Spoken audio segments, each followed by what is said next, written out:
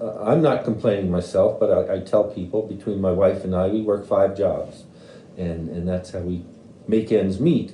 And again, I'm not complaining, but I'm just saying we're in the same position a lot of Vermonters are. They're working multiple jobs just to make ends meet, and we want to try and see what we can do to make that better. So in fact, we have an economy that works for all. A couple of ways we're trying to do that are a couple of bills that we didn't quite finish at the end of the last session, but we've now passed and they're on the way to the governor. And one of them is, I think especially important to me, is paid family leave.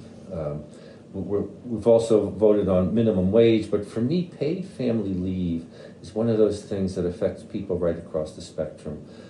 Young families with children, people who are more middle-aged who might be taking care of their parents. It can afford them the opportunity to take care of them without feeling like we're going to lose pay. You may even lose your job, and these are pretty heavy lifts for us. Yeah, and I supported paid family leave because I think it works for the worker and it works for businesses.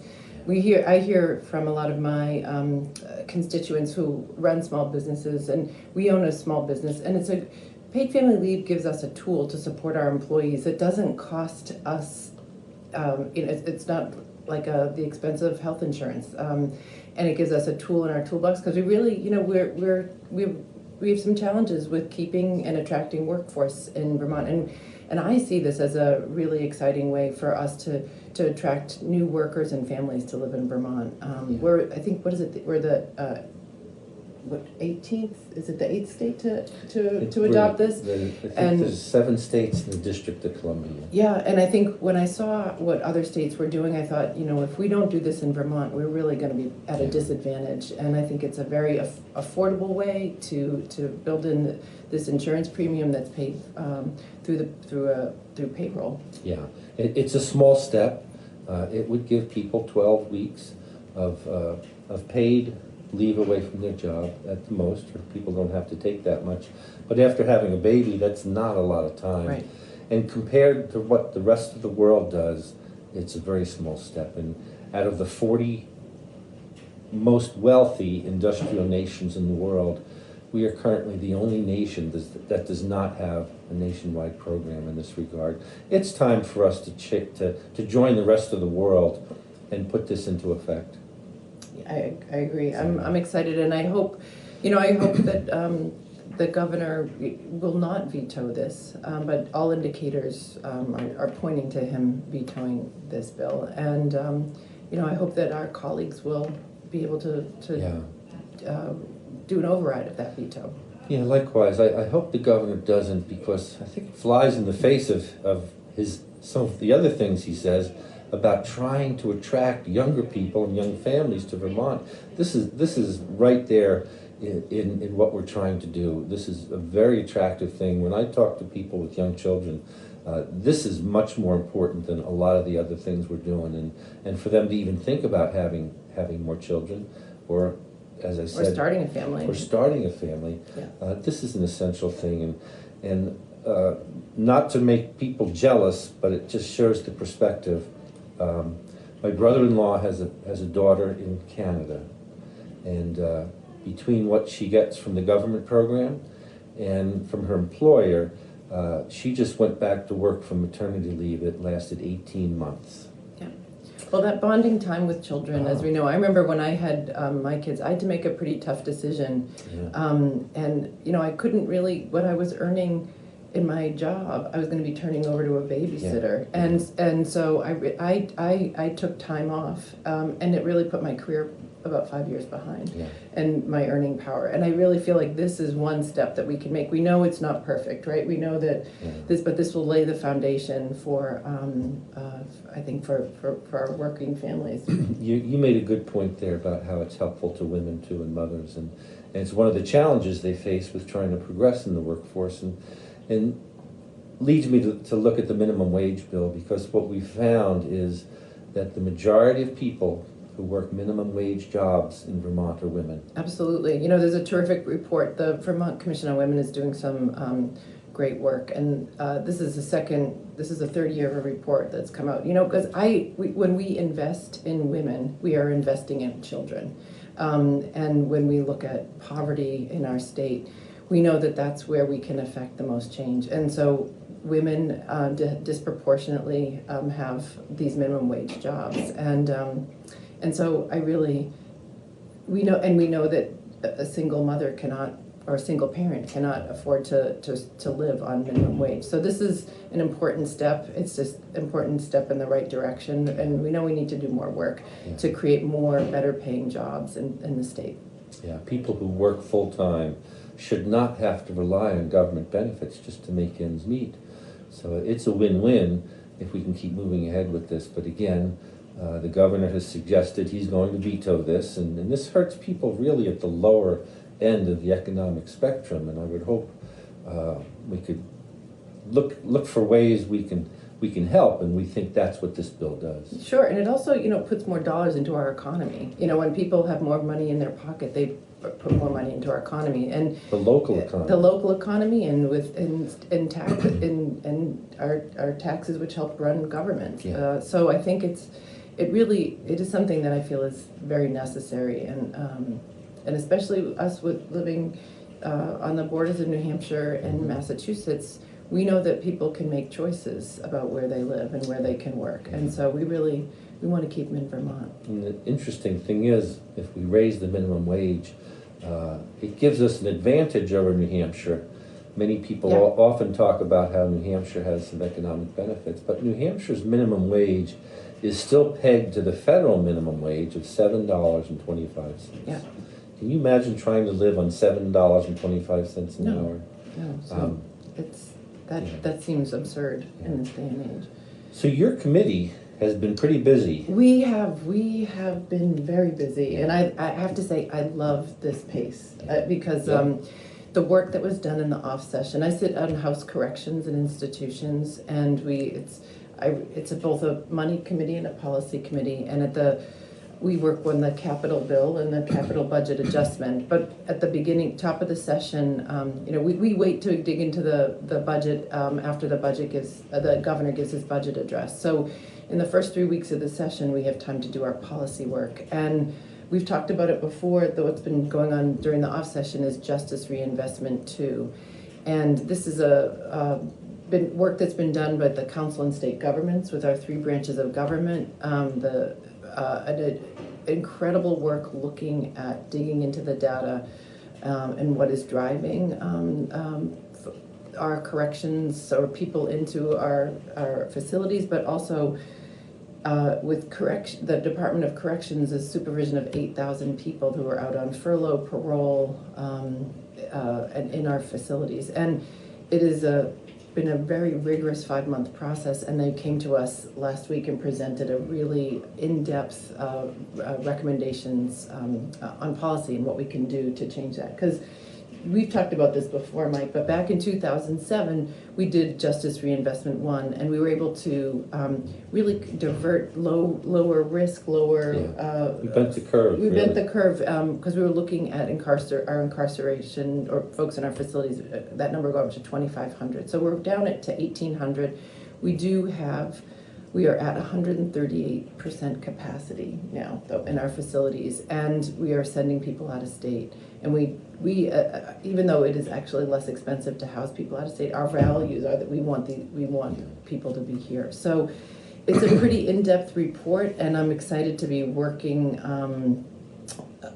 The main push that we're going to be working on with our colleagues in the Senate are to look at statuses and community supervision, and I could certainly get into the weeds, but I think the big recommendation was with furlough statuses that we are finding that between 60 and 70% of folks are re-incarcerated because of a lack on technical violations, most often because of a lack of adequate housing.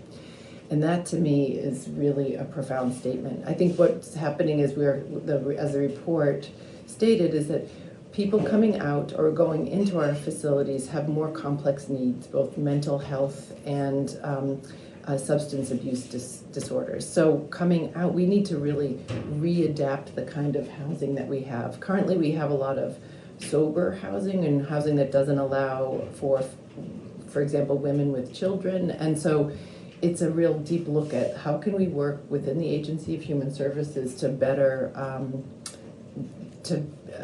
develop and reevaluate some of the housing and put money into that, not just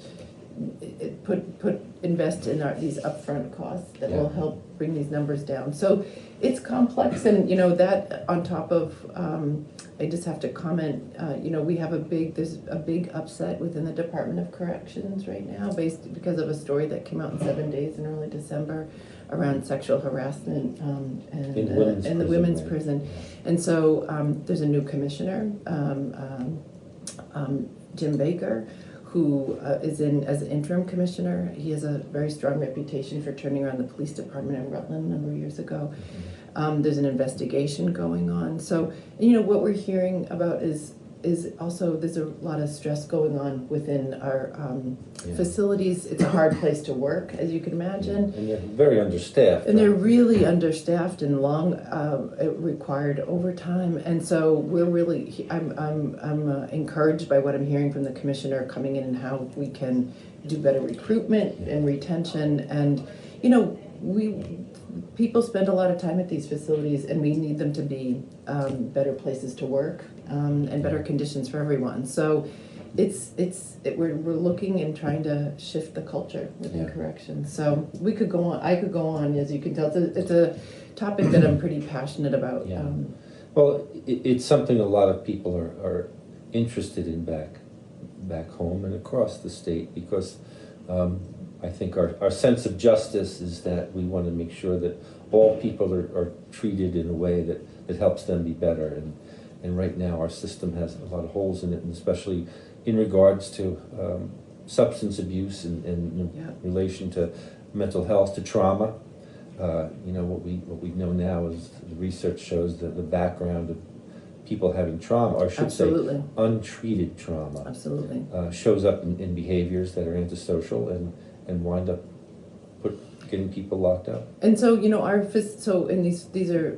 facilities, we are needing to really have new kinds of training for our staff in there because of trauma. And I have to say, what we've been hearing for the last 3 weeks, a lot about the training, and also, a lot about a tough subject, the Prison Rape Elimination Act, which was passed in 2003. It's a federal law, and and it took them 9 years to develop the rules. And I'm really encouraged by the way that the training, but we need to do more. And I think that DOC staff know that we need to do more, and we need to give them, with justice reinvestment too, we see how we are underfunding corrections, and we need to, as tough as it is with our budget, if we don't make this investment, we lose out. And really great, terrific analysis about with making this investment, we can save millions of dollars, and it will take within 5 years. But we have to, like most things, we have to make the upfront investment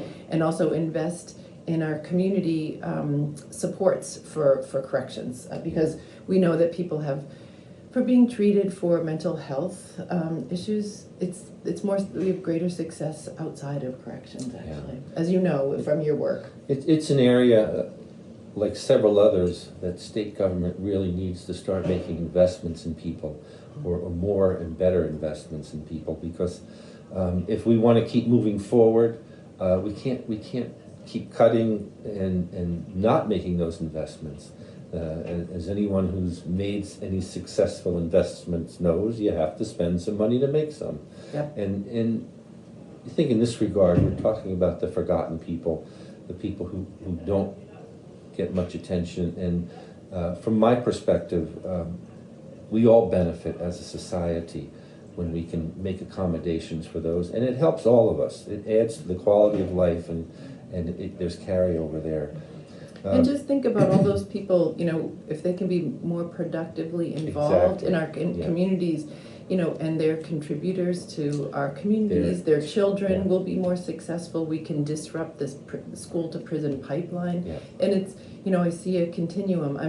I say this over and over to a lot of my constituents. I'm really pleased that our Department of Corrections is within the Agency of Human Services. And so that means that we can, look at the whole picture.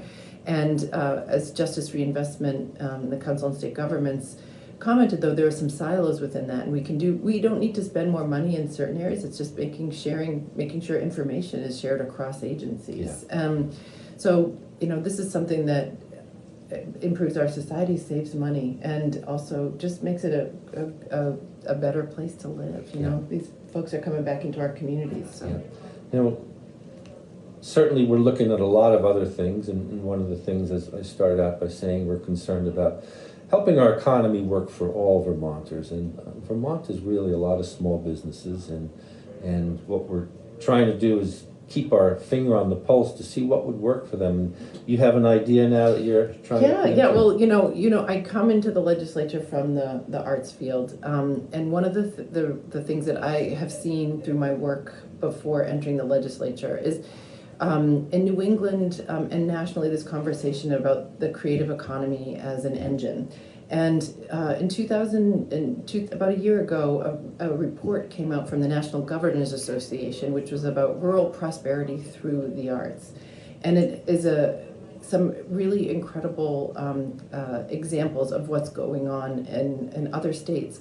And Vermont hasn't actually done a lot to support the creative economy. And in a way, we're in a really exciting position to do more. So by tapping into, and this is not, when I say the creative economy, it's a really broad, we often think about the creative economy as our nonprofit arts organizations, which are an important part of our creative economy, but it's also the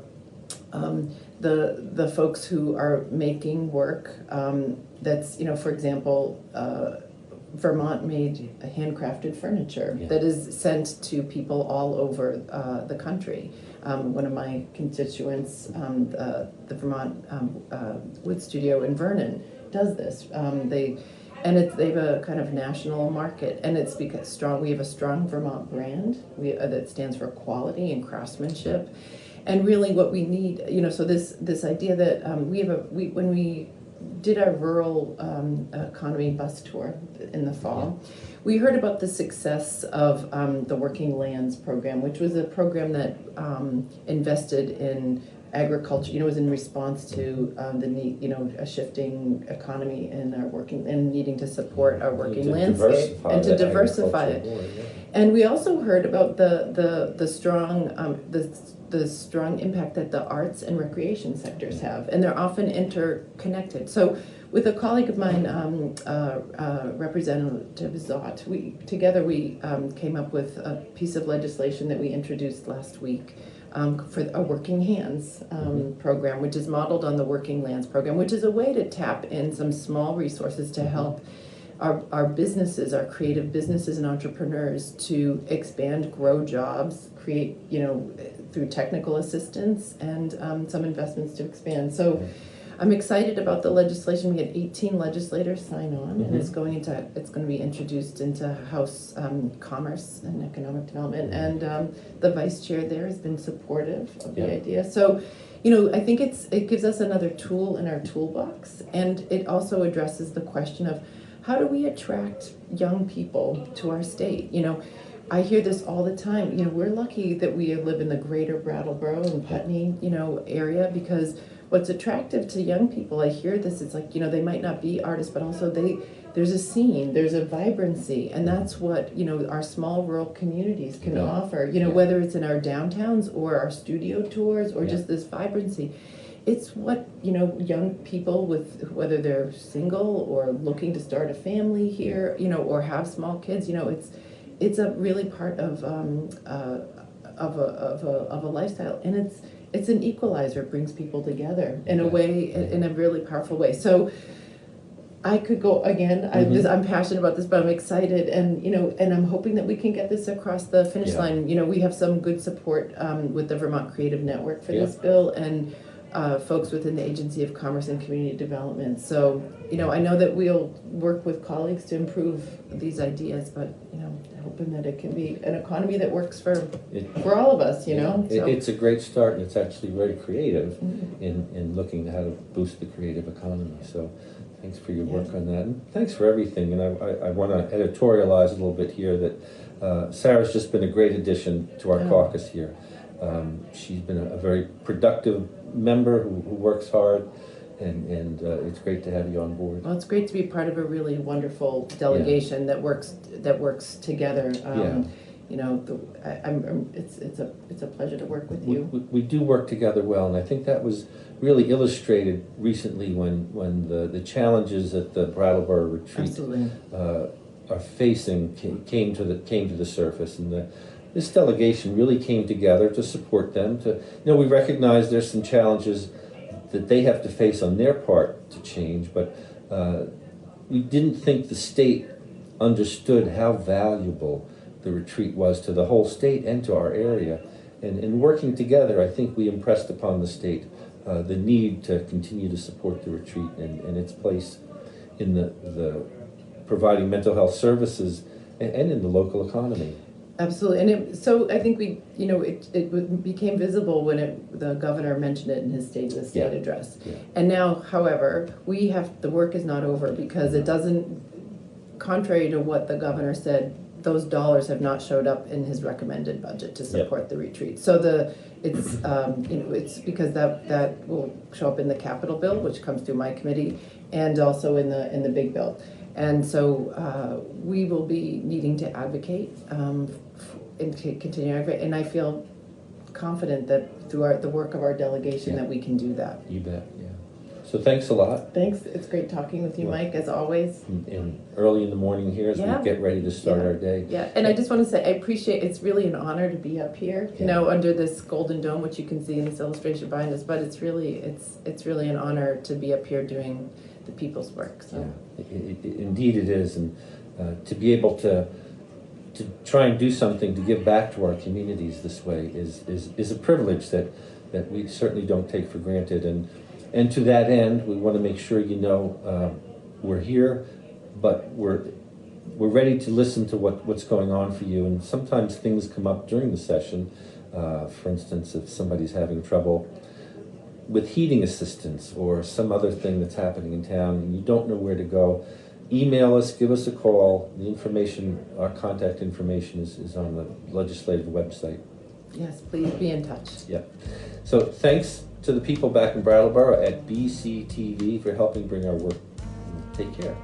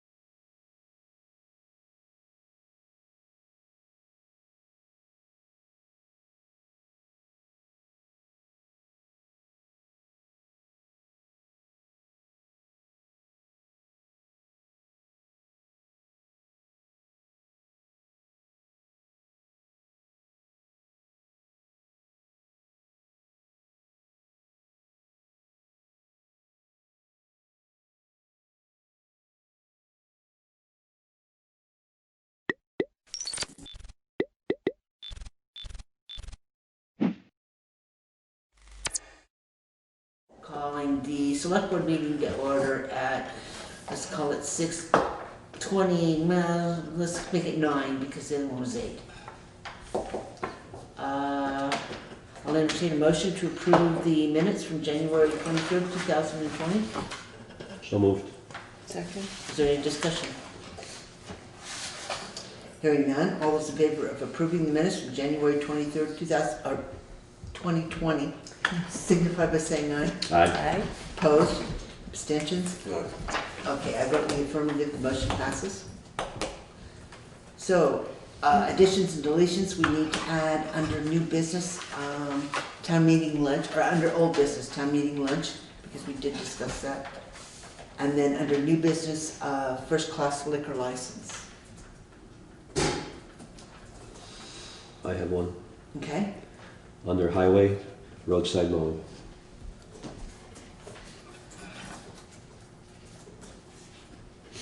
Okay, anything else? Alrighty. Hearing nothing, I'll entertain a motion to take the agenda out of order and take members of the public first. So moved. Second. Is there any discussion? All those in favor signify by saying aye. Aye. Opposed? Abstentions? Motion passes. So, Ms. Riley. No. Hello. So I have a few properties on my list. The first one we don't really need to talk about because the gentleman is having a problem paying the penalty, and it was to do with an address error. I didn't have the right address when it came to me. I somehow found a way to get in touch with him through email using the internet, and he eventually sent a check, but he was avoiding paying the penalty, and in all reality, I can't take it away, and nor can you, so it really has to go through the Board of Abatement. So I will tell him that, and he's going to have to send a formal letter requesting to have a Board of Abatement meeting if he wants to take that route. So that is how that's going to go for that parcel. The next three are some high dollar delinquent amounts that have very old, some of them are almost 10 years old in terms of delinquent balances. The first one is the DeFelice property, which it took a lot of work to finally get that one to tax sale, and nobody came to the tax sale. It has significant IRS liens on it, and people avoid it for that, I assume.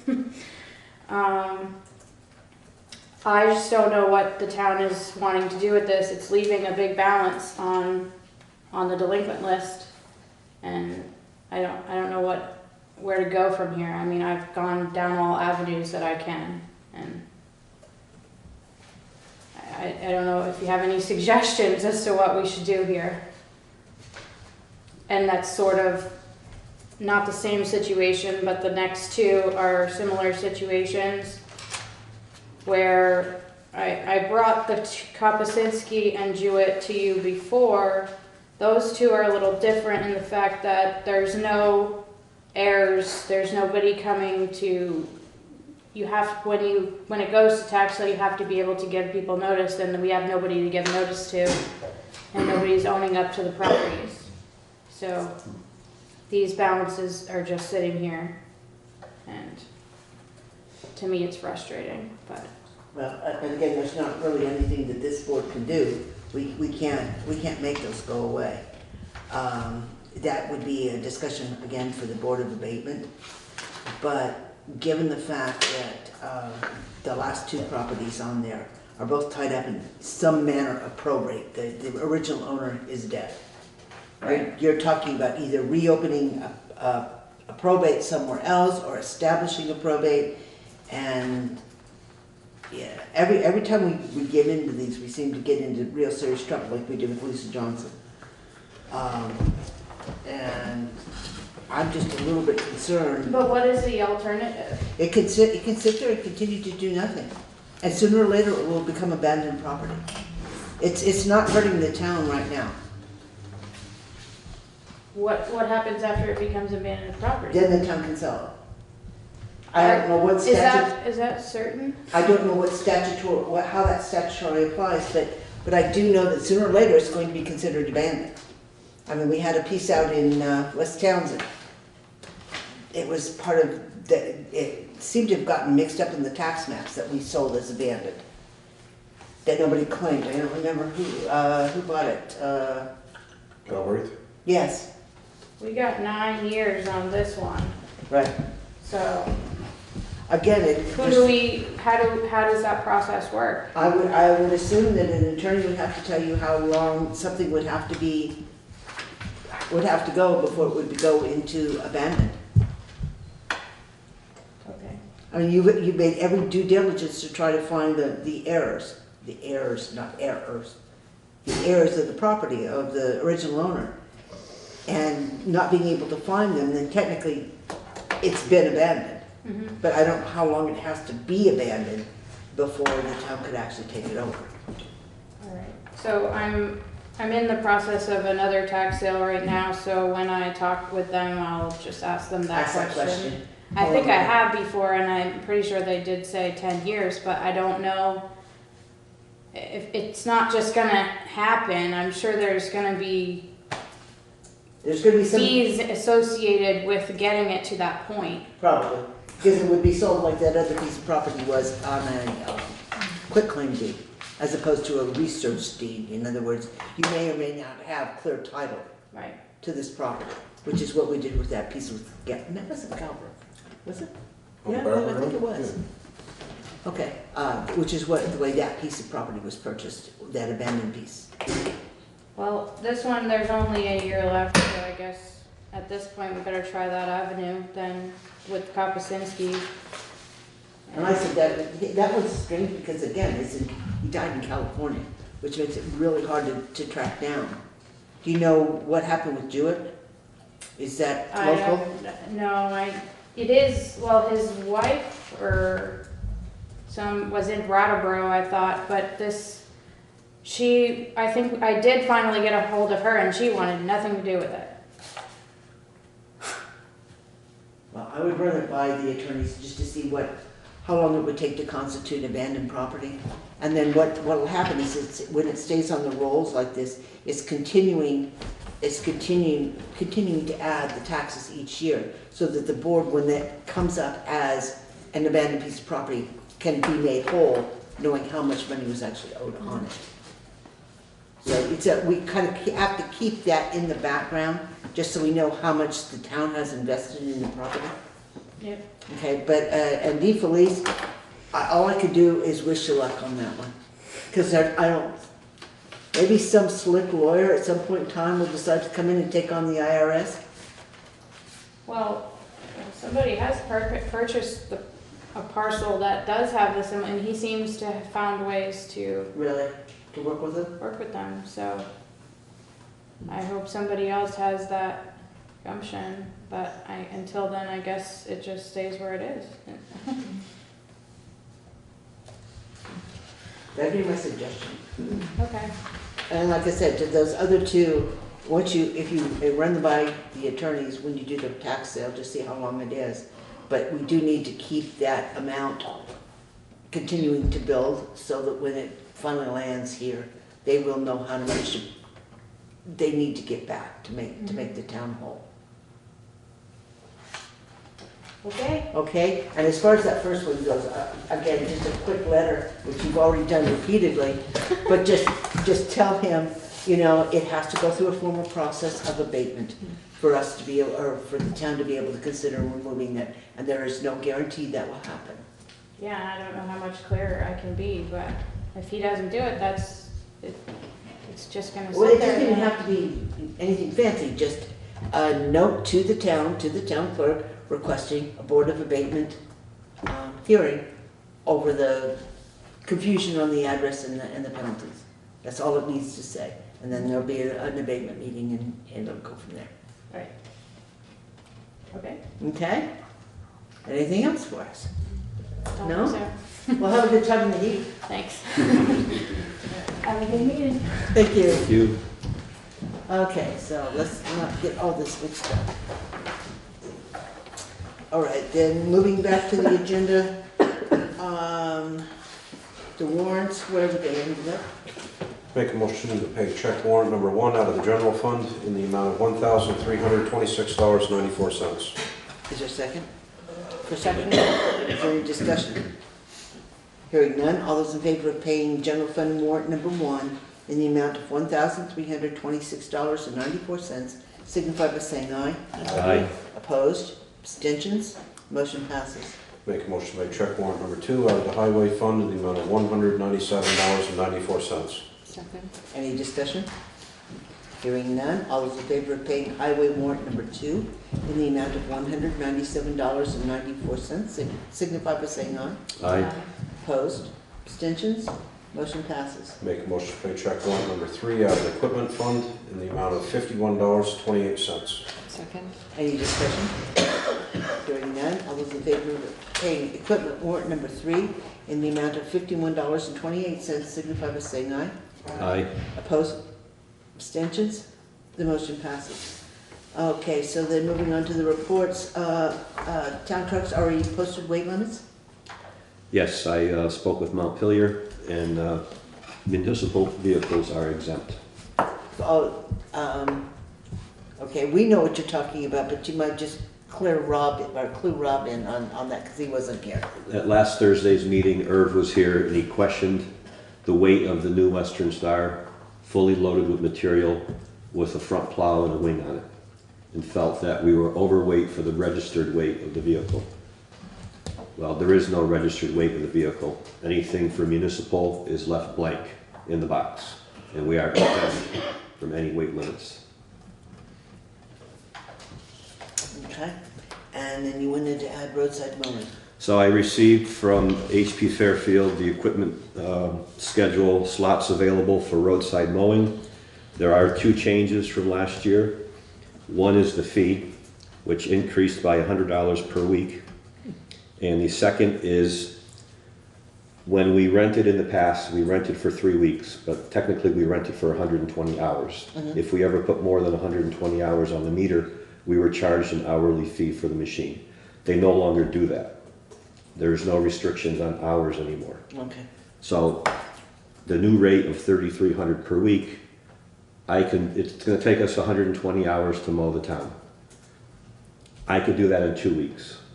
I could do 60 hours a week, splitting shifts with my guys, and we can go from a 3-week rental now to a 2-week rental, because we're not limited with hours. So if the board decides to go ahead and rent the machine again this year, I would recommend 2 weeks in August, and with HP Fairfield. So do you want to make a motion to that effect? Yes. Go ahead. So I'd like to make a motion that we rent the roadside mowing machine from HP Fairfield for a 2-week rental at a rate of $3,300 per week. Second. Is there any discussion on that? No? Then hearing none, all those in favor of renting a mower from Fairfield for $3,300 per week for a term of 2 weeks, signify by saying aye. Aye. Opposed? Abstentions? Motion passes. So you've already gone over with the guys as far as vacation schedules and whatnot, so that you're okay with the timing? Yes, exactly. Okay, great. Alrighty, anything else from the highway? I didn't mention it on Thursday's meeting, but we did complete the fire truck project. That went well once we were able to get all the correct parts. And I'd like to mention, about 6 months ago, I received a phone call from the one and only resident on Stronghold that her street sign had come up missing. I did have a spare, so I did replace it. She called me late last week, and said the sign was gone again. I went upstairs, I said I probably don't have another one, so it won't be replaced right away. And just by chance, I get a phone call from the Newfane Highway Department telling me that they found 2 of our road signs. And I asked where they were, and they were in Fitzpatrick's Pit in Newfane. So Jeremy ran down there after work one day last week, and we got our 2 signs back. Okay. The second one was Simpson Brook, which I now know where that one goes. Okay. High school. Huh? Reminds me of high school. Yeah. So those aren't easy to get off those posts. Anyway, so is that then it for the highway suit? Yes. Okay. There is no counter report from the town clerk. It's end of the month. The treasurer. The sweep account, you have $915,257.54. The checking account is 30,000 even. Okay, any questions? Then moving to correspondence, we received a memo from the Town of Linden Select Board. And it says, "Dear colleagues, we would like to respectfully communicate reports we've received from numerous drivers that travel up and down Windham Hill Road regularly, specifically regarding the last 1.5 miles to Route 30. Reports involve serious icing conditions caused by water spilling out of the ditches and onto across the roadway and numerous significant potholes / deteriorated asphalt areas. We understand how challenging this section of road is to maintain and do not want to make it more difficult, but also wanted to make sure you were aware that there is a significant amount of driver safety concern. Sincerely, the Wyndham Select Board." So, Well, I think anybody who travels that road is fully aware of the issues. The road is in terrible condition. The ditches need to be cleaned, culverts need to be replaced. The icing not only is because of water coming out of the ditches, but bleed outs in the middle of the road coming out through cracked asphalt. And as it runs down the road during the day, it freezes at night. And the weather cycles that we've been in with a lot of rain and freezing rain has not helped at all. We fully understand. We have repaired several potholes in the last 2 to 3 weeks. We will continue with that. Billy does extra runs in the morning to make sure that the roads are salted before morning traffic. And that's all we can do until this summer. We're going to have to do the ditching, we're going to have to change culverts, and we're going to have to put in some under drains. And then in another year or so, we could talk about even paving it. But there's a lot of work that needs to be done before we can do that. okay. Then, never mind. Okay, so moving on, then town meeting lunch we talked about last week. I believe Carla did make contact with the elementary school, and the 4th and 5th grade class, I guess, the parents are not interested in doing that this year. I believe she was sent on to the school club to see if they might be interested. Did you hear back from them? I did, and they would be interested, but they already have a fundraiser coming up at that time. But if we would like to keep them in mind for future years, they would be very willing to do so. So then basically where you are right now is we need to decide. There is, I think, $1,000 in the budget. You've got the sheet. Yeah, I think so. I think there's $1,000 in the budget for town meeting lunch. $1,000. So somebody would need to make a motion that we contact, let's see, who's done it? Harmonyville Store has catered it. Who else has done it? I think it's just been Harmonyville recently. Was it just Harmonyville? And then the school took over. Last 2 years. No, I guess Riverbend was, that was actually the election, come to think of it. So, yeah, I mean, we could certainly, talk to the people at Harmonyville Store to see if they're interested in catering it again this year. It usually comes in at over the $1,000 when we have to have it catered. But if that's what somebody wants to make a motion to that effect, then we can send Carla on a road trip. Taste testing? Should we see if Riverbend wants to We could certainly ask ask? Riverbend. See what they say? We could certainly ask Riverbend and Harmonyville, although I have no idea how many people this year. I know. I mean, it was usually, Should we ask for just like finger sandwiches and snack usually days? what it is, Harmonyville usually does wraps or sandwiches and then a couple of cold salads, cookies for dessert. And I guess it's bottled water, or maybe we do I'm not sure who does bottled water. But yeah, it's usually just salads, cold salads, and some kind of a wrap or a sandwich. And then a cookie for dessert, that type of thing. And preferably not every one with mayonnaise, please. Is something with mustard? Yeah, well, just plain. Oh, okay.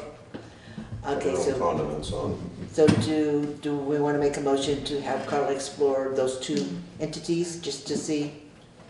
So somebody make that motion. So I move that we send Carla on a road trip to explore catering through either Riverbend or the Harmonville store For town for meeting. town meeting day, lunch. Second. Any discussion? Hearing none, all those in favor, we need a price is what we're actually asking you to explore.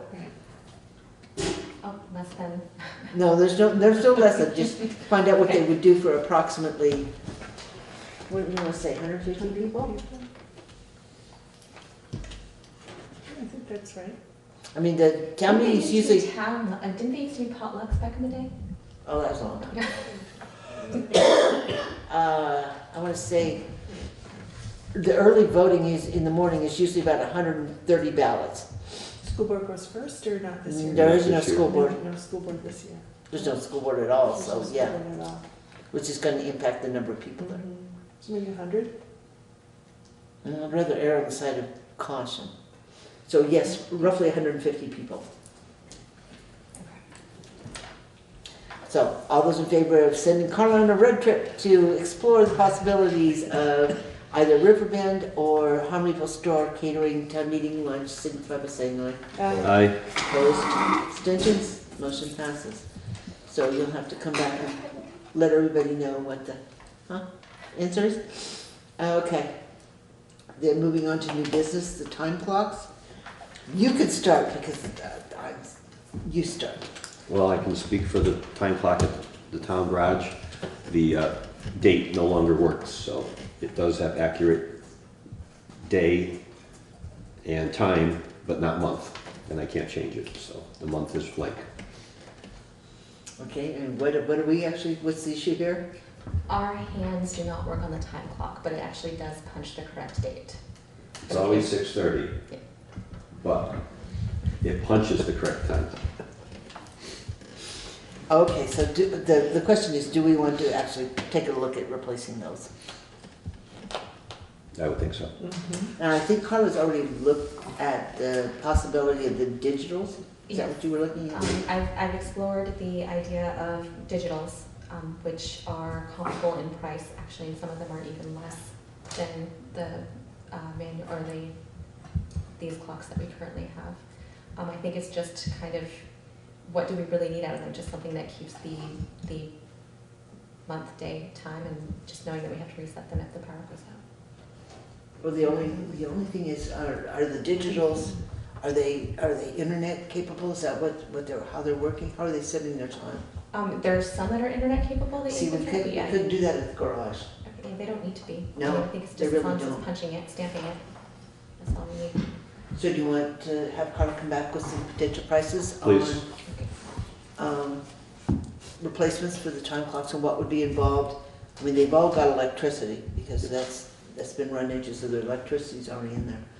But yeah, if you could come back with some estimates as to what it would cost to replace the two. Maybe it'll stop making that awful clicking noise too. Won't do that, yeah. That was the only complaint when I was looking at reviews on these ones. Oh, that it clicks, it ticks. You don't pay any attention to it half the time anymore. Okay, so we'll get that, and so you want to put that on the next agenda once you get the information back on that. So then moving on, we added liquor license. I've got a first-class liquor license application for a West River Community Project. This is for the internal building, to be able to serve beer and wine inside the building. Yep. And then I also have an outside consumption permit for use during their farmer's market when they have that area in the back in the pizza. Yeah. So I would entertain, we have to do them in twos, but I would entertain a motion to approve a 2020 liquor license, first-class liquor license for, what are they officially, West River Community Project Company. So moved. Second. Is there any discussion on that? Hearing none, all those in favor of approving the first-class liquor license for the West River Community Project Company, signify by saying aye. Aye. Opposed? Abstentions? Motion passes. Okay, so there's the first one. That one. And then I'd The entertain. right-hand side? Yes. You are. You're very good. Catching on. Yeah, okay. Modest learning curve. There we go. I'll entertain a motion to approve the outside consumption permit for the West River Community Project as well. So moved. Second. Any discussion? Hearing none, all those in favor of approving the outside consumption permit for the West River Community Project, signifying by saying aye. Aye. Opposed? Abstentions? Motion passes. Now let's-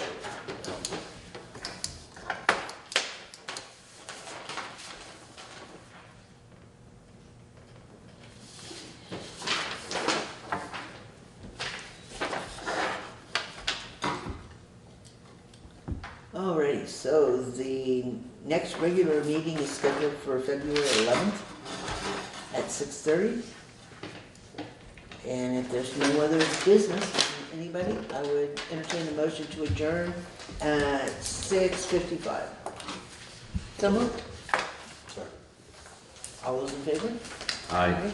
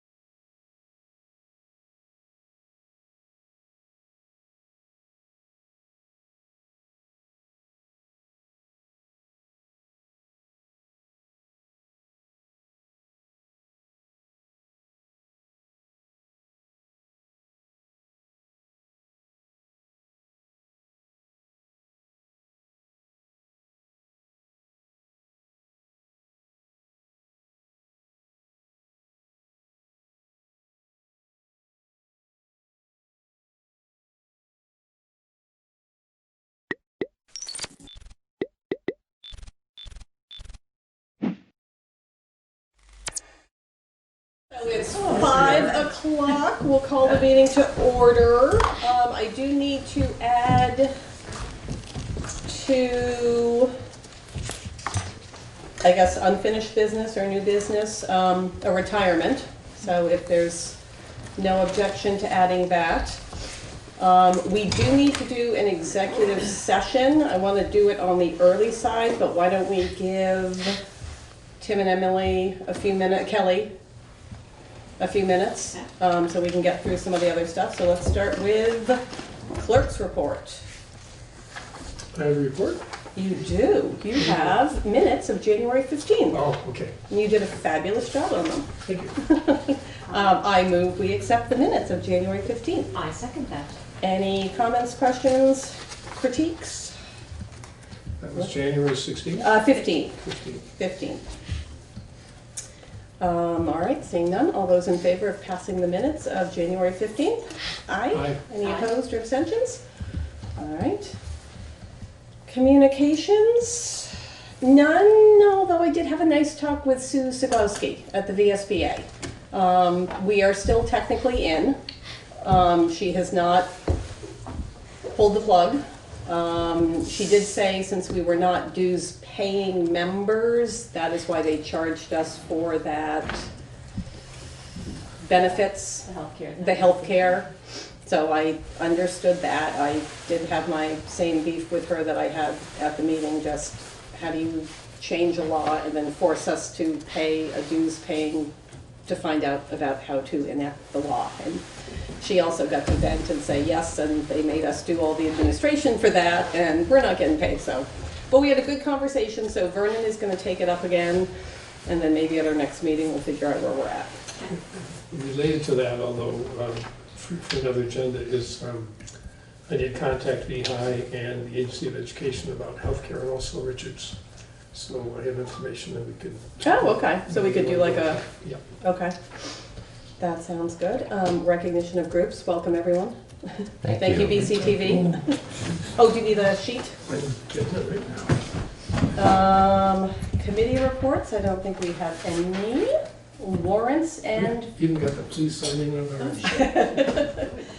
warrants and payroll approvals. So, someone like to move the warrants of? I move we approve the warrants of January 22nd, the amount of $275,222.41, and the payrolls of January 17th, the amount of $439,982.42. I second. Any comments or questions? And if not, would people like to sign? Then we can return them to Paul. Yep, I remember these. Seeing none, all those in favor of passing the warrants as moved, say aye. Aye. Any opposed or abstentions? All right. Let's see, so now we have a retirement. I am writing to inform you of my intention to retire from my position as a special educator effective at the end of the current 2019-2020 academic year. It has been a privilege to work with the students and faculty of Brattleboro Union High School over the past years. Warmest regards, Sheila DeRensis. I move we accept with regret the resignation of Sheila DeRensis. I will second. All those in favor? Aye. Any opposed? Okay. So I give that back to you to return to Barb. All right. Why don't we move down? Andy, if you want to talk about your new business. Sure. Well, thank you for putting us on the agenda. This is just a simple request that as you move forward and begin to form the various committees relative to the superintendent search, that we would like to have at least one administrator and one teacher on that committee. Administrator and Teacher, and Scott is here. to speak to that. You can. Do we have a name for that committee? We don't. Yeah, so, so Well, I just used the generic term screening committee. Okay. and- that's yeah. the name. Thank you.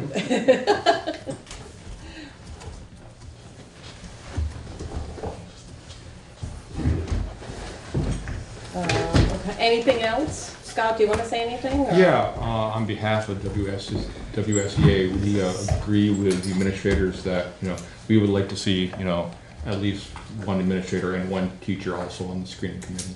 Okay. And we thank you for allowing us the participation that we've had today. No problem. Any questions? All right. At this point, why don't we do our executive session? And then I think we can do it really quick, and then we'll come back. And this is for contracts. So we move into executive session under 1 VSA 313 for the discussion of contracts which premature public notice would put the board at a substantial disadvantage. All right. 5-0. All those in favor? Aye. All right, 5:06, we're in executive session. This shouldn't be long, we'll go a while.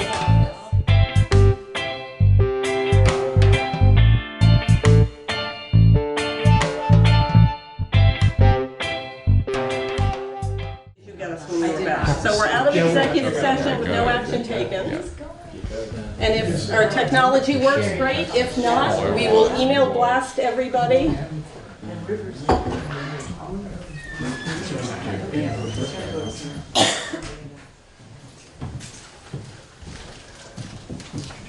Gary, you could email blast us. Yeah,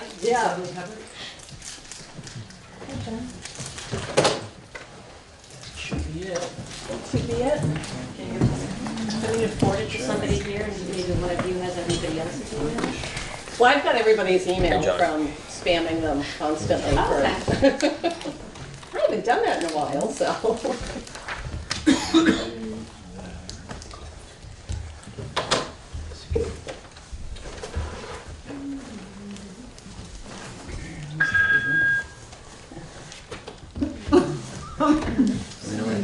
I know. Thanks for there. Is there anything I need to do on mine? Oh, no? You sure you're component two? Yeah. There you go. Wasn't it the glare of that one? I know. We can try. We don't know. Oh, there we go. All right. So I will email everybody. We're still on a bit of a time deadline here, but I think the real questions are for board members. What questions do you have for Jen? And can I bring anything up? First of all, thank you. This was a lot came through this. I know it was a lot of information to put in one place, but there was a lot of information. It was great. There was over 718, I think, responses, almost 250 people took the time to write comments. There were 4 forum meetings with, I think there's over 50 participants altogether, so I didn't want to shortchange distilling all of that. So I know there's also a lot to take in here. There was. Comments, questions? Anything that stuck out to people? I was amazed at the depth of information. Just like they really had, it seemed like people had very strong ideas as to what they're looking for. And it didn't seem in any way like it was contradictory. No, I would say that across the board, and of course, so I should say one thing about the data that we didn't do, which, if anyone wants us to do, we could go back and try and pull it apart a little bit. I didn't want to portray it in any ways like multiple groups having different opinions, because I thought it'd be most helpful for this to be a collective response. So I didn't say, well, I wonder what parents think, people who identify as parents think, and whatever. So this is truly, it's sliced across every group that responded, and there was just a lot of continuity. from the focus group meetings, from the comments that came back, it's not like everyone was saying the same thing. It's like the same things appeared in all the different ways that we could try and gather feedback. And that's why, you know, in the report, I tried to create these large themes that actually were inspired by the teacher meetings from Academy and Green Street, the way that it was organized. I thought, well, that seems like a really good way to look at it, that there are these broad buckets of management and leadership. Within the district, there's 4, I think. And so I saw, again, all across the different ways that we gathered feedback, and including the quantitative questions, that it really just seemed to keep shaking out that there are these buckets were all really important. Now, of course, in each bucket, there's lots of pieces. And so I think that, as with any job search, you know, you've got your wish list, like this is who we hope the person will be, and then you have to prioritize as you see who starts coming in, where are we not going to budge? And so maybe we have to like continue the search. Or where do we feel like we have a little wiggle room, you know? And I couldn't, I'm not going to weigh in on that tonight. I'm not in a position to do that. But that's what I'd encourage you to, if you look at this and you think, geez, where are we going to find a person who's all this? You may not, but if you start here, you have, you know, including all these amazing qualities, which I did winnow down. This was even a longer list. But again, you even just thinking about some of these things, it was just really interesting to see how they came up in comments. You know, this list I think came from from one of the schools, the teachers meeting they had, but it also, as I think about all the responses that came in through the survey, you know, like a good listener just kept coming up over and over again. You know, the people in some fashion, they typed that in. So I felt like this holistically really I was trying to holistically represent, and it was somewhat easy to do. It was time consuming because there was so much to go through, but it really wasn't like, oh, we've got like these factions, you know. It was really, and that's why these charts here about how important each one of these priorities, that was the slider, and the SurveyMonkey, actually, I created these charts, I downloaded it and created these charts in Excel, because SurveyMonkey just sort of averages it, and they all average around 8. I'm like, well, that's not so helpful. Everybody thinks these are important priorities, but I thought what would be helpful is to see how the answers really shook out. So while the trend line is pretty similar for each graph, I just thought it was a little interesting to see a little bit more, drill down a little bit more, if something was going to be weighted a little bit more, like where would that be? Okay. Around these priorities. But again, there was very consistent with we were trying to get this same information multiple ways. So we ask it in these questions, it gave people a chance to answer, we gave people a chance to share in person. And there was just a lot of consistency. And I found myself just constantly going back through, like, getting stuck in the minutia of why did we get 7 more people on this one? And then I was like, back off, right? Yeah. I mean, it's better to have sort of the 30,000 feet view than try to drill down as to who are these 15 people and... Right. Okay. Right, because remember, 15 out of 718. So, you know, and none of the questions were mandatory, so it's something else to, you know, people could choose to answer. So, right, yep, you had so don't try to add, you know, like 702 answers, yeah. Right? So, yeah, so and yeah, I don't know, you know, if there's any questions, you know, tonight I'm really here to answer questions and you know, speak to anything about process or results. I recognize that, you know, the school board has had a chance to review this. You all haven't yet, so you know, if you can think about anything that would be most useful to you right now to ask of me. But I did try to put information in there so that it would be, you know, you could just look at it and glean information out, that it wouldn't be hard to read, it wouldn't be a bunch of, you know, kind of lingo or anything that would be like, what did she mean by that? So. And to just sort of visually, there was a lot of data to try and make it just legible. That's also why it's 11 pages, to make them nice and, you know, legible that way. question. On the personal and professional qualities laundry list, where you just described like St. Teresa and Albert Einstein all together, and you said that good listener kept coming up over and over again. I'm wondering if you have some other recollection of kind of things that you kept hearing from people. Well, I think for these, I'd have to go back and see collaborative. You know, I don't want to, I guess, take too much of a, because it was pages and pages of data that we looked at. I did try in the other boxes, I bolded things that really had more emphasis. Okay. And again, I didn't want to kind of go through and say, this particular quality appeared this many times, because it was a little bit, so the thing about looking at qualitative data is, of course, there is some subjectivity in it. So as we're looking at, like, be a strong leader, those words actually came up. Strong managerial leadership, I don't think anyone used those words in particular. That's me saying, this is what I hear when you talk about these qualities. It's strong managerial leadership. And so what we did was we went through and just tried to call out those themes, and then I tried to say, well, these really kept showing up. Not that the other ones were lesser, but I didn't want to sort of say, these were the highest vote getters, in other words.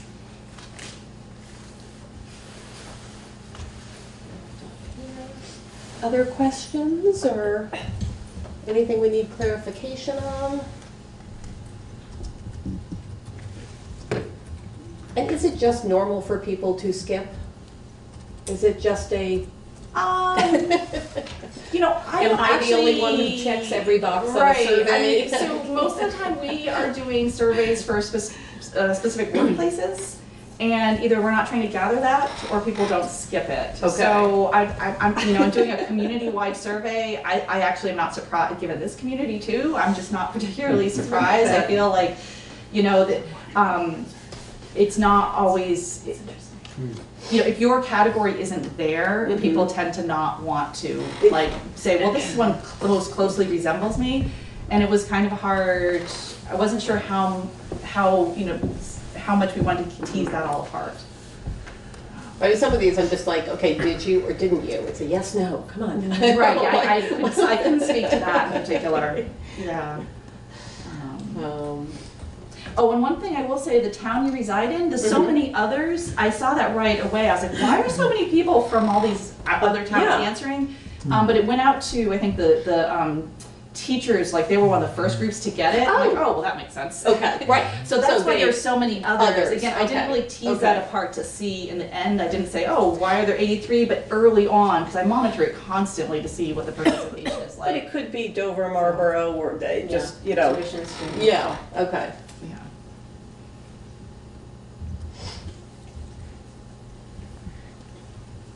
That's the end.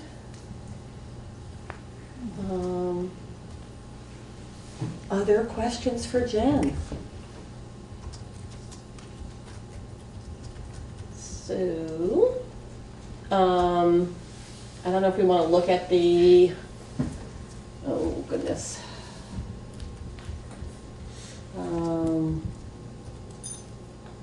Let's see, we can talk about Dawn at some point.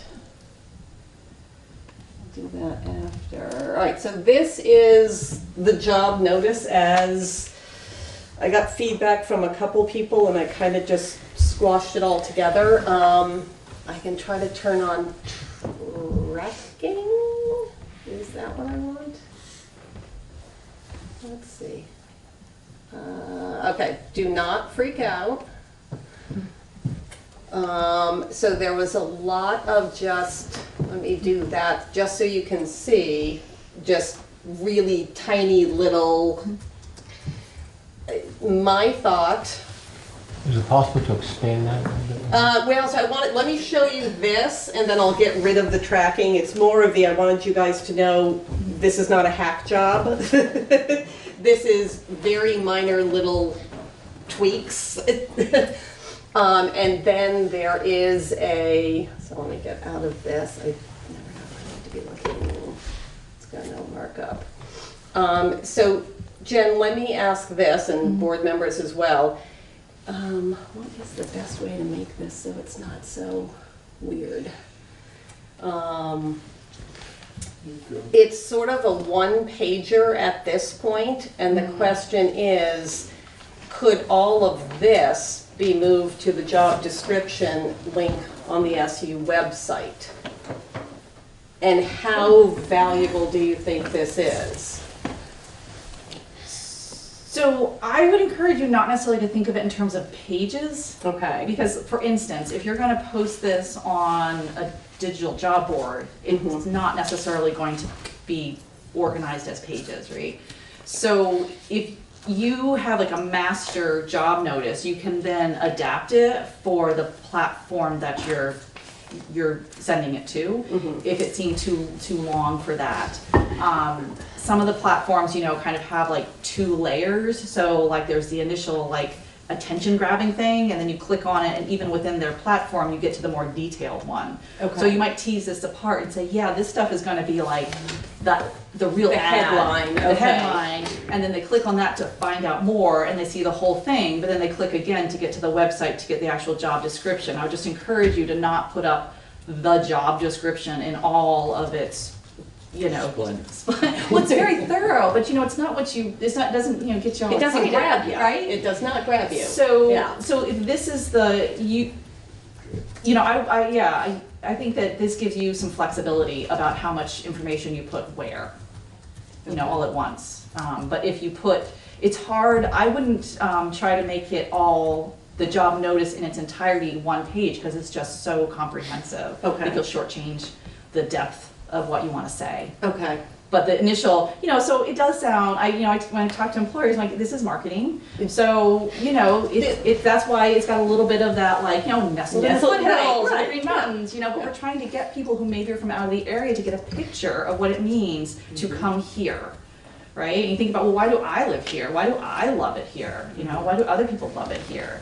And try to get that to come through a little bit, because it is about the job, but if you're thinking about recruiting broadly, what's going to entice someone to come here and think about moving here to work? Questions? Well, I have a question. I Oh, noticed in your tracking, it looks like you're getting rid of rural schools, maybe? I think somebody.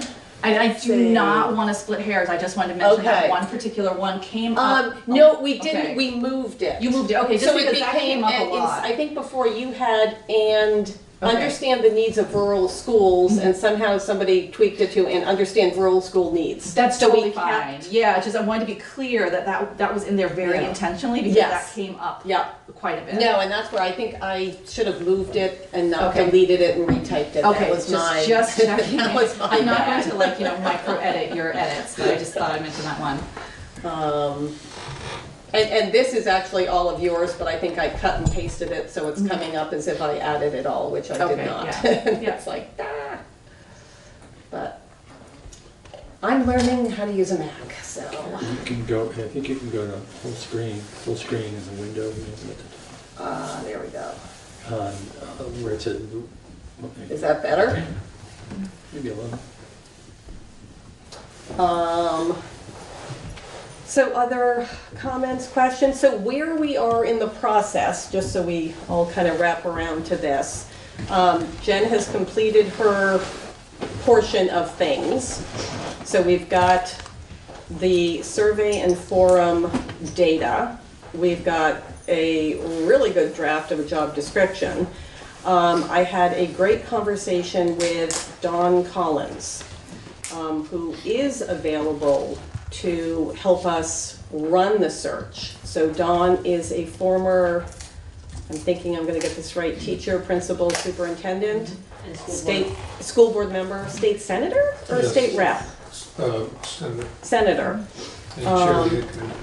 And so he's got a great knowledge of education. He is available.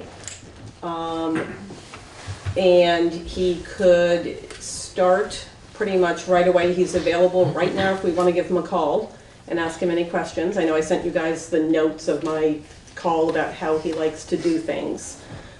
His first thought is always to do a community survey. He says it's the one area that most school boards don't do because they think they know exactly what they need.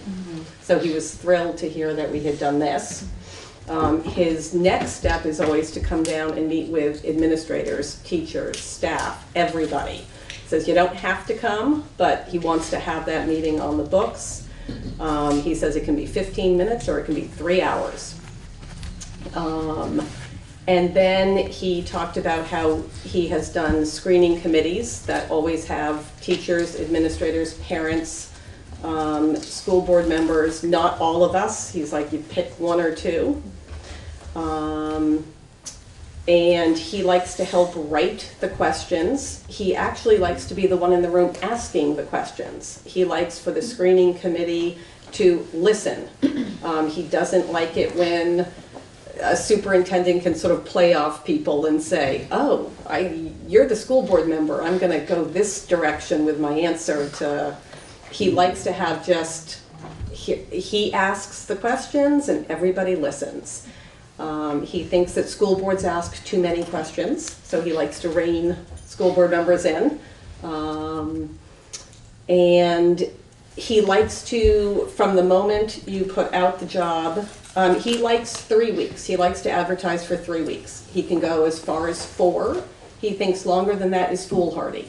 If you're in the position and you want to be a superintendent, you've got your stuff together, you're ready, and the minute you see the ad, you're going to pull the plug and go. He doesn't think you need this massive window, especially now. He said that February is good, April's bad. So yes, we're a little on the end of things, but this actually is not a bad time. So he would, pull the plug quickly, get our ad out. He likes to, as the resumes come in, he likes to sort of start ranking them, checking them, doing credential checks, making sure everything's good. If he sees a particularly strong candidate, he immediately sometimes calls them and just says, hey, thank you for your resume. We're not scheduling interviews yet, but we think we will be at this time. He just doesn't want, any really strong candidates to be like, oh, I didn't hear from, WSCSU, so I'm going to take that other job I wasn't so sure of. He likes to hook people in. I think what else he said. I can't think, but I think that's the gist of it. So he is available if people have questions for him. We can call him right now. Do you have a reference from somebody who has used him for superintendent search? He did. I should have asked you before. No, he did, and actually I meant to, let me just, let's see. He did mention names, and let me see if I can think of who they were, because if anybody knows them, did I not write the names down on here, or did I put them on another piece? There was somebody in Marlboro, I think, but I can certainly call him back and see. There used to be a superintendent down here somewhere in this corner of Vermont. Yeah, I swear he gave me a couple and I just kept writing and writing and writing. But I mean, that's something we can ask him, and Yeah. I guess that's the one thing I just would like yeah. to. In case somebody wants to know, because he obviously comes pretty highly recommended. Yeah. But if they want specific people to you mean to contact Just people they talk actually to somebody work with? who he's done a superintendent search with. I mean, because we've done that kind of throughout, and I just want to make sure that we're doing the same. Because with Mark Andrews, I had Right. contacted Nope. a couple places. Nope. that have I can worked with certainly him, do so I that. just want to make sure we've done our due diligence. I mean, One other thing I remember he said, because I mentioned NESDEC and possibly using them for the search, and he said they are high quality in anything they do. As long as, the fee isn't outrageous, it would be a good way to get more coverage. He loves School Spring. He's like, that is where, if you're in the education field, you're probably going to go. But he also thinks that NESDEC is a good resource. So he's not opposed to having us do that as well. Did I cover everything in my notes? I think almost everything. Almost everything? Is there any? He talked about, let's see, setting the number of representatives to the board. That grading, that the review, well, he called it review committee rather than screening, so we may change it again. We can stick with Andy's. But he said grading can be formal or informal, rubric is a possibility. And I think we talked a little bit about that, but I think we want to try and have a rubric so we can compare people's independent responses to applications before we try to work it together on them. He also said the group you start with, the ones who's looking at everything, is the ones who do the interview. You don't want to bring different people in at different levels. So there's one group of people, they do the process all the way through. That is the group that makes the recommendation to the board, and then the board makes the decision. The only thing I would add to that is that the way we've done it with principals that people have spoken really highly of is that after a few candidates are identified, then to have a parent committee group, a teacher group, administrative group, and then the whole board hear from all of them and then report back, and then the board decides. He was also open. He was very clear in, this is how I've done it. Sometimes people want me to do it differently. And he does not seem like he's got a one track, but it's this is what has worked best for me, and I'll give you my experience. So I think I like the idea of having an initial screening committee that brings you to a point where you have some candidate, hopefully 3 fabulous candidates. But I really like the process, just because it worked for us in the principal search, where you have the different stakeholders and the candidates run through the stakeholders, and then everybody reports out to the full board, who hears this superintendent, their responses, and hopefully people kind of agree, but you can get a different perspective. And the questions are geared, the administrator questions are administrator type questions, parent questions are parent type questions. And I sat in the high school parent thing, and Steve did a really great job of getting a diverse group of parents, and so you could kind of see that side of a superintendent really highlighted, or see that side of it, in this case a vice principal, highlighted. And I mean, the questions were set beforehand, but not entirely. You could, I felt like at the end of the interview I had a very good sense of all of them, and we came up with a candidate that we recommended as a parent group. He did say he likes to have set questions going in so that you know what you're really trying to cover. He goes, yeah, there might be follow-ups based on what someone says. He doesn't try to control it that much. But he sort of likes to have that, this is what we're going through, this is what we're looking for based on our data. This is what is the priority for us, and is this person a good fit? So. No.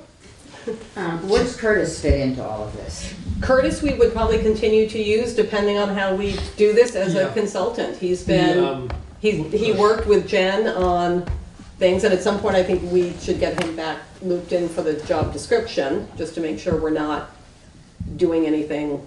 But as far as advertising out, and talking to people and that kind of thing. I'm sorry, I haven't been to any of these before, so you may have covered that, but.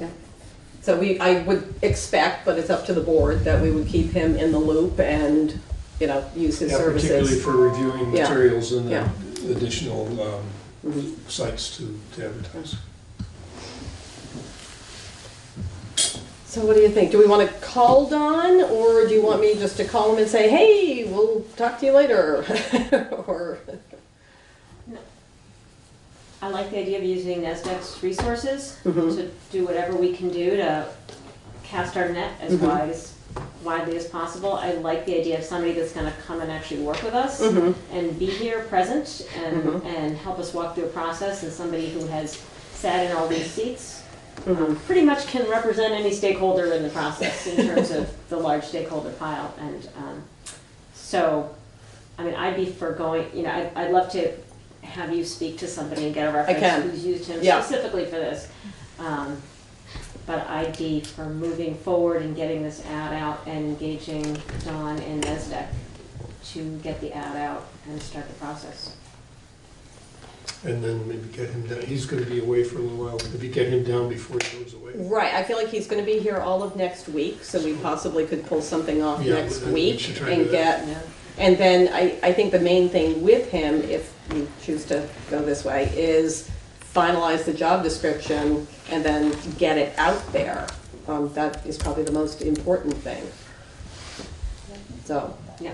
Jody, you had another I was just question? going to say, Christina had said that he did something like superintendent or something down in the south here, which I think if we could find out what he did and talk to people that he worked with, or perhaps, because we are, for Vermont, we are a different area than Burlington and those other areas. And it'd be nice to know what his background is down here. I think I wrote it down and it was like Marlboro, Dummerston, and it was these names I knew, and I was like, oh yeah, okay, It and was, I want to say it was Wyndham Central Superintendent a ways back. okay. Okay. No, is it in Swanton? Is that where he is now? Is that, I think He's, that is, yeah, he's in he's, Franklin County. yeah. How'd you hear about it? I serve on the VSBA with him, and so when the I did VSBA too. said they wouldn't do it for us, he's on the executive board of the VSBA, and I said this was very poor timing. This did not come across very well to the board members that were considering the dues, and thank you for giving me the heads up, VSBA board. So I called him directly. He said, I've done a ton of superintendent searches. I'll do it for less than the VSBA, And he's Yeah. between 5,000 and 8,000. Wow. So, but he's excellent. He is an excellent board member at the VSBA. The fact that he's on the executive board during this very tumultuous time, and I like him, and so does the vast majority of the VSBA, says a lot about him. Read between the lines on that one. I can read a little bit from his legislative bio. He's got 2 daughters and 4 grandchildren, so that's a good start. Don served in Vermont Senate from 2003 to 2008, was chairman of the Senate Ed Committee during his final 2 terms. Prior to serving in the legislature, Collins was an educator for 37 years, including 17 as a superintendent of schools. He also served as project manager on numerous school and municipal construction projects and was school director for the Swanton School District for 9 years. Collins currently serves on the State Board of Education and the Government Affairs. Well, he's not anymore. This was back when he was in the legislature. The board bios for VSBA has him done work for 28 years as school administrator in Lamoille, Addison, Wyndham, and Franklin counties, and 14 years as superintendent of schools for Fairfax and Georgia. so they should list where he hasn't worked, it would be smart.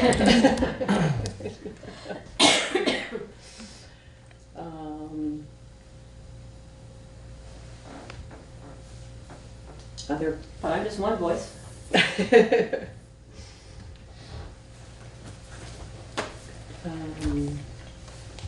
because we possibly could get him down here next week to start kicking Yeah, things off. I think we definitely should. And then maybe we try to do a meeting next week where we, or the great thing is I can at least at this point send him all of Jen's work, find out his availability. If you're available, we take you out to lunch and you show him all of this stuff. We sort of wrap up the job description. I'll get my latest without all the red marks, and we can Copy to him. and so the difference between the 5,000 and the 8,000 was really, can we have a point person down here, or does he need to hire someone up there? And he said it could be a board person, and I'm willing to alphabetize resumes. So they keep track of the paperwork. Right, just sort of and I was like, yep, I think we can, handle that. But then we can put some money into NESDEC once we've got that job description done. But we can do this conditionally on me checking a reference, just so I've talked to someone down here. So I move that pending a satisfactory reference check by Carrie Amadon, that we employ Don Collins to finish the advertisement and begin the advertising process for the superintendent. Is that what I'm? I think so, at no more than 8,000. No more than 8,000. No more than $8,000. Yeah. Christina moves that pending reference check. We, what's the word, employ? Employ, contract, Contract.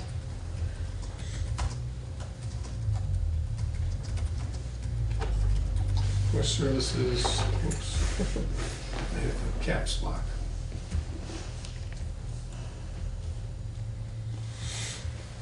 Okay. for superintendent search services at no more than 8,000. Oh. We'll grab the door. I need a second though to come back. Oh, yeah. Second. Short time with us, it would be. All right, any other discussion on that? Would that include facilitating the review or screening? Yes, yes, he's all inclusive, he does it all. That's what I thought, I just didn't hear it mentioned there.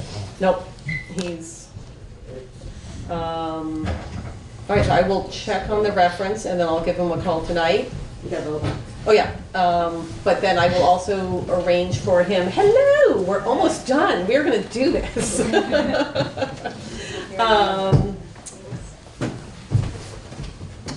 I'll try to arrange something for next week. How do people's schedules look next week? We have a Wednesday meeting, so You have a Wednesday meeting, okay. for what that's, it's Okay. 5 o'clock finance committee too, so it's maybe not the best time to. Well- No, I know what you're thinking and. No, I'm not thinking of an official meeting, I'm thinking if we can maybe come up with some administrative meeting late afternoon, and then he can at least come in and say, hi, I'm Don Okay. Collins. All right. Not an official meeting, I could but, spare 20 minutes. I would like us to sit down and just spend some time talking with him about where we are in the process. Yeah. And the whole survey and all of that, and be Yeah. kind of really grounded Okay. with him and with who we are and with our expectations. let me check, And then start all that other stuff and see if there's a date, and maybe it could be during the day. okay, let me check his availability next week as far as coming down and spending a day. And we can go from there. All right, so now we do have to vote. All those in favor of the motion? Aye. Any opposed? Okay. All right, we have next step. Just a question, sounded like the question of the job description advertisement going out was gonna get vetted through Curtis and work with Dawn on question. Yeah. I'm just wondering, I don't know when if the next official SU board meeting is next week, in order to meet with Dawn, you're good. If you don't do that, does that delay the production and approval of the job description? Just a question. We would have to have a draft, somebody would have to complete the draft. Yeah, and I Maybe can, But Jen would the might be board have able to- to help us get that, or help, the two of you maybe, or the two of you and one of us to get that finished, so that we've got something to present at that meeting and get it done. Right, Because we can't do that, we can't share drafts electronically. right. We can So read them, but we can't. you can read them and So comment, and then it becomes nightmare to. Would empowering a smaller group to come up with a final job description be the way to go? Just a question. Yeah, that's the same with Carrie and Jen, and maybe one other person or somebody else. Maybe. Hold on, I'm still like totally attached. So if we give Carrie the power to do it and ask whoever she wants. Tim's a really good writer, by the way. I Okay. move that the board authorizes Carrie Amidon to complete the job description. Second. All right, all those in favor? Aye. Any opposed or abstentions? So looking for So you can ask any one other person, unfortunately. two, okay. I mean, you can send out. I you can, send right, back. and you can send back, I just can't have you Consult, all. you can But you consult. did that, you already know what we think. Well, right, I got little tweaks from people, so that is good. I was just looking to see, It read really nicely, Jen, by the way, I'm sorry, I thought it It read. really some personality. encapsulated. It wasn't just like, we want a superintendent to, I thought it marketing piece to it, so I appreciate that. He did have, I swear we put in here, timing. Oh, he suggests getting it out by February 7th. So if we can have the job description out there by February 7th, he said with an end date of February 28th. Means we got all next week to Right, right. talk with him again. Yeah. We got tonight. I mean, come on. We're gonna be done this meeting at 6 and We got a minute. we got a whole minute. So if you can get it scheduled by Thursday, that's optimal because Guilford Town Office is closed on Friday. So in order to have Okay. it by Monday, it's a constant challenge for us. So, gotcha. For next week, To book if you the, want to have it on Monday or Tuesday, it has to go out Thursday, meeting tomorrow. tomorrow. Gotcha. Okay. Well, he's home, you can call him There you go. Yeah, after the meeting. Because I think we Yeah, might so want we to could then do look at our something. schedules and see if they're, if there is something Monday, Tuesday, you guys are already booked on Wednesday, so we don't like that. It'd be better if we didn't because a lot of people don't like me when I keep 4-hour meetings. well, Bring snacks. It makes everybody happy. Then they're not hangry. can we do it in the daytime? I would think he would be here. I don't think he's coming down for an hour. I think he's coming down. We want to try to set up administratively, it works best 4 o'clock. I think we could be flexible. Yeah, okay, I mean, like, Definitely if, priority there. if we said, you know, you guys get the 4 o'clock shift, like, maybe some of us can get together during the day and just brief him. Yeah. And then if we need to have an official SU meeting that night, we do it 5 or 6, so that we can sign off on the job description. If it's a Tuesday, 4 or after 4 would be best, because it's a staff meeting afternoon. Tuesday, 4 is good, okay. Or a little after. A little after 4, okay. And then I'm assuming we need a good-sized room, Yeah. right? I mean, this is not we're not doing it in here again. Although we need it, guys. Okay. The Keystone Conference Room is kind of nice and comfortable. Yes, you and have there's the good bigger room for parking bigger and- groups, yeah. and there's parking, and most people at this point know where it is. Know where it is, so, okay. All right, I will let everybody know. I will be on computer tonight and see what we can figure out. All right, and I will blast everybody everything. Jody, Would you blast me too? you're on my list. Okay. Don't you get my emails? No, Really? only personal ones, not business ones. Carrie, do you want a motion to move forward with NASDAQ too? So if you have this done, you can go forward with it, or you want to wait till next week? I think we could wait till next week with that, because we Okay. still need the job description. Okay. You know, and I'd like Dawn to have Fingers in it. fingers in it. Okay. So I think we've got time when it's ready there. And his fee, the 5 to 8, did not include advertising. But he's happy with School Spring, likes the idea of NASDAQ. He doesn't understand school boards that pay to put their job descriptions in the Burlington Free Press. He just doesn't understand why you spend that money. So I was like, okay, makes sense to me. So, all right, favorite motion? So moved. All right, all those in favor of adjourning? Aye. Aye. All right, only 2 minutes off. Knew we would do this. You want this in here, or you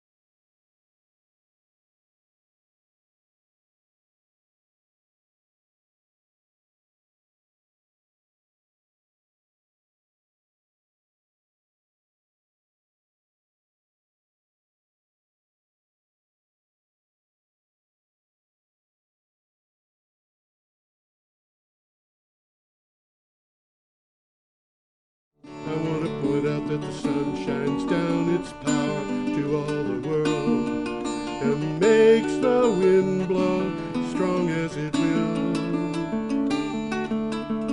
I wonder how gentle rains can fall upon the land, so lovely earth can stay lovely still.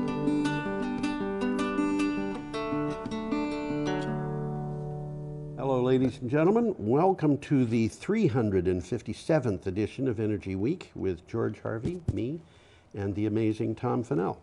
In the flesh. Okay. Well done, Tom. Every day I get up and I do my blog, geoharvey.com, geoharvey.com. You can go there and read the articles that we reference. Some of them worth reading. Yes, Some of them definitely worth one or two of them is worth reading. The rest you can ignore. Well, that's about right. Thanks, Tom. It takes a lot of work to do this. You know, I spend about 4 hours every day doing it, and nobody pays me for that. I do get donations to the blog, and they're just about enough to cover expenses. Well, that's encouraging. It is, and the donations that we got for the show were just about enough to cover it too. We came just that close to it. Okay. So I'm going to pay a couple of dollars extra for my membership dues this year. Anyway, what happens is the news goes up daily at geoharvey.com, and if you want to read one of these articles, which we will start with on January 30th, you can go to the blog and click on the calendar for, you know, the date starting January 30th. We'll try to keep you up to date on when these things appeared. You can click on it, and then you'd have about 15 articles usually to search through to find the one you want. So, well, obviously I read the articles. Yeah, Tom reads the articles. And some of them, as I mentioned, are worth reading, and I'll try and mention those that are. Yeah. Because some of these are long. Some of them are long. The long ones I do not read all the way through. Tom reads the long articles all the way through, and I, on the other hand, have to look at about 400 titles every day to figure out which ones we want. And if you think about this, over the time that blog has been active, I've probably looked at over 1 million titles. I wouldn't be at all surprised. So there we go. Let's get started anyway, here. We got a picture. We have a up picture. An UPS truck. And I'm not going to make an appeal for money today, because this is, you know, we're into a new cycle. That's an UPS truck. That's an UPS truck. It's funny because I have just to make it fit on my computer, I've shrunk the picture. Oh. So on my computer, it looks like a much lower, longer truck. Oh, really? It looks like here. It does not look like it's low and long. It looks a lot like those self-driving shuttles that we've had. Yes, it does. Yes, it does. I mean, in terms of the shape. Yeah. Very much so. We'll be talking about one of them okay. a little later on. So this is from Clean Technica. And let's... What? I'm trying to get somebody up here like me. Oh, there you go. There we go. Okay. Tom is the engineer who maintains this thing, which is why a lot of the time he looks like a deer in the headlights, staring in the headlights, because he has to look at... We've got monitors all over the place here. Yeah. Including one behind us, but we don't even look at that. Go ahead, Tom. Well,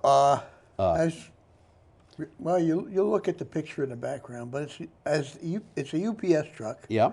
And UPS orders 10,000 electric delivery veils from Arrival. Now, that sounds a little strange until you realize that Arrival is the name of a company. Yes, it is not a rival, it is Arrival.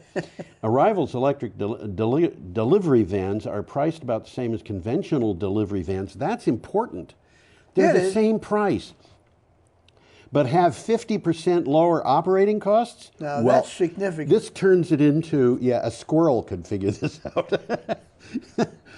Arrival's unique skateboard. The skateboard is the whole bottom of the vehicle. It's the motor, the wheels, everything. The skateboard platforms allow the company to create vehicles in any weight, type, size, or shape to match customer requirements. It's sort of like the old Beetle VWs. You could take the motor off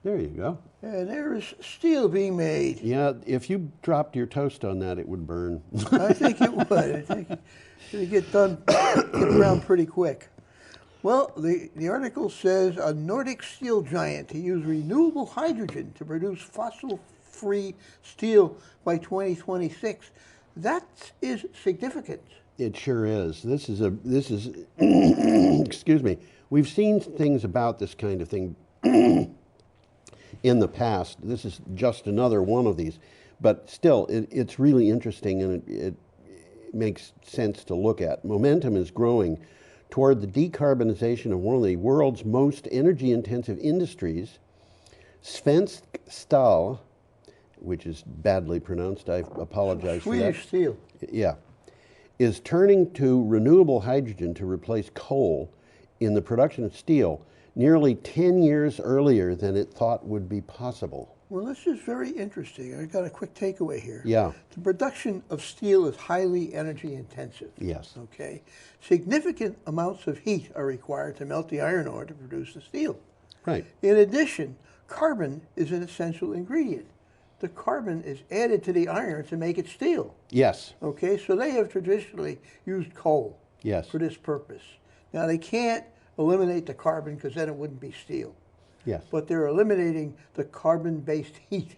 Yes. Okay, so the use of hydrogen for thermal heat dramatically reduces the amount of coal required.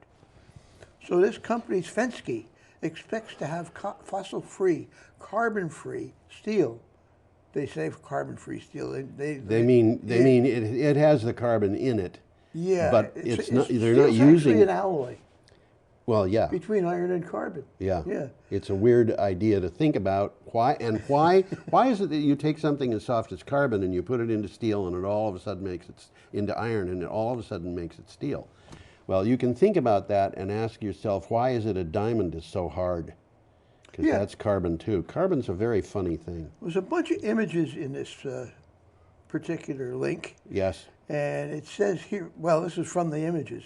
Breakdown of the steel production process using thermal coal versus using hydrogen. So if you want to get technical, you'll go look at It's an interesting article with interesting material with it. Okay, we've got an item here from Utility Dive, and this is one of the articles that I thought was really interesting this week because of its implications. Go ahead, Tom. Coal plants increasingly operate as cyclical, load-following power. That's interesting. Oh, man. You're going to explain what that means. Leading to inefficiencies. Leading to inefficiencies and costs. Yeah. Increasingly, coal plants operate as cyclical or load-following generation units as the power market becomes more saturated with intermittent resources. Well, they traditionally didn't. You turned them on and you just left them run. Yeah.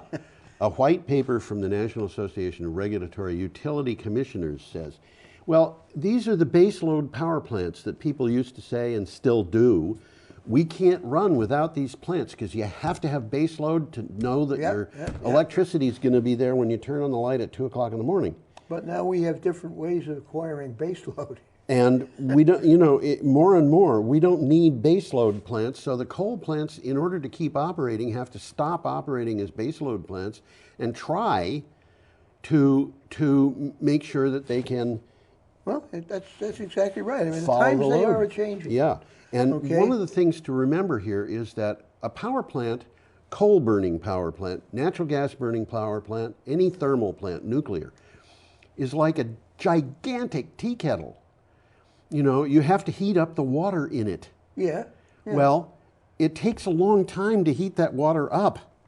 So they keep them running. Yeah, it's really, really hard to change the output of one of those things. I see nuclear plants come online after they've been down for a while for maintenance or fuel refueling or whatever. Sometimes it takes 2 or 3 weeks to get them online. I was thinking days, but you say weeks, huh? Not very often, but sometimes it takes a long time. Yes, it always takes at least days. So, we're up to Friday, January 31st, and we have an interesting picture here. Coming up here. This, to me, is an interesting picture. Yeah, that's Block Island. I've never been there, but I looked it up on the map. Yeah. Trying to figure out where they were taking this picture. Yeah. And one of the things that I find interesting about this, they took this picture from a long way away. Those wind turbines, it's hard to believe, but those wind They look turbines... like they're right adjacent to the island. Yeah, they're 3.5 miles from the island. Okay, so this is really a telephoto picture. Oh man, was it. Big time. And it was a telephoto picture taken from so far away that it's got all 5 of those wind turbines. But just look at how small the boats are in the harbor. You can see. They're tiny. So anyway, what do you got? U.S. government sees renewables passing natural gas in 20 years. Yeah, this is the second of the 2 articles that we had about this. For the first time, the EIA's default projection replaces renewables as the largest single source of electricity generation, with renewables surpassing natural gas sometime around 2040. But the renewables prices seem to make the report's projections obsolete already. Well, a takeaway from the article, these reports are very conservative.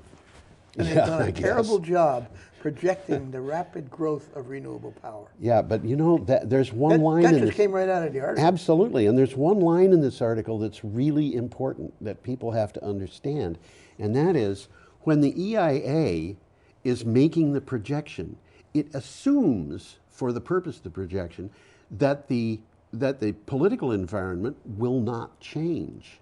So they're assuming that Donald Trump and company will be in charge of things for the next 20 years. Well, it's all a hoax, so why bother?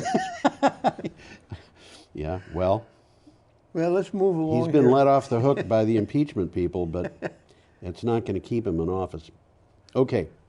U.S. wind hits 9 gigawatts in 2019. Yeah. Now, I've always said gig is big. Gig is big.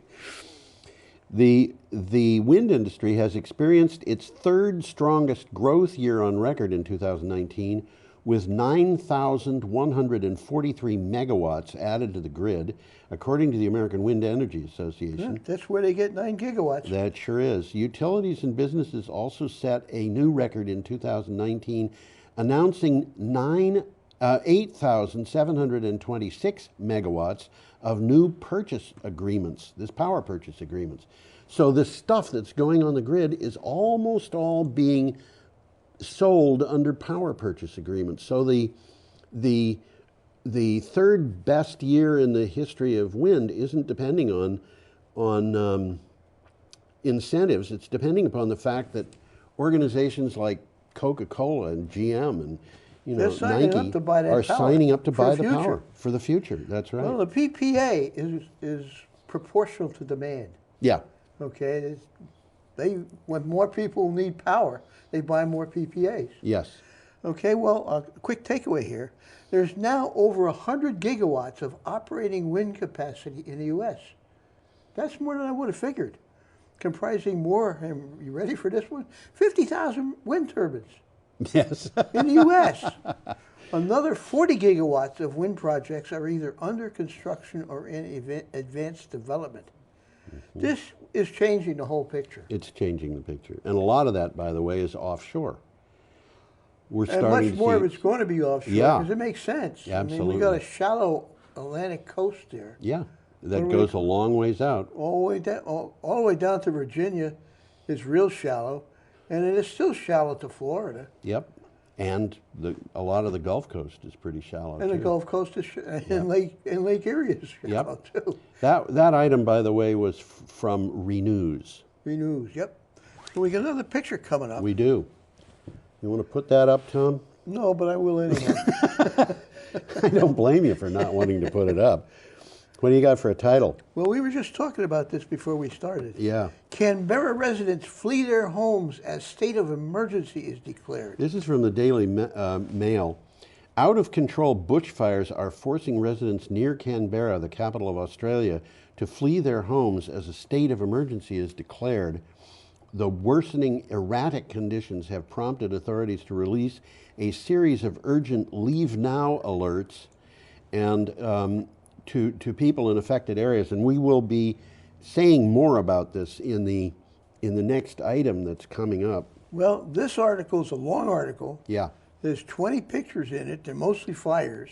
Yeah. There's maps. This is one of those links. I think that if you got time, pick it up and read it. 'Cause Yeah. it's very interesting. Yeah, I want to say, by the way, as I've been watching these fires, I've been comparing them with what has gone on in the past, because the Prime Minister of Australia, Scott Morrison, has been saying, well, we've had these fires for a long time. They've always been here, in fact. And Well, there's truth in that, but there it's is still truth in that. deceptive. There is a difference in these fires, and we talked about it last week. This is, the number of acres burned is not the largest in history. Right. The number of people who have been killed is not the largest in history. But what we have been seeing in this particular fire season is fires that are so aggressive that they do something that they have never done before, which is to burn peat bogs and rainforests. So they're burning stuff that's never burned before. Yeah, you know, the gum trees that catch fire, that are like gasoline-soaked rags as they burn. And the koalas and the koalas live in them, kangaroos eucalyptus. Those burn. They burn. They will not recede if they don't burn. And, yeah, that's part of their life cycle. It's part of their life cycle. But this peat moss burning, that's a little bit different. Okay. Well, I got some takeaways here. Okay. For those who don't know, Canberra is the capital district. It's a capital city. Well, they call it the Australian Capital Territory. That's right. It's just it's analogous to Washington, D.C. That's right. Okay, it's located within New South Wales, but it's not New South Wales. Yes. Okay, it's near Sydney. It's got about 400,000 residents, so it's not a lot an of people. insignificant place. Yep. Well, the ACT is facing its worst bushfire threat since 4 people died and 500 homes were lost 17 years ago. Okay, there's a running narrative about that in the article. An extreme heat wave swept across Australia on Friday. Now that's last Friday. High temperatures and dry winds expected to spark more bushfires over the weekend, which happened. Okay, and there's more than 80 blazes are still burning as of this article, which was a week ago. Now, we're up to Saturday, February 1st, with an item that continues this, and this is from the BBC. Yeah, we do. Australia fires. Residents are told to seek shelter in the Canberra region. A bushfire near Australian Capital Territory grew to more than 35,000 hectares, which is 135 square miles. So if you want to think about this... It's a 12-mile square. Yeah. On Saturday, as officials closed a major motorway, residents in some areas near the capital of Canberra were told that it is, quote, too late to leave, end quote, and they should try to seek shelter. In other words, the roads that they have to get out of where they are, where the fires... They're in fire. Have been cut. Yeah. They can't get away. Yeah. So they have to find some place, you know, to protect themselves. There's a 1-minute time lapse of the fires burning in Canberra. Okay, and this is what this is what they're being told. They're being urged to fill up their bathtubs, buckets, and sinks, so that when the fire arrives, they have access to water to extinguish flames and to drink. They can't even leave. Yeah. They're going to sit there and watch. Try putting out a fire in your house with a bucket load of water. It's not an easy job. However, I want to point something out, and that is we won't talk about it much this week. Next week we might. There's more stuff happening. There's more going on, and what has happened is the entire east coast of Australia has been hit by torrential rainstorms. Yeah, you were telling me before the show started. Yeah.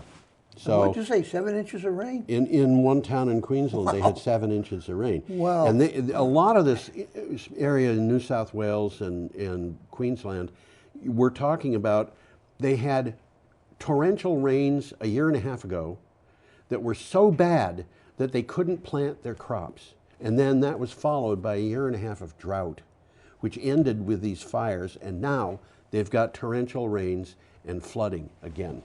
Kind of crazy. Well, this is climate change is producing it's a hoax. Very strange. How the Chinese are having effects in Australia, I don't know, but okay. Well, we got a picture coming up here. We do, and this is a picture of the Newport Bridge, which has absolutely nothing to do with the article. except that it was taken by the author. This is from Clean Technica. I've been over that bridge. It's a nice bridge. It runs along, pretty much along the coast of Rhode Island.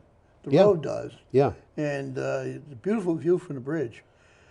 Well, what it says here is, oh, by the way, it costs you $5 to go across the bridge. Senate Majority Leader Mitch McConnell, well, that's what you're supposed to say. Yeah, it is. Republican strategists praise carbon pricing as a way to win votes. Who'd have thought? Senate Majority Leader Mitch McConnell called for conservative solutions to address climate's consequences. House Minority Leader Kevin McCarthy, who is also a Republican from California, talked of a possible existential crisis for the party. Republicans are starting to talk about carbon pricing. The Republicans' leadership is starting to recognize that they have to do something about climate change. I think you're right. Even though Absolutely. it's a Chinese hoax. Well, this is kind of, how would you say it, cynical. But conservative solutions, call it a hoax and eliminate regulations. Well, carbon pricing, for what it's worth, is a market-based solution that offers a cost-effective and fiscally conservative This is option. what they say. It's a market-based solution. So it's not a tax. It's a market-based solution. Because they want a free market, so they're going to have a solution that works in the... Well, yeah. Playing games with words. I think so. Well, let's move along here. Yeah, another item from Clean Technica. Donald Trump's EPA, ruled by the swamp, is letting companies dump sewage in our rivers. And this is happening, and it shouldn't be. Yeah, well, let me read this first. The EPA under Donald Trump is now allowing cities to dump raw sewage into rivers. A New York Times article says the Trump administration has decided to reverse almost 95 environmental rules because it considers them too costly. Yeah, right. Yeah, tell people in New Orleans right. who drink water that comes from the Mississippi River that it's okay to dump sewage into the Mississippi River and see what they It say. makes it taste interesting. Oh dear. Oh man. Well, the rules, I got a quick takeaway here. Yeah. The rules that the EPA reversed protected more than half of our wetlands and hundreds of thousands of small waterways from pollution. And these protections have been in place since Nixon. Yes. So this is not even a democratic thing. This is stuff that was signed into law by Richard Nixon and some of it by A long time ago. Ronald Reagan. And they're trying to undo Richard Nixon's legacy and Ronald Reagan's legacy. Is this something that a real conservative would do? They would try to undo Theodore Roosevelt's legacy if they could do it. In fact, I think arguably they are. They're trying. They're trying cases, anyhow. Is this really conservatism at work? I think it's money at work. Yeah, that's what I would say. Well, we got another picture coming up. We here. do. Well, let's get a. This is get a look at what this in the article is called a sea can. Yeah, I was going to talk about that. It means Let's take a shipping picture of it. container. That's exactly what it means. It's a term that That's exists. an interesting picture, though. Yeah, it is. It's a term that exists in a country where people speak English, not American. Okay. This is from Canada. From Canada. Yeah. Well, a company braves high winds with high hopes of renewable energy in Nunavut. In Nunavut. Nunavut. Yep. Okanagan. Spearheaded by the Arctic Research Foundation, the project titled Nauervik Inuktitut for fall growing place consists of two sea cans. The picture's got one of them. Well, Outfitted to grow vegetables that Put the picture proponents up again. hope will ease Arctic food costs. They're powered by the wind. Now, they can't power these things with sunlight because they want them to run in the winter and they're north of the Arctic Circle. 6 months of the year, there's no sun at all. So they have to run them with wind power. But you know, if you think about it, wind power is intermittent, right? Yeah. Plants do their growth intermittently. Yeah. Somehow there's a match there. I would think so. Well, this is a quick takeaway. In Nunavut, which is in far northern Canada, Yeah. and it's about as far north as you can get and still be in Yes, Canada. that's right.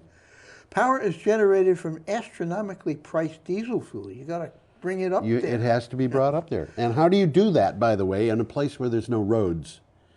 Well, the answer is you have to take it by airplane. Or dog sled. Well, you could take it by dog sled, but I think that would be even more expensive.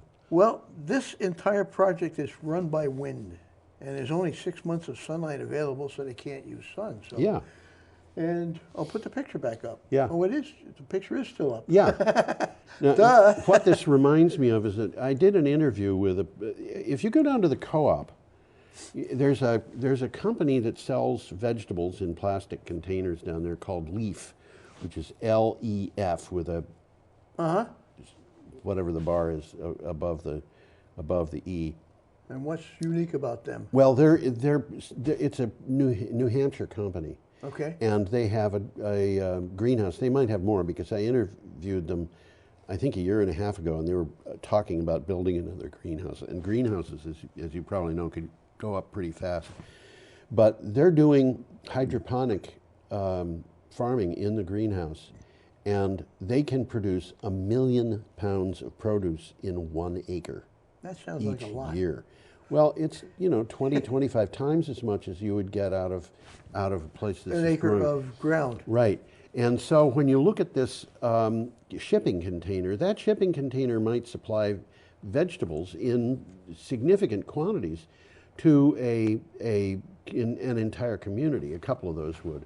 So this is not a Chinese hoax. Let me put it that way. Well, this is a very sparsely populated place anyhow. It is, Getting whatever you're bringing up there is costly. Yeah, buy lettuce in a place like this. Well, I would bet that a lot of those people have never even seen lettuce. Yeah, well, and their historic, cultural approach to vegetables is a little different than ours too. Well, these are what we basically call Eskimos, and they have not been big on vegetables. No, they have not been, but they are big on fermented seal fins. I'll take that. Fermented seal fins, huh? Was it that or fermented seal liver was what it was? Can you imagine such a thing? There was a cookbook that came out from a school looking for support for the school. So they decided they were going to mimeograph off and sell cookbooks. This was about 20 years ago. And they discovered that the cookbook was reviewed by a newspaper somewhere on the West Coast. The school was in the Aleutians, but they all of a sudden got orders for thousands of these things because they had things like fermented seal liver. You take the seal liver, you put it in a snowdrift, and you leave it there for 6 months, and then you cook it up and serve it. And the article adds, the recipe adds at the end, children generally don't like this. I wouldn't bet against that one. No. Well, let's move on here. Okay. Documents show scientists revolt at Trump's crazy hurricane claims. Oh dear. I remember seeing him talking about this. And those, he was talking about this Hurricane Dorian crossing Florida and hitting Alabama, and he had a chart that had a little thing drawn on it. Well, we talked about that at the time. Yes, we did. But it's come up in the news again, and this item, by the way, came from the Sydney Morning Herald, which was just a convenient place to get it. It was all over the news. A flurry of emails from NOAA's top officials and scientists show their consternation and alarm after President Trump falsely claimed Hurricane Dorian could hit Alabama. The emails were released in response to a Freedom of Information Act request. Now, that's what puts it into the news now, is that all of a sudden we can see what was going on in NOAA, where, among the weather scientists and so forth, who are, saying, wait a minute, the president is saying something that's absolutely false, and anybody who believes him might want to evacuate or I can board up his remember store. seeing him making this presentation. Absolutely. And I looked at it and I said, that's crazy. It is crazy. Well, this is the takeaway. In September, Trump was depicted in the Oval Office holding a chart with an extended impact zone of Hurricane Dorian. Yeah. Okay, Trump claimed that Alabama was most likely to be hit. I Yeah. don't even know why he did that. I don't know, but I will tell you, I don't think that this is a conspiracy at work. I think it's just a symptom of the way Donald Trump thinks. I think you're right. Well, the National Weather Service in Birmingham corrected him. Yeah. Okay, well, and a top NOAA official called the president's behavior crazy. Yes. I don't think he even knows why he did it. I don't think he knows why he does anything, to tell you the truth. Everything that Donald Trump does. Well, I'm going to get into politics. Well, we got another picture coming up. We do indeed. This is a guy. I actually saw this guy once up close. I had dinner with him once. Huh? Did you? Yeah, a long time ago. He was mayor of Burlington. I remember when he became mayor of Burlington, and a couple of very conservative friends of mine were outraged that a major city in the United States had a socialist mayor. Oh, my God. All right, we're up to Monday, February 3rd, and this is from Politico. Power to the people. Bernie calls for a federal takeover of electricity production.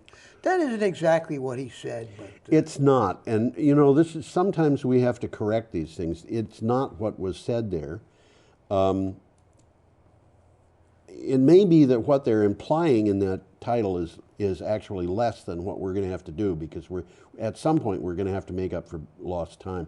Let me read this. Sanders laid out a $16 trillion climate change plan that would transition U.S. electricity generation away from fossil fuels toward renewable resources like wind, solar, and hydropower by 2030. That's far faster than any other Democrat candidate's target. let's mention this. This is a long and detailed article. It's interesting. There's a 6-minute long audio clip talking about it, and it's radical. It's but radical. It's interesting.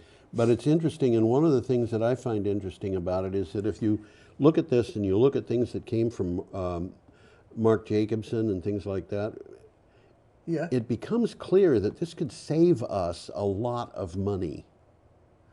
I think it could. Well, this is what he's trying to do. He's not. The article kind of implies, you know, he's trying to socialize America. Well, that's what the title implies. That's what it implies. This is what he says. These organizations, though Sanders wants federally owned utilities that already exist, okay, like the TVA, right, to build massive amounts of wind and solar power, right, on their own in their own territories. Okay, yes. These organizations currently provide power from hydro dams to 33 states.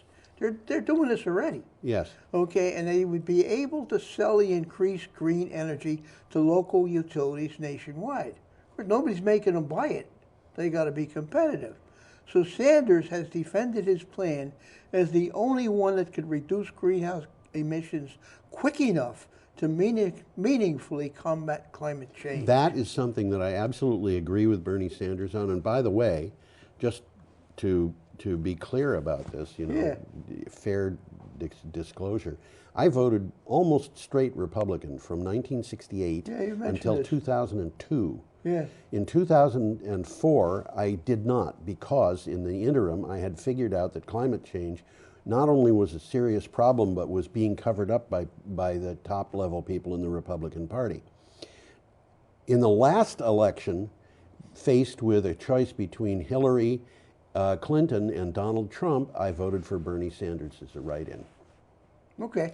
With Tulsi Gabbard as vice president. Vice president, and she, by the way, is the person who was the vice chair of the Democratic National Committee, who left that position in order to endorse Bernie Sanders. Okay. Now, obviously, right now she's running against Bernie Sanders.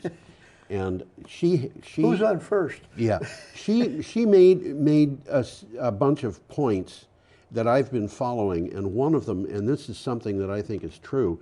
You know, I was looking at emails from her and stuff like that, and saying I don't understand why she's doing what she's doing. I respect her a great deal, but climate change is the biggest problem we've got, and she's talking about solving the problem of forever wars and things of that nature. And then I realized when she voted present on the impeachment in the House Yeah. as a Democrat. Yeah. I couldn't understand that until I saw her email explaining why, and then I realized we're not going to solve climate change if we can't talk with each other. That's where she is. Hey, she's got a very valid point. Yeah. So Well, we'll move along here. we will. We have an item from The Guardian, and here is more We got fires. I got Clean Technica. Oh, yeah, and I'm putting up a picture too early. This is an item from Clean Technica. Yeah. Super Bowl ads announce Hummer electric truck and the quote, quiet revolution. And by the way, the Super Bowl is the biggest single day in advertising. Yeah. 30-second ad costs $6 million or something. Really? Whew. General Motors will start selling a battery-powered Hummer pickup truck in May of 2020 to whet the appetite of the truck-driving public. The new Hummer is a topic of a 30-second television ad. Did you see the ad, Tom? I did. Yeah. You tell us you can see it here, and you can. Yes. Running during the Super Bowl, and I was infuriated by this ad. Were you? Yeah, I mean, they're coming up with an electric vehicle, and what do they say about it? It'll do 0 to 60 in 3 seconds. It has 1,000 horsepower. And I'm telling you, it's saying we don't have to change our attitudes. We don't have to change our dedication to power, Yeah. to being number one. What Well- we need to do is just, do it electrically, because that's what sells. And it made me really mad. I can see where you're coming from. I can see where you're coming from at all. They're not they're all they're looking at is dollar signs. Yeah. They're not looking at anything else. Okay. But we got a picture. Now coming we've up here. got I'll the try and fires find it. near Canberra, and this is from The Guardian. That is Canberra, and the article says, if there is a silver lining in the clouds of choking smoke, it's that this may be a tipping point. As a climate scientist on sabbatical in Australia, I've had plenty of conversations about the climate crisis lately. When did you do that? Well, I'm quoting this guy who wrote, this is an opinion piece. Although the Murdoch media make it seem as if there's plenty of debate, the reality is that most Australians I talk to get it. Well, Australia's horrific bushfires could be the catalyst that pushes the world to a mass recognition that it's time to act. You know, That's there a was good point. There was an article that I didn't put into for the show, and I don't even recall whether I put it up on my blog. But it was saying basically, in the United States, most Republicans want to deal with. They want us to move to renewable energy, but they are not willing to admit that there's a climate crisis. Puts them in a box, doesn't it? It does, yes. Okay. Are we done with that one? Australia's horrific bushfires could be the catalyst that pushes. I said this, didn't I? Yes, you did. It's not a physical tipping point where the global climate undergoes dramatic, irreversible, and catastrophic change, but a psychological one. Yes. The fact that the bushfires tore through Alaska as we ended the hottest decade ever recorded is no coincidence. Oh, yeah, absolutely. Okay. Okay, we're up Tuesday, February 4th with an item We got from our friend here Clean again. Technica. Oh, no picture of Greta. No picture coming up. Yeah. No. Oh, you gave it away. Greta Thunberg, nominated for the Nobel Peace Prize. Wow, she's only 17 years This is the second time she was This is the nominated. second time. She was nominated last year by a Norwegian legislature. Yeah. This time, well, you're going to tell us who. Two nominated members her. of the Swedish parliament nominated 17-year-old Greta Thunberg for this year's Nobel Peace Prize. Thunberg started just 3 years ago with lone climate protests on Fridays at the Swedish parliament. Since then, she has emerged as a world leader. Well, people know who she is now. They certainly do. Action for reducing our emissions and complying with the Paris Agreement is an act of peace. Yes. Okay, that's not me talking. Yeah. Last September, Greta delivered a strongly worded speech to the UN Climate Action Summit in New York City, in which she said, and I remember her saying this, "How dare you? You've stolen my dreams and my childhood Yeah. with your empty words." Yeah, absolutely. Okay, now we have Oh, you know the An picture. item from the BBC, a very colorful item of an oil It's an terminal. oil. It's an oil terminal. It's an oil. Yeah, This that's a I terminal, thought was isn't a it? really interesting article. It was something that I did not expect to see in the news. Coronavirus and oil. Why crude has been hit hard. The world's biggest oil producers could be about to reduce output as they grapple with fallout of the coronavirus. As China has responded to the medical emergency, travel restrictions are in place. Factories, offices, and shops remain shut. The result is a 20% reduction in the demand for oil. That's interesting. Oh, man. Quick takeaway here. China is the world's second largest economy and a key engine of global economic growth. Yeah. Any negative impact in China is almost certain to ripple across the world. Which is why Donald Trump has got a trade war against it. Yeah. The cost of crude oil has hit its lowest level in a year after falling 20% since its peak in January. That's last January. And by the way, today in my news, there was an article that said that ExxonMobil has lost 41% of its market value in the last 5 years. Yes. Wow. And that's significant. It is. And I looked that up and found that, guess what? You know, there's a Dow Jones Oil and Gas Index. The Dow Jones Oil and Gas Index has lost 47%. So ExxonMobil is actually doing a little bit better than other oil companies. That's interesting. But, you know, I mean, they're in trouble. And the trouble... times they are changing. I guess. Okay, we've got an item from CNN. That we do. Scientists find another threat to Greenland's glaciers lurking beneath the ice. The warmer air is not the only threat to Greenland's ice sheet. A study published in the journal Nature Geoscience found that the ice is being attacked from below. Warm water, ocean water is moving underneath the vast glaciers, is causing them to melt even more quickly. This is Greenland. This is Greenland. Last week we talked about Antarctica. Antarctica, yeah. Something very similar, or at least they're trying to find out why it's melting so fast. Yeah. Well, there's an interesting 1-minute video here which depicts a bunch of sled dogs. Yes. Sitting in a lake. That's interesting. We actually had that picture at one of our shows. I think we did, quite a long time ago. Well, mass loss from Greenland's ice sheet is currently the single largest driver of sea level rise globally. Right. Okay, it is currently melting 7 times faster than it was in 1992. Wow. The ice sheet holds enough water to raise global sea levels by more than 24 feet. Which would put... Well, it's going to take them a long time to melt all of that ice. We're will. talking like 100 years. But, yes, we are. But, you know... But still, it's significant because every little bit counts. That's right.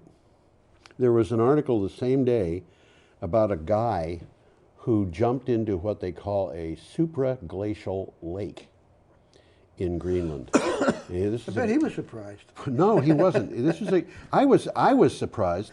I mean, he put on goggles. Yeah. And he put on just ordinary bathing trunks. Yeah. He And didn't have a wetsuit. No, and he just went into the water. The guy's 50 years old. And he said it was really kind of frightening. Invigorating. Invigorating, yeah. This is one of those guys who goes swimming in ice water. Yeah. You know. There's one every year. Yeah, he said that he saw that there were super glacial lakes, something like 65,000 of them or whatever, in Greenland, and he wanted to go and investigate. So he did. And he said, under the water, there are tunnels going through the glacier, and that water is able to move. Dissipating all over the place, huh? It's crazy. He said it was really frightening. Not because it was cold, but just because it was frightening to see what he saw. Okay, we are up to Wednesday, February 15th. We're just cooking along here. Yeah, we're cooking along. We'll have to go back and revisit some of these things. Well, the Saugeen, or Saugeen, I don't know how you say it, Ojibwe Nation has saved Lake Huron from a nuclear waste dump. Now, you know, this is significant. from Counterpunch, and this is the only place I found this. But Counterpunch generally publishes articles because of things that actually happen. So I don't know what the truth of this is, whether they actually, that Ojibwe Nation actually stopped the thing, but this is sufficiently. Well, they did because of an agreement. An agreement was made about 2 years ago that this couldn't go forward unless Without the their permission. Ojibways gave them So permission. they actually did sink it. I missed And they that. voted in the on it, article. and it Yeah. went down. Okay. It went down significantly. In a major victory for Canada's First Nations, the Saugeen Ojibwe Nation overwhelmingly voted down the proposed deep geological repository for storage of low-level and intermediate-level radioactive nuclear waste next to Lake Huron. Well, 85% of them said no. Yeah. And in saying no, they passed up $150 million. Wow. Okay. There's a nice sub-article on this article called A Sordid History. A Sordid History. Yeah. If you got the time, read it because it's interesting. Yeah. Passing up $150 million for a small tribe, that's a lot of money. I wonder how many people are in that tribe. That's a lot of money. There's not a lot of people in it. Yeah, that's a lot of money per person. A lot of money. So, yeah. Well, the First Nations in Canada are starting to exercise their power as independent nations. Yes. They have that status in Canada, which they don't really have down here.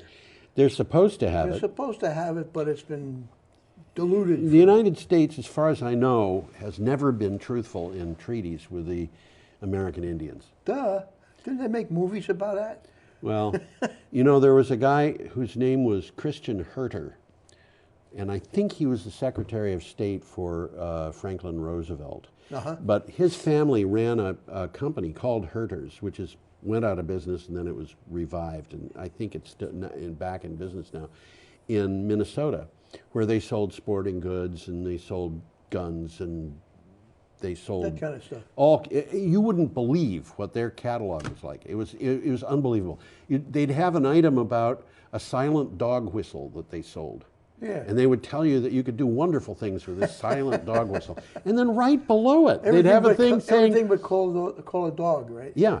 And then they would say right below it, silent dog, another thing for sale, silent dog whistles don't work. Use this one instead. This was the way they did things. It was hysterical. But anyway, Christian Herter said, anybody who trusts the federal government of the United States doesn't have to think beyond what it has done to American Indians to know that it can't be trusted. That's a valid point. You know, That's I'm not quoting him there. No, it's definitely a valid point. But that's the point he was making. Okay. Well, we'll move along here. We're talking about Indians again, but this time it's a different kind of Indian. Yeah. Thanks to renewable energy, electric bulbs will finally glow in 1,200 Indian schools. This is from the Kashmir Monitor, and you know, I have to check. That's Kashmir, India. Yeah, that's right. I have to check these news sources. CNN, I'm pretty sure that if I put a link into a CNN article, when a reader for the blog goes to that link, it's going to CNN get links there. are all pretty good. They're usually pretty good, but when we're talking about when I come across a news site and I don't actually know in my mind. You mean like the Kashmir Monitor? Like the Kashmir Monitor. Counterpunch. I didn't know. Can I rely on Counterpunch? Mm-hmm. The fact of the matter is I've seen things like the Sydney Morning Herald go squirrely because, or BBC, because there's an article. I put in the link to the article and the little blurb about it, and then for some reason I click on that to see what's going to happen, and the something article else comes up. Disappeared. Yeah. Something else comes up. That was what happened. Well, I had to check this Kashmir Monitor, so I'm sorry. I went on a little diversion there. Students in far-flung areas across the Kashmir Division have a reason to smile as more than 1,200 government schools will be provided with round-the-clock electricity from clean, renewable energy sources. Previously, only 36% of the schools had power. There's a quick takeaway here. Solar power will generate a kilowatt in elementary schools, and in secondary and high schools, 5 kilowatts. So where they didn't have any power at all. They didn't have any power at all.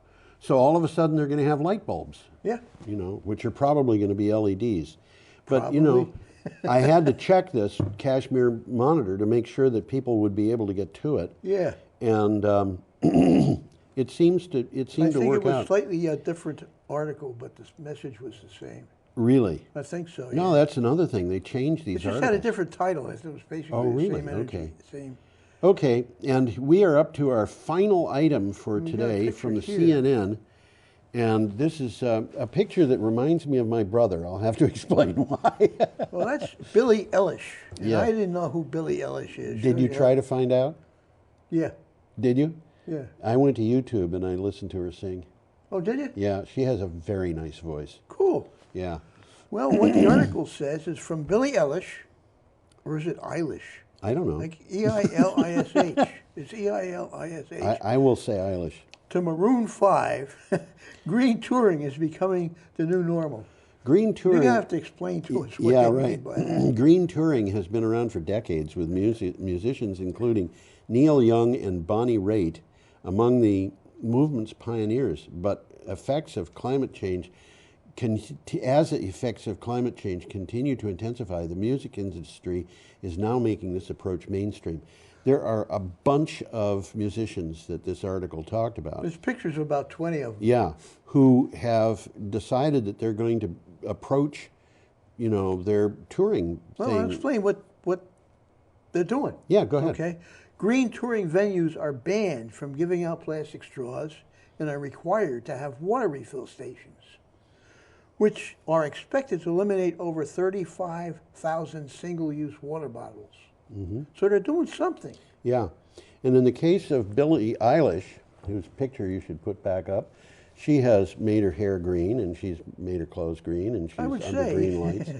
My reference to my brother, I have a brother who lives in western New York State, and he has done something that I think he should be very proud of. He's a ceramics engineer. Okay. And he's lived all over the world. And he developed a filter that is ceramic. So you make this filter and you just put water through. The water actually goes through the ceramic because it's got pores. Yeah. And you can backwash this and get rid of whatever junk sediment is in the accumulates. But he figured out that if you do this and you wash this with silver compound, silver nitrate, for example, and then you treat it by, for example, firing it, you get silver all over the.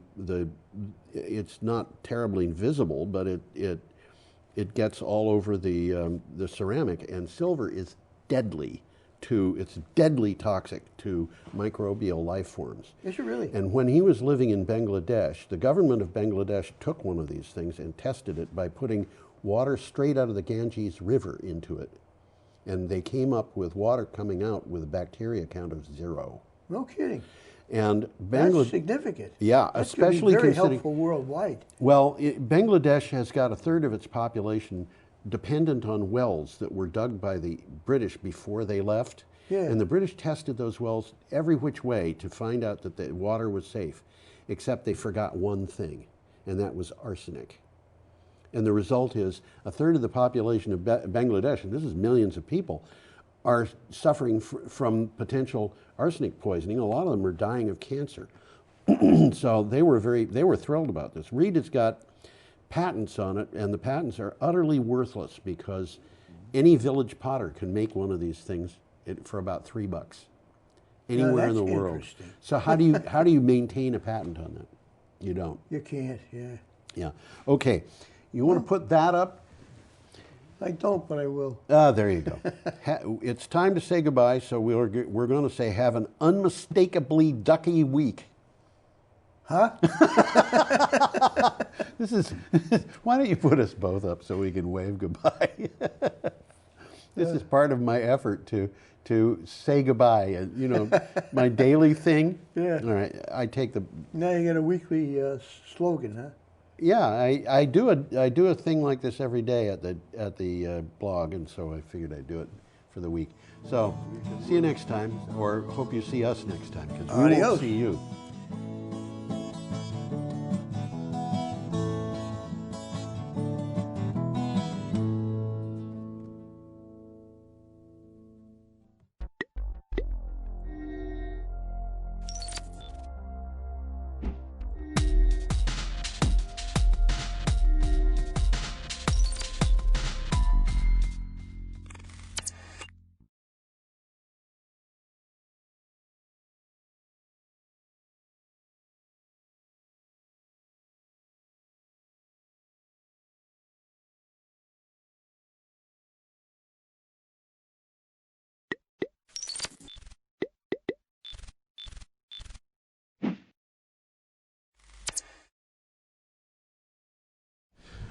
Welcome, everybody.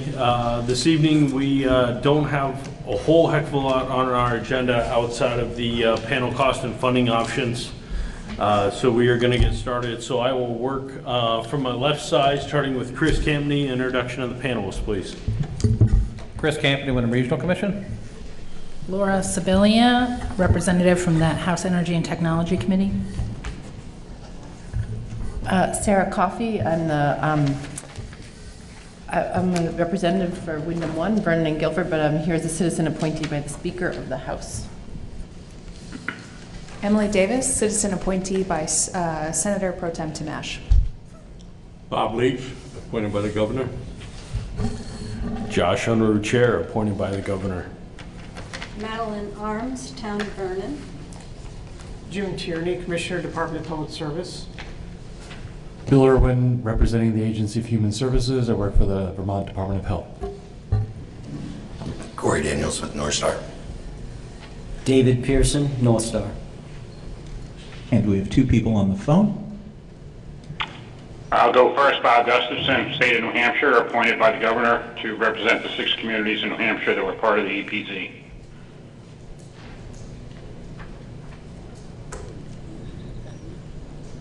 Second person on the phone, let's hear from you.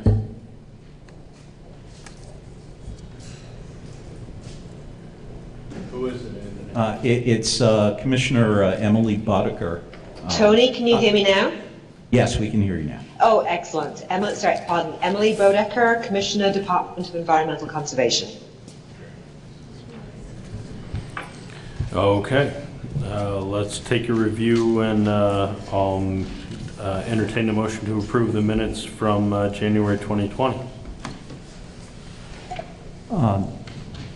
Mr. Chair, just as it was a snafu, but we do not have printouts of the meeting minutes this evening. They are available online. I don't know if anyone has had opportunity to review them.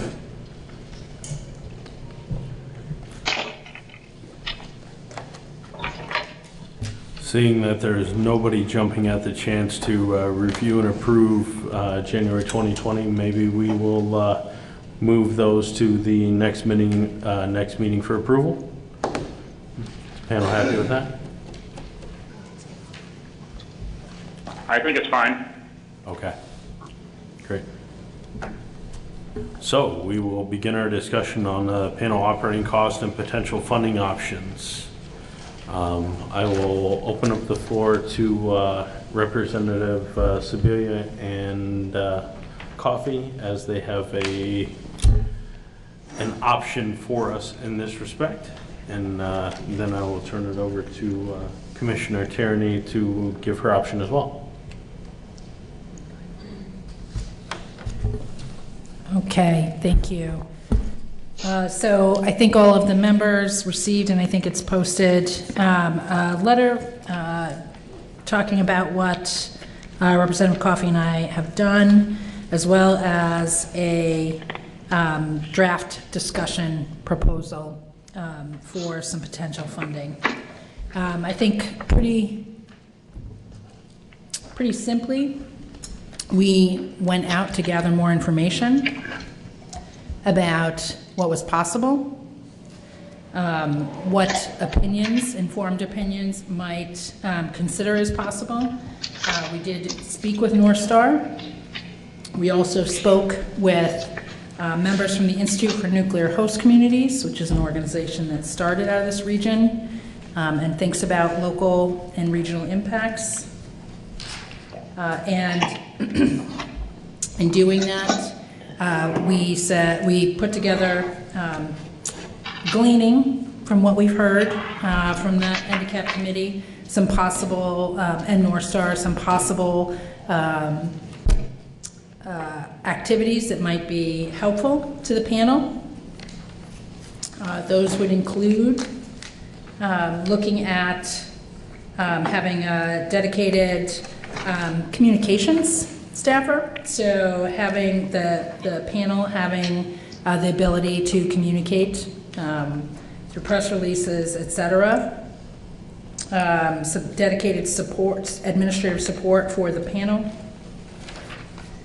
as well as we have heard notion of the cost associated for citizen participants, so a slight increase in a per diem. We put that down for possible consideration, as well as some estimated costs. I think the commissioner, when she is able to review her costs, can update equipment needs costs. We did not anticipate, given the late status of where we are in this process with decommissioning, the need to bring additional experts here. I think that might have been instructive earlier on in the process, and it may in fact be something that other communities may want to consider.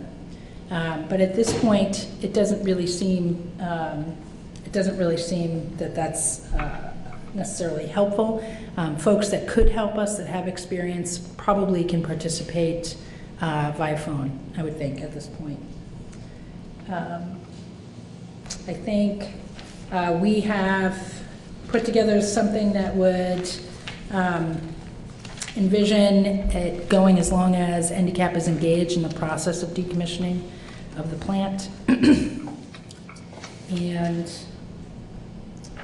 in our discussions, it seems that the current statute would already allows for the possible participation of North Star.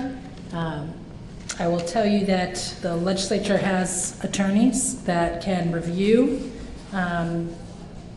different materials, and we do have a legislative attorney that is reviewing the possibilities here, but I hope folks will take our documents as a place to add some information and some knowledge from outside experts into how we might improve this process.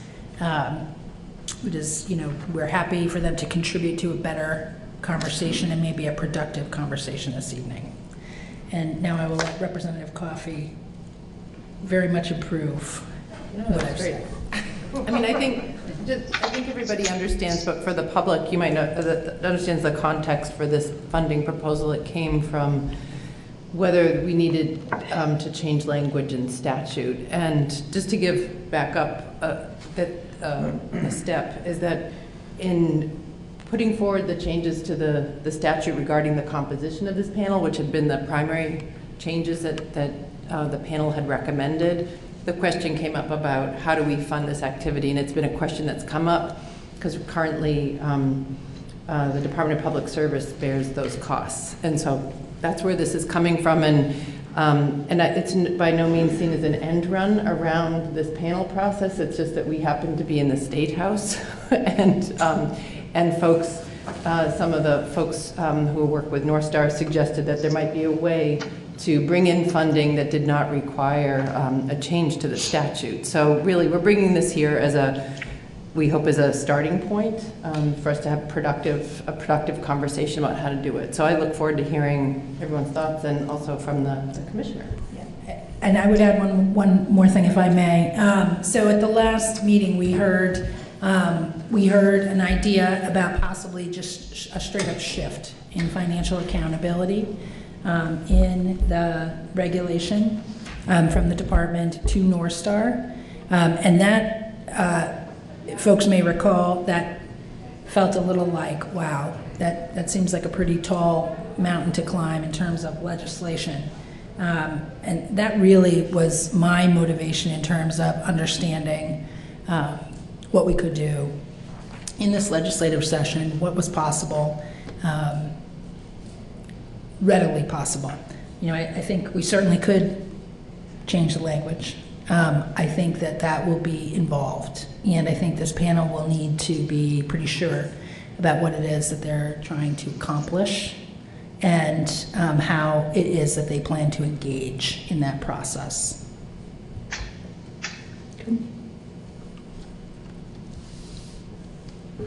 So I'm going to open it up to the panel and specifically to Commissioner Tierney to make comments regarding the proposal that was brought forth by Representative Civilian Coffee, and how it varies from, you know, what you're looking at and how it would work within your department.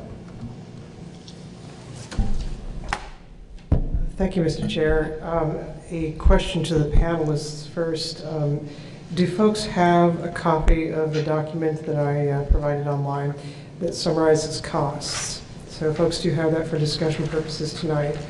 I thought it might be useful to provide a little walkthrough of this, much as Representative Sibilia and Representative Coffey just did, of the documents that they have put before us.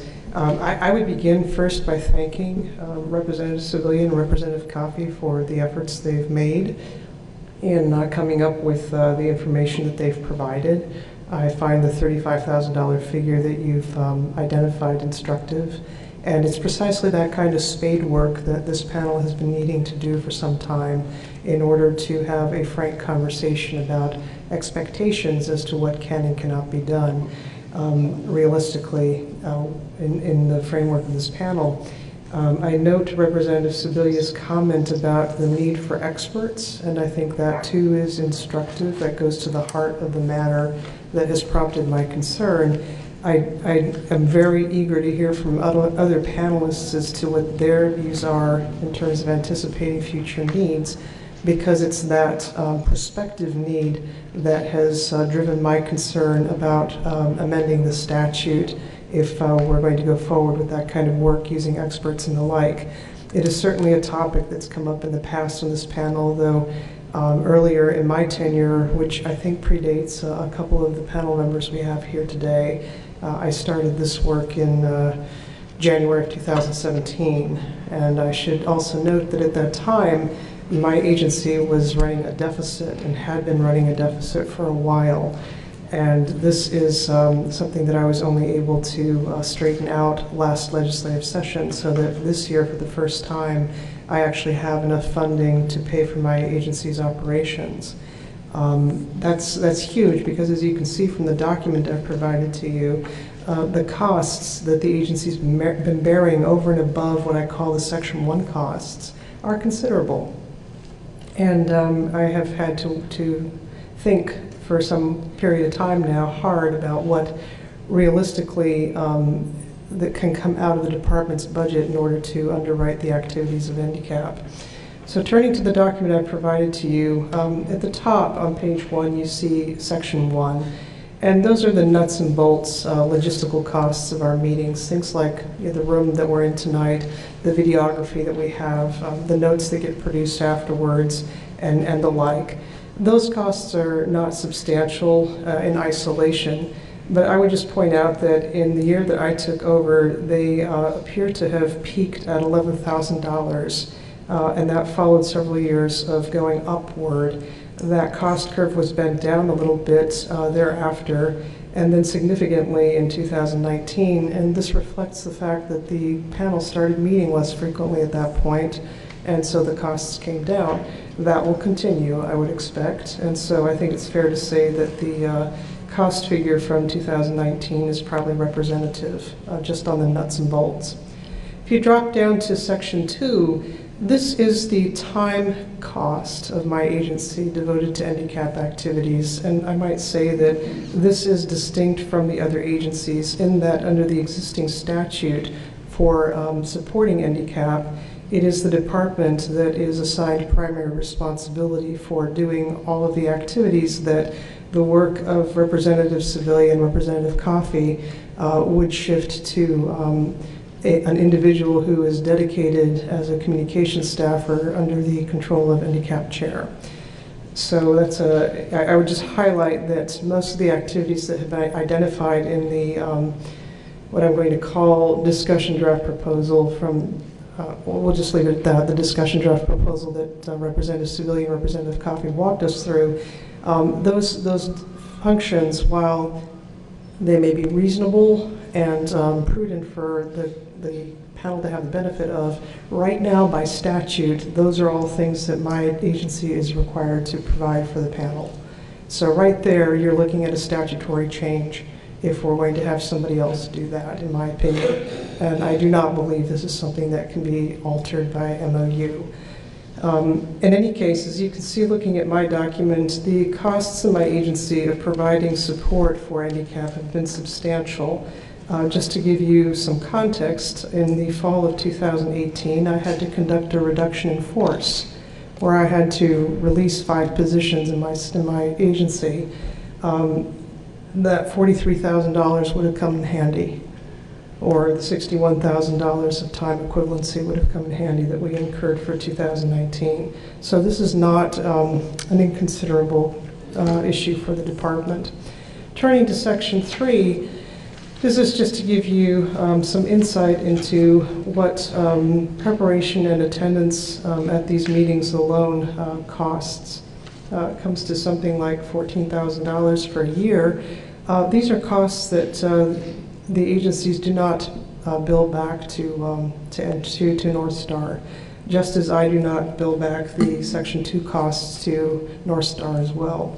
In my judgment, reading the statute, I do not have the authority to bill back such costs right now to North Star, which is one of the reasons why I'm so keen to at least recover the logistical costs from Section 1 from North Star, as well as to clarify that the company would be responsible for any other costs that are incurred under Section 1700.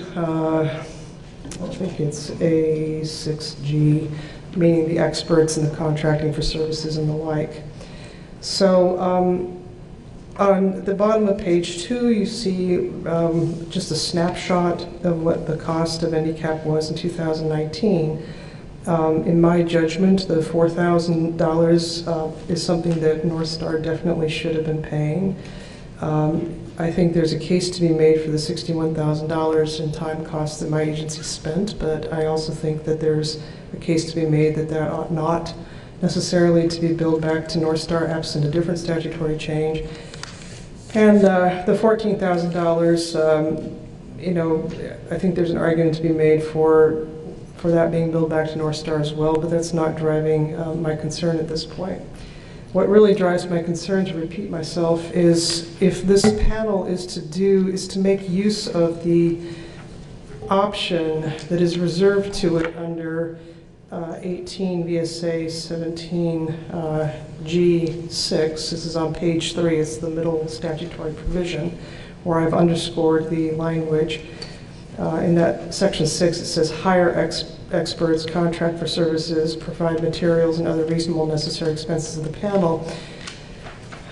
To be candid, and this is why I wanted to have the conversation with the panel, in my time as commissioner, this issue has not been forced because we've been preoccupied with reorganization, adapting to a new chair, trying to figure out what our issues would be.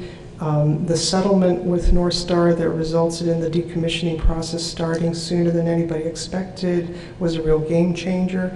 So this issue of where is this panel going and what resources does it need to get there has sort of been dormant under the surface. But we're there now because we're looking at amending the statute. As I have said at prior meetings, when you open a can of worms, which is what statutory amendment is, you are well served by getting it all done at once and not doing it piecemeal. And that is the spirit in which I came to this panel and said we need to have this conversation about expenses, which I've been trying to have for quite some time now. And I thank the panel for its patience and its willingness to convene tonight's meeting. I will also say that the process we've been through and the conversations that we've had have informed my thinking. I really do go back to Montpelier and reflect on what I hear here. It is never a meeting that I get over and then just go home and forget about, because I'm the commissioner of everybody, which is also the commissioner of this panel and the public that we serve. And it's incumbent on me to reflect on the things that I hear, so that while I respectfully have to disagree with the proposition that an MOU could be prepared that would allow Entergy to pay a certain amount that is fixed, in order to pay for these costs that I'm concerned about, I can recognize that there's a limit as to what can be achieved in any one legislative session. So I have heard what our legislative colleagues are saying about what realistically can be achieved. And from my own view, I have looked at the existing statute, and I have language that would amend the statute to the satisfaction of the Commissioner of the Department of Public Service, but I don't know that that would necessarily be to the satisfaction of this panel. And I'm happy to share that language with anyone who'd like to see it. But in a nutshell, what it says is North Star will bear the costs under 6G, and North Star will have an option of seeking review of the reasonableness of those costs from the PUC. And in the first instance, it would remain the Commissioner of the Department of Public Service who determines whether those costs are reasonable in the first case. So I do not see that as a complicated statutory amendment, but I do appreciate that I don't sit under the Golden Dome day in, day out, and I especially do not sit on House Energy Technology, so I must defer to Representative Sevilla's judgment as to what the likelihood of success is in seeking an amendment of that kind. I do give you this notice, if you will. If I have to accept that we will not be amending the statute on this particular issue this year, notwithstanding the panel's vote last time around that we did want to shift costs to North Star, it is very likely that the department will seek this amendment in its own right next year with the proper timing, because it is, in my judgment, a matter that needs to be addressed in this fashion. Turning to the materials that Representative Coffey and Sevilla have provided, the reasons why I don't think the MOU route would work are as follows. Looking at the existing statute, I don't see any authority for NDCAP to be entering into contracts or directing actions that would result in an MOU. NDCAP has an advisory mission. The ability to contract or to otherwise make arrangements for logistical support is vested in my office. And I take that to mean is that I would have to be the one who acceded to an MOU. As you well understand, I have a regulatory supervisory relationship with North Star. It is a relationship that seeks a constructive dynamic, and I should hasten to add that in my judgment the company has been a good faith partner in what it's doing here as a decommissioning company. But if things go wrong or if discipline is necessary, that originates in the first instance in my office. And so to put me in the position, or to put my successors in the position of also being a counterparty to a freely entered into MOU, in my judgment, is not tenable. And even if it were something that I was inclined to do, I have serious reservations about entering into an MOU or a contract that effectively displaces statutory responsibilities as presently enumerated for my office. In other words, I question whether I could enter into a contract that hires an individual to do things that the statute says my office is supposed to do. Footnote there, I would take from the proposal the suggestion that perhaps there are things that my office needs to improve by way of the services that it's providing to NDCAP. And that's certainly a conversation I'm willing to have with anyone at any time. But I do not think the solution realistically is to contract for them elsewhere. The language about there being the ability to enter into such an MOU because the statute provides that the funds for our activities shall come from the department's funds and quote, such other sources as may be or become available. In my judgment, it is not in scope such that it would permit the MOU contemplated here.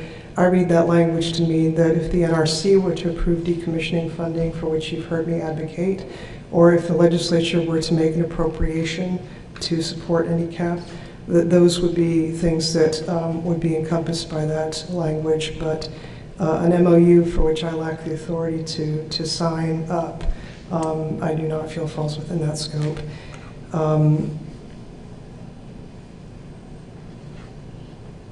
I think I've covered all my points.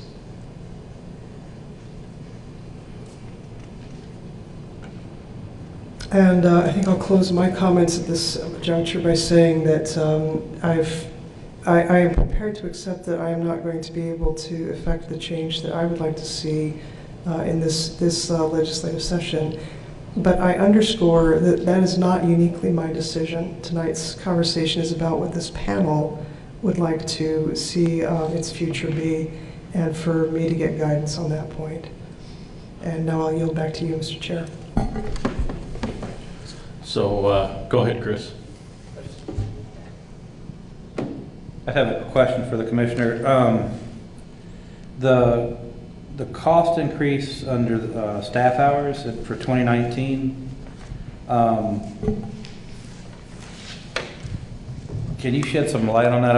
I don't doubt that happened. I didn't know like to what extent that reflected staff doing the work that the previous chairs had done, or what? That's exactly what it is. Wow. I think what you're seeing there is, for folks who were not on the panel at the time, you did not have the pleasure of working with Kate O'Connor, but Kate was a real dynamo, and we learned at the end of her tenure just how much she had been doing in her capacity as chair. And I think for those of us who are still on the panel, it was a real revelation to understand not only that she had been carrying so much administrative and frankly expense for the panel, but also we understood that this was not an acceptable thing to continue to expect from a chair. And Chris, you'll recall your tenure was vastly different in nature as a result, and I think for Mr. Unruh it would be the same.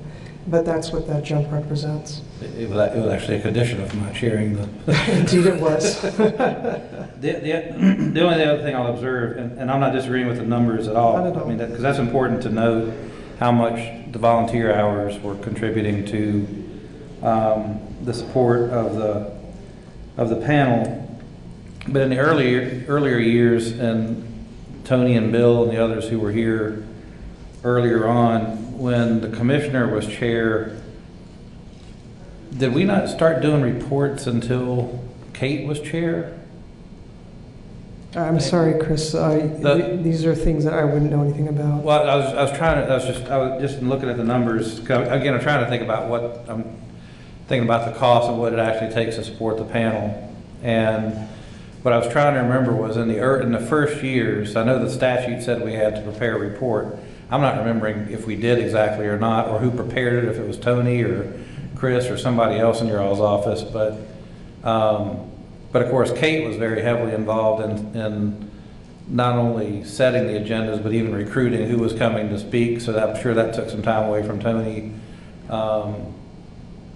It's just, I almost feel like we should send another letter or something to Kate saying thank you.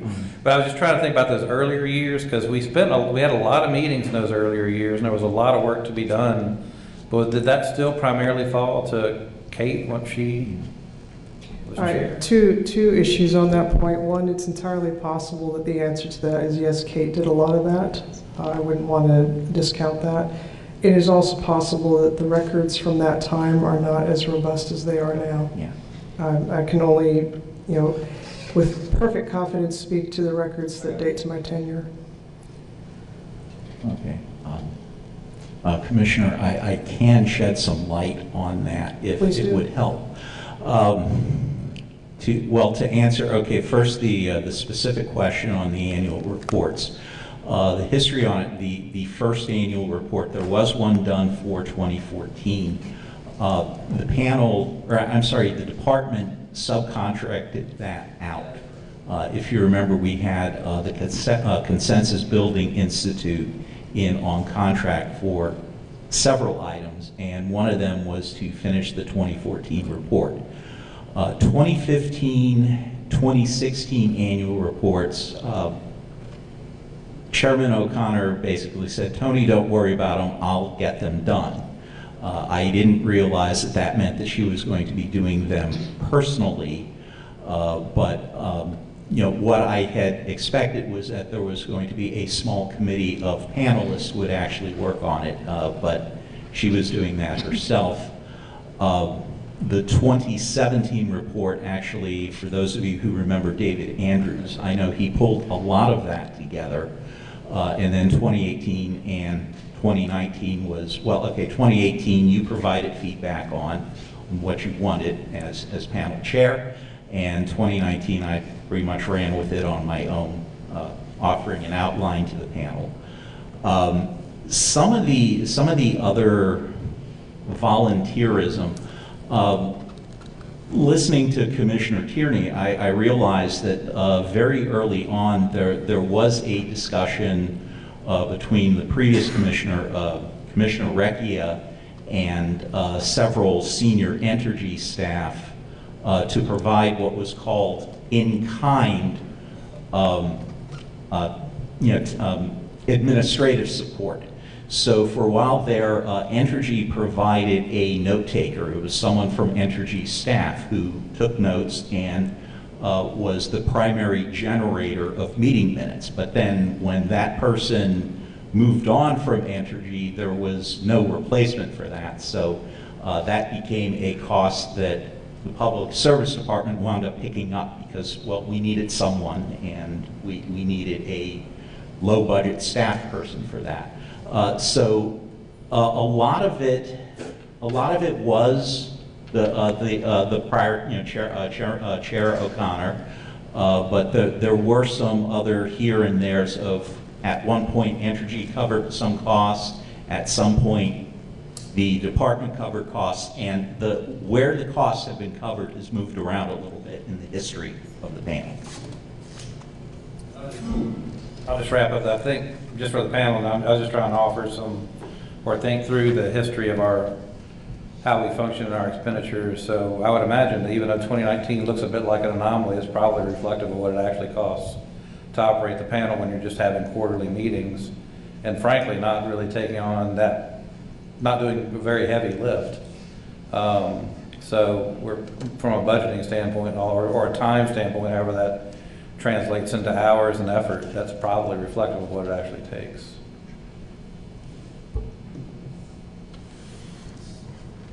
So let me throw my 2 cents in because I'm really good at that.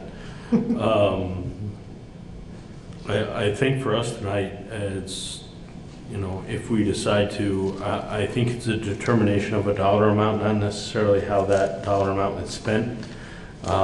Representative Sebelian and Coffey have laid out a fairly good plan of how those dollars that they propose could be spent, and you know, the ways that they can be most effectively used. But I think for us as a panel, we need to determine a dollar figure of what it takes to run this panel, because as we transition over the next, you know, several years, you know, those particular positions that are laid out in Representative Sebelian and Coffey's proposal may change.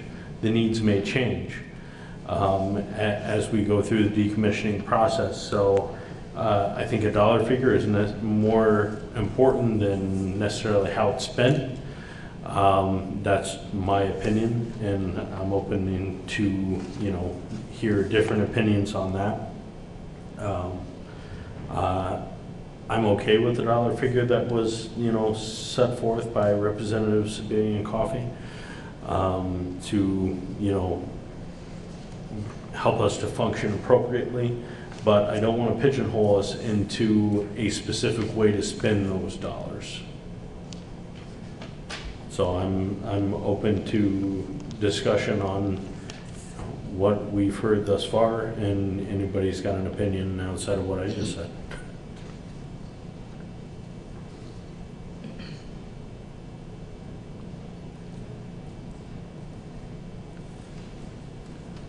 So I actually appreciated Chris's summary there, that the 2019 expenses as described at the bottom of page 2 of the Commissioner's prepared document is probably more likely the actual costs, as opposed to those costs that are itemized on the document from our representatives. Given the ease at which it is possible to actually review and account for those costs in state government. So I would feel that we may be underestimating what it would require to sponsor 4 meetings a year if we were to stay with the 35,000 as represented in our representative's proposal. And I think it would be better to probably work towards the higher figure, which is approaching $80,000, as represented in Commissioner Tierney's document.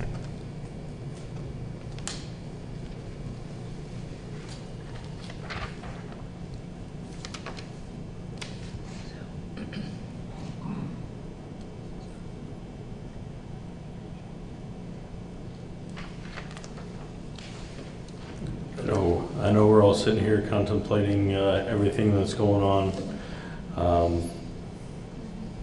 Representative Sabia, you got something to say? Well, I think I would most like to hear from other panelists if they have thoughts first.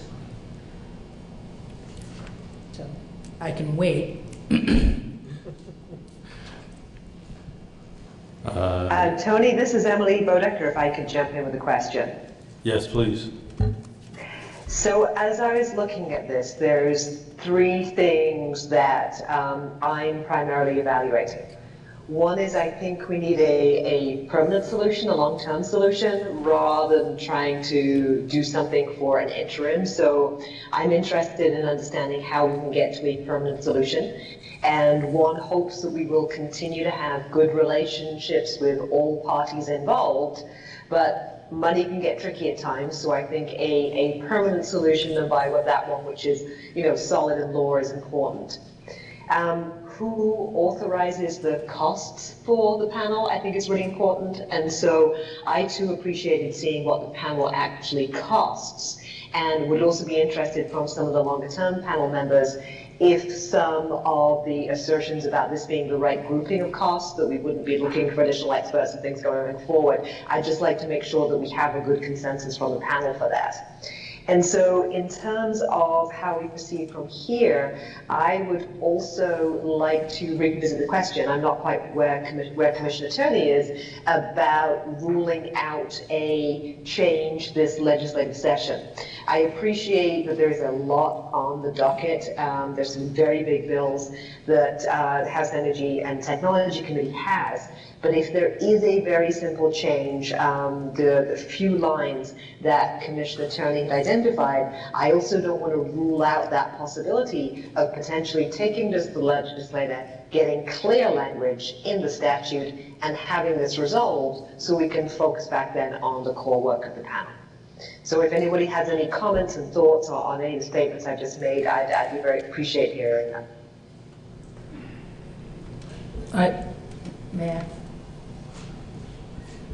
I just have one thought that I would like to just make sure I am absolutely perfectly clear on. So this panel can move forward with recommendations for statutory changes this year? Absolutely.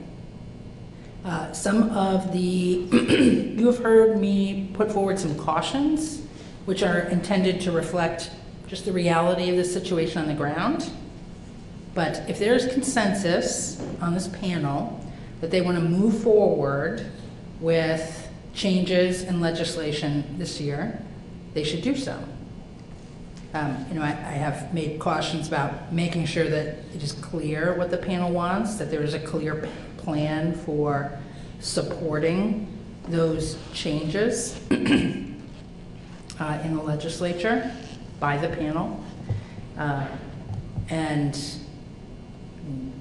so that's it. I just want to make sure that it's understood. If the panel wants to move this forward, they should. I feel like I've tried to be responsible in letting folks know, here's kind of the situation on the ground. Representative Coffey and I have been cautioning folks for the last 2 or 3 meetings about the timeframes involved in this second year of a biennium. To the greatest extent possible, just to help inform and allow this committee, this panel, to have as much flexibility as possible. So.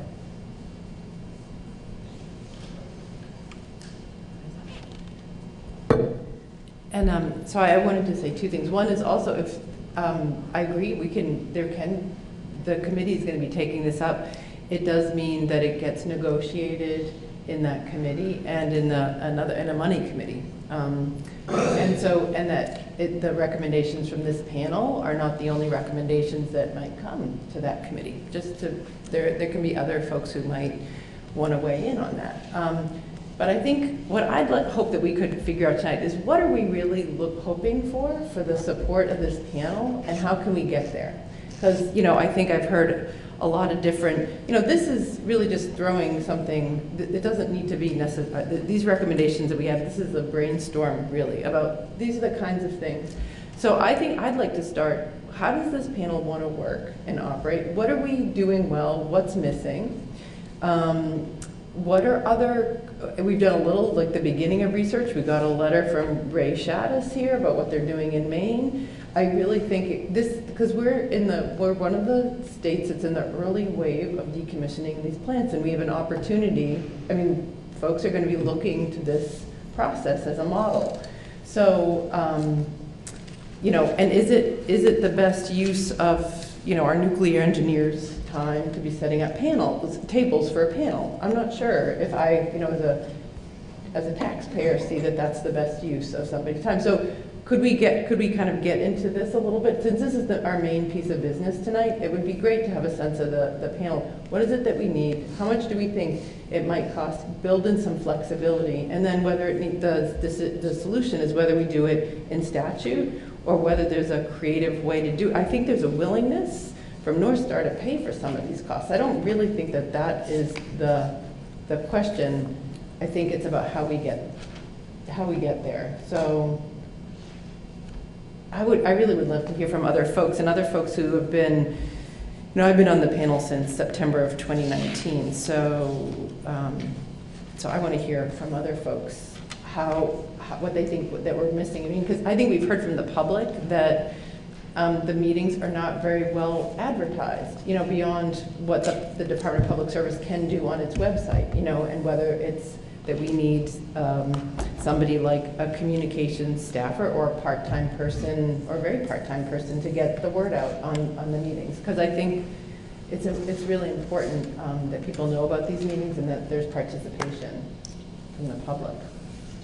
See, I would, personally, I would challenge that particular line of thinking, because when this panel started, especially through the sale process, the meetings have been always worn the same way. And we've had several people throughout the sale process attend these meetings. Our meetings were full. We had 30 speakers, times coming up and, voicing their concerns to the panel. And we haven't changed the way we warn the meetings in the time, like as far as the time length that, they get warned out and that kind of thing. As far as I'm aware, I don't think it's necessarily an issue of how the meetings are being marketed or put out to the public. I think it's just a lack of interest from the public to attend the meetings at this point, since the sale has gone through. That's my personal opinion on it, just basically from seeing where we started to where we are now, and the lack of public participation from the beginning of the sale process till now. And it doesn't mean that anybody's any more interested or not interested in what's going on at the site. It just means that less people are participating in the actual handicap meetings themselves.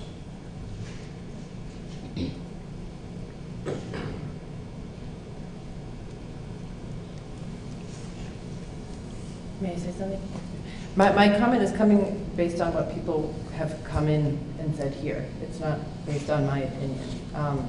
So about participation, but I think going back to it, it's like, is this what we currently have in this budget that the commissioner has put together? Is this sufficient to do what we need to do?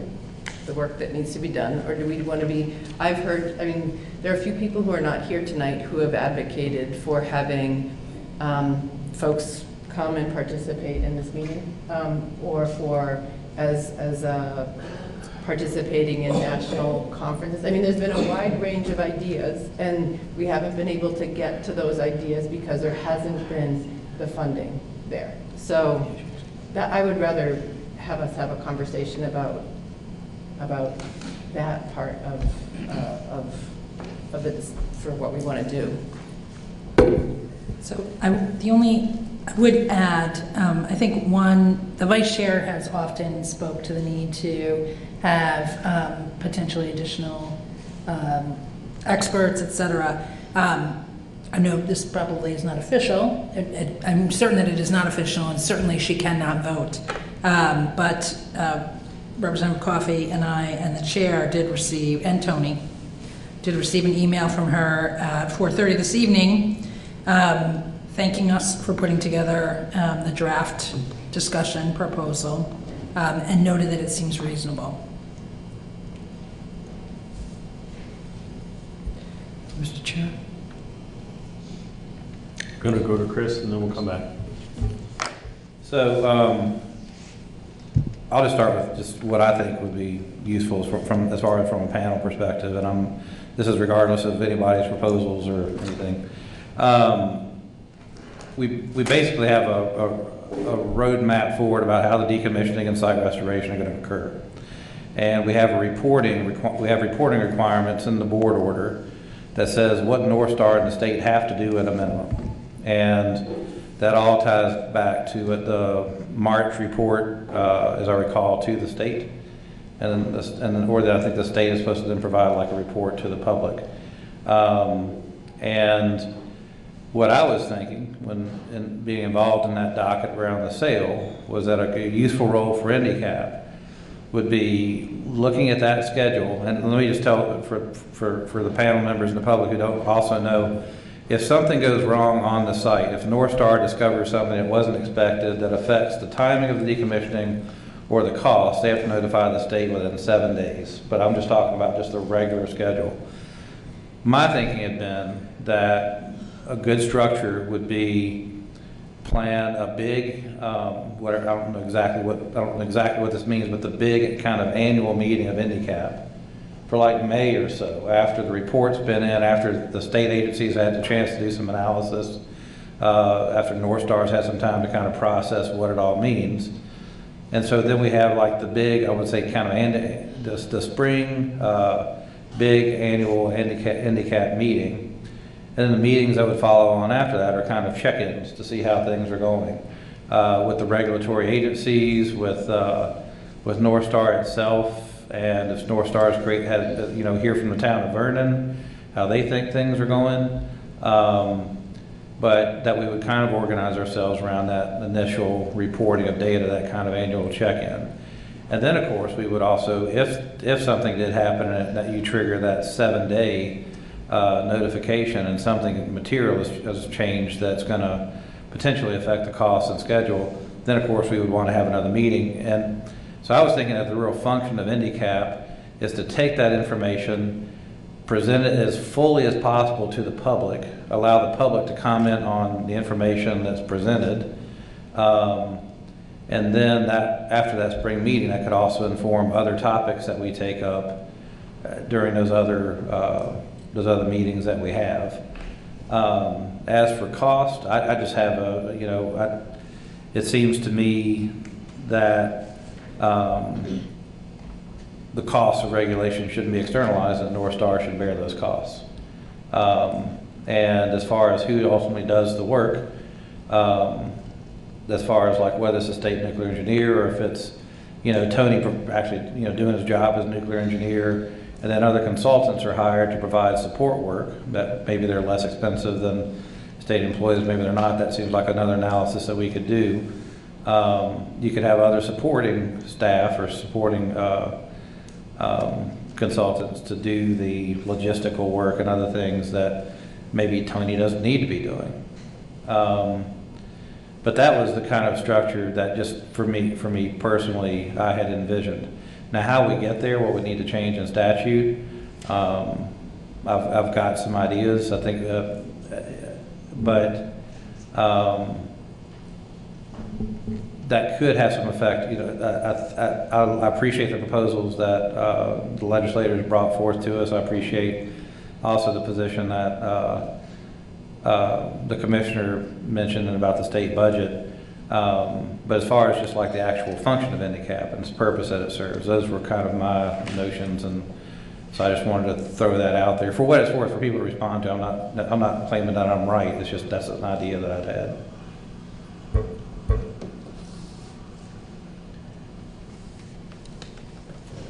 Thank you, Mr. Chair.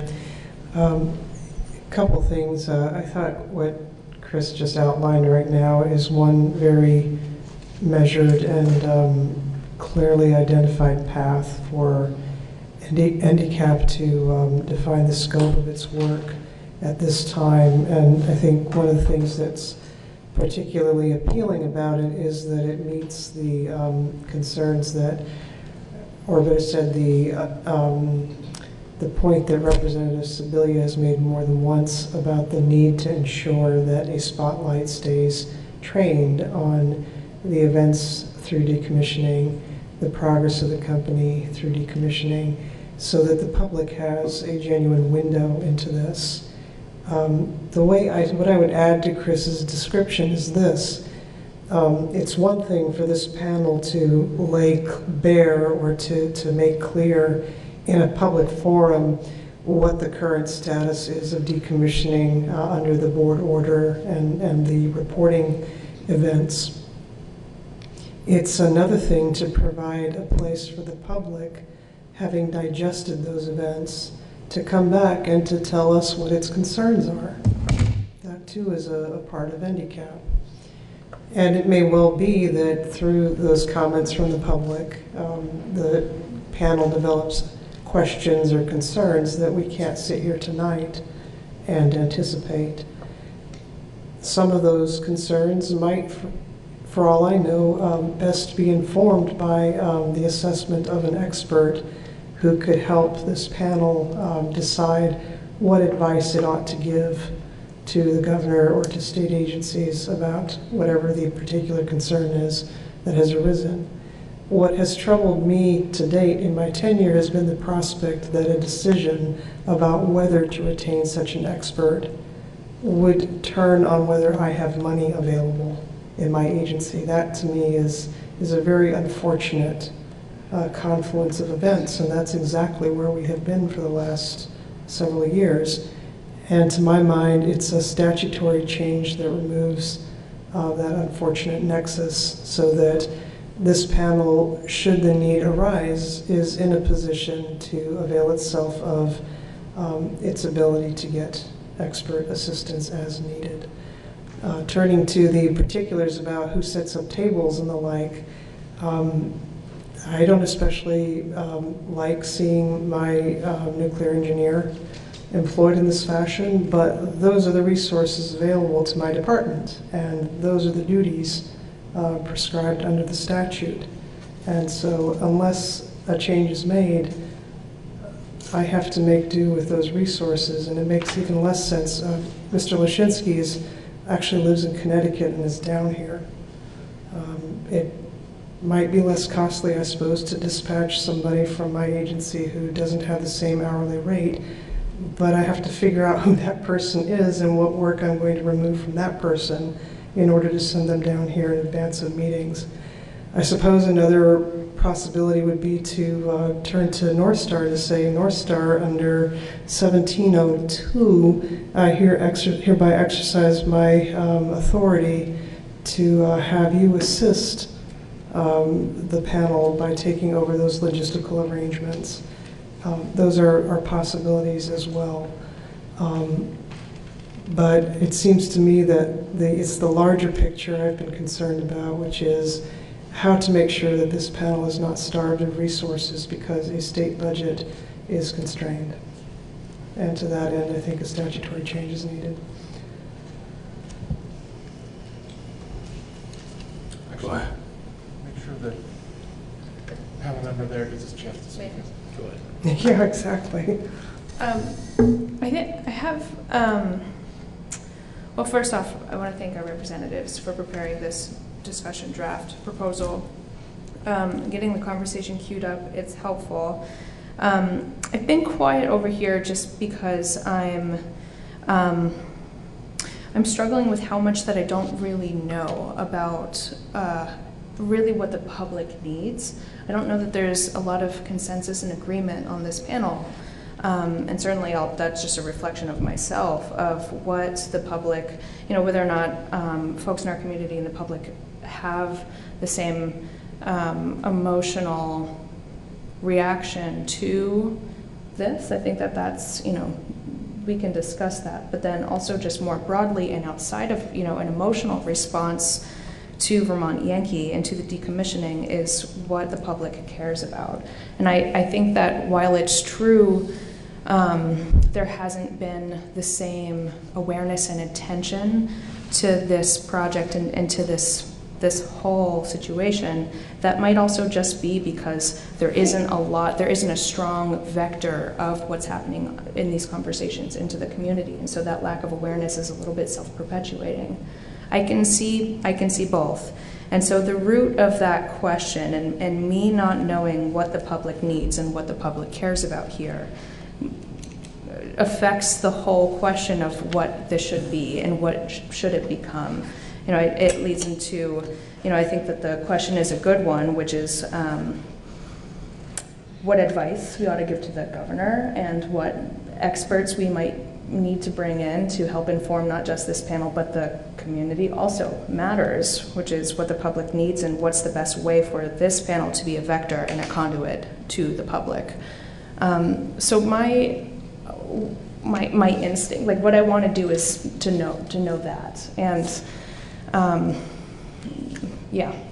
there's my science training, which is like already designing the public survey in my head, which, to bring to the community. And I don't know if that might be, I know that that's an extra step.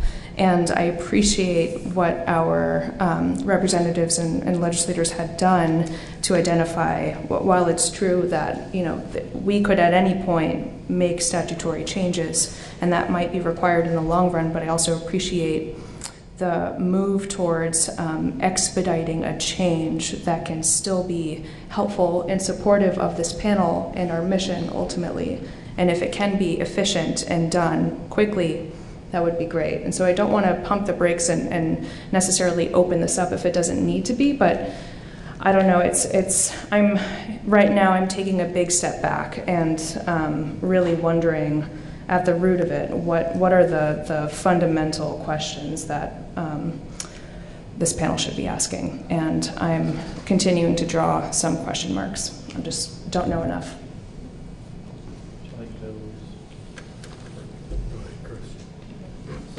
And I may be wrong on this, others can weigh in, and Emily, I really appreciate your perspective on this, especially being new to it.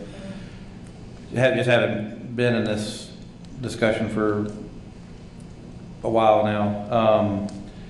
Part of the context and this is why I was going back to what the board order says, the Public Utility Commission's already kind of weighed in on what North Star what they have to report on.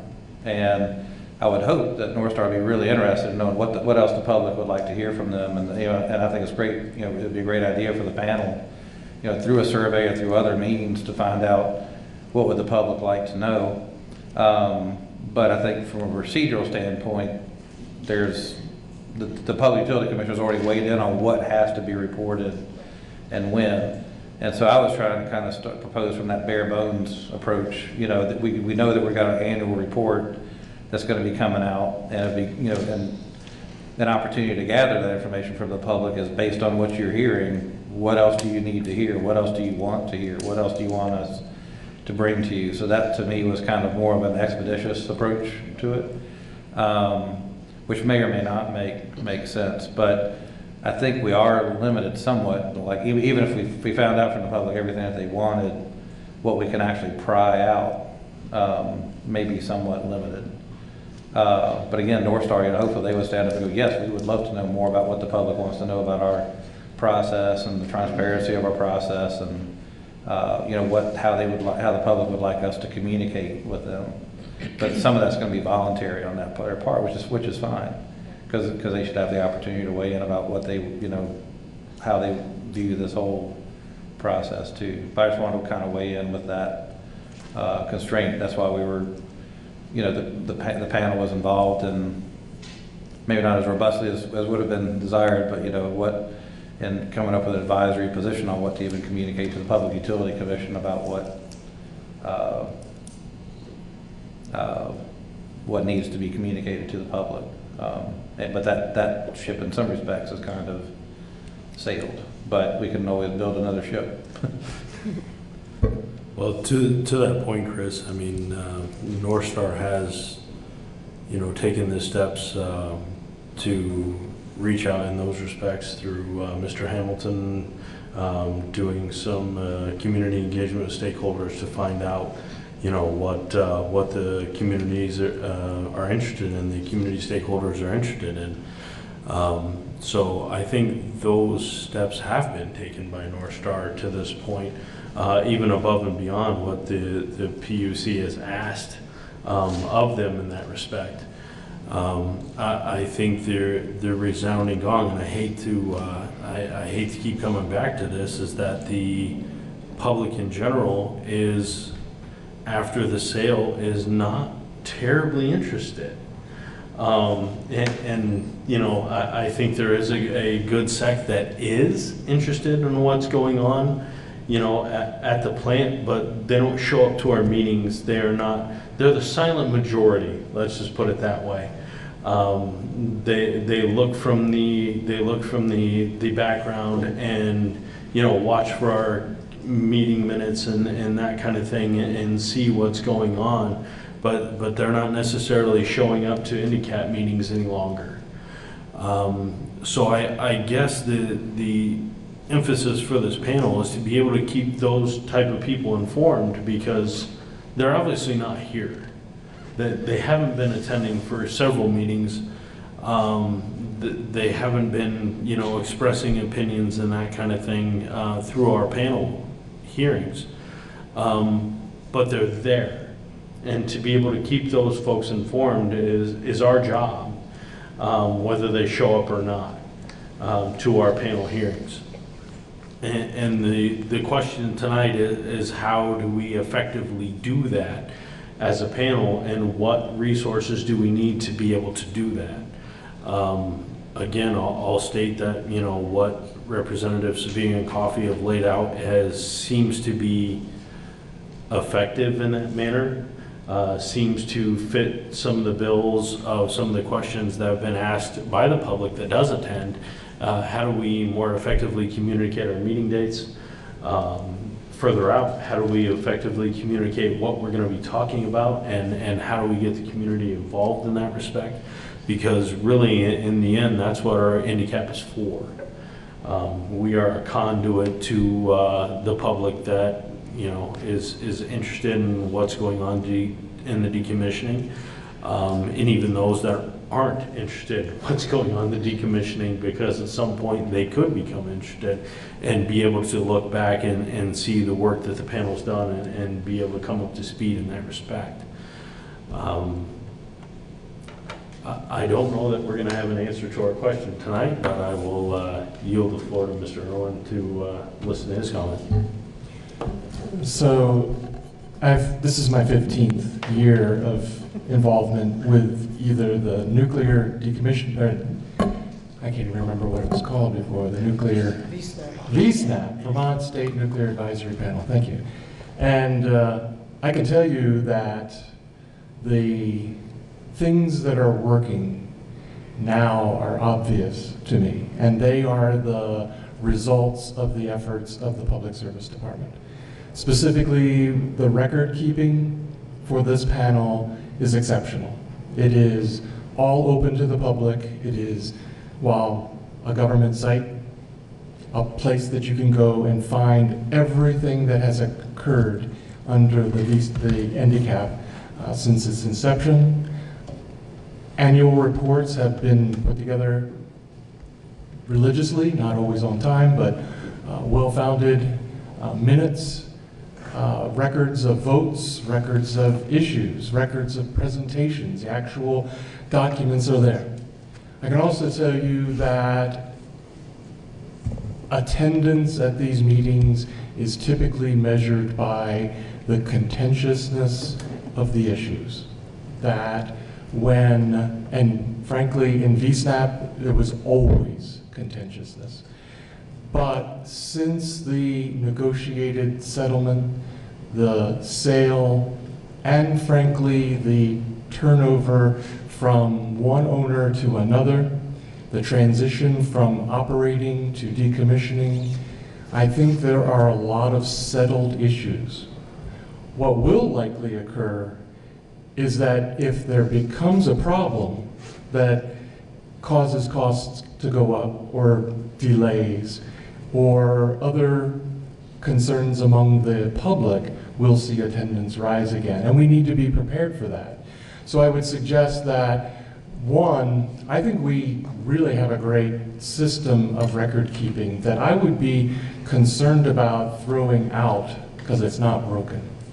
And I would appreciate instead that we continue to do what we're doing with the public service department's maintenance of the records of this panel and the availability of it. And I think the notices to the public of our meeting attendance, that they're occurring. I know we could do more. I don't know if there's anything that's happening in the local papers for notice that might be of use as well.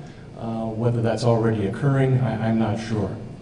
I appreciate your perspective, Chris, about a May meeting. I like that idea too, because I think there will be huge answers and questions in the March report. I know I can tell you as a state agency, I only have a timeline of work at Vermont Yankee that goes through December 2019 for the most part. And I'm anxious to know what 2020 has to observe as a state agency / regulator.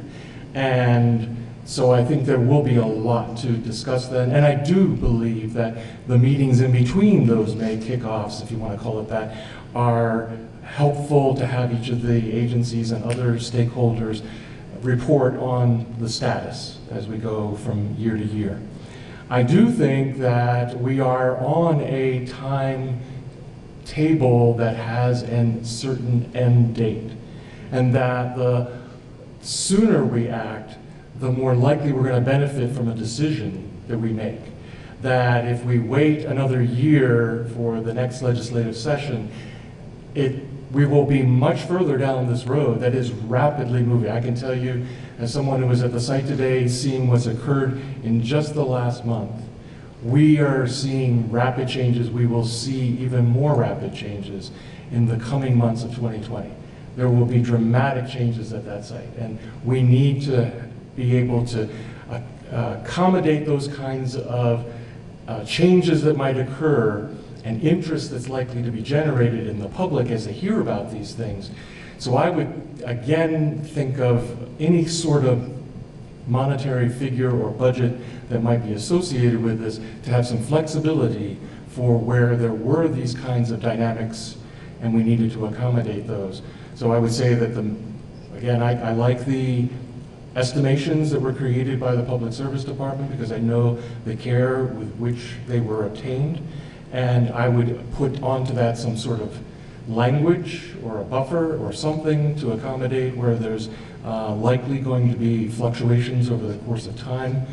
And I would also say that I do believe that it could be much less expensive to have someone brought in to do the physical arrangements at the price much less than the state nuclear engineer, who I value immensely as someone who has toured the site with him numerous times to be able to look at highly technical issues that are occurring there. And it was a shame that we couldn't do more of that this afternoon because he had to come here and make sure that this meeting was set up. So I just wanted to make sure I covered everything in my notes here. And I think I have. Thank you very much. So I guess I will bring it back to The question at this point in my mind, and I could be completely wet, but is what is the dollar figure that it takes to be able to effectively communicate to the public as handicap? And not necessarily how it's spent and who it's spent on and all that kind of thing, but what is the overall dollar figure of what makes our jobs viable to the public? And I don't know that we can answer that question this evening. I really don't. But that's what it boils down to, how the dollars get spent in the end, whether they're, because it has to be fluid, whether it be a specialist that we need 6 months from now, or whether it's a specialist that we need 2 weeks from now. In the end, it's a dollar figure. It's not necessarily how we spend it immediately. I don't think we can put forth a proposal that says this is how we're going to spend all these dollars every single year going forward for the next 5 years, because as certain needs arise, we need to be able to flow those dollars to those needs, in my opinion. So I think a dollar figure needs to be reached, whether it be this evening or a different time. God, I hope it's this evening, because I don't want to do this again, honestly. But I think we have a very good start with what the Public Service Department has put in front of us, what Representative Sabiri and Coffey has put in front of us, to be able to determine that dollar figure. And again, everything falls back on you, Commissioner Tarrant, how those dollars get spent. So I think it behooves us to determine that dollar figure this evening, and your department from there determines whether it's, Mr. Lashinsky's time to set up tables or whether it's somebody else's time to set up tables. That's not in the purview of the handicap panel. That's in your purview of how those dollars are spent.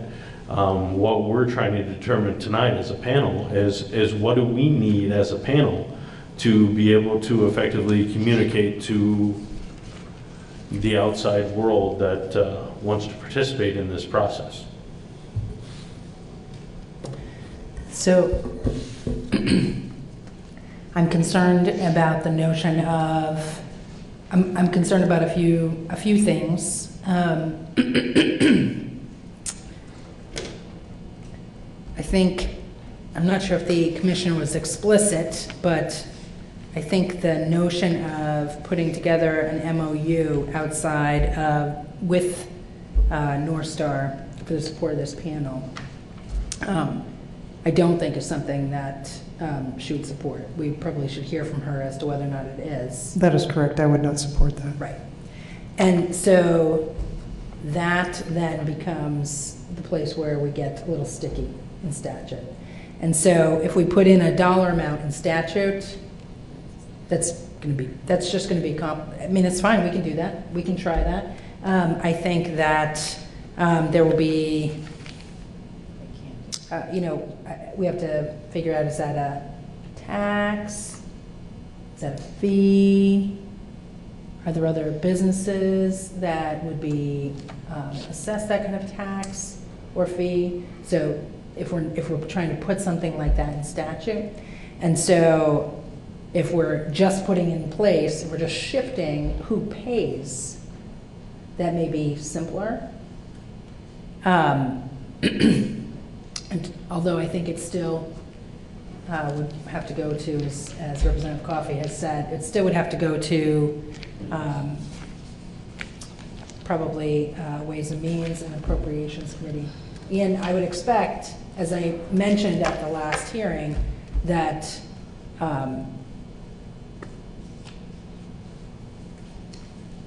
having that be an unlimited prospect in statute will probably get some resistance from North Star. And as we've heard the commissioner say this evening, it has been limited. It has been limited. It's not limited in statute, but right now it's limited by the state budget. So I would just offer that for consideration by the panel. Mr. Chair, I would note that we are a little over schedule. I hate to, just in case you wanted to hear from Mr. Leach? If you will put this forward as a motion, I will second it for you. Or would you like me to put it forward? I think that it might behoove us to, you can certainly do whatever you'd like to do. I think it might behoove us to hear from members of the public who are actually here and who I suspect may have some things to say that may be helpful in this regard, may not be helpful, but they will be instructive. Okay, so to that end, we are kind of over our time allotted for discussion from the panel on operating costs, potential funding options. So at this time, I will open up to public questions and input on the panel cost and funding options. Willing to hear from anybody from the public regarding that.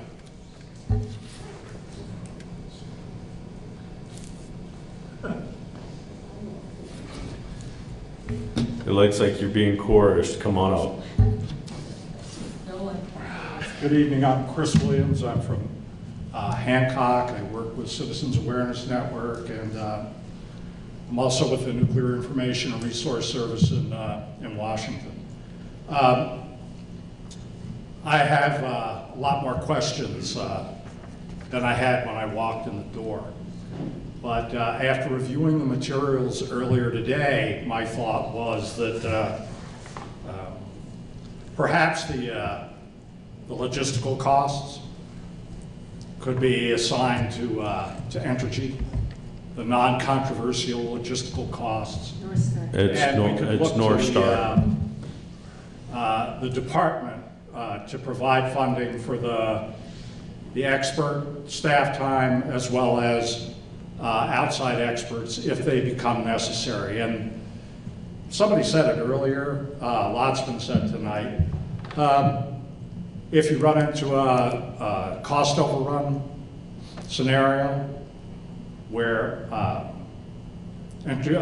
North Star might be saying one thing, it might be useful to have somebody to review what North Star is saying with regard to a particular cost overrun. Additionally, of course, if there are discoveries of both radiological or non-radiological contaminants on the site that are going to raise costs and have not been included in previous site characterizations, that might require an expert. But to take the non-controversial, just nuts and bolts costs of having the meetings and keeping the records properly, and sound, notice, and assign those to North Star if possible. And then look to the department for experts. That's what I would recommend. So I look forward to listening to the conversation tonight and ongoing, and hope that in the future there's less talk about money and more talk about what's going on the site. Thank you. Thank you. Any additional public comments?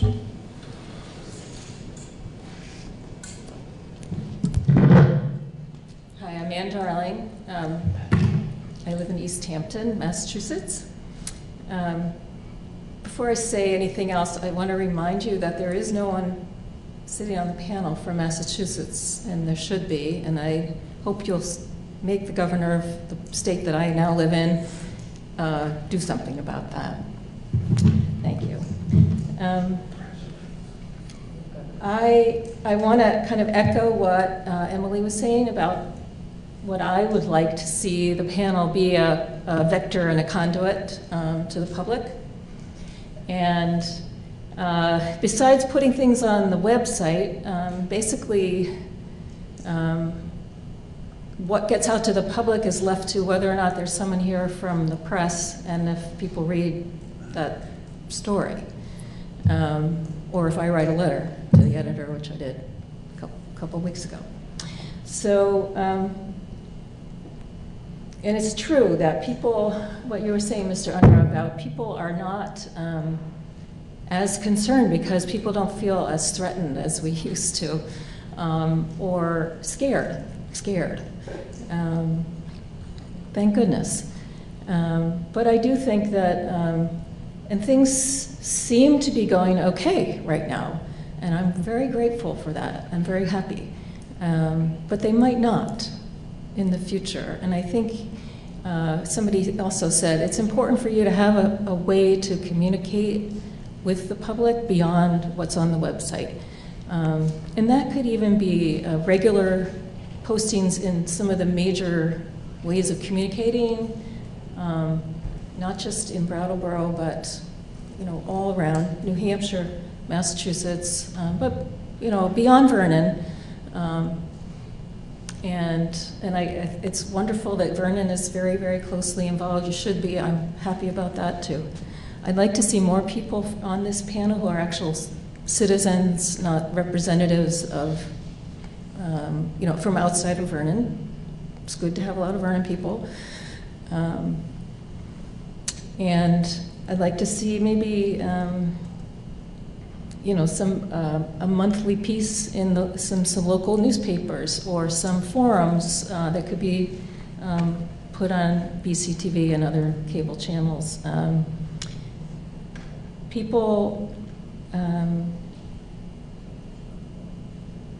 think people need to know, and you said it yourself, Mr. Unruh, that it's your responsibility to keep people informed whether they're here or not. So how much you do of that is partially a question of money. But I want to hear a commitment from the panel that that's what the money will be used for. I really do.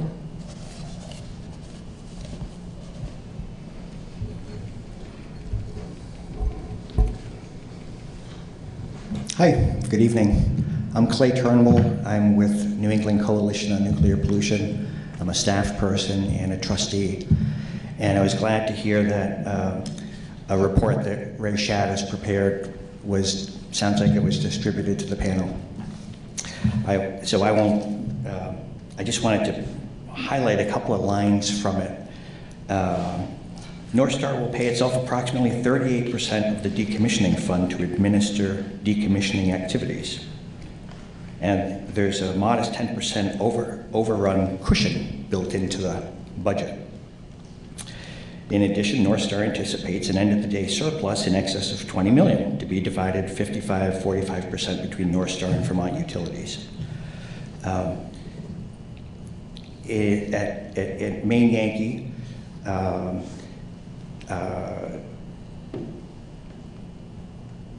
we can get a rough idea of the kinds of monies that Maine Yankee spent on its cap by looking at a short list of the kinds of educative activities that Maine Yankee sponsored. The cap toured 2 sites deploying dry-fueled storage systems, at Calvert Cliffs Nuclear Power Plant in Maryland and Palisades in Michigan. The cap toured plants undergoing decommissioning, including Connecticut Yankee and Big Rock Point in Michigan. The CAP participated in American Nuclear Society decommissioning conferences in Michigan, Connecticut, and Nevada, which included an engineering tour of National Repository at Yucca Mountain. The CAP participated in meetings with counterpart advisory panels in Connecticut and Michigan. The CAP participated in an industry decommissioning conference in Florida and conferences in Washington, Middletown, Connecticut, where travel, lodging, and expenses and conference fees were involved. One should include in any back-of-the-envelope calculations the fact that the CAP averaged 14 to 15 members. This information provides not only a sense of scale, hundreds of thousands of dollars, not tens of thousands of dollars, but it also is hoped that a sense of purpose, that is, education without nuclear-related oversight, can only be arbitrary and vaguely effective.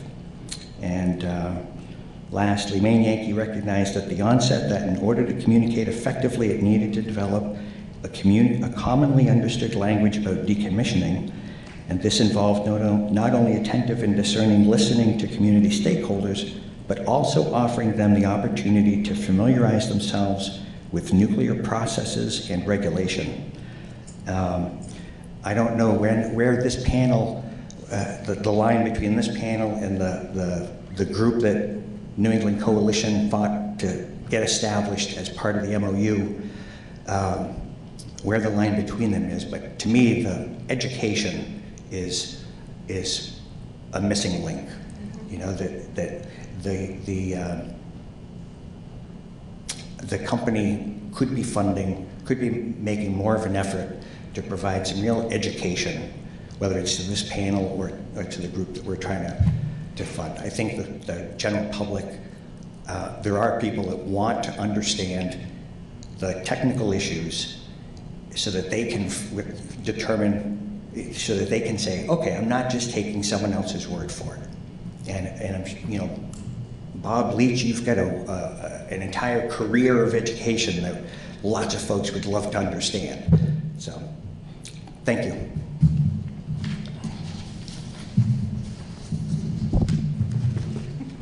Mr. Chair. Yes. I think we're at that place in the evening where we would be contemplating a break. And before we did that, I frankly am unsure of how to proceed here. I brought sufficient copies of a draft statutory amendment that I would be happy to distribute to folks so they can look at what my thoughts have been about what we might do. I've heard the conversation tonight about the $35,000 figure. I've heard Dr. Owen's comments about a higher figure. It occurs to me that this language that I've put together could be, again, modified to accommodate some sort of cap. I just don't know where and how to prompt that discussion. But I wanted you to make you aware of that as an option for tonight. I do have that material here if it would be of interest to the panel members. I think that makes two of us that I'm not exactly sure where to go from here based on the discussion that we've had both from the public sector and from the panel itself. So I will say that we are going to go to a 5-minute break, and if you'd like to distribute those materials that you have during that 5-minute break, you are welcome to do so. We will reconvene this meeting at 7:35.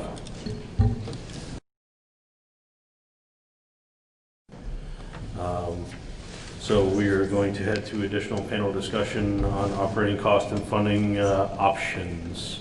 So during the break, Commissioner Tierney put out a proposed amendment to 18 VSA 1700 G6, and I will allow Commissioner Tierney to speak towards that amendment.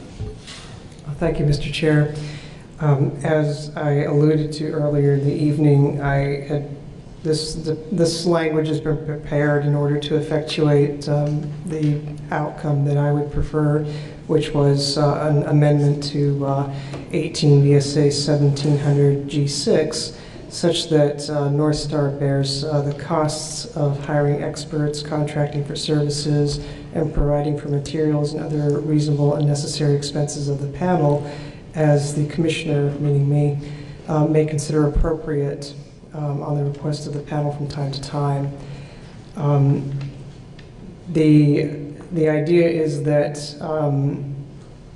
by June 30th annually, the department would render a bill basically to North Star that details the amount of monies that have been expended on experts or the contract for services and the like. And in turn, North Star would then pay that bill within 30 days into the special fund that's been established per statute to support the Department of Public Service. It also supports the Public Utility Commission, but that's neither here nor there right now. The language clarifies that the monies so paid by North Star into the special fund would be paid solely to the department, meaning they would not be shared with the Public Utility Commission. And finally, the owners of the Vermont Yankee Station, North Star, would have the right to petition the Public Utility Commission to review and determine, after opportunity for hearing, the necessity and reasonableness of such expenses and may amend or revise such cost assessments is what I put in here, but expenses would be fine too. Based on the conversation tonight, it occurs to me that we could insert a cap in here if the panel thought that was appropriate.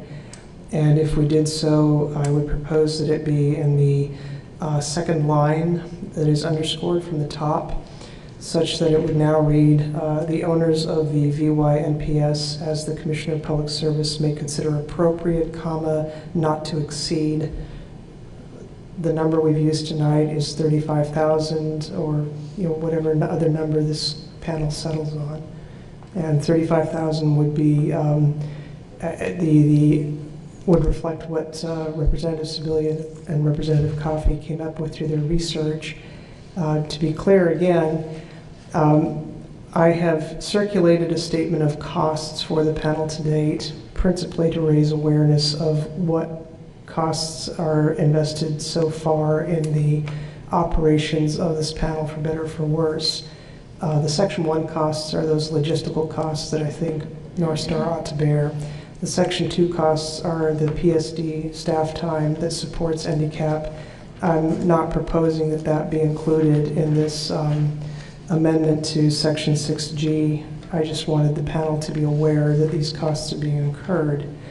And then the costs on Section 3 having to do with the agency participation, I think it would be fair to put that in, but not necessary. Certainly any per diem increase as suggested by Representative Sibilia and Representative Coffey would be something that would be fair to include under that $35,000.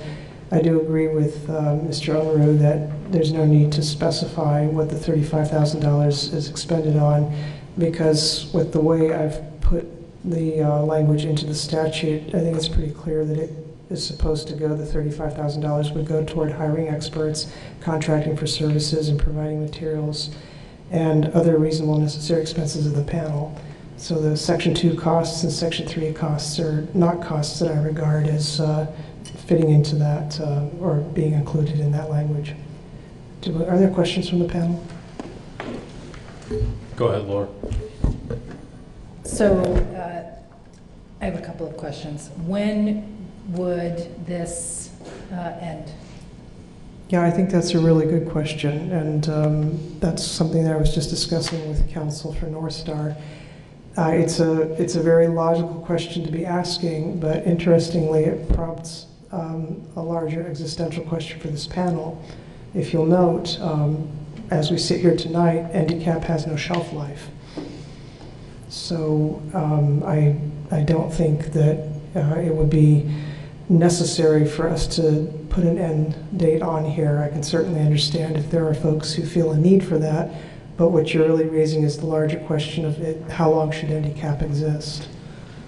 I would say this would go on for however long NDCAP exists. So I would suggest a termination of, at the time that partial license termination happens. Because at the time, I feel that NDCAP no longer has a value. I hate to say that, but it no longer has a substantial value, I guess, after the partial license termination. Mr. Chair? Go ahead. If I may add one point to that, there's also the site restoration part of this process that is exclusive to the Public Utility Commission jurisdiction. And it would seem to me that if there's going to be a termination date, that it should also include that. So it's not just partial license termination by the NRC, but also when site restoration has been achieved to the satisfaction of the Public Utility Commission, in my opinion. Go ahead, Chris. Just briefly, I would agree with that. And another thing that, and not to draw out the conversation, I think it's something that could be figured out later on, but I believe, and Clay, maybe you know, or maybe the folk with North Star know, I think both the Yankee Row cap and the main Yankee cap still meet once a year or have some kind of annual something. And so those continue to exist. Now, I'm not saying whether or not it should, but it'd be worth talking to those communities about, is there utility once it's just the ISFAC left on the site, is there value? And maybe that's not the Nuclear Decommissioning Citizens Advisory Panel, maybe that's something else, but just wanted to put that out there.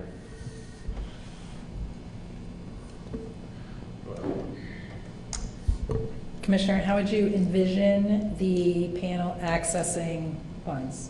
So you've spoken to the fact that we've had a push down because there haven't been funds available from the department.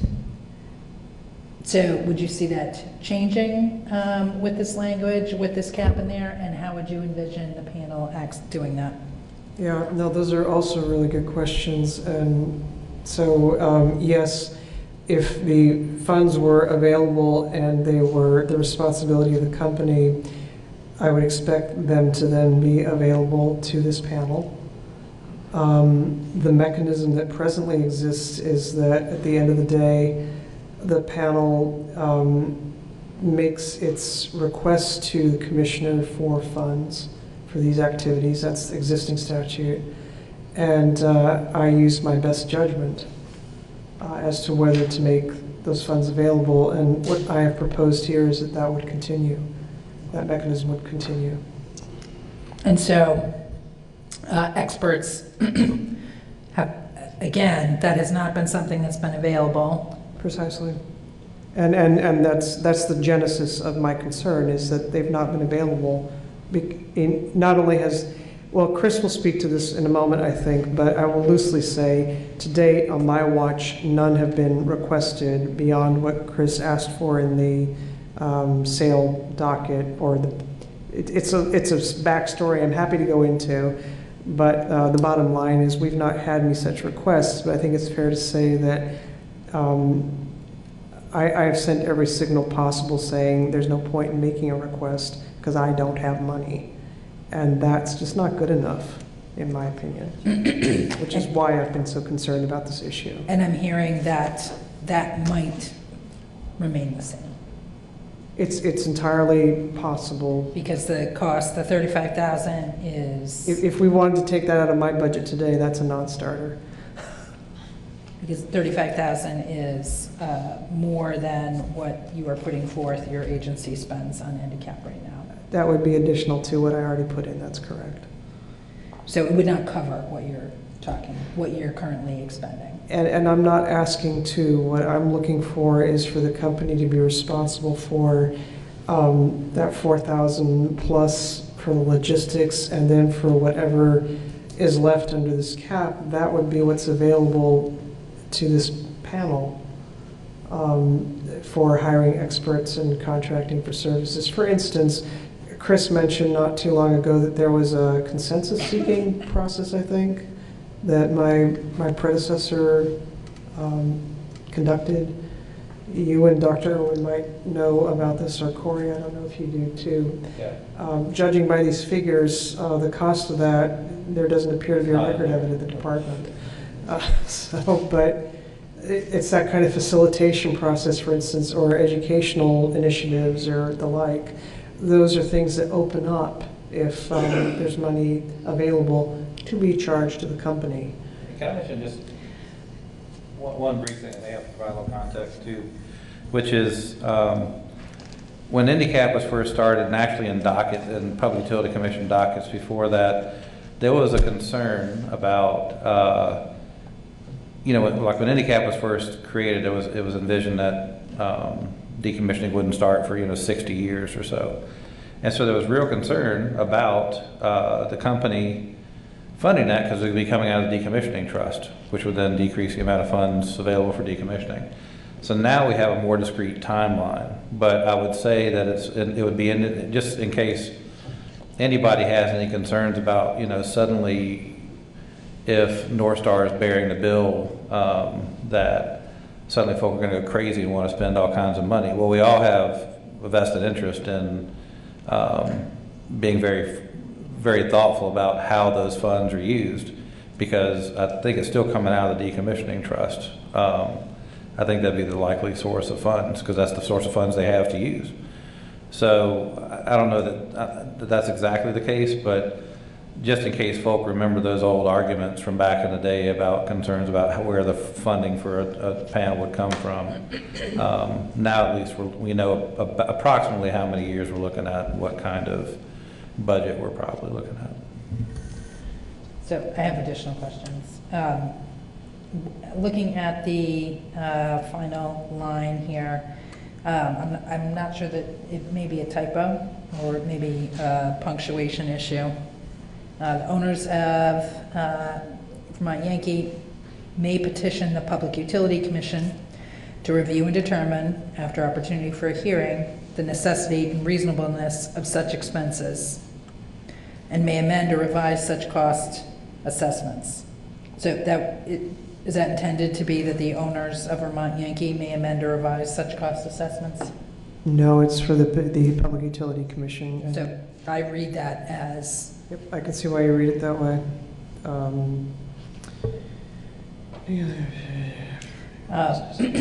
We could simply put a period after such expenses and say the Public Utility Commission may amend or revise such cost assessments. Mr. Chair, I have two other questions, if I may continue. Go ahead. So, Chris, or does anybody recall, my sense is this language for handicap was likely drafted as part of the original settlement between the state and Entergy, 2013-14. I want to say it was 12, but no, but there must have been 13. It must have been one or 13. It was not part of the settlement. No, but no, it was not part of the settlement, no, but it was, but I think it came out of the settlement concept. I mean, It was a logical... It was not in the settlement, but it was... It was intended to be a successor to VSNAP, which had its own issues. So my question, larger question is around, I'm guessing that there was probably some negotiation between the advocates and the company and the government. I can't speak to that. No. I just know Mr. Can Campbell anybody has strong speak to that? feelings. No? Does anybody recall that? And then, I guess... Done quickly. Yeah. I'm just and then my last question, and I don't know if this is appropriate or they'll be willing to do so, but does North Star want to weigh in on this at this point? We have panel members here. I'll open it up to North Star members on the panel and or North Star Council. Sure. David Pearson. No. So, well, looks like Mr. DiCarlo's going to step up, so we're going to hand it over to council. Rick DiCarlo, North Star Council. I think this is a potentially workable solution, but we'll have to internally confer and report back. Thank you. Thank you. So, Mr. Chair, I think my final comment would be one that I had suggested to you earlier. If there is consensus on the panel or someplace on the panel, and the intention is to try and move this year, I would hope that there would be some consensus on the panel and that the panel itself would engage with the commissioner in moving this legislation forward. Sure. So kind of let me recap everything that we've been discussing since we received this proposed amendment. From what I'm understanding, as a consensus of the panel, please correct me if I'm wrong. I will start at the looks like the second sentence of the proposed amendment. Funds for this purpose shall come from the owners of the VYNPS, as the Commissioner of Public Service may consider appropriate not to exceed $35,000 annually, and to terminate at the time of partial license terminations and site restoration is complete. That kind of seems like the general consensus of the board, that $35,000 dollar number is acceptable, and that it is to terminate at the end of partial license termination and site restoration. And then at the bottom of that amendment, there add a period as of reasonableness of such expenses, period. The Public Utility Commission may amend or revise such cost assessments. Now I'm looking for a consensus on those particular terms of this amendment, please.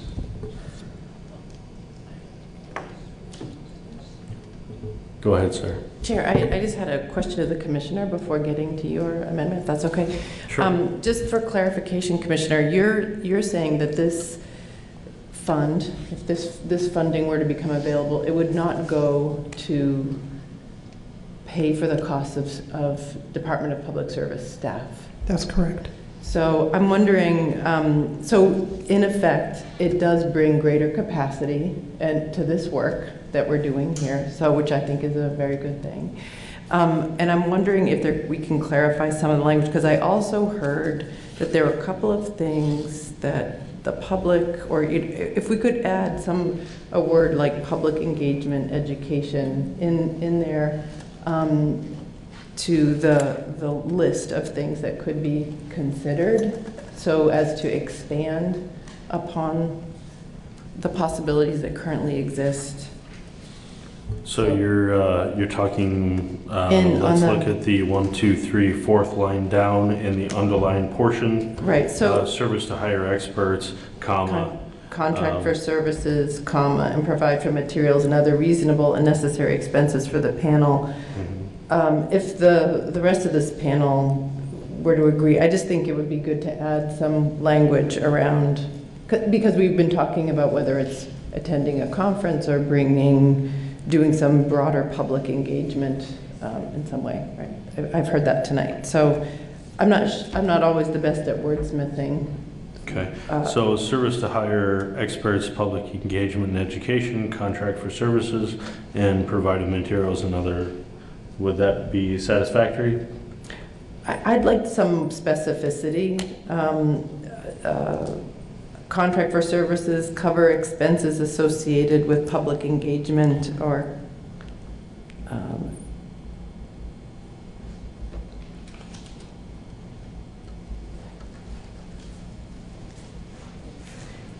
and education. I mean,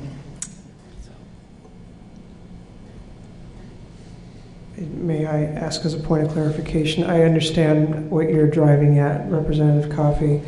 In my opinion, that would constitute a reasonable or necessary expense if the panel decides that's what it wants to do, and the commissioner decides it's appropriate. Is it your concern that you'd like to have it specified such that it's removed from the discretion of the commissioner? And it's okay to say yes, I won't be offended. It's mostly more about the intention of adding this in here to just reflect that. So I don't want to belabor the point. And so my second point is to follow up on the chair's comment about how long this funding would last.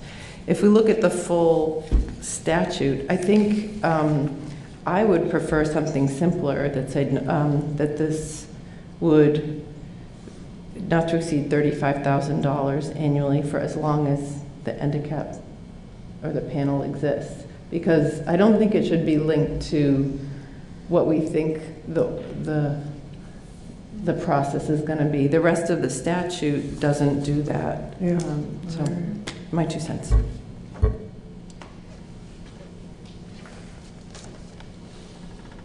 So let's tackle that portion of it, because the public engagement and education is easy enough to add into that wording.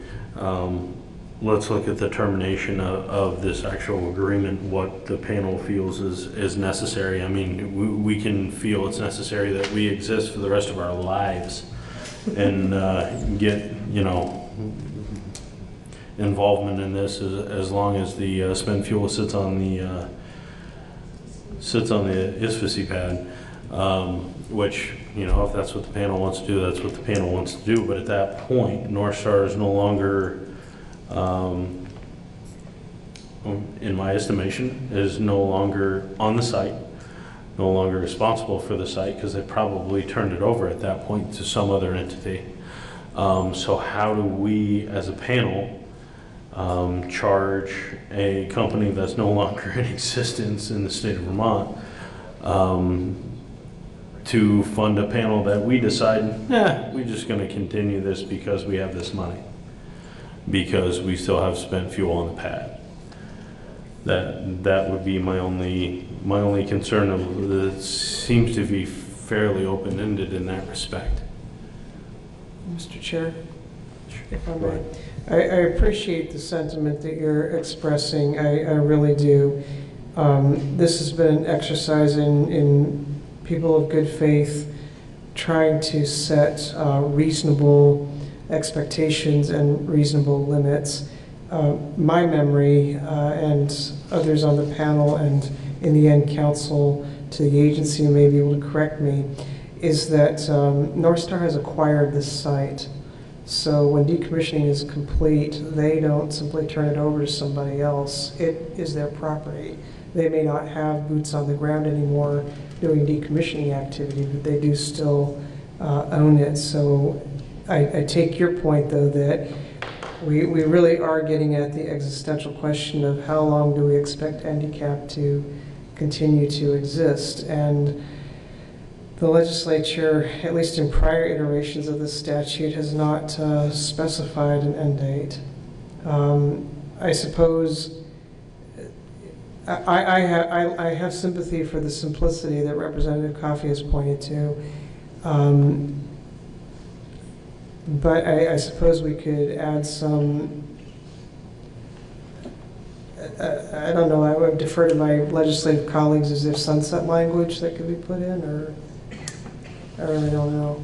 I guess to your point, Commissioner Tierney, yes, they will still own the property after decommissioning is done, termination of the license, partial termination of the licensing, and site restoration happens.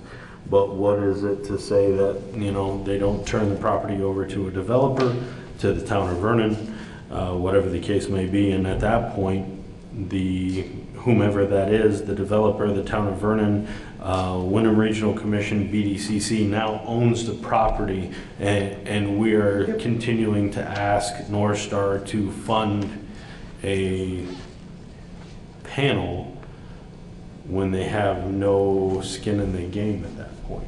Well, Just because we want to continue a panel because we still have radioactive material that sits on an ISFSI, but maybe they're out of the game at that point. I take your point, though. I would note the language points to the owners of the station.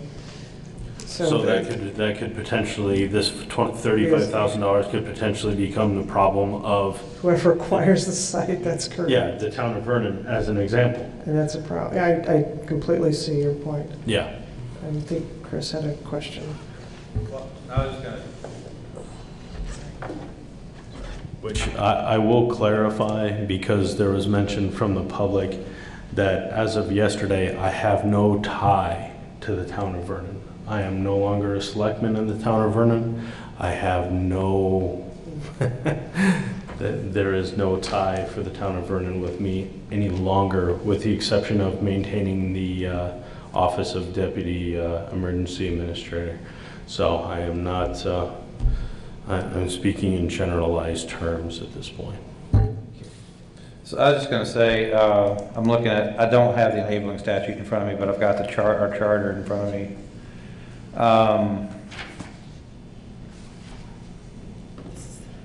And handicap, I think this is parrots the language, handicap shall advise the Governor, General Assembly, and agencies of the state on issues related to decommissioning. That's nuclear.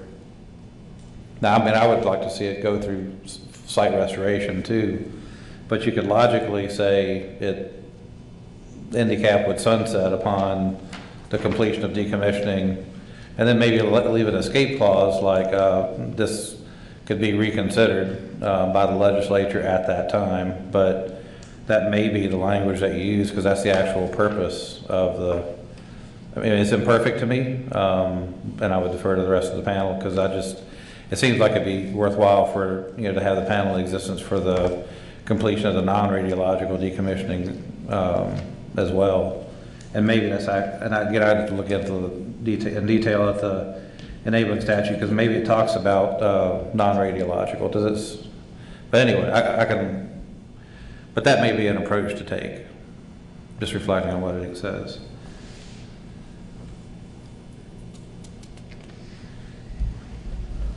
What I am just forgetting, I'm not remembering from the last meeting. Are we supposed to meet again soon, or is this? God, I hope not. So I'm almost wondering if we agree in concept with what the commissioners put forth, and if we've heard from North Star that this seems within the realm of possibility of something they would consider, and you'll take it back to your internal counsel, what if, and what if the public service department, North Star had a conversation, come up with some mutually agreeable language, we wouldn't have to meet but get it back to the panel, but then frankly, the individual panel members could always go testify. Sure. I guess to Representative Sebelia's point is that we need to come to a general consensus as a panel tonight on the dollar figure, a termination date if we so desire, and then I think your point is well taken, that allow the powers that be go forth in making the agreement based on our suggestions. I guess I'll start with one particular item. I'll look for a consensus of the panel of $35,000. Does that seem to be a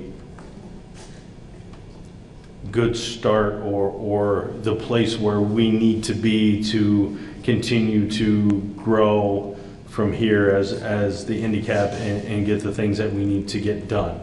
So I'm going to ask for a consensus on that particular section.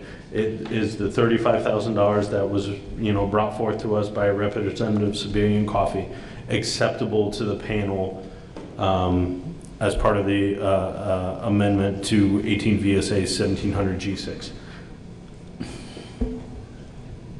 But So can you ask those questions? I think the frame that Chris has, like if that's a goal, is for North Star and the department to see if there is something they can agree to with the items that you're asking for consensus. Is that what we're doing, Mr. Chair? Yes, okay. That's exactly what we're doing. Okay. So May I ask for clarification on this, though? Yes. I have tried very hard to avoid being in that very position of it being North Star and department. Go work it out. That's exactly why I prepared this language tonight, so that this panel can decide whether it wants to move forward on this basis or some other basis. If we get consensus on the $35,000, that's a very clear instruction. If we can get consensus on end date being when the handicap, for as long as handicap exists, appreciating there are members on the panel who don't necessarily support that, but if we can get consensus on that, that's clear direction. If we can get consensus on the public engagement piece, that's clear direction.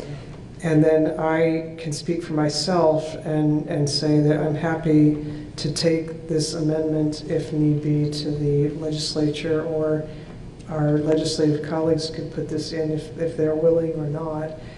But I don't see what my speaking with North Star is going to add to this. North Star can certainly testify in the legislature as it sees fit. And I have high hopes that, based on council's comments tonight, that testimony would be largely supportive, but I would leave that to you. I think that distance is healthy, in my opinion. So I guess that's my goal, is to hit those three things: the dollar figure, determination, the language of public engagement, get a consensus on those things. And I think what Representative Sebelia was kind of aiming at is that we come to an agreement on how that wording happens between your department and North Star. So the clear direction from the panel for dollar figure, for termination, for how public engagement should happen, and then you guys figure out the legalese between yourselves, because that's not our expertise as panel members, is to make those. That's the part that's making me uncomfortable. Okay. I would love to be able to give you all the legalese to make this thing work, but I don't know. Mr. Irwin, you had a question, comment? Just on the notion of the possibility that another property owner would be potentially saddled with the responsibility for funding the handicap. I wonder if changing the language from owners of the VYNPS to owners of the VYNPS license or licenses would help in that regard, because it's either going to be the license for the ISFAC and the plant in decommissioning, which are two different parts of the Code of Federal Regulations, or it'll be just the ISFAC because the other part of the plant would have been fully decommissioned, license termination would have been completed. That makes a lot of sense to me. I'm not sure about anybody else. Go ahead. I'd like to, correct me if I'm wrong, Corey, and the license won't really be terminated. What will happen is once North Star has finished the decommissioning and reduced all the contamination to appropriate levels, the property will be released for unconditional use. They would still have the license for the IFAC, but the rest of the property would be released for unconditional use. Am I out of turn there, Corey, or is that pretty close? That's very close. The Part 50 license will sustain until the ISFAC is finally decommissioned. It's all the same license. But the general terms for which you're describing, I'm sure language could be developed that would satisfy what we're talking about. And I think that's Mr. Irwin's intent, is that whomever the property goes to, that the onus still stays on North Star as a licensee of the ISFAC or whatever, still exists. Is that correct, Mr. Irwin? Yes, that is correct. The license is really the key to the problem. All right. Mr. Chair, I've had a suggestion from my council, the wonders of technology. If we had a three-way involvement here where Ledge Council were involved as well in these discussions, that would make the department more comfortable, so that the legalese piece that you're talking about would be worked out between Ledge Council, North Star, and the department. That gives me some comfort. And I'm completely okay with that. So let me circle back to where I started. Sorry. No, that's perfectly fine. We're working through it. So as a panel, I would like to get a consensus on the dollar figure of $35,000 annually is acceptable to us to be able to move our work forward. And just give me a yes or no. Please start with you, Chris. Yes. Yes. Yes. Yes. Yes. Yes. Yes. Abstain. Abstain. On the phone? Yes. Yes. Okay. So we have a majority in agreements on the dollar figure of $35,000 annually. Let's go to the easy part, the public engagement side of it. So adding the language, again, fourth line down in the underline, service to hire experts, public engagement and education, contracts for services and provide materials and other reasonable and necessary expenses of the panel. Noting that obviously this is how the money gets spent is completely up to the public service department. Adding simple language such as in public engagement and education. Is everyone happy with that, or general consensus? Chris? Yes. Yes. Yes. Yes. Yes. Yes. Yes. Abstain. Abstain. Okay. So we have that. Oh yeah, sorry, on the phone? Yes. Yes. Okay. So you have a majority agreement adding simple language regarding public engagement and education to the list of things that will become necessary of the panel. So to the hard thing, termination. We heard a couple of different options. regarding the owners of the VY NPS license or licenses is an option for us.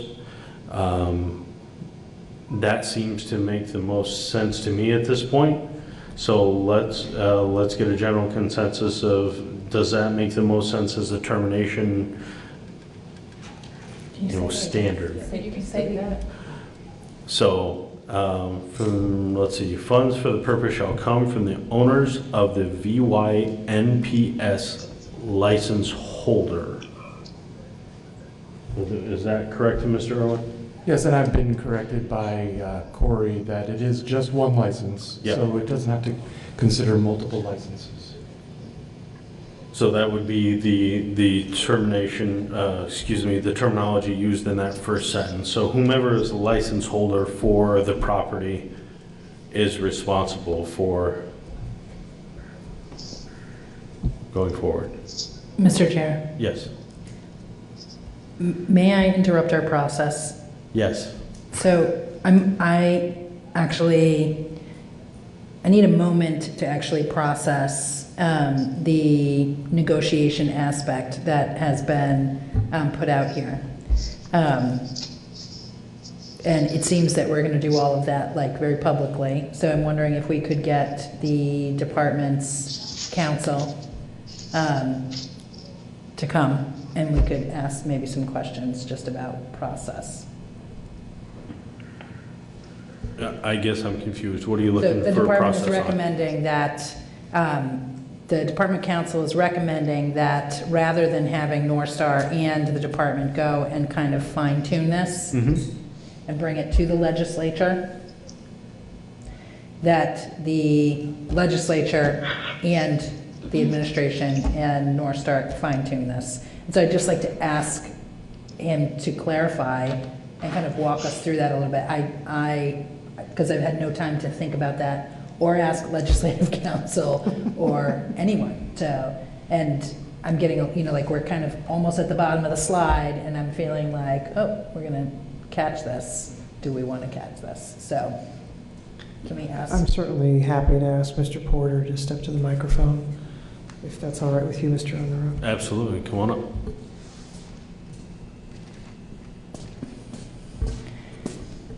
Thank you. Jim? Almost made it out of here cleanly. Yeah. Well, and I have to pick up a soccer kid. Okay. I have to leave in 20 minutes at the most. My question is, I want to understand the difference that you see between the department and North Star fine-tuning this, and the department and the legislature and North Star fine-tuning this, and what assurances you'd like to give me that Ledge Council will see those same.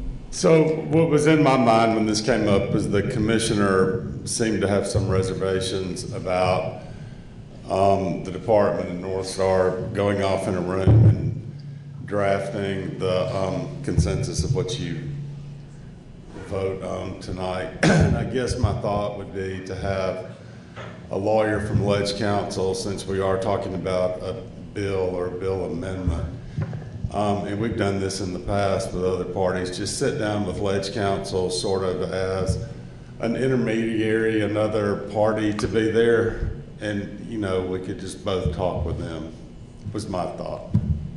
Okay, but I want to just make sure that we're all aware that whatever agreement we might put forward, we'll have to go through the whole legislative process. Any of the folks in the audience, in the public, anybody in the legislature that would like can engage in this process. And any legislator can access Ledge Council and, work to. Oh, right, and to be clear, I was only going as far as coming up with a draft of a bill that we would submit to the committee. And frequently, Ledge Council has little fixes that help with drafting as well. Just that I think we would then come back and share with the committee, not necessarily at a meeting, but. Okay, great. That answers my questions, and I am comfortable now. Thank you. Okay, so let's go back to the, Mr. Chair, Oh. it appears North Star's council may have something to say. absolutely, come on up. Thank you, Greg DiCarlo, Counsel for North Star. I just want to clarify that my earlier comments were premised on termination at partial license termination, not later. Any questions about that? You're aware that's not, there's no such thing as a partial license termination. It's a release of property for unconditional use. It's semantics, but words are kind of important sometimes. It's the shrinking of the license from its current size down to the ISPC only is what I'm referring to. We can work on the proper language, but that's what we're looking at as a potential workable solution. If I could be heard on that point. Go ahead, Commissioner. I think we've gotten to the place where the committee itself has to decide what it wants to do. And then that conversation that Mr. DiCarlo is teeing up is one worth having, and exactly why I would want the antiseptic of Ledge Council being present. Because at the end of the day, we're talking about a piece of legislation that we will put into the hopper of the committee process. And at that time, I would expect North Star to, if we can't come to closure on the point, you show up and testify to that effect. But that shouldn't foreclose this committee from deciding tonight on what it wants to put forward by way of proposal.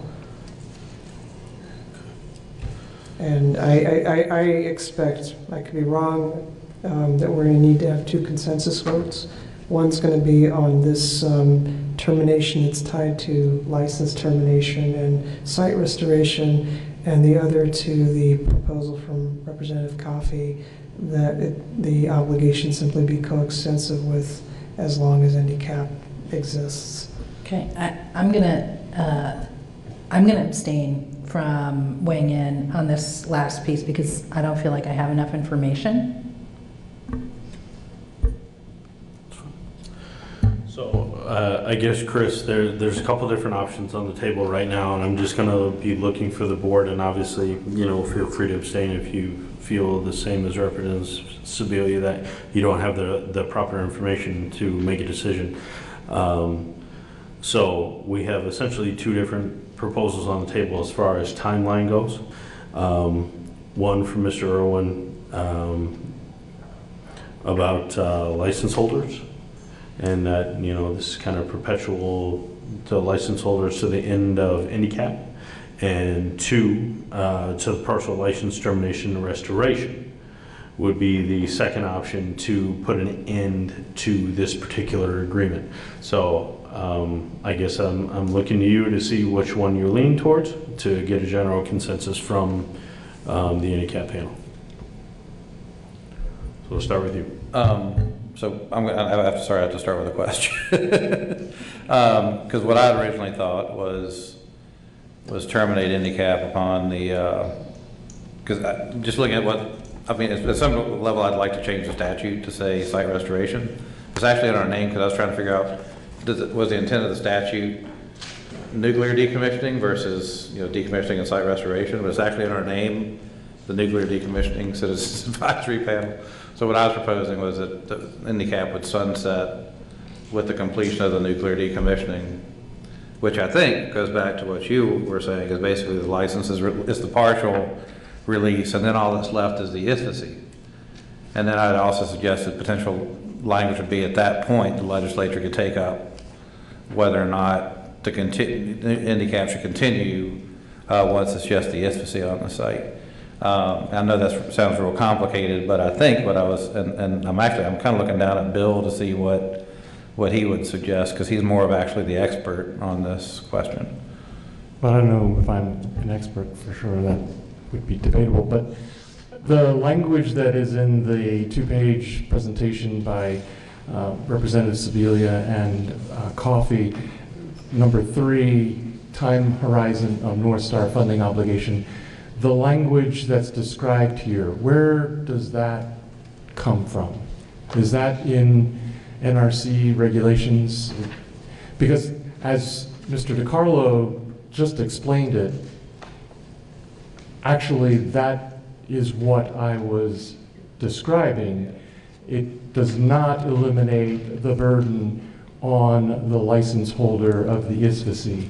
It just has narrowed it down to release of the rest of the site for the decommissioning purposes, which is everything but the ISFSI. So I'm actually more comfortable with the original language as presented in the item number 3, time horizon and North Star funding obligation, than I was when this discussion started. May I ask a clarifying point, Mr. Owner? Yes. So, Dr. Irwin, if I understand you correctly, if we were to insert the phrase North Star's funding obligation to support handicap activities shall terminate upon North Star's submission to the NRC of its partial license termination application, that would make you comfortable? Yes. Okay. I guess I'd put that out for comment to the rest of the panel. I could agree to that too. I would be comfortable with that too. Okay. Chris, you good with that? Yes. Laura, you're abstaining, or are you good? No, I mean, that's clear enough. Okay. Sarah? Yep. Yes? Yep. Bob? Yeah. Okay. Yes. Commissioner? Yes, I'm sorry. That's okay. Yes. Yep. North Star representatives? Abstain. Abstain. On the phone? I'm good with that. Yes. Okay. We now have a clear directive from this panel to the Public Service Department, and from my understanding is that we are looking for the Public Service Department, the Ledge Council, and North Star Council to get together and make the legalese work. Is that my understanding, panel? Chris? Yes, and then the idea, I think, is we wouldn't meet to discuss it again, but whatever's negotiated would come back to the panel so that we can, individually if we like, or whatever, or however we want to communicate it individually, communicate that to committee. May I ask how exactly that is done? I'm hearing no further meeting, but come back to panel. I just meant like Tony would send us, this is the language they agreed to. And each individual, so there would be no hit return all. Unless folk want to meet again, I just don't know that we're gonna, I don't know that this panel is the best way, and I'm also being mindful of the public input, so the public needs to see what it says too. I just don't know that we're gonna need to be in the business of wordsmithing legislative language. So I think what we're agreeing to is the concept that's been presented here, so we're agreeing to the concept, and then the answer frankly may come back, hey, Public Service Department, in a meeting with North Star, with Ledge Council present, we couldn't come to an agreement, but at least we know that we agreed to the concept that was presented by the commissioner. So are you looking for, once the wording is acceptable to our parties, what are you looking for the handicap to do, in your opinion, from there? Well, I'd like to be clear what handicap would like to have happen if North Star and the department don't come to an agreement. Then we start all over again. So, well, that's, so that. Agreed to this concept that was handed out So, by the commissioner. that's right. So that's an option. So one option is the commissioner handed out language. We made a number of different suggestions. And what I'm hearing is North Star come back with any fine tunes with the department and work with the Legislative Council to work that through. So North Star may come back and say, yeah, no, we're not agreeing to that. So let's get a little bit of clarification right now why we can, and I understand, Mr. Carlo, I'm going to put you on the spot a little bit, and ask, based on what the handicap panel has put forth tonight, what is the general consensus? I know you probably can't give us a clear yes because you need to do your due diligence on your end, but based on what the panel has put forward this evening and kind of the limitations and that kind of thing, what is your general feeling of how North Star will react to a negotiation in that towards that end?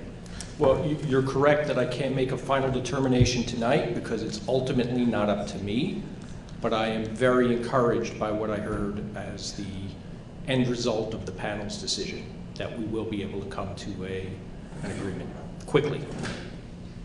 If in fact what has been discussed here is what ends up in this final draft.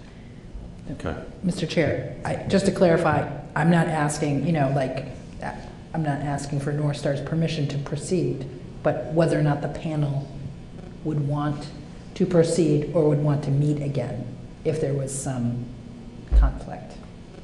That's what I'm asking. Okay.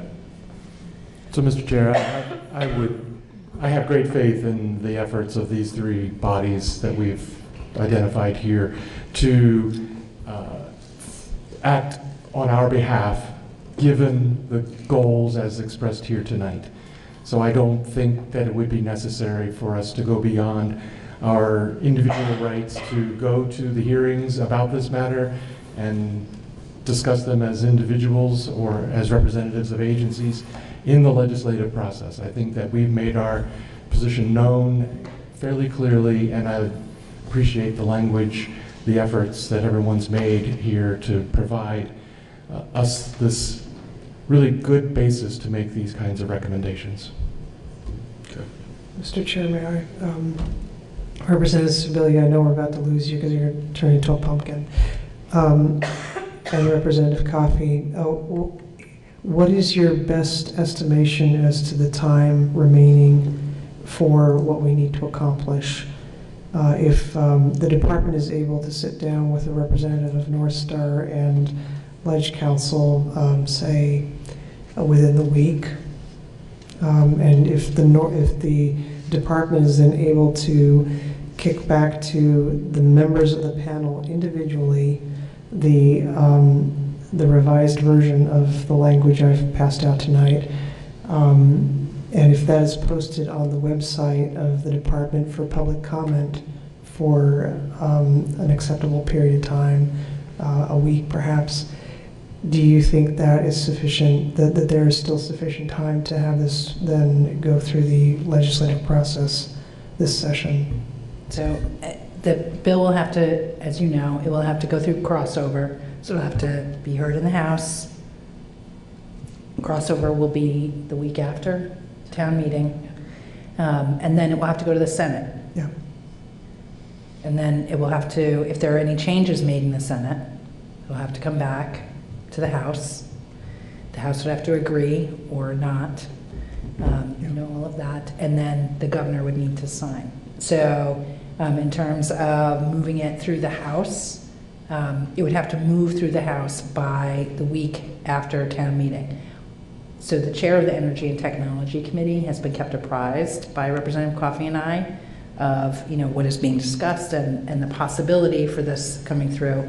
It is true, we have some very significant pieces of legislation. So So if the proposition is, what I am stumbling over the mechanics here more than anything else.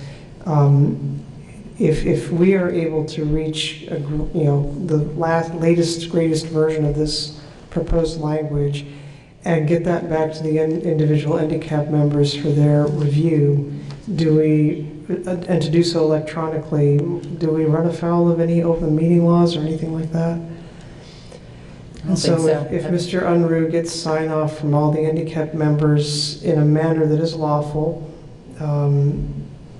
then, and in the interim, the department has posted this for public comment on the website, it would seem to me we should be able to get this into the legislature in fairly short order. Just for clarification, I don't think it's necessary for the handicap individual members to sign off on anything in particular. Okay. That helps me. Yeah, that's what I'm asking basically. But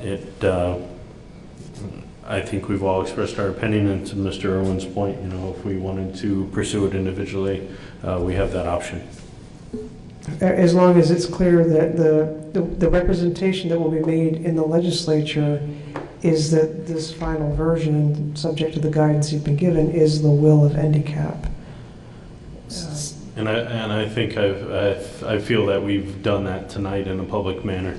And I'm certain the minutes will be Reflect as will much. be, yeah, helpful. And in terms of public notice, Commissioner, I mean, the public can engage on this legislation. It's hanging on the wall right now. Fair enough. So we have the bill that is up on the wall in energy and technology now. What we'll be doing is making changes to that. Okay.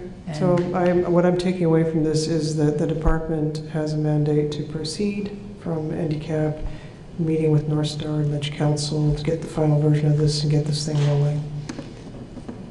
Fair enough? That's my feeling as well. Okay. I feel I'm moved by the spirit to comment that I feel this has been a very productive meeting tonight, and I thank my colleagues for their patience and persistence. Absolutely.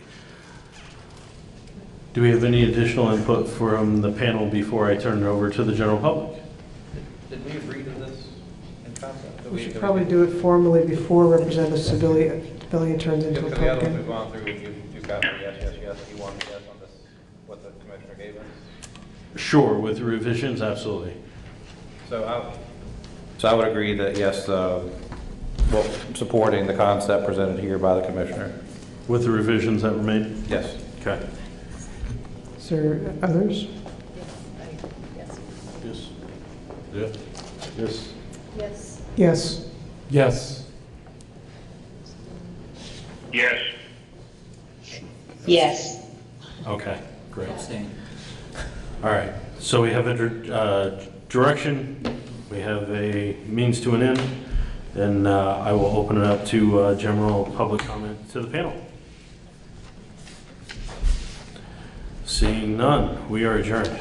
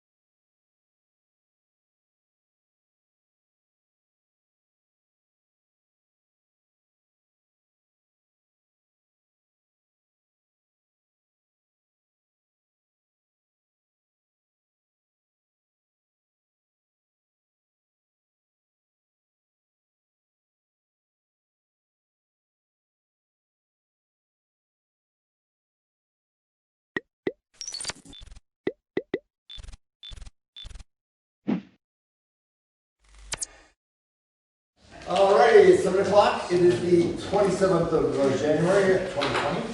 This is the Jamaica Select Board meeting. And first order of business is to call for any additions to the agenda. Did I say anything? We're going to talk about technology and potentially allocating some money for technology upgrades.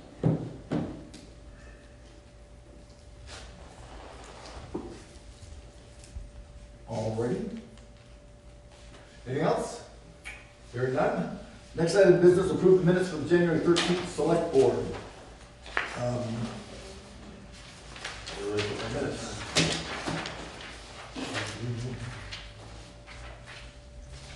There we go.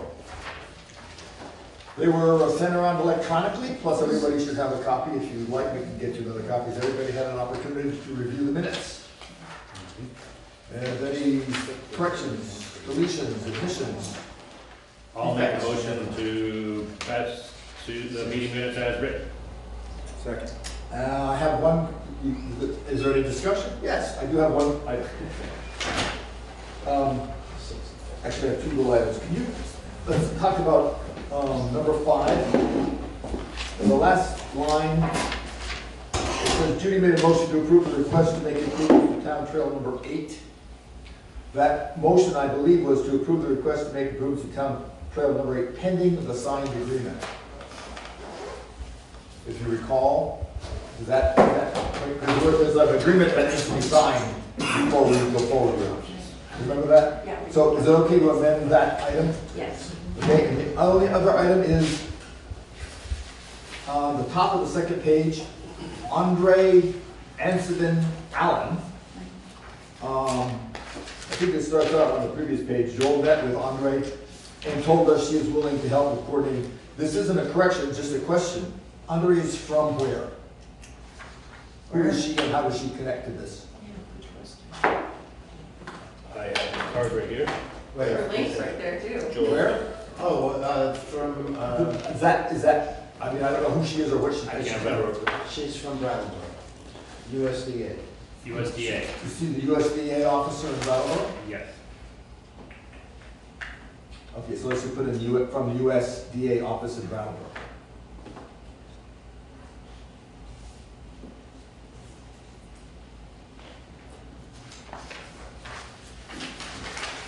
I'll amend the motion to accept the meeting minutes as revised. Second. Have a second. Any further discussion? Hearing none, all in favor say aye. Aye. Any opposed? I'll abstain. Abstain? I'm abstaining because I was finished. All right, one abstention. They pass. Thank you very much. The next item of business is our usual, approve the minutes, identify the timesheets for town office, solicitors, highway, transportation, and number 4, so that sign the select board orders. We will do that at the end of the meeting to preserve the time of our guests. Just be aware, we're going to have Kelly Payet as representative is going to be coming in, but she wasn't sure about what time. So I put her as number 6, but we're not sure exactly when she's going to be here. So right off the bat, though, we're going to be hearing about the state broadband initiative. When did you go to that meeting? The 16th was the kickoff meeting. Okay. I couldn't remember the date. Is she part of that? No, Kelly's separate. Okay. She's coming. That's what I She's thought. coming in as her own. It sounded like she was connected. She's interested in doing it. She's been at the meetings. Yeah. So, Mr. Robbins, if you'll identify yourself to the camera, you have the floor. Thank you. The broadband initiative goal is to build and operate a FTTP or fiber to the premises network in underserved or unserved areas of the state. These FTT nets will serve communication union districts, which are to be formed from 2 or more towns. They'll be built and operated by a business entity. It can either be a nonprofit or a for-profit business. And the first phase of this, which is what I'll pitch tonight, is a study, and the basic study is to build a business case for developing the networks. And I should point out that this is an opportunity to fulfill policy number 4 And number 7, in the infrastructure section of our town plan, which calls on investigating ways to expand broadband coverage for the whole town. Good. And if it works, we will have taken action in accordance with action item number 6 and 7. The Wyndham Regional Council is prime, it's the contractor, but I guess that's as close as any, for the study. They have 2 partners, and which are Rural Innovation Strategies, Inc., which is the business planner, essentially, and ValleyNet, which is the internet engineering firm, which will design the system comparable to, I guess, a preliminary engineering report with sufficient detail to support a funding initiative. The study runs from its kickoff meeting on the 16th to August of 2020. It's a very compressed schedule. I noticed that on the slides. It's not a lot of time. Yeah. The Wyndham Regional Commission is, everybody knows what that is, I guess. I just want to point out that it has 27 towns and 3 counties, and because of the large number, that's why they want a single rep to be appointed by each town. They just can't deal with everybody. Gotcha.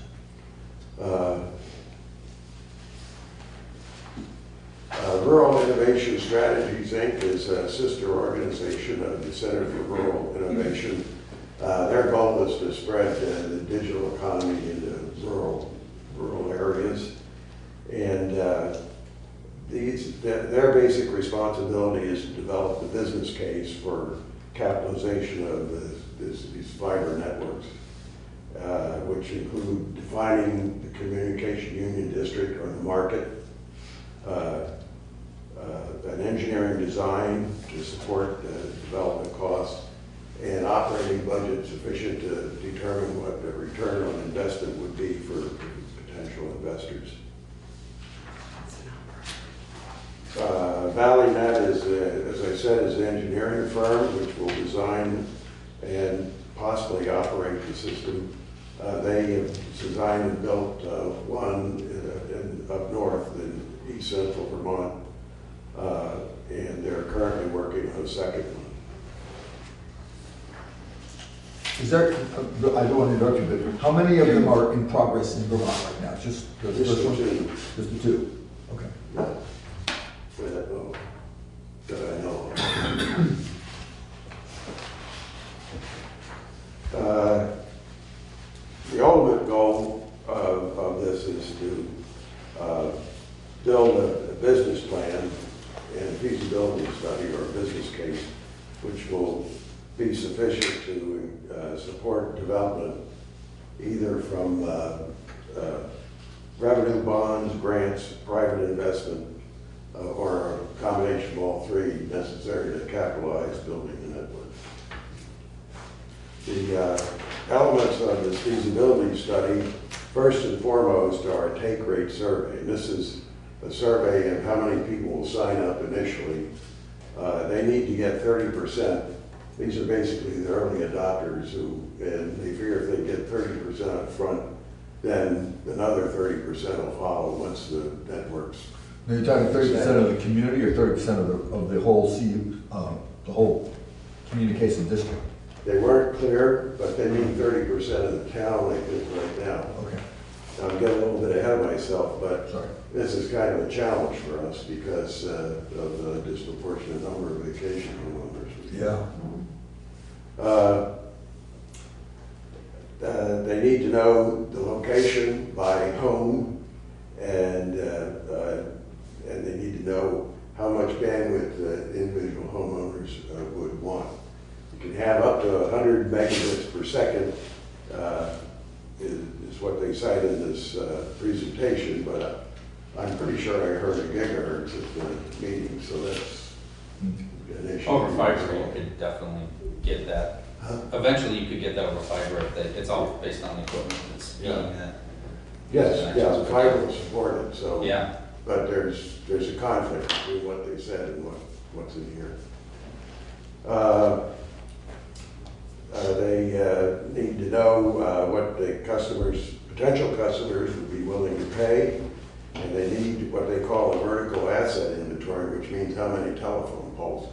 They're gonna string these on existing poles. So if you have a connection to the electrical grid, a utility pole you're connected to, you can be connected to this. Would they be using the power poles or the telephone poles? It didn't say. Actually, I can speak for my road. Most of our lines are on telephone poles. Yeah. Because it's cheaper to go telephone pole and have the electricity connected.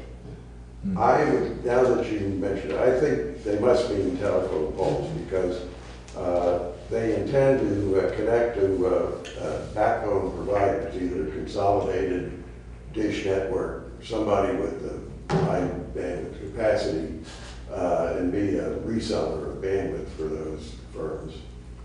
So in our case, I can't imagine they wouldn't follow the telephone poles for consolidated. You know, we found that out 35 years ago when we moved here, that to put up an electrical pole would cost over $1,000. To put up a telephone pole, we had telephone before we had electricity. And that was free. Well, they don't want to put up any poles. So. Well, they said they made some exceptions maybe, but basically they're going to follow the existing utility pole routes. All of that is to develop routes and methods, or basically the network topology, identify communication union districts where there's a critical mass, and with that information they can come up with a technical design for a preliminary engineering study and costing. The business plan will include the high-level engineering and design plans, the market analysis, financing models, and as I said, these can be revenue bonds, grants, or capital investment. What they cannot be is municipal bonds, tax money, town doesn't pay. The estimated cost construction and operation model will be included too. These communication union districts are basically the same as any other municipal district. If you saw that slide, there were several examples of a health district, a water district, a solid waste district, and a regional offices district. They don't necessarily have to be contiguous, and it's possible to have multiple connections to a network. The fact that we have consolidated running through the middle of town shouldn't really be a problem for downlining on either side of Route 30. Why? Basically, they want to make the communication union districts as big as possible, to aggregate as much demand as possible, to make the investment as attractive as possible. And that's basically what all that slide says about.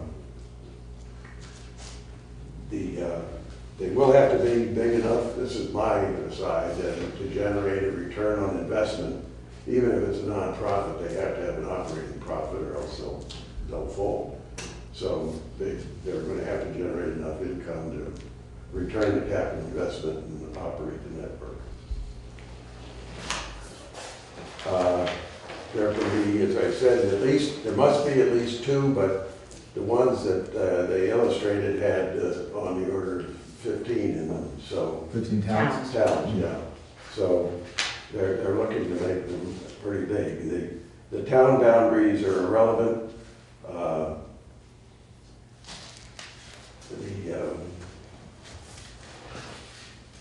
Well, you've got to get along with your neighbors too.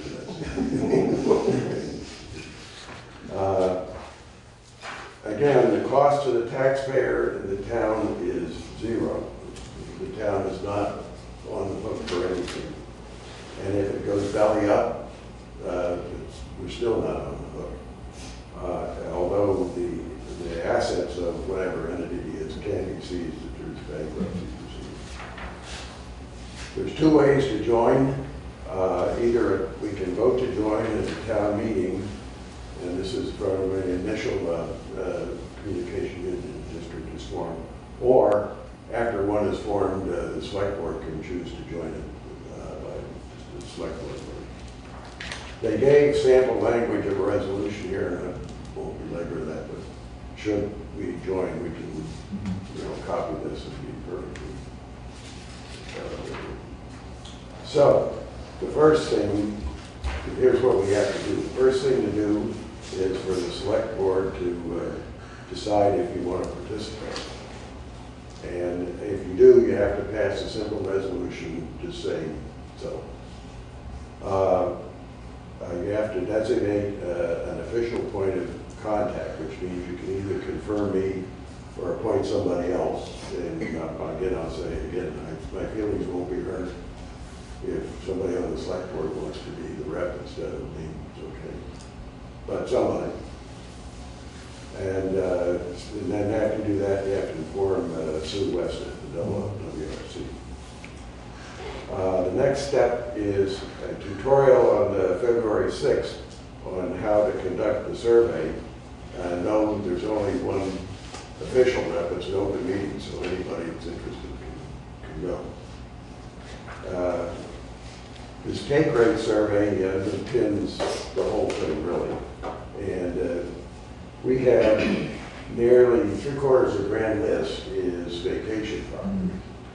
The number of buildings is probably less because there's some pretty palatial vacation homes making up the grand list, but still, they predominate the number of buildings in our town. So it seems to me, given our past response to surveys, that we're going to have to get a response from the non-resident property owners to get a 30% take rate, which means demand, which means money.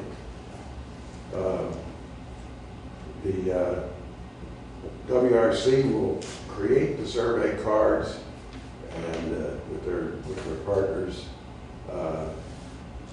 they'll write all the questions. We don't have to do any of that. They will. They kind of danced around the issue of what if somebody wants it but can't really afford it. They said they'll have some questions in there addressing that, but they really didn't say what they were going to be yet.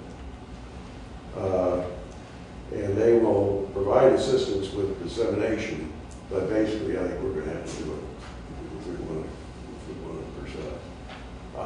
Time is of the essence.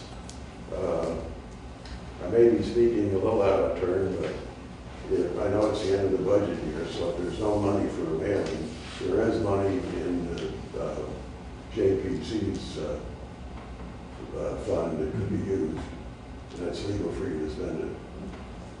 So if that's attractive, I'll bring it up at the next planning commission meeting. Just a quick question. Do you remember what it cost us for our last mailing? I don't pay the bills. Not the bill, but on top, did we send a mailing out? We had done one for when we announced the meeting for the water presentation, and that was, obviously was only a postcard as opposed to a large survey, but it was only a few $100. That's what I was thinking about. I mean, I think the postage was a couple hundred and maybe the printing was 80 or something like that. I mean, it was pretty nominal, really. So we can take a guess around $300 or $400. What about, Might even be high. well, if the town meeting's coming up, bringing it to town meeting, having cards at town meeting, having, telling people, hey, we really need you to fill out these surveys. Granted, it's not gonna be 30% at town meeting, but that's gonna take a chunk. And grocery and Karen store, have her. I think it's going to take a multi-pronged effort. Yeah. And if someone stayed at the transfer station for a day. Yeah. I mean, there's a lot of things, but we're still, like Chris was saying, we still need to reach those people who aren't here all the time. Because they are very likely that they would want this service to their house, even for the 1 week a month they're here or something. Well, sure, absolutely, but I'm concerned about having them available for the public to grab and fill out, in that there's going to have to be some way to maintain some discipline about what properties are represented, as opposed to picking up a handful of cards that Karen's filling them all out. And so granted, we can go by addresses, but I'm wondering if we're going to hit all the properties or get a whole lot of cards for a couple of properties. I'm just thinking about the discipline of maintaining a legitimate 30%. I think that's where we need to do the mailing and 3 or 4 other things. And I'm gonna guess, I mean, the planning group that's involved is gonna be doing the tallying of the survey, and the planning of the creation of the survey is still to take place, that there's probably some mechanism there to make sure that somebody's not filling out one twice and somebody's not getting missed, and what properties are we? I'm sure it's manageable. It's just one of those things I'm thinking of is of how to make sure we hit the real numbers. I'm jumping ahead, but these surveys are due March 17th. Well, that's the other question. I mentioned bring up. We got to really Real crunch timelines. Yeah, I was looking at, as I was going over your slides, I'm doing the mental math, and I don't see it, I don't see it possible to put it off that long and get it done. It would have to be something we'd have to start like soon, next week, you know, in February, to be able to get enough of the information back. So we're kind of in a bind. I mean, at some level, we need to go to town meeting with a question, we want to go forward. At the same time, we got to go forward before we can ask the question. No, I think right now the only question is whether we want to participate in the survey.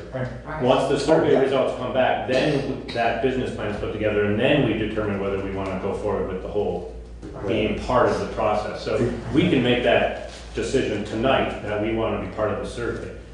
And move forward with the survey. Go forward with the survey, and then it's down the road a month or 2 or 3 before. Not too many months or 2 or 3. Before, well, they will then come back with a business plan to say this is feasible and do we want in. If we do that, then we're going to have another town meeting, because that's going to be way after our town meeting time. Oh, right, for sure. Unless a group is formed and you opt and we opt in, and opt-in can happen just after the select board. We can decide that as a board. Somebody, is there anybody in the offing? Say that again? Is there anybody on the cusp of starting one? Is there I think it's too early, right, to say that there's, right.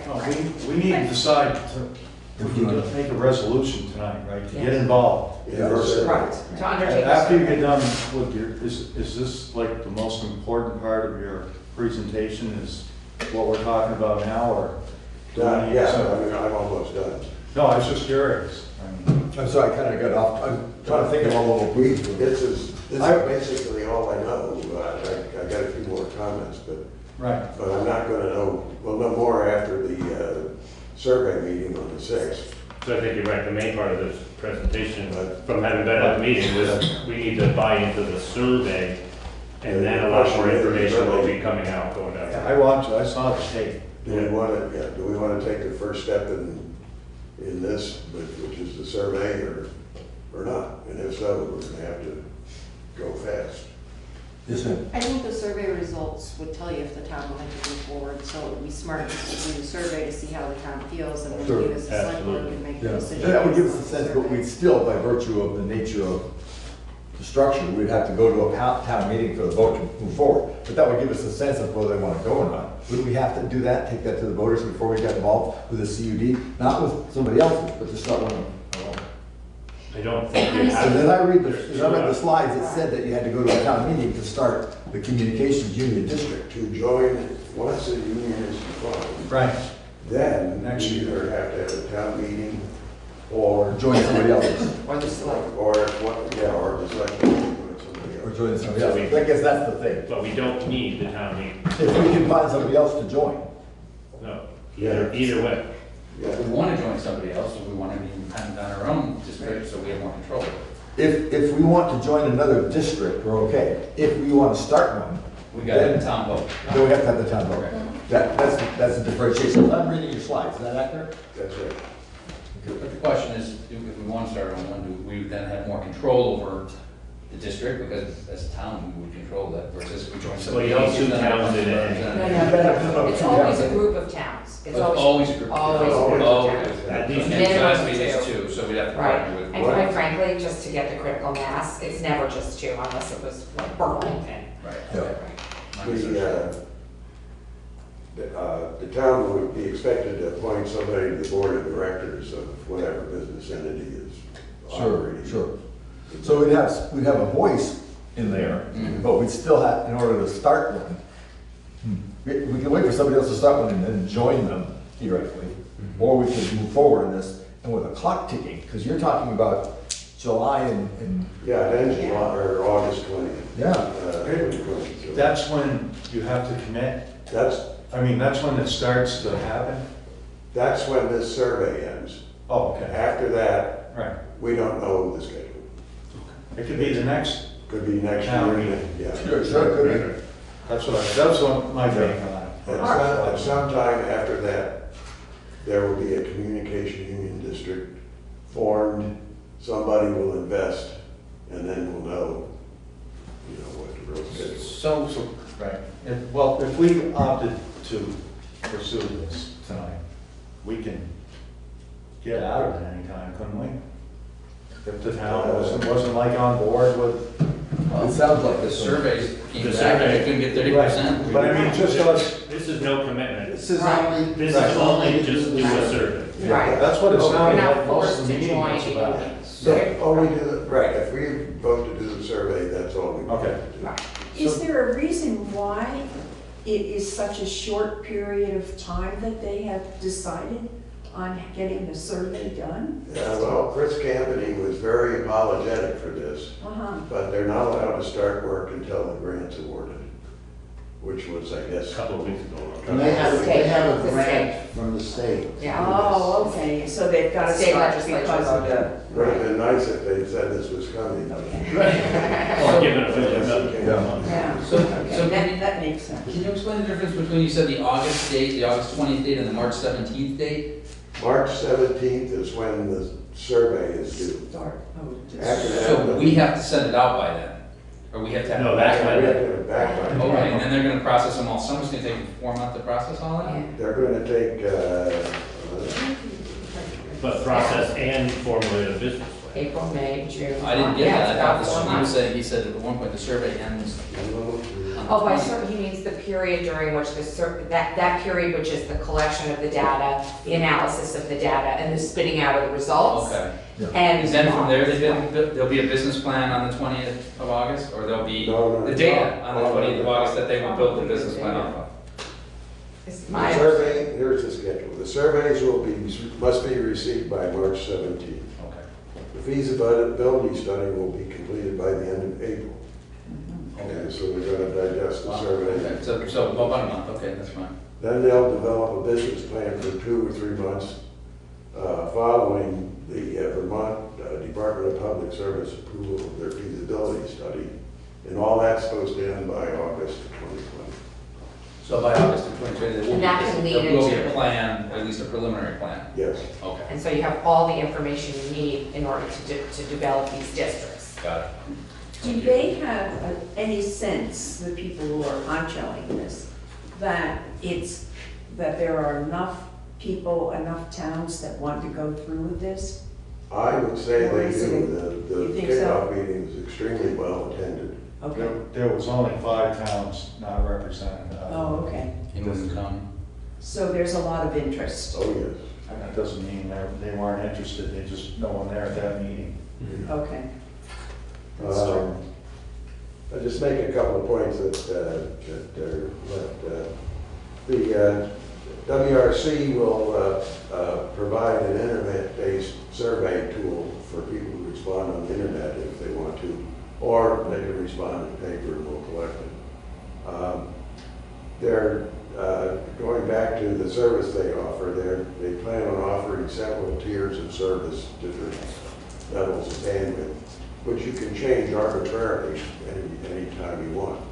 I raised the issue with Sue Westa, whether there'd be a plan oriented toward vacation homeowners where they can turn it on and off, or offer something like consumer cellular plan where you pay a connection charge, which isn't all that significant, and then it goes up from there by how much you use. She didn't know the answer. I would think for this particular part of the state, that's a real important question.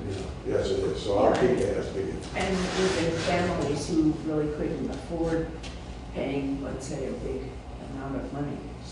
There was some talk about providing for lower income people, because it will become a very important source for school children. Yeah.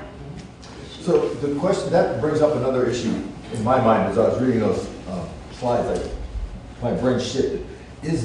We're talking now about a combination of individual personal use and business, or is business going to be funded separately?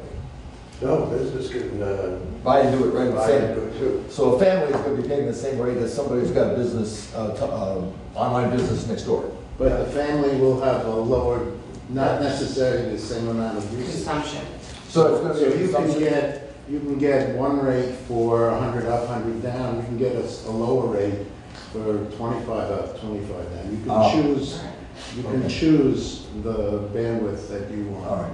So it's flexible in those regards. And it's also location neutral, which means wherever somebody lives, they would be paying the same geographical rate. Although if you live a mile off the road in a long driveway, you'd have to supply the connection for the driveway.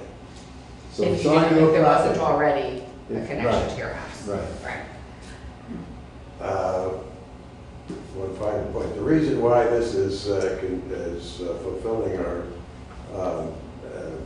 infrastructure policy is we're trying to, the state and I guess the town is trying to attract remote workers. Working in a collaborative environment, especially if you're using large files like AutoCAD files, takes enormous amount of bandwidth. So we could make it very attractive for them to live out in the woods and hug their trees and be online. We can't have water, at least we can have broadband. What is the mood of the board? Well, are you done presenting, Chris? Yes, that's it. Thank you. Yeah, by the way, thank you very much for doing that for us. Thank you very, very much. Yes, yes. I'll make a motion to, I have a motion that's fairly well scripted. Why don't you do With that? the help of the planning commission for drafting this for me. I can pass it out to everybody. Look at this. Everybody can read it in advance, or I will read it out loud too. Here. And so you're not surprised, Chris, your name is mentioned in here as being our appointee. All right. If you're well. Yes, yes. So, okay. You want to see what this motion is going to And see what you bought into? I move that the select board authorize Jamaica's participation in the Wyndham Regional Commission's broadband feasibility study, and that Chris Robbins be appointed to serve as the town's official designated representative to that project. This action does not constitute a commitment to participate in a communications union district or to expend any public funds except for the cost of distributing a survey questionnaire to each Jamaica property owner. Well said. I'll second. I have a second. Do I have any further discussion on this well said and seconded motion? Hearing none, all in favor say aye. Aye. Any opposed? It sounds unanimous. You pass. Thank you, for Chris. serving, sir. Chris? Yes, excellent. I'm really glad you're going to take this on because it's something you've been involved with and you really enjoy it. Yeah, I don't know why you enjoy it. We're going to talk about that. I wrote that section of the town plan, so. You really know what's going on. Good, excellent. Very good, very good, very good. Any other questions for Chris? Comment, besides another thank you?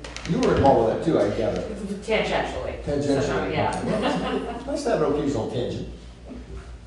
Okay, well, moving on then, thank you again. We were scheduled to have a meeting with the representative, Kelly Paella, who is set about 7:30, but she said she's gonna be moving things to get here. So what we can do is cover some of the really kind of normal select board stuff until she gets here. Works for everybody? First item of business is the review of the overweight permit request. We have an overweight permit request from the Newport Sand and Gravel / Carroll Concrete out of Newport, New Hampshire. And we have the fee, and we have the appropriate paperwork. Motion to send this to our road commissioner. So many motion. Second. I have a second. Reviewing it, by the way, we're talking about something that's been done before, and I forgot to mention that the liability, certificate of liability is in here as well. So all in favor of sending this to the road commissioner, say aye. Aye. Any opposed? Good, thank you very much. It carries.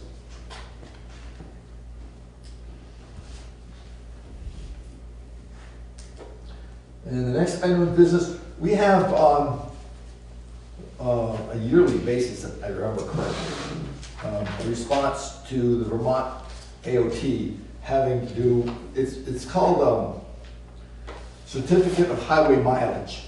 And what this is the forms and a package of things that have to be approved and signed by the select board, saying that our mileage is whatever our mileage happens to be.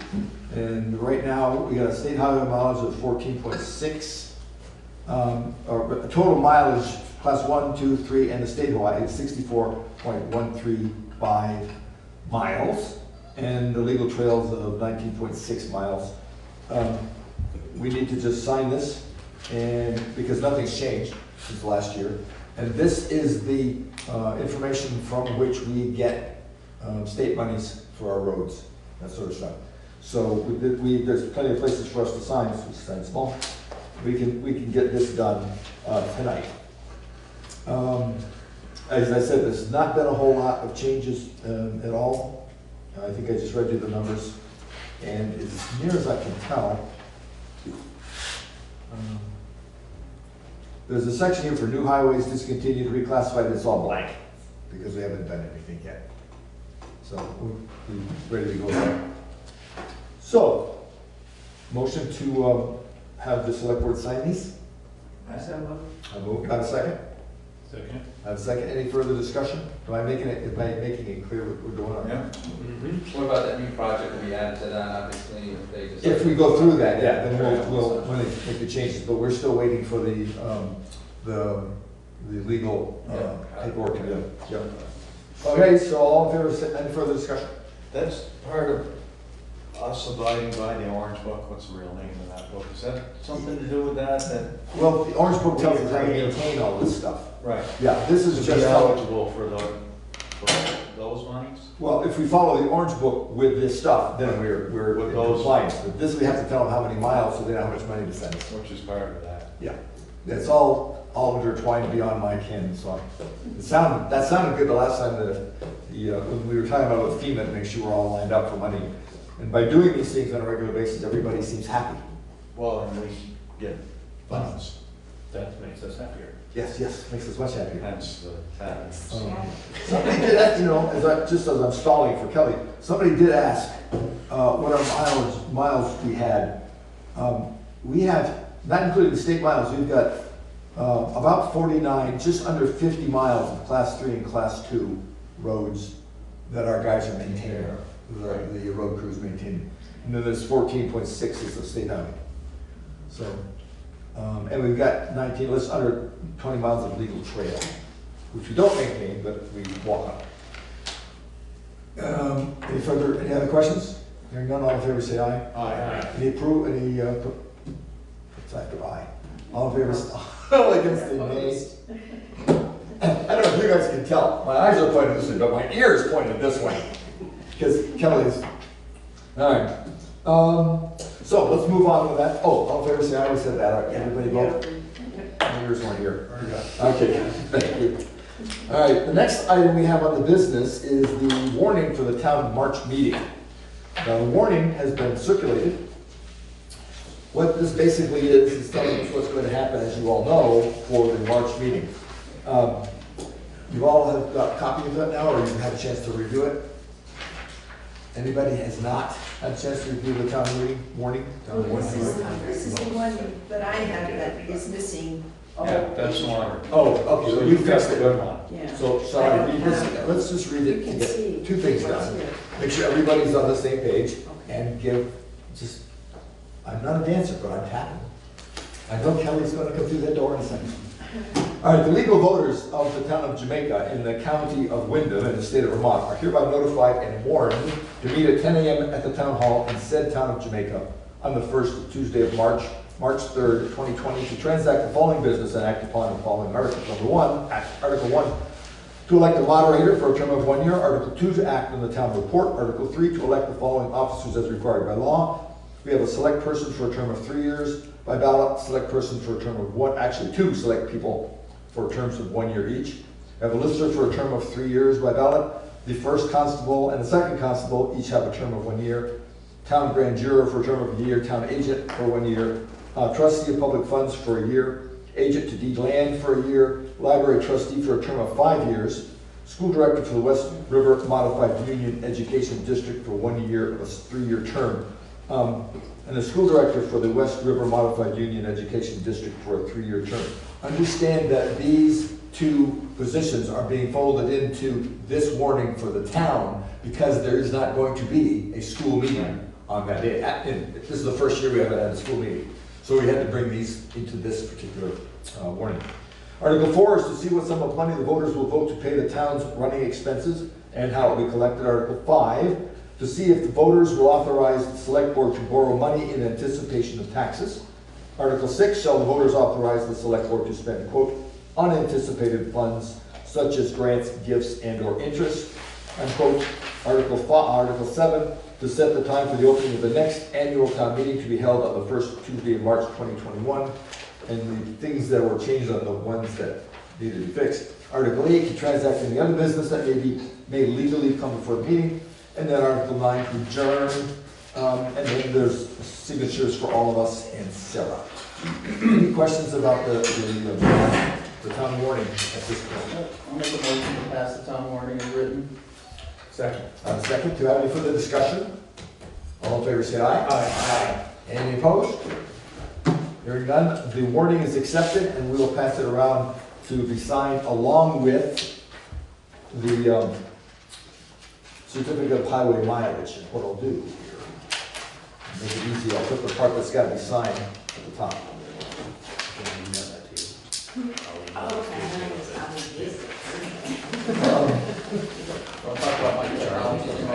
Yes, there's the item that Tom brought up was the technology. We're trying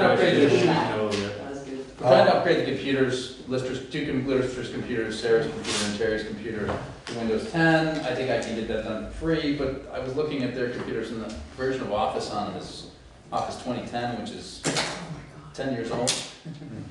So I'm asking the board, I mean, do we want to invest money in upgrading the software? I would recommend doing that. It makes sense to keep it current. We'll probably have to switch over from a license-based model to a subscription-based model, which means there'll be ongoing costs. But generally, when you calculate it, if you got a new operating system every 3 years, it breaks even pretty much. We will get government rates, so I think it's $3 a month per person, so about 36 bucks. That's what I'm guessing that. I have to check on that, $3 or $4 a month. So, you know, it's about $50 a year per computer. I upgraded mine today. Too. 10 for $110. Okay.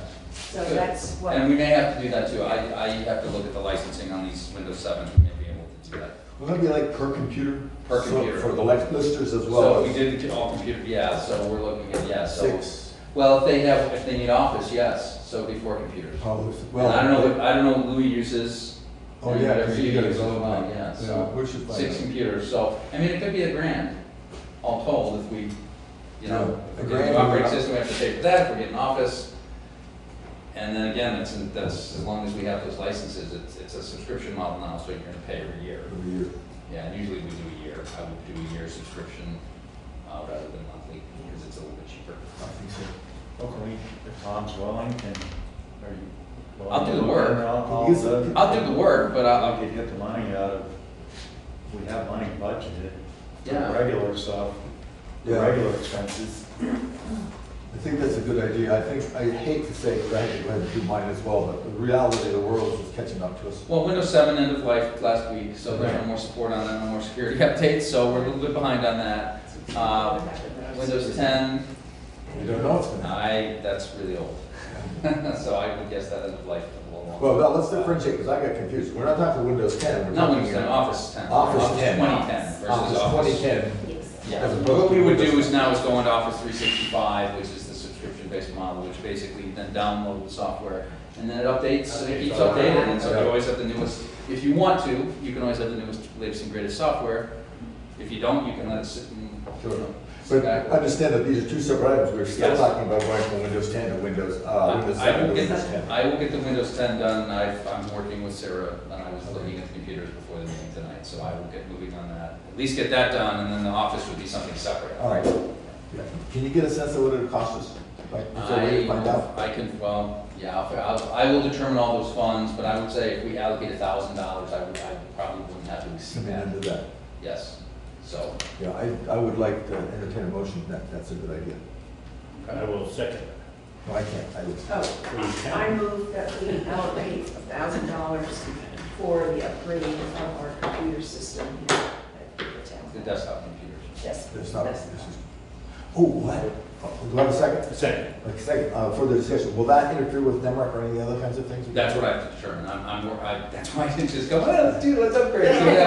So I'll work with them, I'll work with NEMRC, I'll work with ArcGIS and make sure that the software versions we have are compatible with Windows 10. Yeah, because. I believe, NEMRC runs off the servers, but the ArcGIS seems to be a newer version of it, so probably does work on it. But we have to do something, and I should talk to Terry and find out if there's any special software. We kind of go through her computer. There's a whole bunch of stuff on there, but my guess is she doesn't know any. Well, luckily, you guys have people you can turn to. Right. Yeah, so we're working on it. We started a conversation a couple weeks ago and sort of got Just- put aside, and now I'm back on. Just for the television audience, NEMRC is the software system that we use for our financial management and a lot of other stuff.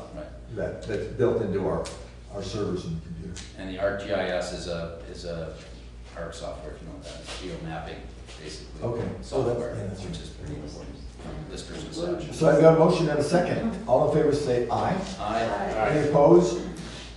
None. So that carries. I will work with you then if Yeah. I need to buy anything. Sure, yeah, we can make that work without a problem. Because again, we're government, so we should get Sure. best, government, nonprofit. My thinking is we gotta get ready to go into the future, especially if we're talking about bringing in some hot. Right. Well, Well, decent I think, amount of- the biggest concern is security. Yeah. I mean, and Yeah. if your system, if your software and your operating systems fall behind, Sure. they don't do security patches anymore, the vulnerabilities, whatever vulnerabilities are there are left open, and we don't want to expose ourselves to that risk, so. That makes sense to me. All right, I've got quarter eight. Can I recommend like a 10-minute break and give Kelly some time to get here before we give up on her? Should we do public concerns? Oh, public concerns. Oh, I'm sorry. We have a public concern. You do that. No public concerns? Let's take a, take a back. It doesn't have to be formal, just one quick question. In connection with other goals of the energy plan, is supporting electric vehicles. So through a different route, through a family member, I learned that the state of Vermont is actually commissioning right now. They've sent out RFPs to a variety of firms that do the, and if anybody's aware of this, or I'm saying something everybody knows already, just stop me. But they're seeking RFPs from companies that install and maintain superchargers. Not through Tesla, which does it for free if they like your spot. It turns out in that formal RFP from the state, there are a number of towns that are listed or locations that are listed as kind of ideal locations, so that when the proposal comes back, it's sensitive to where the state is likely to want superchargers, and Jamaica is one of them, which would be, I think, great on a variety of levels, but definitely it really serves to give us some accomplishments under our energy, forward-looking energy plan. So it's really just a discussion item. I wanted to see if anybody was aware of it and if there's an interest in us kind of pursuing what the state is thinking, and if there's any way we can kind of help them, pick Jamaica to do that. Wasn't there a grant we applied for last year that we didn't? We actually didn't, we never presented the application. There was actually a fair amount of legwork required to do site analysis and all that kind of stuff. And if there any fault, I think it was notified through part on my part. I think that Rebecca had put that forward to me. It was Volkswagen settlement money that Right. the state Oh, was that's right. distributing in order to There was a get second towns to chance fund. to apply. Right, Which I don't and think has happened yet. I had passed that along to Greg to look into it. Right. There's also USDA money available for this. What I became aware of is separate from, as I understand, I'm not an expert, but is separate from that. And there's different funding, a combination of federal and state funding, not from a private lawsuit or some other private funds. So it's really just to kind of maybe resuscitate this examination. Share that information if you have Yeah, with I will. Select Board and Planning Commission? Sure. Yeah. I discussed it with the planning commission. Oh, okay, yeah. But that was it. And I will go dig up that other application because I think there was a second Wave.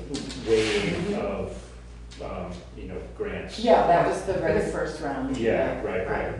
Would, this is a question for Joel serves on the Transportation Committee for Wyndham Regional. Would that be something that would come up? No, it came up in the Community Development Committee meeting. But I'm just saying, and I'm on that committee too, when I make it down there, that kind of thing doesn't show up in our scope of. Well, it could be brought up. It could be brought up. Because Wyndham Regional is, huge on. Right. Electric. Right. Yeah. But the person from USDA did say that there was funding available for that sort of thing, and their funding is not contingent on any other funding.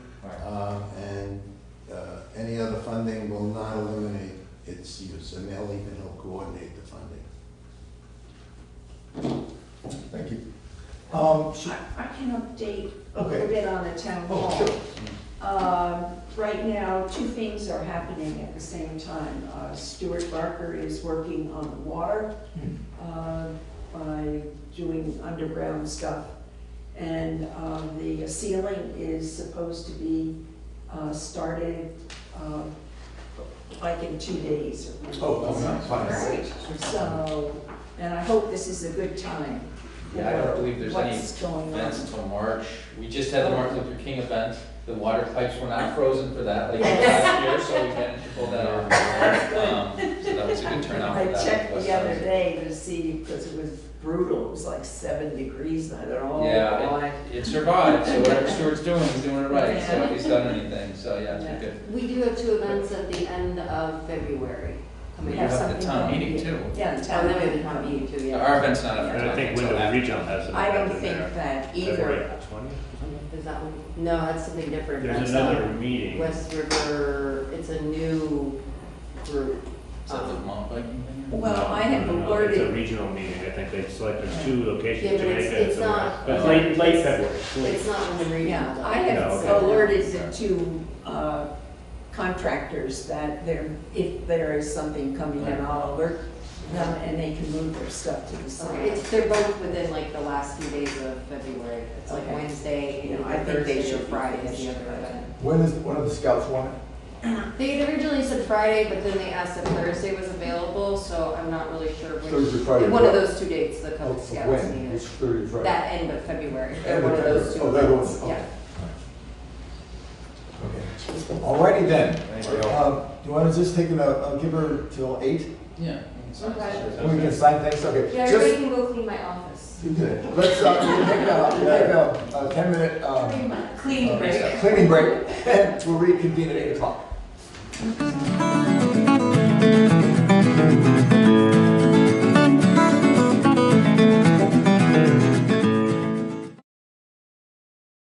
It's close enough to 8 o'clock, let's reconvene. We have a guest arrived, Representative Kelly Paella. Thank you for coming. The floor is yours, ma'am. Well, I'm sorry that I didn't get you before the session started, but Monday nights are a busy night for almost all of the towns in the district. And I'm here tonight specifically because I've been, so even though you don't see my face, I'm always listening to what's going on. And your tax rate issue came to my attention, so I'm here partially because of that. And I figured you probably had some questions for me, so I'm here to be available to you as well. And I can either start with your questions, or I can start with what I know so far about your tax rate issue. That's probably where our questions are gonna come from. What do you know about our tax rate? How do we get them lowered? Well, the unfortunate, easy answer to that, and though it's not really an easy answer, is the budget will have to be lowered for your rate to be lowered. The mechanism that is making your rate jump so much higher than all of the other towns in your school district has to do with you hitting a target tax rate last year that made you ineligible for the 5% cap on the increase in your rate, which I think probably no one would have even been thinking about. And it really has to do with where you are starting from versus where the other towns are starting from, and the amount that your rate's changing. And I haven't seen your local numbers yet, so I don't know what your CLA is gonna do to your rate, but I know it's pretty close to 100. I don't know exactly what it is, but because you had just had a townwide reappraisal in the recent past. But so the mechanism that's driving your rate up so high is that not being eligible for that 5% cap. So that's something the school board could have seen and gone, oh, we shouldn't go above this level, else we're gonna take a huge tax hit? Or is it something? I don't know that it's something that they would have been looking out for. Okay. Because it would have been something that they would have had to have been looking out for last year. Because it's really, okay. It's really based on what happened last year versus what's about to happen this year. And it's based on the amount that you're increasing. So it's not necessarily, it has nothing to do with just the students that are in Jamaica. The students in the district overall went down.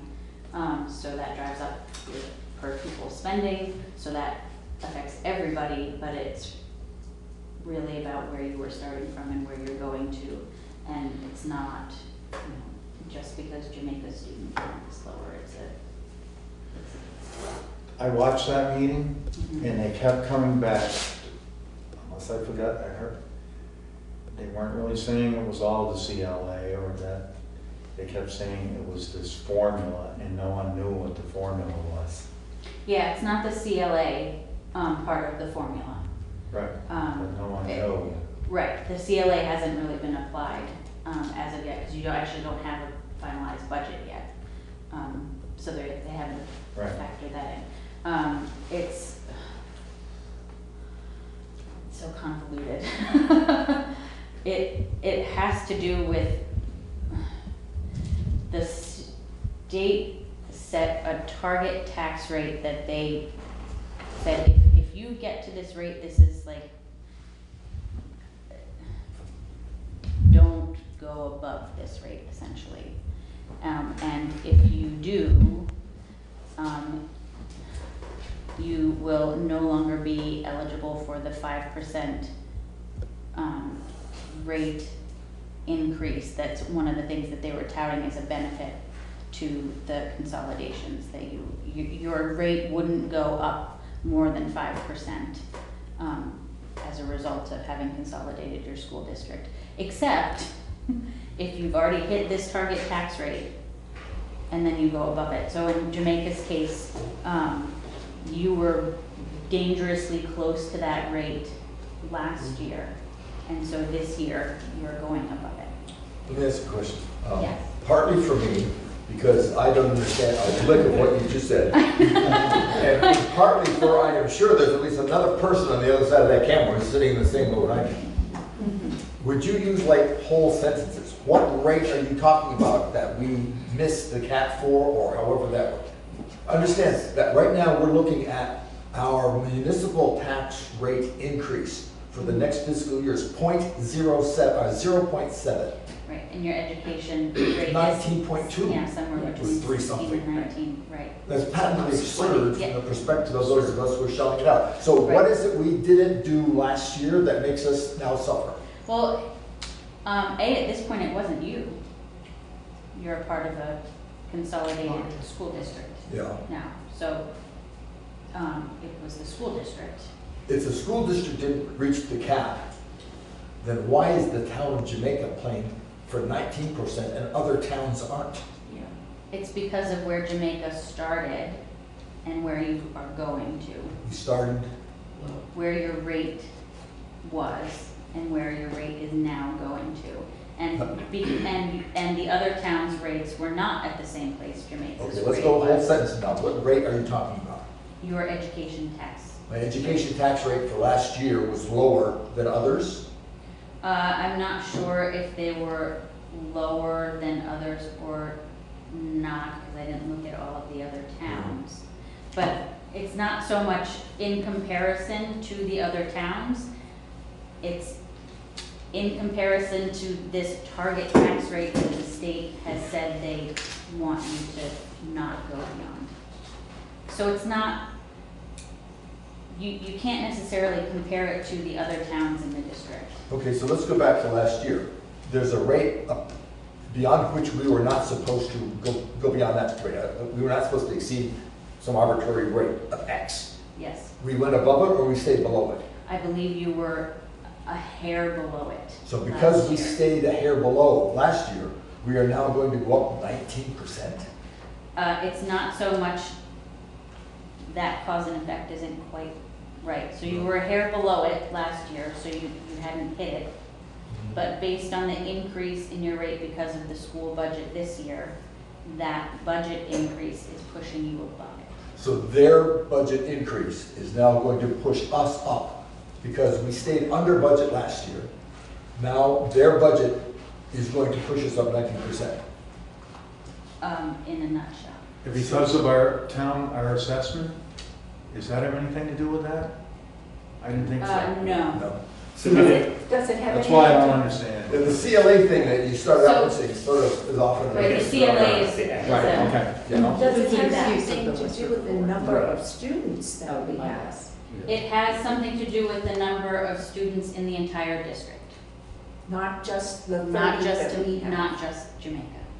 Enrollment in the district went down overall, but it's not happening specifically because of the number of Jamaica students. And is it not cost per, is it cost per pupil that's, we've exceeded that rate, or it's the tax rate that we've exceeded?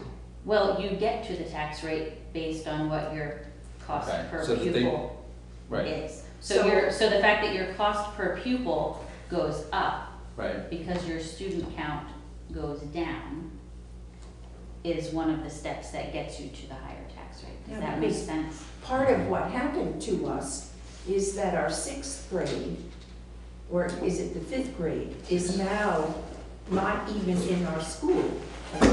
Or is it? It's all in the same district. That's all That within the makes same no district, so, difference? no. Okay. One quick thing I'd like to insert, just to make the, to be fair. You are a brave woman. Even though it sounds like we're attacking you, we really are attacking you. No, I don't feel attacked. We're not done this is yet. very, it's complicated. I mean, I'm, It is complicated. Let me, and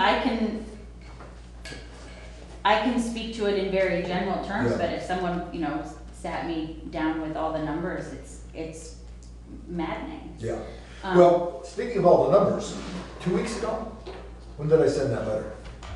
Which letter? The letter to the school district. A couple, yeah. A couple of weeks ago, I wrote a letter Right after that. to the, what's it called? Supervisory union. Supervisor union. Oh, to the supervisory. union. Yeah, I'm asking them to share with us, which is public information, the salaries of the people, overhead as well as the teachers. Because we can absorb fairly large amounts, but when you start talking 19%, when you're talking about people who are already spending an awful lot of money on taxes, most of the huge portion of which goes to the school anyhow, and we're not seeing the results. And I don't see what we're paying the overhead. Having been in education a number of times in my life, I got a sense of how that works. And I'm not entirely sure and I'm guessing most of the people that I've talked to aren't terribly sure, that our money is being spent wisely enough for them to be able to impose a 19% increase arbitrarily and without any input from the community. Does that make sense? Not shooting at you, because Yeah, no, you're very nice, you're showing up. No, Well, we get to vote. budget Yeah. Well, but that's it. You get to vote on And it's not gonna increase yet until we And vote it they in. did rescind the Yes. vote to pass the budget, so Yes. that they can try to work on the budget. Yes. But Well, to finish my statement, Yes. I've heard nothing back, it's been 2 weeks. from the supervisory. Exactly, nothing. No phone calls, no letters, no messages, no, snowballs thrown at my front door, no response at all. So my concern is that, yes, we can, again, I have a little bit of education in this, we can negate the budget. That doesn't do anything unless it changes afterwards.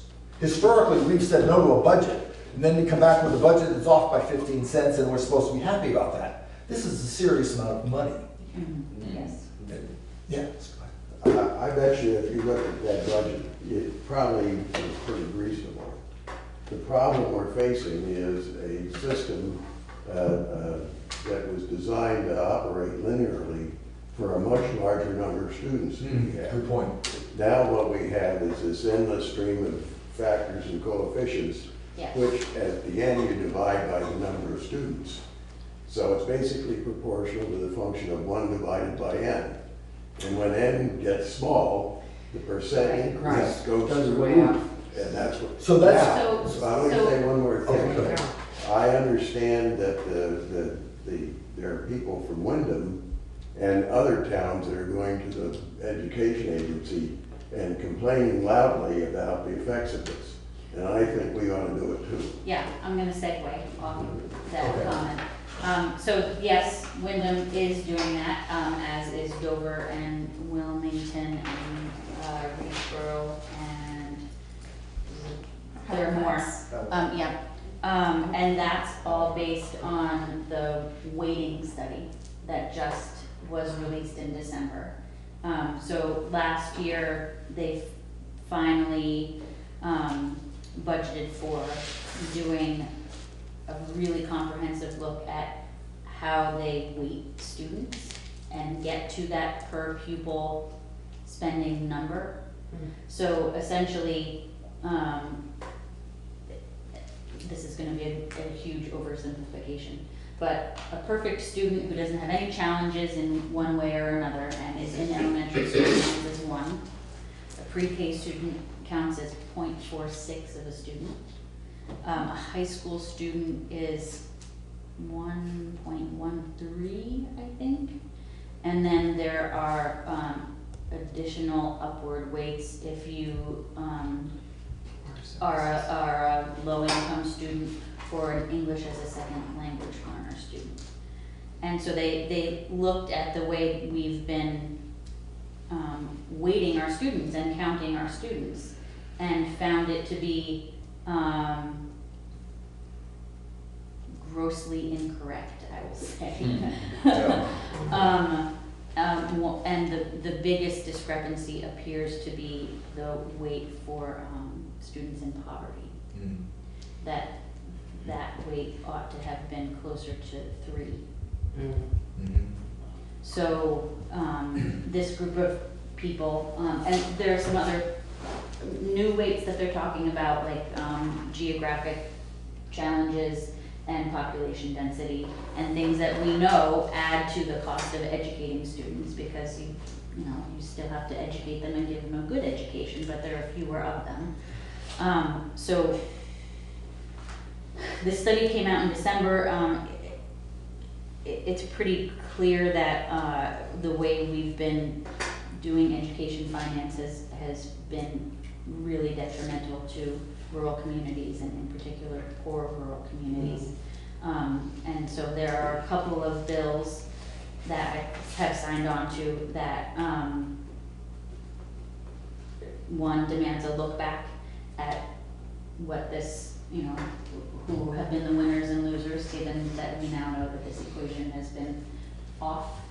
One is a moratorium on doing anything with education finance until this issue is looked at and acted on. And one is to enact these new rates that have now been determined to be more accurate. It also appears that the weights that were given were not done with any research. They were mostly arbitrary. And they've been in place for about 20 years. Will that affect this year's tax rates though? Well, it would mean they would have to take up those bills and act on them. Yes. So not likely. Okay. But there is certainly going to be a push for them to be taken up. And in absence of that, there will probably be some other steps taken.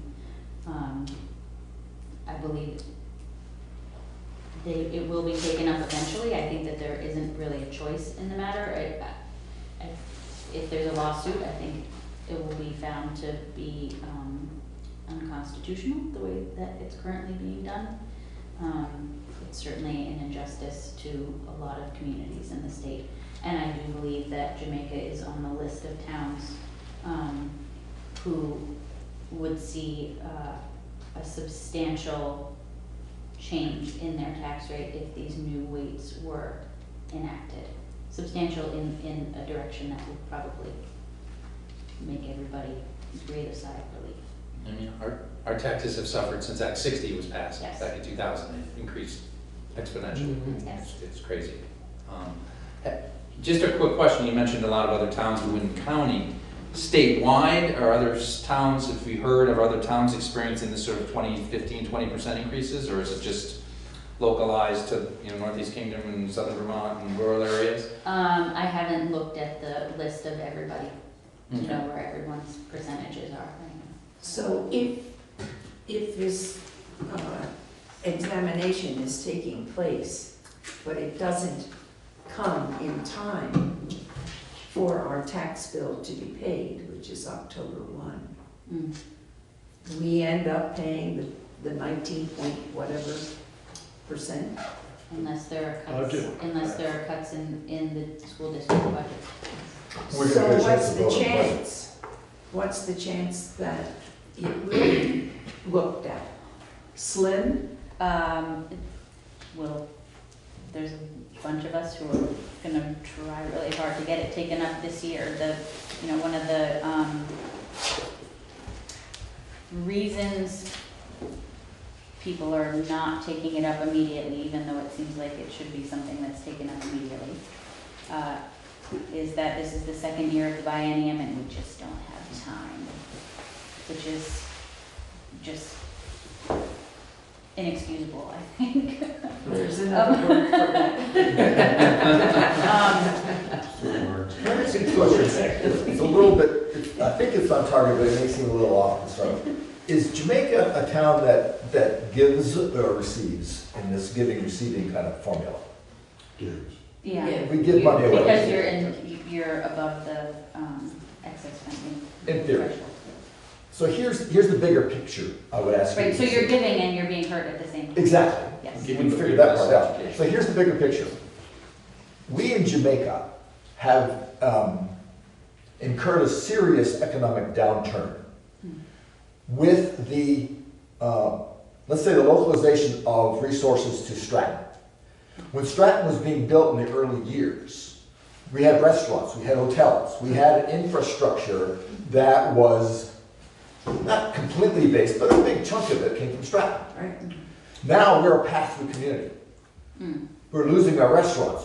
We have the hotels that are they're just, we don't have the structure. We've got one left, we're losing one, we don't have the infrastructure, we don't have the community economic viability that we once had, simply because Stratton did a very, very good job of attracting people and then keeping them up there. And I suspect we're not the only community in that boat. So the concept of giving versus receiving towns, that seems to me, it goes back, I don't know, 20 years maybe longer, I don't know, it's been a long time, seems to need to be revised another real good look at it. Because I don't think we're in the same situation we were. And if we're still using a formula that was predicated on us getting the largesse from a large tax, not a large economic draw isn't there anymore. And so as we struggle to maintain a community and a viable economic structure within that community, we're hurt by their success. And let's face it, we're advantaged to their success because our second homeowners, and there's a lot we get from Stratton. I'm not knocking that at all. It's just the formula that says we are now giving to smaller communities. We've got 30 or 35 kids. We have drive-through businesses, traffic, and we're getting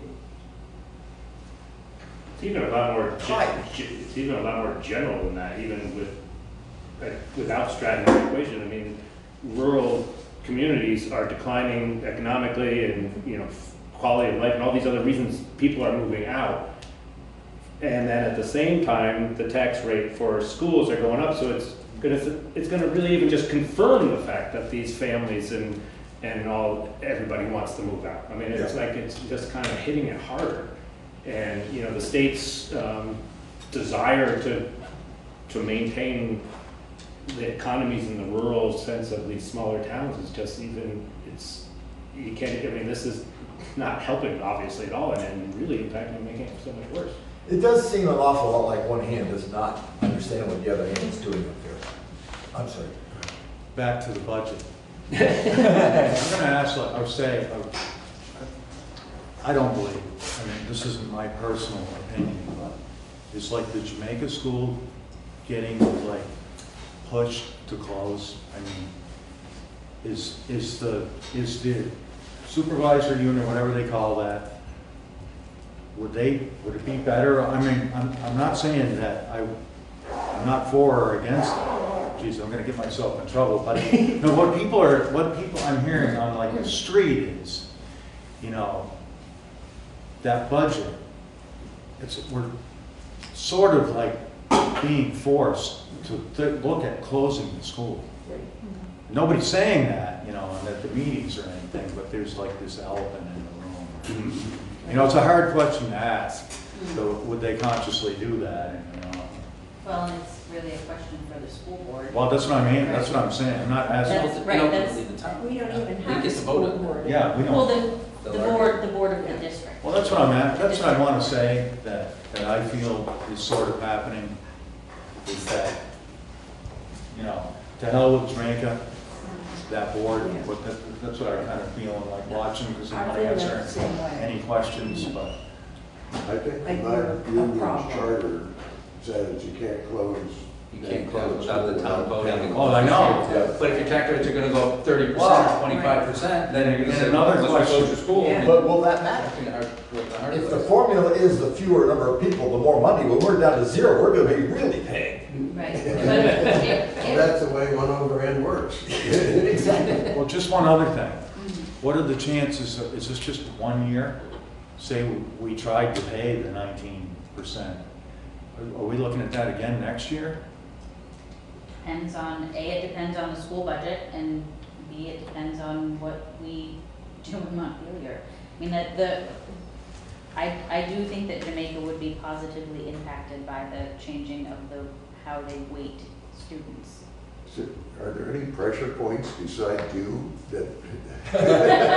Your senators? They're busy. That doesn't matter. I know. Everybody's busy. I'm being They said sarcastic. at the school board meetings, and they said at the school board meeting that it costs about $400,000 to run our entire school. We get a $91,000 small school grants, which they would lose if they closed it. So that's just a little tiny piece of the budget. So I don't think closing Jamaica is gonna do anything for our budget, from what the board is saying. That's what they're saying. Right, from what they're saying. But, you know, if our school's only 400,000, the total budget is how many million? I mean, that's a very small percentage. So they close Jamaica, they save 400,000, they lose the small school grant. So are they really gonna do anything with that money? So I don't think that is the biggest concern. I think the biggest concern is the budget. Well, and one concern that I have is, and something that townspeople have talked to me about is we're getting less. You know, they cut the principal's time at the school, and we're paying so much more. What are we getting for 20%? And, you know, if we're not getting anything, what's the justification? It comes back to these formulas, so that's, you know, that's not right. Well, now that we've solved that problem. Yeah, we have. I just want, like, the town to know that I'm somewhat aware of, the feelings that some people have that, keep raising Jamaica's taxes. What'll be is what it'll be, but, Sarah makes a good point that. Decisions are made intentionally thinking that their goal is to raise Jamaica's taxes. No, I understand that, but sure, they couldn't answer any questions at that meeting about. What is, and you may not be able to answer this question, what is your opinion of what we should do? Hound your school district board members.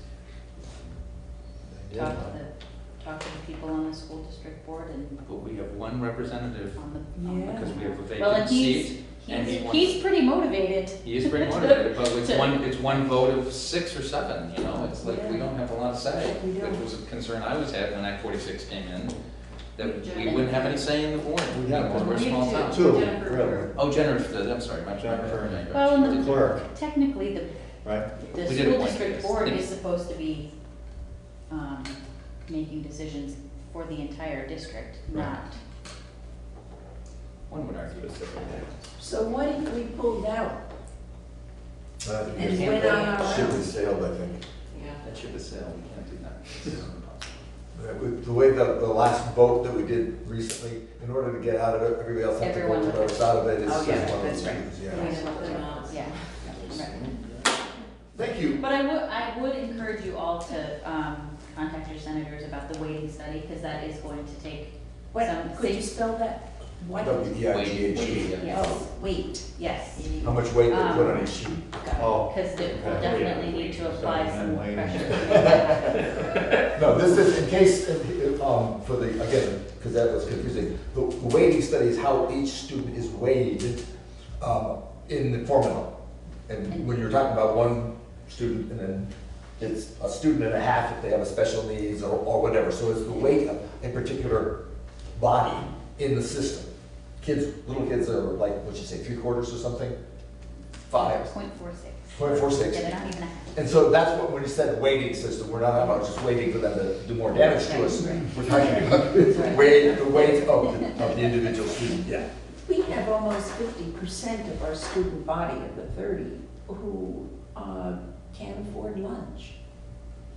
Which is why I think the change in the weights of the students would actually have a positive impact, because they, especially given that the biggest change would be to the weight of kids in poverty, those students one child would be counted as 3 children, which brings the number of pupils in the Higher formula than higher, 30. which brings your rate down. Yeah, because that's a big deal right now. Yes. Agreed. Well, aren't you glad you came? I am. We're No, glad I you came. know, like I said, even though you don't see my face, I am always listening, and when this came up, I was like, oh, yeah. Are there any other- thinking on your part. Are there any other issues or any other initiatives in the body that are going on right now that you can talk about? Just briefly. There's a lot of them. Act 250 is getting a lot of attention. Okay. We'll see where some of that gets to. There's a lot of negotiating going on. Some of the really detrimental things that they were talking about doing have shifted a little bit, so that gives me a little bit of hope that rural communities aren't going to be, not able to do any sort of development. It's a little loosening up. Is that what you're I experiencing? think streamlining is, they're trying to create some more uniform systems so that the process is a little bit more uniform and the law is applied a little bit more evenly across the state. There are definitely some pretty big discrepancies in different regions for how the process goes. But even things like changing the elevation at which development would automatically fall under Act 250. At one point, they talked about dropping it down to, it was 1,500, and it was like, how many towns in the state are their entire town would trigger it? Yep. Act 250. So there's been a lot of movement, and some of it has been helpful, and there's still a lot of negotiating going on.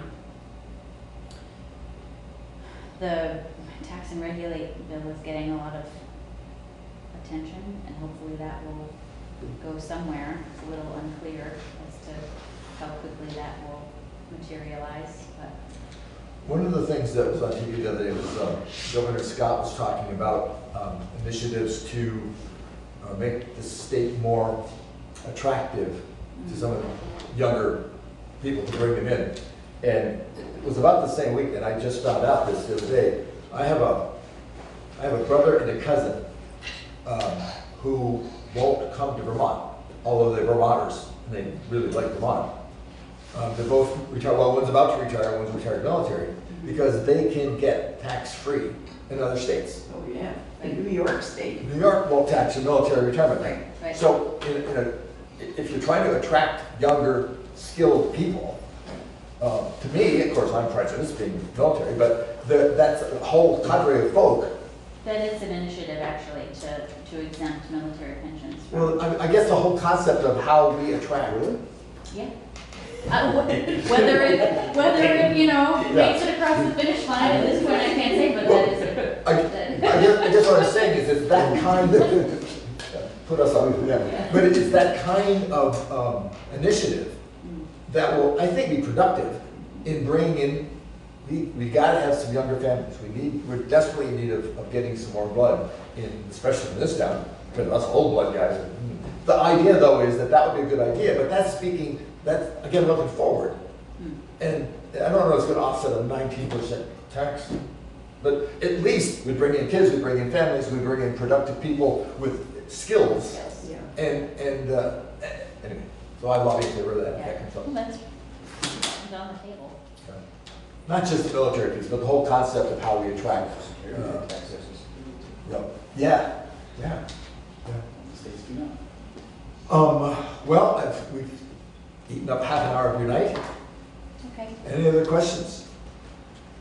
We want to cast any more aspersions at Montpelier through her? Go for it. That's great. That's great. Thank you very, very much. Thank you. And I'm sure we'll be here for a while. Yeah, and Unless we all abdicate and run away.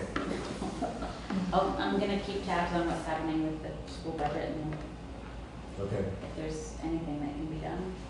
Thank you. Yeah. United Funds, we're here. Yep. Every other Tuesday. Yeah. Every Monday, what night is it? Monday. Will we see you? Mondays, everyone meets on Monday. We'll see you at town meeting, maybe for a little I'm while. gonna try to make town meeting. I have to talk to my staff, I don't have staff for the legislature. Right. But, because it's the presidential primary, Right. it's a really, really busy election day. Super Um, Yeah, so I'm sure we'll come up with a plan, and I'm sure it'll be fine, but I haven't quite nailed down all of that yet. Understand. So I'm, it's one of those weird two-hat things that, Sure. this is, presidential primary is a big deal. Right. It is for them. Well, it is for all of us. Everybody. Yeah, but So- I'll be in touch with you about it. Thank you. Thank you. Can I get a motion to adjourn? Motion to adjourn. Do I have a second? Second. Okay, thank you. Now we can talk, now we can Yeah. really tell you everything. We're adjourned. Yeah, really, yeah.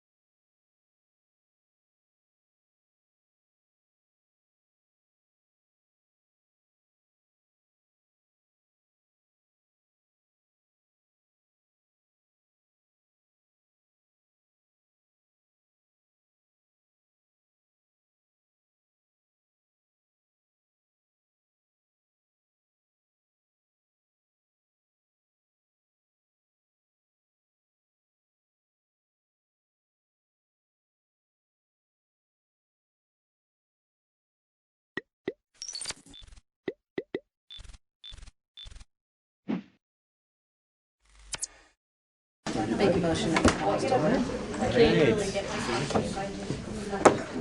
So moved at 7:01. Good evening, everyone. New face here, I apologize. Joe is out of town, so I'm taking the chair. It's been about 6-8 months, so I might be a little rusty, but these guys will keep me in the field, I'm sure of that.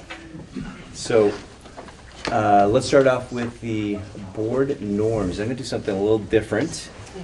I'm just gonna point to somebody and have them read the first section of the board norm. Young lady. Like the main, Yeah. our main focus? Yeah. Maintain our focus. Stay focused on the students, community, and stakeholders. Decisions are made in alignment with the board's vision, and keep meetings goal-oriented. Mike. Oh, next section? Communicate respectively. Practice active listening. Cultivate opportunities for all members to contribute, value, and respect other opinions. Trish. We are working to be present and be prepared for all meetings and arrive on time, be engaged during meetings and ask questions, and attend all meetings. Ken. Let's see. Keep board productive and effective. After a healthy discourse, Come on, it's only 0.4 font, man. Yeah, I know, really, it's like. Sorry, Ken. Now you're making me look at this and it's like, I think I have to go get new Prescription. glasses. Yeah, brand new year. Thanks a lot, now you make me feel Sorry. another 10 years older. Voices respectfully heard. Move forward with discussions made by the board, whether you support those decisions or not.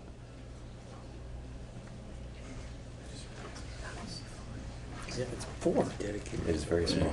Be dedicated to the work and goals of the board. All right, excellent. Ken, right next to me. I'm going to mix it up. Respect the agenda. Keep to the topics on the agenda and work plan. Start and end on time. Oh, I like that one. Practice flexibility and responsiveness to the public. Excellent. Thank you very much. Those are our board norms. Members of the public, welcome. If there's anything that's not on the agenda that you wanted to speak to, please let us know now, or otherwise we'll just move on with the agenda. Anybody? Nope. All right, moving on. Correspondence. Did we have any correspondence? I got a couple things.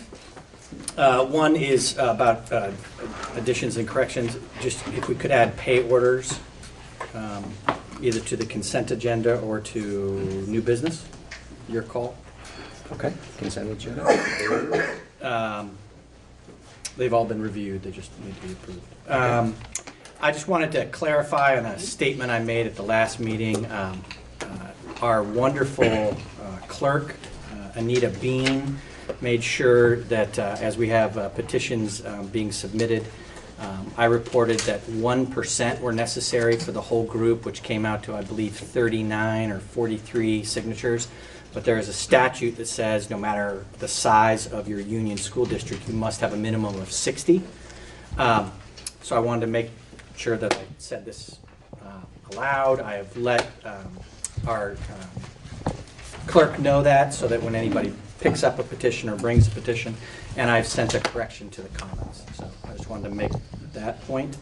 And then correspondence I sent out today, I don't know if you guys saw it in your email, but the WCSU officers are calling a special meeting on Monday, February 10th, an agenda to be come out by the end of this week, specifically about the weighting study that was done by the, commissioned by the Agency of Education, would have significant financial repercussions in the positive to the West River Education District. There was a meeting with 4 representatives, Representative Pajala from Stratton and from Jamaica, Representative Partridge from Wyndham, Representative Sibilia from Dover-Wardsboro, and Representative Gannon, who represents Wyndham Southwest. They had a meeting on Saturday to talk about this, and there were some additional WCSU board members there, so they're going to have a meeting to talk about any actions that the WCSU may take in supporting moving that forward. So just wanted to get that date on everybody's calendar. Bill, could you just speak to how that would impact us, the weighting study? Sure. So real briefly, the weighting study just reviews the weights that go into an equalized pupil. When Act 60 and Act 68 came into play, weights were given to students in high school at 1.13, recognizing it would be more expensive to educate a high school student. Also, a weight was given for poverty, a weight was given for English language learners, and also in that law, it was supposed to be redone every 2 years, and it has not been redone every 2 years. So this study that was completed in 2019 was the first time since 1996. So a system of weights has been in place for 23 years without review. Under the new study, the West River Education District would see anywhere from an additional 60 to an additional 69 equalized pupils, which is a significant change from where we are now. So it is something that is of particular interest to this board and these communities. So February 10th, 6 o'clock.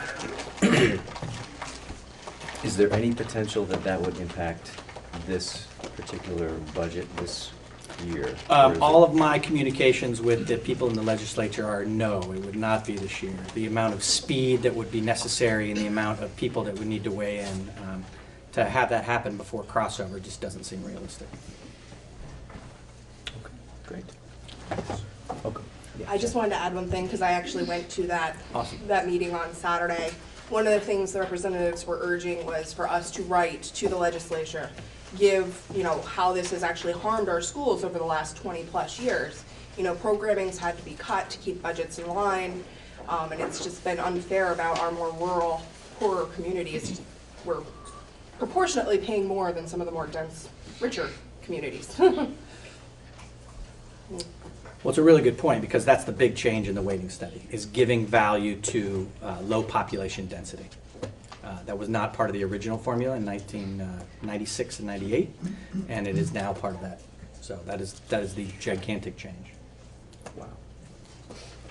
So Lori, just quick math, but that would add, about 15% to our total student count? You increase your equalized pupils by 60.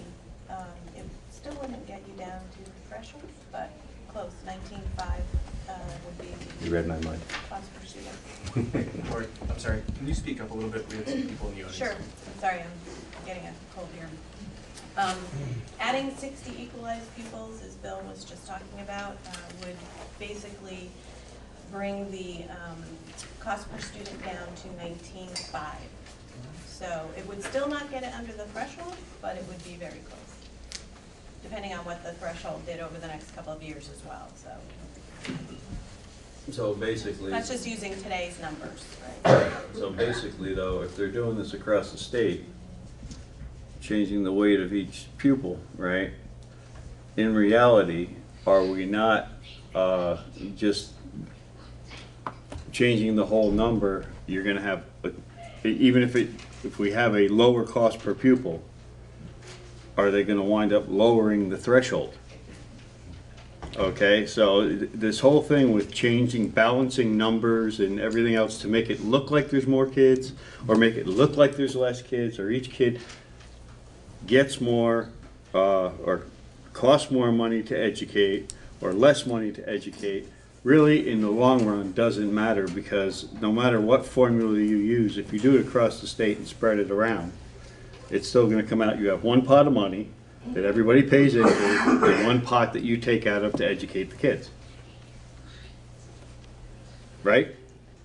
They just mentioned they were redistributing Right. how they were spending it. Right. If they were really worried about this, what they should do is work on getting rid of the hold harmless, the cutoff where the penalty, the penalty comes in where we pay $2 for every dollar up to the state is ridiculous, because it's already costing you more to educate your kids, and then they're gonna penalize you and charge you more to educate your same kids, but meanwhile, you're sending more money out of your district than you are using it to educate your kids. It makes no sense.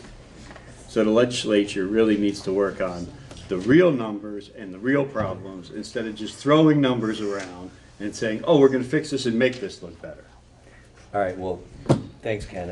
I got really excited about that, and now you just... I bust your bubble, You right? burst my bubble. I'm sorry about that. And then lastly, before we get into the budget, I just wanted to, normally we have a childcare provider, and today I found out today at 5 o'clock that we were not, so I apologize if anybody was planning on that. It is our plan to always have that. This was kind of an unforeseen thing, so I do apologize for that. Wasn't it because of the budget? No, it was not because of the budget. Speaking of the budget, let's move on to budget fourth look. Discussion and possible action. So we were presented after the last meeting of asking for items that would not impact our children, our students. And the administration came back with $538,000 in potential cuts. Laura, if you want to kind of go through all of them? Is that for I can. Bill, or, I'm sorry. Yeah, no Go problem. ahead.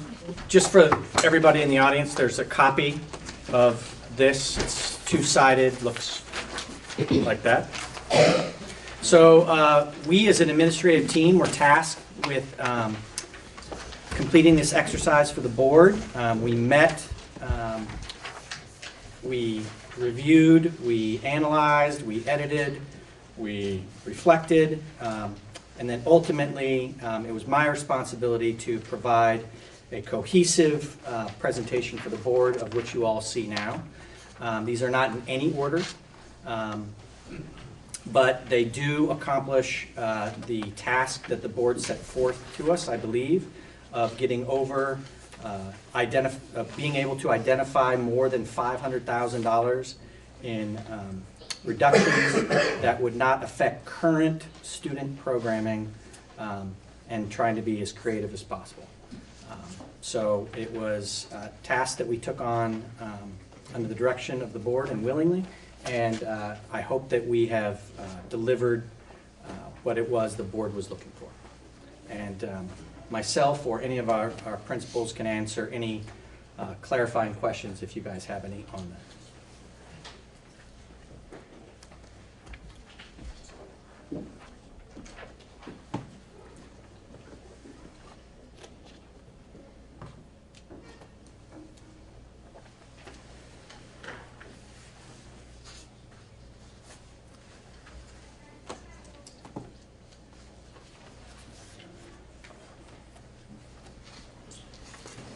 Trish?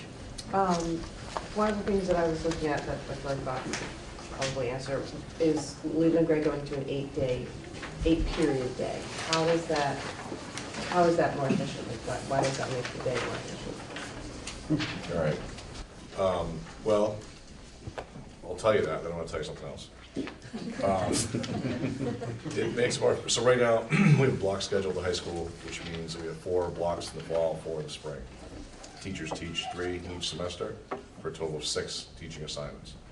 With an 8-period day, a teacher could teach 7 assignments and have still a prep period, meet the contract for that needs, and basically teach an extra section. So without reducing any offerings, a teacher could teach 1 more section. So you could reduce some staff in 4 core departments to make that happen. Now you're ready for the other side of it. I wouldn't recommend it. So Leland Gray moved to a block schedule 20-something, 98, there you go. We understand. Yeah, I was a teacher here at the time. A few of these people were probably students. And it was a very thoughtful process by the staff with multiple years of study and research and 1 year of an interim schedule that had a little bit of a modified day and then rolling into it. And it was a process that was probably led by the principal at the time, but really fully informed by the entire school community, the staff and students alike, to make a shift back to that as in a sense, a board directive without having the opportunity to study the educational benefits of that and do it strictly for budgetary reasons, I just don't think is a sound approach. But the dollars and cents are there. I will tell you that prior to this discussion and Bill asking me to do this, our staff has, I think for the first time since '98, reformed a scheduling committee to analyze the schedule, but we're looking at school year 22, not next year, but the year after, because it will take us a year and a half to really fully vet out what our options might be. And not that we would necessarily go into it thinking that we would change, but just to explore the world has changed in the last 20 years, so let's see if it's worth looking at. So that's how you can get the savings out of that without losing any programming. But I would not recommend that's a path that you guys should follow.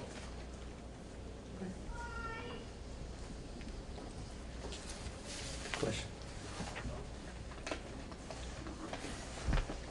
Do we want to kind of just go through each one and we can just ask for a commentary on each of them? We'll do that. Let's start with the reduce 1.0 FTE WRED administrator.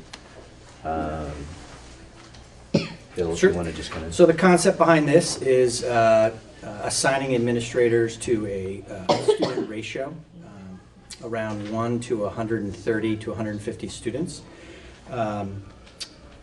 Recognizing that you have to figure out different situations for different buildings, but the thinking would be that you'd have 2 full-time administrators at Leland and Gray for approximately 300 students. You'd have 1 full-time administrator at Townsend for 120 to 130 students, and you'd have 1 full-time administrator at Newbrook, where there's about 95 students, and Jamaica, where we're predicting 25 to 26 students next year. Now, all the caveats aside, we have not done school choice for round 2, which won't happen until March, so we're going on our best information that we have.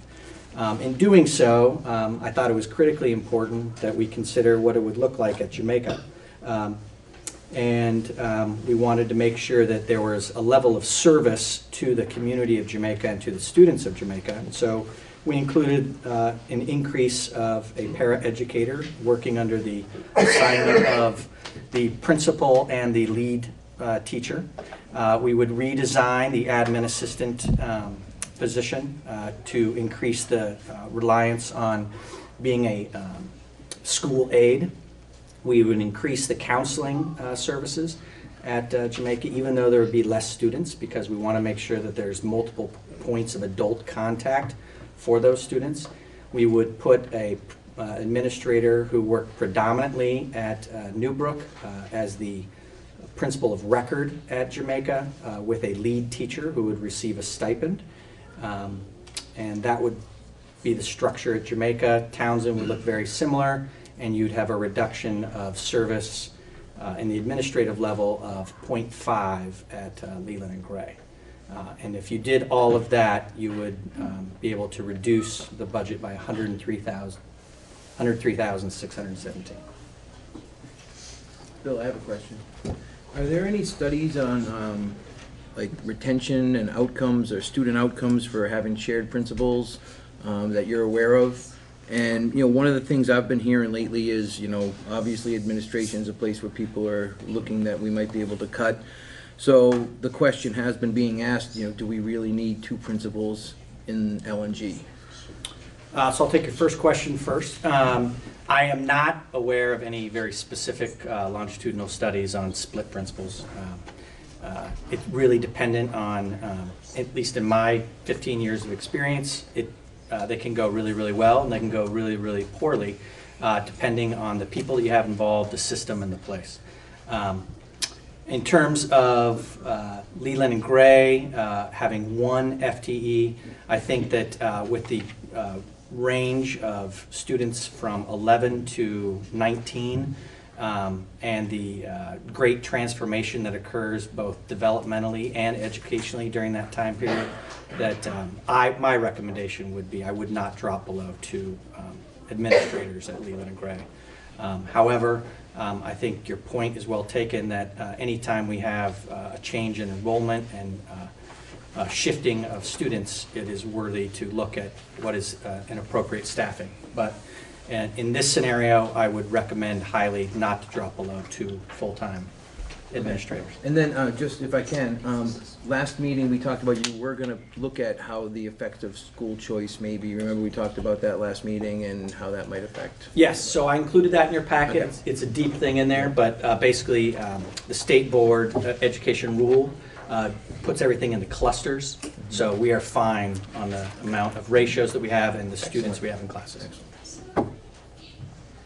And to follow up on Mike's question here, at the last meeting in Jamaica, one of their main concerns were that there was no equity because they didn't have a principal in the building.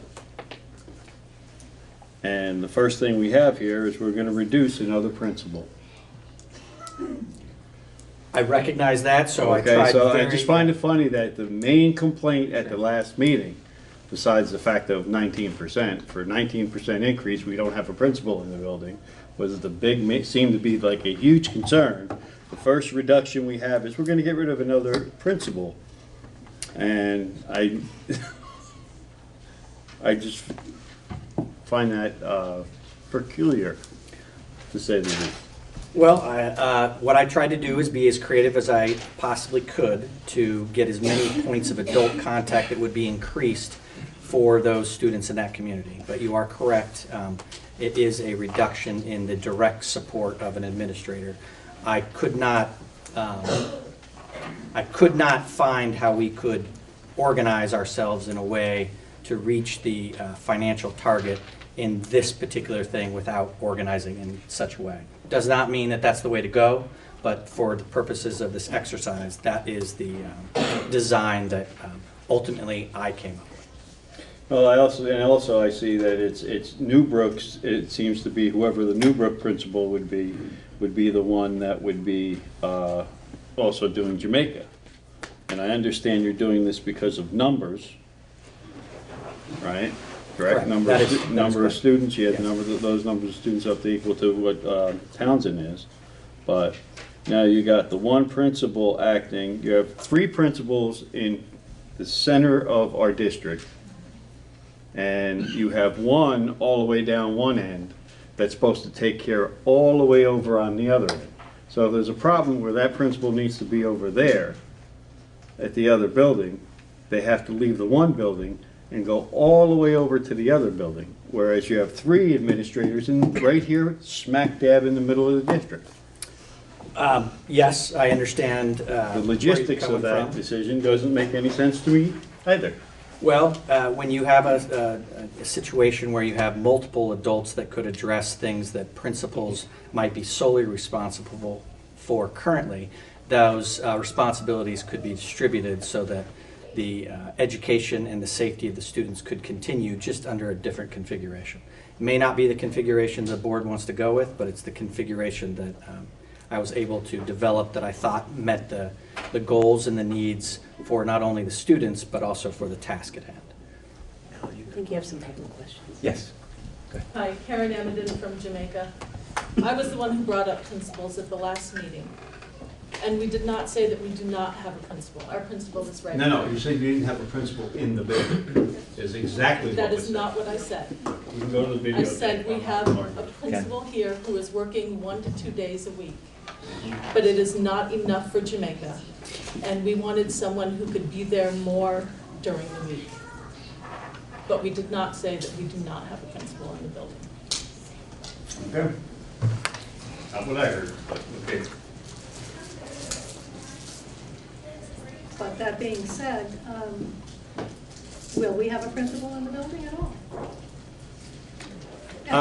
It'll depend on what the direction of the board that gives to me. Under this plan, you would have a lead teacher, you would have additional levels of service, and you would have a principal who would not be stationed in the Jamaica building more than 1 to 2 days a week, depending on what was going on.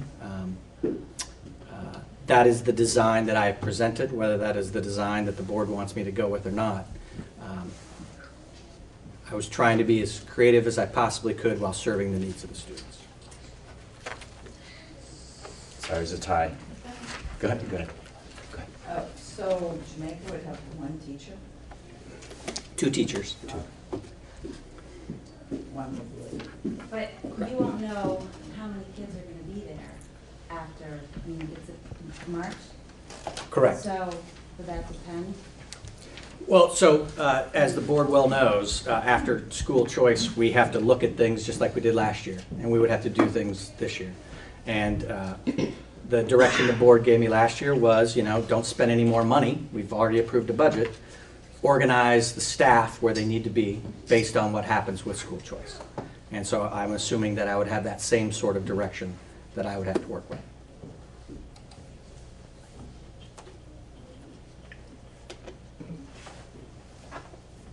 Anybody else?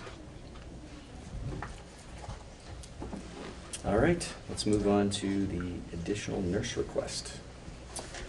So additional nurse request came from the budget committee work over the past couple months. Each principal made an advocacy for what they believed they needed in their building to serve their students. On the first review of the budget, we reduced the initial nurse request by 0.50, and on this one, we reduce it back to what our current level of service. We are expecting the same number of students, and so it would not reduce the level of service that we are currently providing to our students. It would just not increase based on a request of the principal. All right.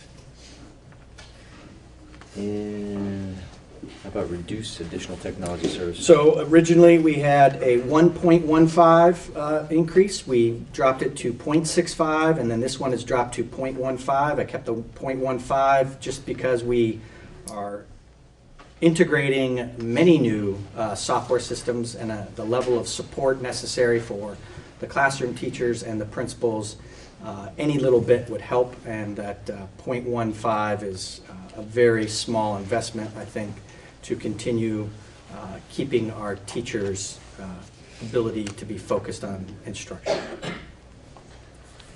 All right, additional custodian. Again, same thing. We had a full-time custodian in the original.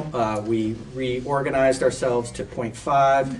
This is additional to what we have now, so it is not having any additional custodial services. We do have the same number of buildings. We do have the same number of students.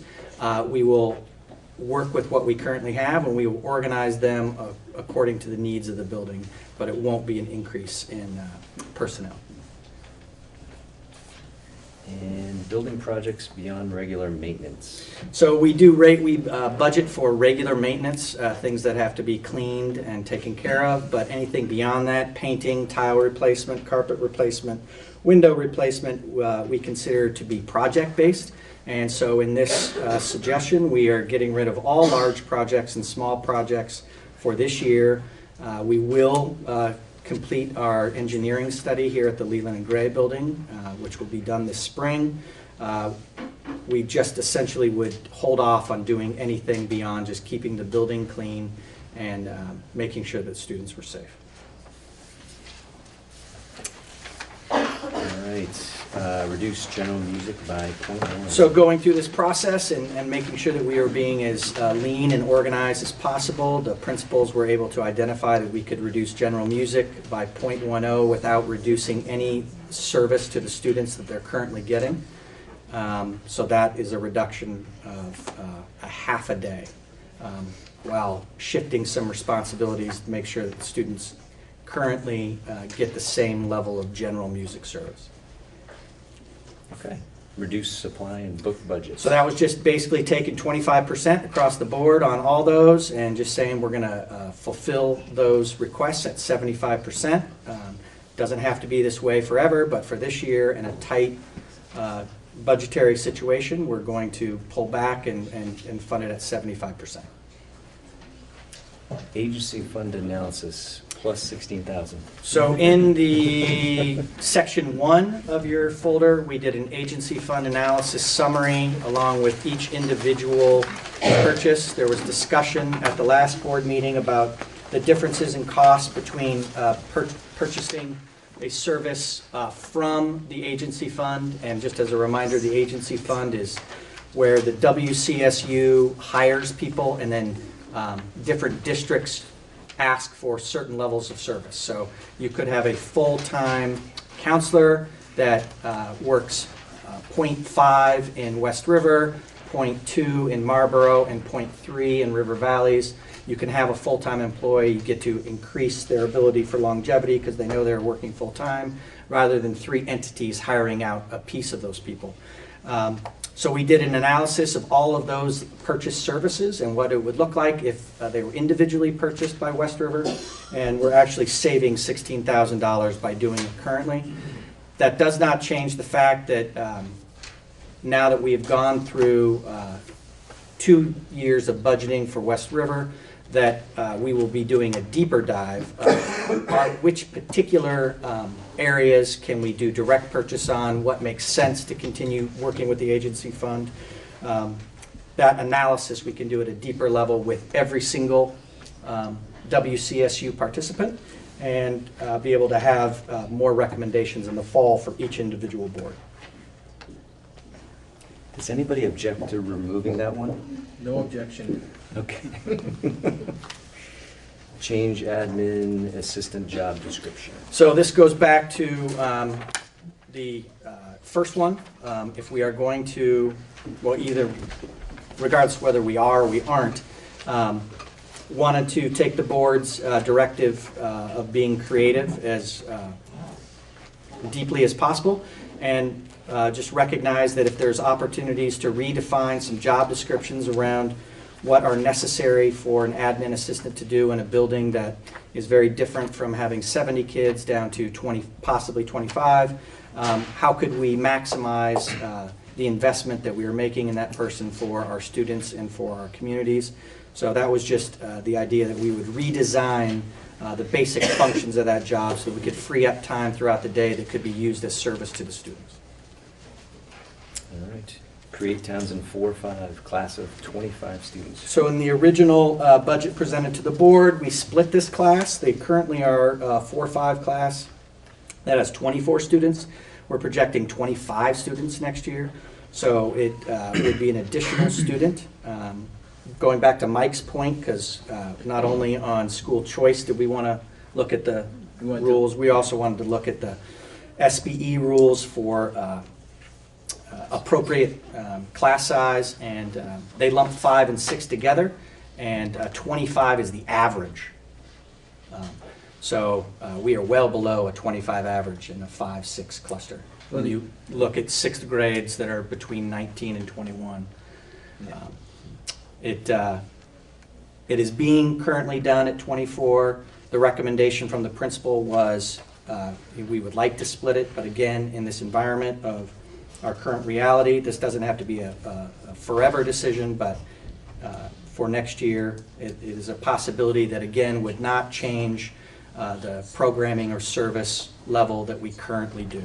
And then in the notes, I just wanted to point out that, you know, we set this up and we had to think about this last year for this year, that you know, if additional students come, we would have to be creative in how we're going to service them, and I just wanted to alert the board to that. Or we modify the choice policy so that we don't incur extra costs on choice, right? That's a Well, actually, the choice policy already makes it happen so that, like, that is not open. Okay.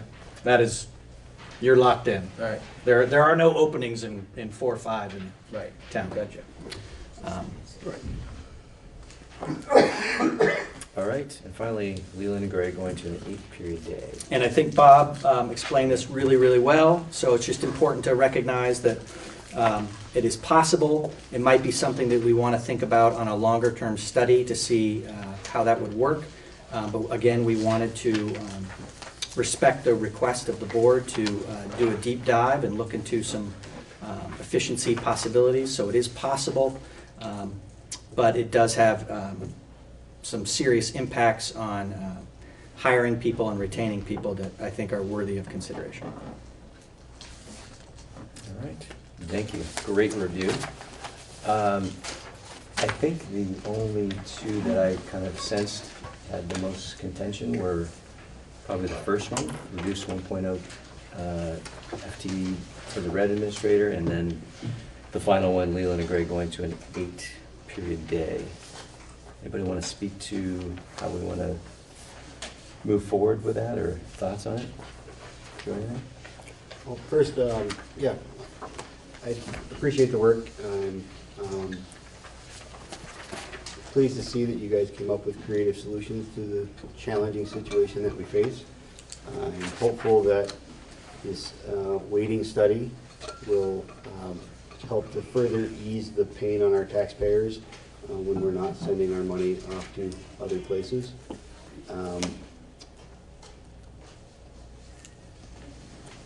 I support the reduction of the administrator. I think the solution that you have for Jamaica School is appropriate.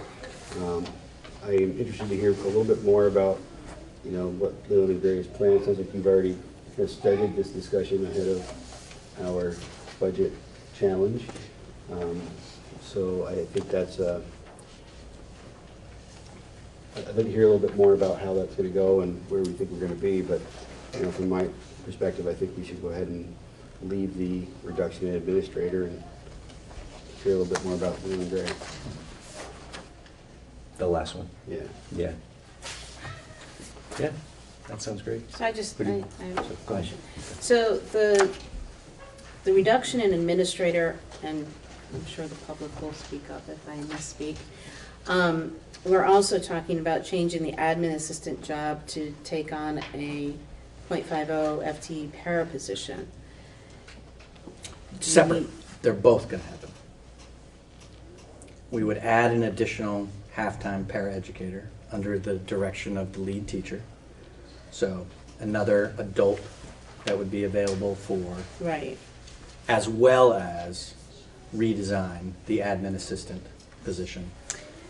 But we're reducing administration in the school. So. Yes. So I'm just curious about how taking the admin away from jobs that, and I'm sure that people will correct me, I've heard she's taking on some of, the disciplinary action that happens when the principal's not in the school today. Have we discussed that with the admin? Do we understand how that is working? I am not aware of that particular thing, but in my suggestion here for the level of service, the lead teacher would be in complete charge while on site, and the admin assistant aide and the paraeducator would work for the lead teacher. So if there was an immediate need for the service of a principal-like environment, I would suspect that under the direction of the superintendent and the principal who is overseeing Jamaica, that the actions would be taken by the lead teacher, not by a paraeducator or an aide. But that, Well, I like the sound of that. I'm just, Yes. I think there's been concerns expressed. that would be the design, and that would be the follow-through that would come from my office.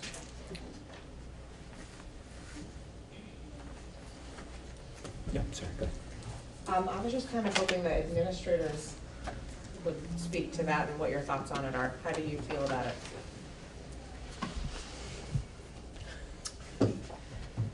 As a how well is this going to function kind of conversation? I can't speak to the Jamaica piece at all, but you know me, I always have something to say. Yeah. So just to back up a little bit, so the position, the halftime position at Leland and Gray that would be reduced, or reorganized, however we end up doing that, was actually budgeted this year as a full-time position. And you guys may recall, that person left at the end of the school year, and we were not able to, well, we made a decision based on personnel. We had a experienced principal at Jamaica part-time to incorporate that person into ours and take that savings for this fiscal year. So really what you're seeing in 1 year's budget to the next is actually a full-time reduction at Leland and Gray in the administrator. Just want to make sure people understand that chain of events. And the argument certainly could be made, like Mike said, that maybe is too heavy. And all I would say about that is I think the impact on not having that half a person here or the full person here, regardless of how you look at it, is that positive change, the rate of positive change will be slowed.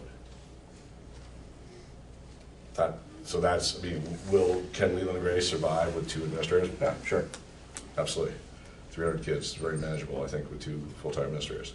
But I think that the implications of how we currently organize our roles, so I am the principal overseeing all of it and doing supervision and evaluation in the high school. Pam, as a half-time employee, as the dean of academics, oversees the middle school and does supervision evaluation there. And Johanna, as the dean of students, does all student management and is responsible for climate and culture, those kinds of things. So something gives, I guess is the best way to put it. So that would be my 2 cents from Leland and Gray. I can't speak to the Jamaica piece or how it impacts someone at Newbrook or how it would impact the people going to Jamaica. And I can only speak to that part. I certainly cannot speak to how it would impact Scotty. I come from a place with many, many more students and a lot less, in some cases, resources. But when we examined this particular scenario, one of the suggestions I had was a lead teacher, a part-time teacher, administrator, look to it, and so I'm pleased that we were able to kind of come to a conclusion of having that lead teacher to do some of those administrative things as well as working with the kids. The other thing that I was concerned about was the supervision of students in non-instructional situations, which is why the administrative assistant could be a school aide. So that person could take on the supervision in the cafeteria, so then the teachers would have some planning time or be able to collaborate. And so that would be restructured to be able to make sure that that's in place, recess duty, things like that. Right now, teachers are doing all of that. A school aide would be able to do some of that.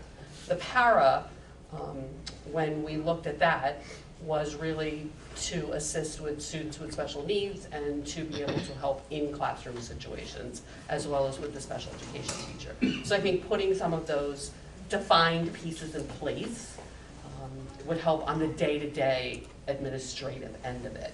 There would still need to be someone who would be working with formal student discipline, certainly a lead teacher in the event of significant disciplinary consequences. It would need to be a principal that would work with that lead teacher in terms of those kinds of things, which is what I currently do. I just drive the quick 11 miles or pick up a boat. And so I think putting those additional things in place, thinking a little outside the box, would help to support that. I can't really speak to what the impact would be in Scotty's world. I would think it would sort of be like what I'm doing now. Instead of me going to Leland and Gray, he goes to Newbrook or he goes to Jamaica. You have to be very organized. I have my calendar pretty set, and probably the one thing that I've learned through all of this, I was very set when I started that it would be certain days at certain schools, and I really had to be pretty flexible about that, and that's been my goal the second half of the year, is to just be at the school I need to be at when I need to be there, whether it's a Monday or a Friday or whatever. And so it has taken a little bit of time with the travel, and that's probably the one thing, but I think we've been able in this scenario to put some supports in place that would help to mitigate some of the absence, if you will, of the principal. We started talking about this last week because the board asked us to find some savings, and I was part of this decision in terms of what we were going to present, and I'm proud of our work. There is no doubt that the savings will cost us in terms of my time. You know, I'm one guy, and I'd be working at 2 schools, so that would change the level of service. I'm not concerned about it. This is my 6th year, and I'm feeling you know, up to this challenge. Again, I think that we'll all need to, if this were what the board were to decide to do, I would really need to redefine my role and kind of redefine the way I do my job. You know, I'm out in front of the building almost every morning. I'm greeting parents and children, and it would just be different. It'd be different. I think that as a measure to get us through this difficult time, I think you know, it might be something like you could think of this decision as a temporary decision or a long-term decision. I would definitely make the recommendation that it be considered a temporary decision, not on behalf of me. And by the way, I didn't go looking at School Spring after I left the meeting. I'm very comfortable working for this group and for the children that I serve, and I'm sure that kids in Jamaica are going to be super fun as well. I want you guys to make a decision with the kids in mind and not worry about us. You know, we totally understand the situation you're in. I've been at the last few meetings. I know how hard this is. So we thought if we could do something towards the savings, and that would be something we should do. I don't have anything else to say specifically, but I would definitely suggest that that you leave it to us to break down the details and figure out exactly how it would work. I've got a great mentor, and I've got great colleagues, and I'm sure we'll figure out a nice way of doing it. Tricia? Oh, I'm sorry. Was there somebody out there? Susie, did you have one? Sorry. Would the special ed teacher who's there now, Michelle, still be at Jamaica School? So we assign positions, people. I would not see we are not currently planning on a reduction in the level of special education service that is currently provided to the Jamaica building. Awesome, thank you. Over here, Fiona's had her hand up. Oh, okay, thank you. Hi, I'm Fiona, I'm from Williamsville, and I don't know if this is the right point to ask this question and this comment, but because it's part of administrative change. I was listening, I wasn't able to be at last meeting, but I listened to it, and I was concerned that the board made the choice to ask this reduction without considering the administrative, the WCSU administrative costs. And I understand that that's because that vote has already happened. But to look at the SPED and the agency fund, which is part of the WCSU, but not take a look at the administrative costs for the administrative building, I think is short-sighted, because that is the place that has the least impact on programs, because they have the less interaction with kids. And also when I heard that the administrative raises for next year were between 3 and 3.5%. Did I get that right, Bill? You did. And that the teaching staff's wages are 2.5. That seems 3.25. 3.25. Okay. Then I misunderstood that point. Thank you. But I think that should be part of the equation. That part of the WCSU budget in looking at reductions. And I would like that to be relooked at if possible within this scenario. Well, so there is a meeting on February 10th, the WCSU. Sure. So that is definitely something that could be brought up. Did you catch that, Fiona? Yeah, I got February it. 10th? Thank you. Okay. Appreciate that. 6 o'clock. 6 o'clock, that's good. Keep us on our toes. I don't want to take No, time go away ahead, from go ahead. board members and stuff, but I have a deep concern about the whole thing with Jamaica. I just don't, I don't totally understand this, but how it works, but you know, if there's a sudden problem with a student and you've got a teacher teaching and suddenly they have to leave that room, then you've got to pull the admin in, and maybe the admin doesn't know what the project was, what's going on, that kind of stuff. I don't think that's quality education to me. And I'm wondering when the board is going to be concerned about Jamaica and look at it. I recall a few years ago, the town of Jamaica, there were some parents who wanted us to leave the union. And that was a very concerning thing. I was on the school board at Leland and Gray at the time, and there was a big brouhaha about that. And Bob called in some of the parents to find out what their concerns were, what can we do to want you to stay here. And I've been waiting to things settle, and I know this is a new board, but when are you guys gonna look at what's going on with Jamaica? Why are people not wanting to send their children there when they live right in that town? That's, you know, there was so much concern about it back then, but I haven't heard a single word said from this board about how do we make Jamaica a vital part of our educational programs. Al, can I respond to that, Chris? Yeah. I think it was Patty who was speaking. Patty, I shared that concern and I addressed that in the retreat. I actually suggested that the board do surveys to find out why people left a certain school. It's easy to assume it could be programmatic or site-specific, but it could also just be convenience for parents. So I suggested that we do surveys to find out what the reason was. Unfortunately, the board did not go along with that suggestion.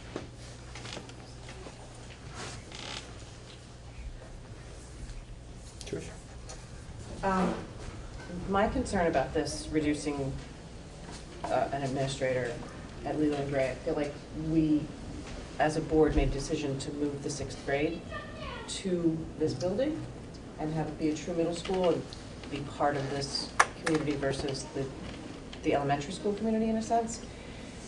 And to then reduce oversight when when there's now more students involved at this site, that's a concern to me. I just wanted to put that out there, which I supported the move of the 6th grade, and I think it's the right choice. I you know, with children learning in clusters and 6, 7, 8 being one of those clusters, that made sense to me. But if we're just going to then take away oversight of that this pretty big decision that we made, I think that's a little short-sighted personally. Okay, can I? Go ahead, Ken. Thank you. This is directed to Scotty DeBochnik. You serve the Newfane and Brookline students over at Newbrook as a principal. And if you're going to be leaving that building for, I don't know, a day, 2 half days, or however that's going to work, how is that going to impact the students at Newbrook, is my question. That's hard to say. I've never really experienced it. I think that we would have to shift responsibilities just in the same way that we're describing at Jamaica. Currently, when I'm out of the building, I have a lead teacher. It's often Shelley Bostrom, who would be the lead person who would make decisions while I'm out. You know, I'd need to be in contact with folks and available. As it is right now, I make a lot of decisions that that could be delegated.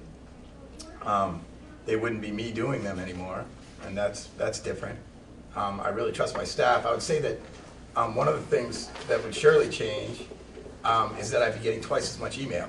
And that's the thing that's the first thing that I thought of was like, all right, I've got a certain amount of hours, and that would be a hurdle. But I think that with our Are you hinting for a raise with this split? I haven't talked about it yet. What I'm really, though, in my report, you'll see we've shifted the way we've handled discipline at Newbrook, and you've seen that very well. And I'm really very grateful to Stephanie Betty Hancock, who kind of encouraged that change.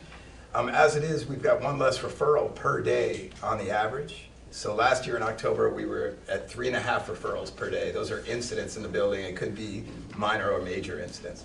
This year, we're at 2.5. which means that's one less child that needs to fail every single day, which I'm very, very proud of and very happy about. One of the things that's also shifted, though, is the responsibility of discipline. Most discipline in the building, harassment and bullying comes to me every time. Anything that was like an intentional harm of another child would come to me. But most other things are handled by our behaviors and her staff, and it's going really well. And I feel like I'm ready for this challenge. It will have a cost, though. There's no doubt. And what I can foresee happening is that there will be some days where I have to go from one school to another. And I believe that's about 25 minutes. I just got a new used car, and I'm sure it's going to get me there. Ken, I appreciate you looking out for the school, which is what you always do. Again, we came up with these scenarios because how else are you going to come up with $500,000? We really sat down and really thought, all right, what can we do? And I landed here not with the hopes of having, what you're talking about, a raise, not for that reason, but because what else are we going to do, and how else can we help to shave away at this at the taxpayer's burden? So, I hear what you're saying, and it's going to be different. I will not be out front of the school every morning.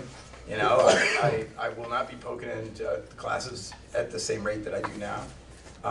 But with that change, especially if we think of it as a one-year thing or a two-year thing or a temporary thing, I'm not. It's not a. For me, it's not a major concern. If this is what you guys need us to do, we can do it. Did I answer the question? So You said you can do it. My question was, how's it going to impact the students? That was the question. Ken, can I follow up on that? So I think we've identified the two items that could be most potentially harmful for students and disruptive. Lori, if I could just get your financial guidance here.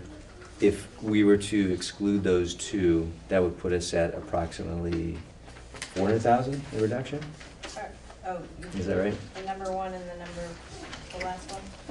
Yeah, And- and take out the plus Take out the plus 16,000. Yeah, right. Yeah, we might I want don't that think one that back. was added, you didn't add that in, did you, Bill? Yeah. Put everything in there. We'll Of claw, course you did. we'll claw that one back. We don't want that. And if memory serves, every $50,000 is essentially equal to a penny in property tax? Roughly. Yeah, roughly. Every 50,000 you reduce, the number changes, so there's a very long calculation. Can I ask, are those calculations fair anymore with the diversity amongst the 4 towns? With the inequity of tax burden on the 4 towns, are those figures still, is that fair The to say 50,000? 1 penny? Do you know what I mean? Well, it'll impact Jamaica differently than it'll impact Brookline. Yeah. So is Right. it fair to say a penny's gonna do, We're talking about the unified tax rate. when we say- Right. gotcha, Right. gotcha, thank you, thank you. So to And- reduce go the ahead. $401,000, gets you to a unified tax rate of 201.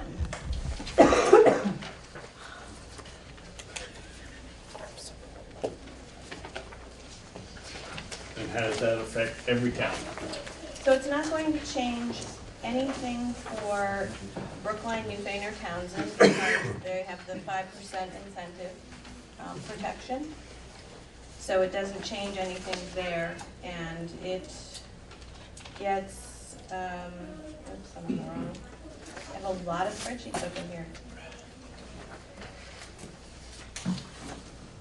All right, so that gets Jamaica to 20-cent increase or 10.83%. Sorry, say it again? 10.83%. 20 cents or 10.83%. But regardless, after the hold harmless is no longer in effect, and all those rolled back taxes that we are getting a break on now, Yes, everybody. it's still gonna, what change is gonna happen in Newfane and Brookline and Townsend is gonna roll and hit those towns in the long run, correct? If it's an increase? Any increase in the tax rate will hit everybody when the incentives go away. Okay. And it's supposed to sunset in 2024 unless we were to Right. exceed it before that. Right, the And 5%, it really goes year to year. You could lose it next year depending on the budget and the tax rate that comes in. Right. So, for this year specifically, you would still keep it. Your incentive, your 5%. It's not directly related, but could you explain how the academic support team works? Sure. When we had the DMG study, you guys remember the DMG study? Yes. Oh, yeah. Okay. No? Okay. We were one of 10 supervisory unions to be part of the district management group study, which was a precursor to Act 173. So we had an audit of our instructional delivery system. And recommendations came out from that specifically for our SU, and they came out for all other 10 SUs. And they were collected into, these are the strategies that should be used across Vermont. So we got both the global strategy and we both got our internal strategy. One of the points that were made during the DMG thing was one of the ways to control costs to the best of our ability that's in the locus of control of instruction is to have the highest caliber, highest expertise people work with students who are struggling. Not just students that have made it to the point where they require an individual education plan, but students that are just struggling beyond the classroom instruction. And so there was a gap between delivering special education instruction and classroom instruction. And so one of the strategies that we investigated was the development of the academic support team. So the academic support team is 6.6 employees across West River, River Valleys, and Marlboro that meet monthly and are becoming, and were hired as, experts in either literacy or literacy in math. And we even have one that's particular to literacy in K through 3.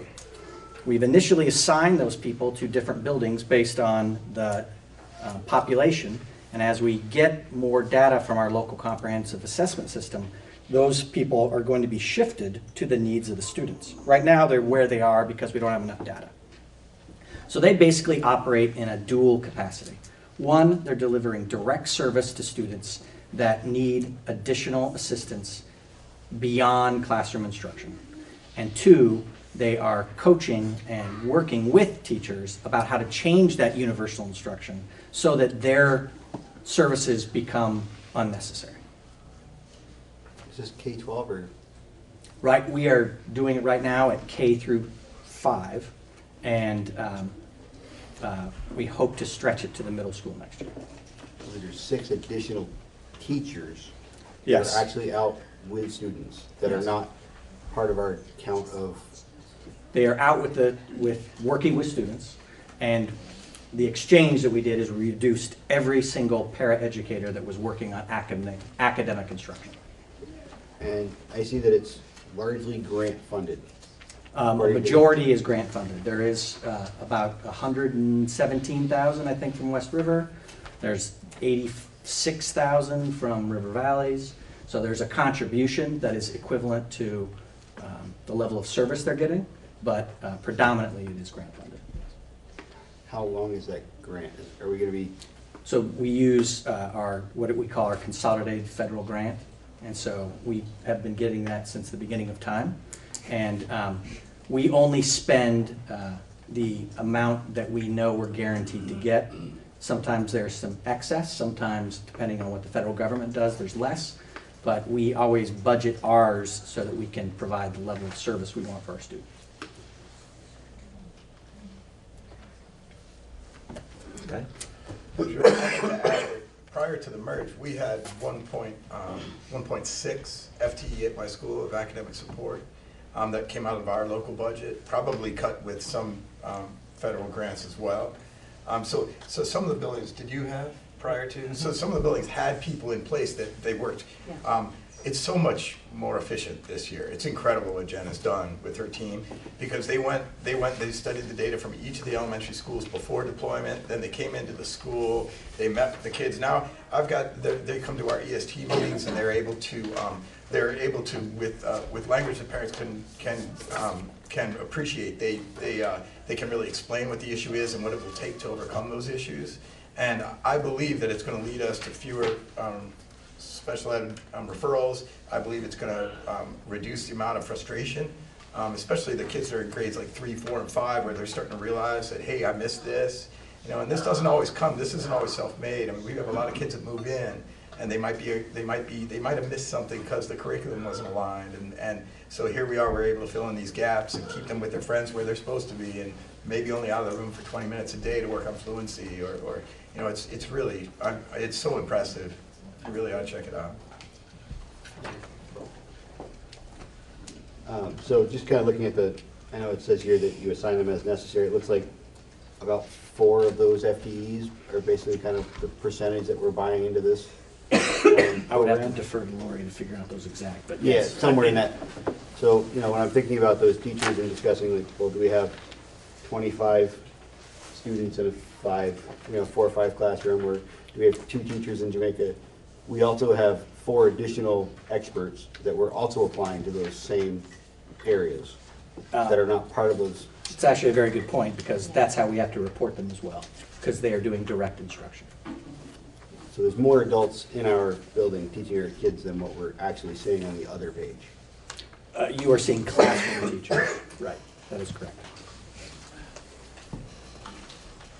Similar to how we will deploy special education teachers, and you don't see that. You just get an assessment of special education, and they're deployed based on the service page of the individual education plan. Paul? So are those teachers, is that equal through all the schools? So they- I mean, I'm just wondering, if all the Sure. schools, since they have, It's all dependent on the number of students. So So- time is distributed based on number of so students. does Jamaica have that now? Yeah, but they don't have a full-time person, because there's 29 students. And other schools do have a full-time person? Yes. It's very similar to the principal. So, yeah, so how is this equal for Jamaica? That was the whole thing about Act 46, 48, whatever. it was supposed to create an equal opportunity for things to happen at all the schools, and I see Jamaica getting short-shifted. I have a serious problem with the way this all has worked out. Not worked out to what I told my town it was gonna be. Can I add to what Patty is saying? My name is Lisa. I have a student at Jamaica Village School. He is now a first grader, and he's with the K and 1 are together. And next year, if a teacher goes away, it'll be K1 and 2. Well, he's a very bright young man, and he could really benefit from some extra math. But he's taking care of the younger kids in the class. That's what's going on now. And that's going to be exacerbated next year. And that's really not desirable at all. And I am not seeing the values K through 6 up there. What happened to the foreign language? That went away. And cutting back, and then this young man is not challenged at all. And he doesn't, and if we don't have someone there to, and I spoke with Ms. Bernardo of that, and she was very helpful and spoke with me at length about it. But she has put forth a plan to provide for an individual, something to bolster his studies, but not until 2022. Well, that's too long for him to be hanging around. He's learning study habits now, and he needs to receive a higher quality of stimulation. I'm all in support of helping people who are struggling, but I'd like to hear the opposite as well. How about the kids that are ready to excel? They're ready to launch, and he's not getting there at all. We do not currently employ anybody that provides that level of service to any of our students in that particular job description. Well, that's a very, excuse me, but bland response, because there needs to be, if there's to be equality among all of the students, he needs to receive at his level. He's not even at his level. He's missing out on time because there's one teacher for these, maybe next year, 3 grades. He's not getting the attention that he needs. And he'll be one of 2 students. And the other student is a very young girl. So he'll be a single male. maybe in a classroom of 6 kids. That's not equality of education. And I would just say as an aside to that, I'm excited about free choice, but I wonder if the board doesn't consider that maybe allowing a mass exodus out of Jamaica Village School was not the right way to go about it. Perhaps the lottery to allow people to go in a more paced fashion so that the school receiving all the students could be better prepared to absorb them instead of being overflowing. This is what I'm hearing from people here. They're jam-packed, too many students. And now here we are, we don't have enough students. Thank you.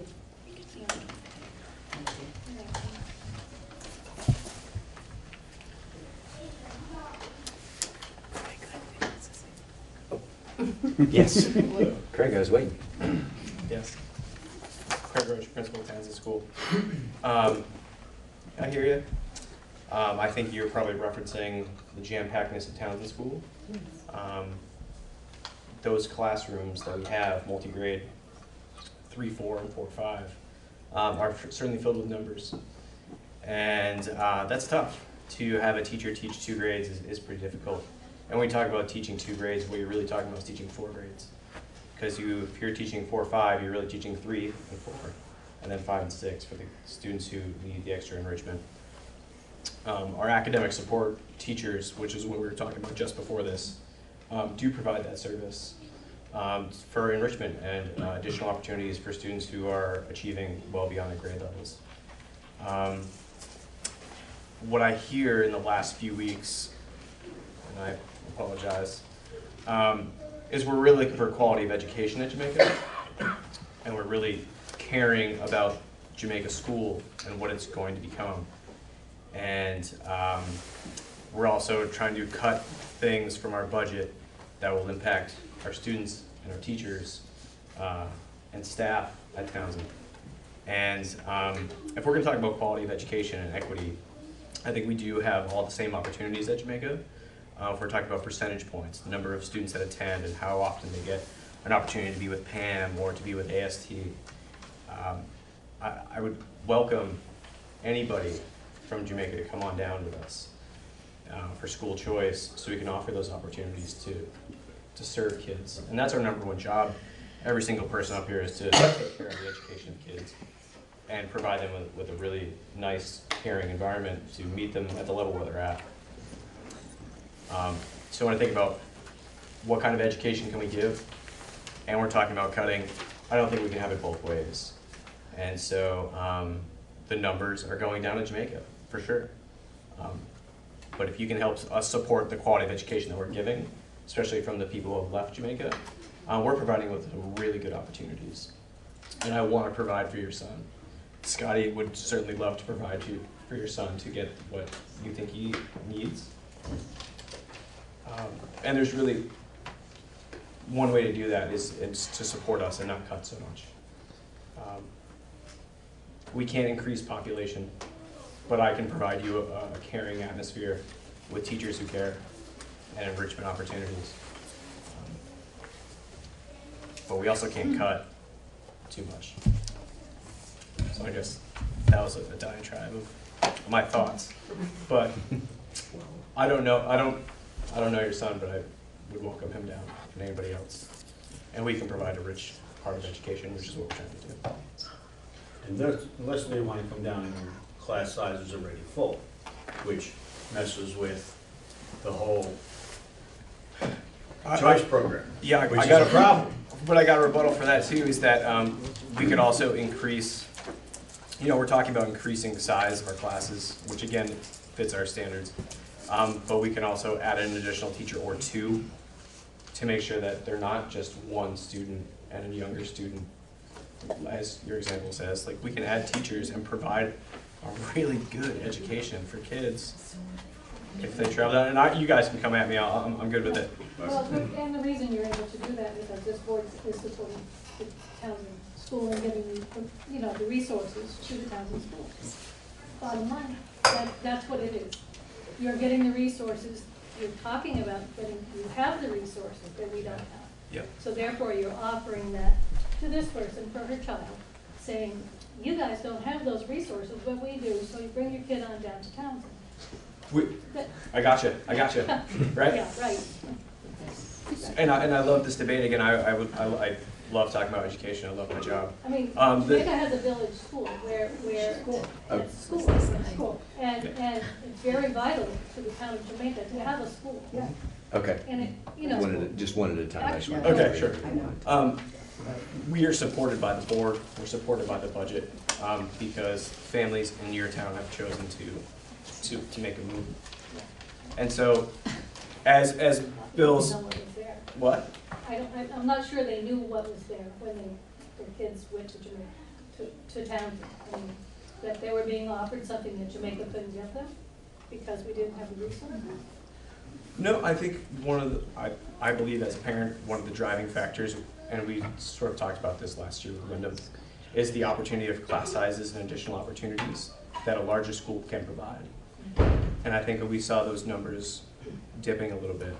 And I think, and there are probably parents in this room who have said, I'm in a school choice to Townsend because it provides different opportunities. The board said, to provide those opportunities, we're gonna support you with some additional funding or programs. But. All right, another hand up. I'd just like to say, I'm hearing what she's saying, and she's saying we're all in the district. Yeah. And so to send my child to your school is great. You've got money from the district, but that's, The district. Jamaica's in the district. And those kids are in the district, and they should be supported too. And I'm not sure I think there are opportunities that a smaller school can do, and maybe they need a little bit more support. Not so, well, you're not getting the support, so we'll send you to Townsend. I'm from Townsend, that's great, but I think we have to remember there are positive things for that little Jamaica school. And this board is supposed to represent them as much as they do Townsend and Newbrook. Yes. So, if I. Yeah. So I would just, I would agree with everything, that the board has allocated resources in an equitable manner. There's just different populations of students, and so different levels of service are given to different levels of populations. But the service is of a similar ratio.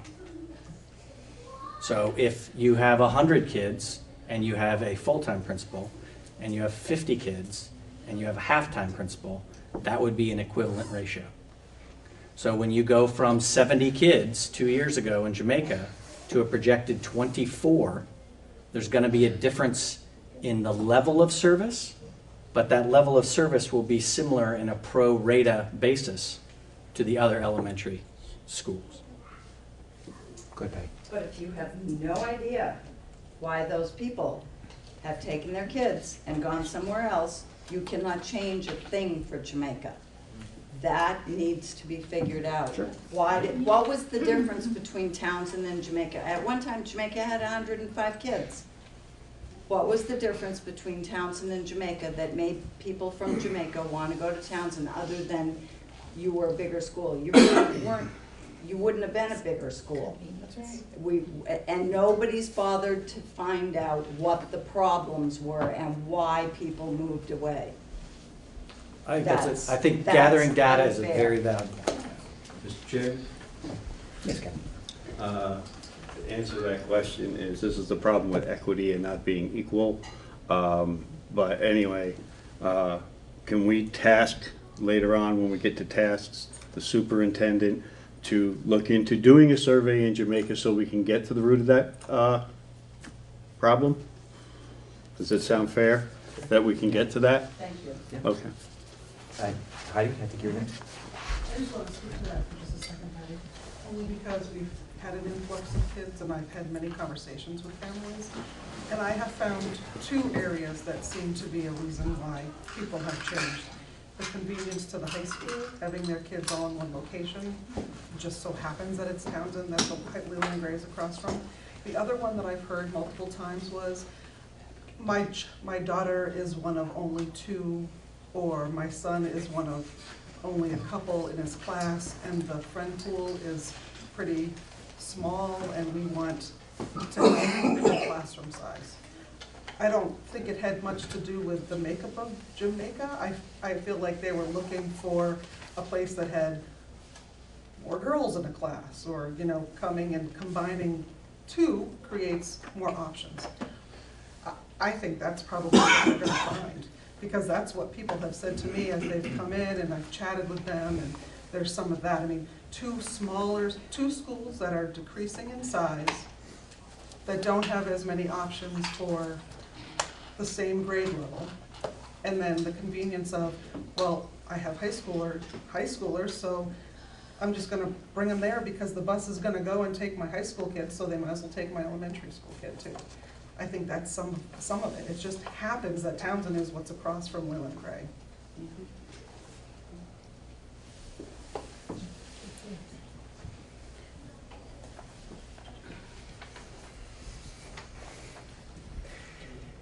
Well, let me try to encapsulate everything that we've heard for probably the last 45 minutes or an hour. It seems as though the greatest points of contention are with the first and with the last of these. And Lori, I just wanted to ask again, so with 400,000 in reduction, we would be at a unified tax rate of $2.01, correct? Yes, after the 6-cent incentive. Which would imply a 20-cent increase for Jamaica, or 10.83%. That's correct. Of course, these are all rough numbers because there's a lot of things in flux. Well, I figured it'd be at 10.83, you'd be spot on, no? Yeah. No? If it Okay. changes even to like 10.85, I'm just Okay. No pressure. I mean, I think all of the points that have been brought up, both from members of the public as well as yours, that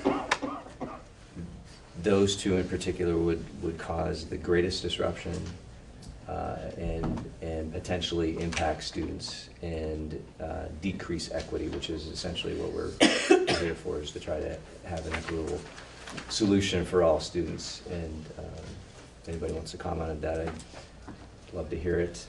But I think, unless we have more discussion, I'd love to entertain a motion to remove those two and apply the $400,000 in reduction. Actually, we're gonna move 3, remember, the 16,000?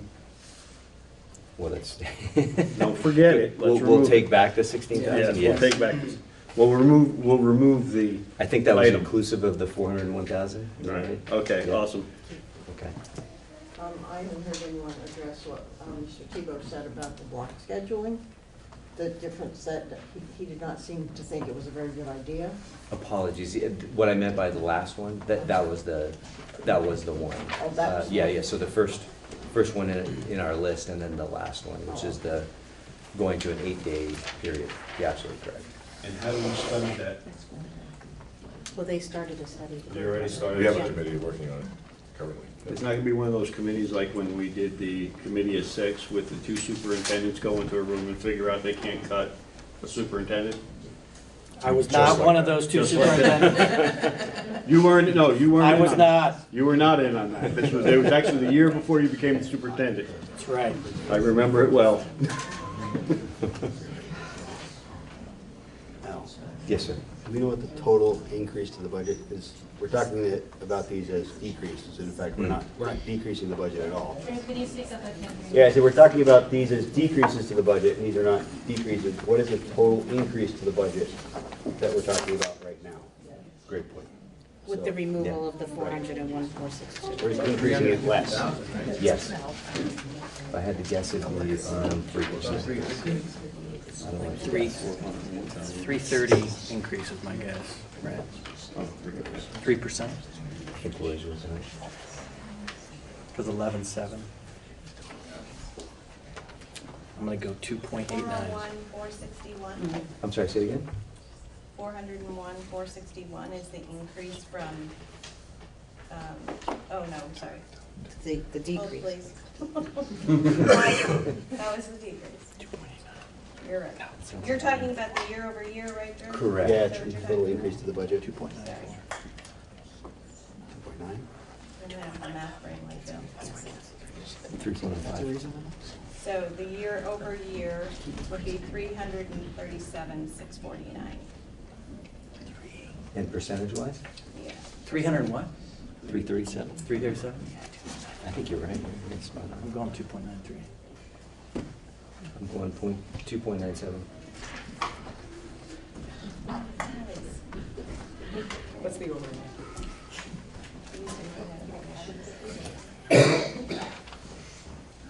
All right. You can go on and I'll come back to you.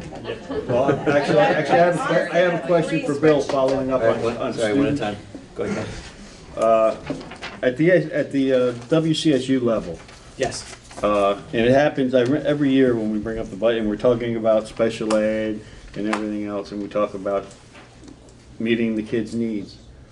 I've brought up to Stephanie every time about, don't forget about the kids that are ahead of the curve.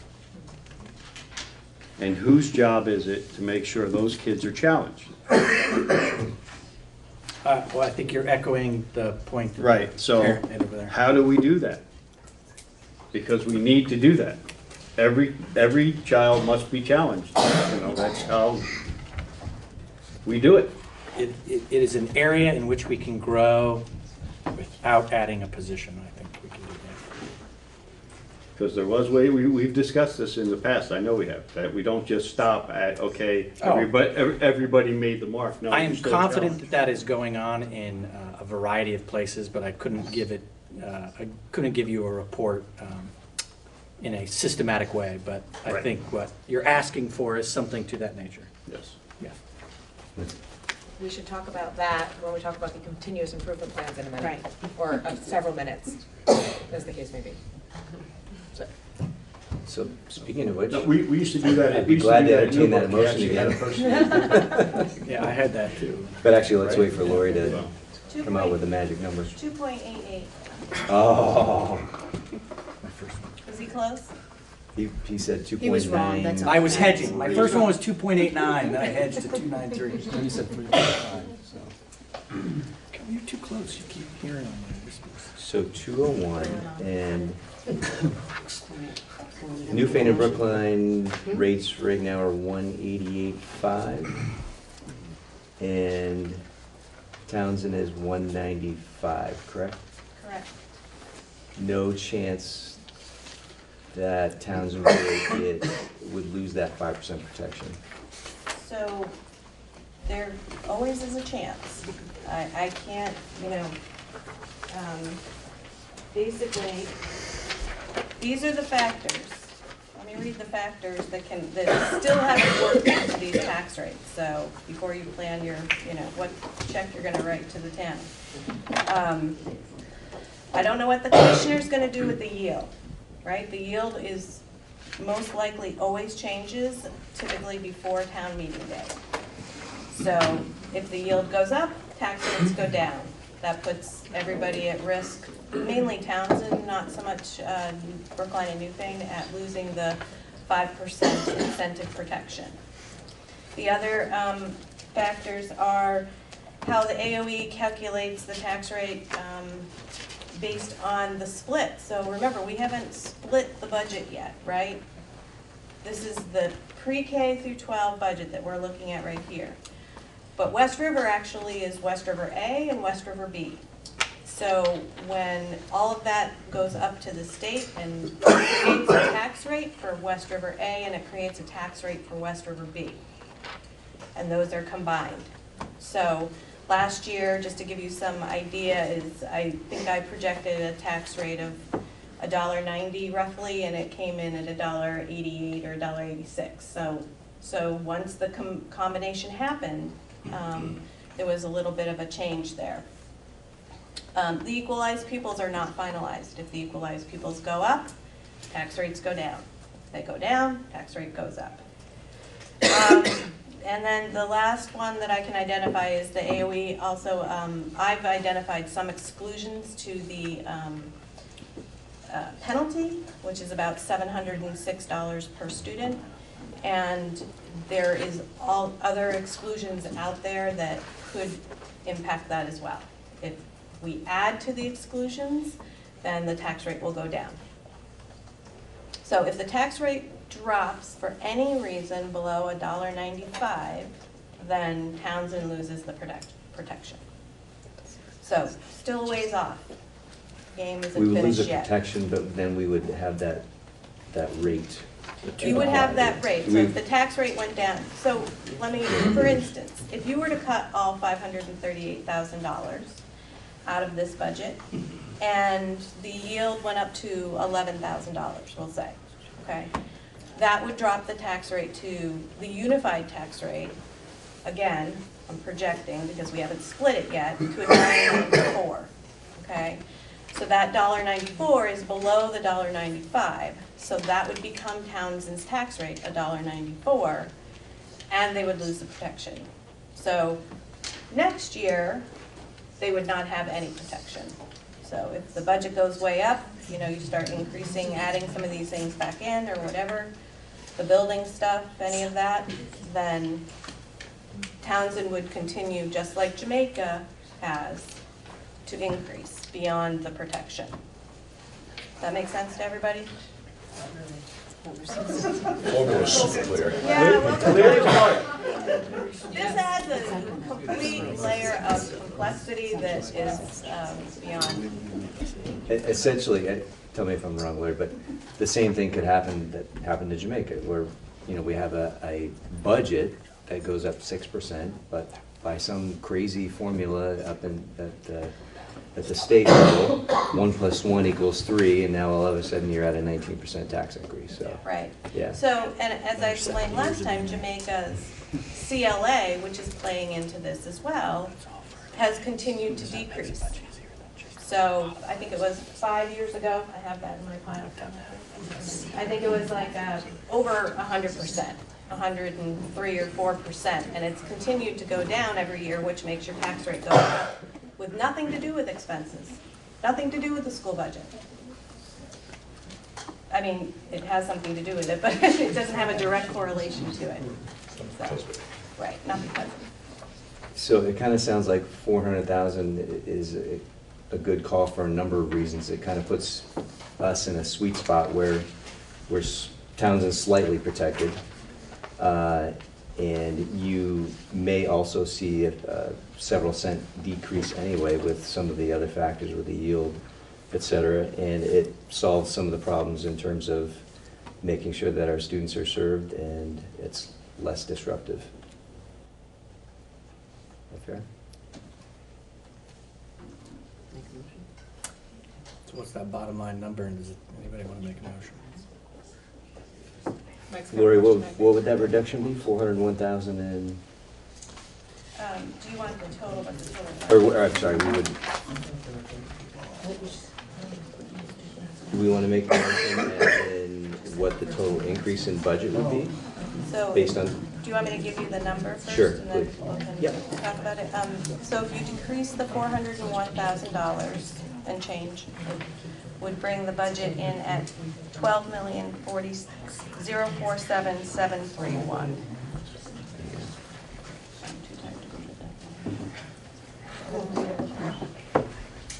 2.88? 2.88.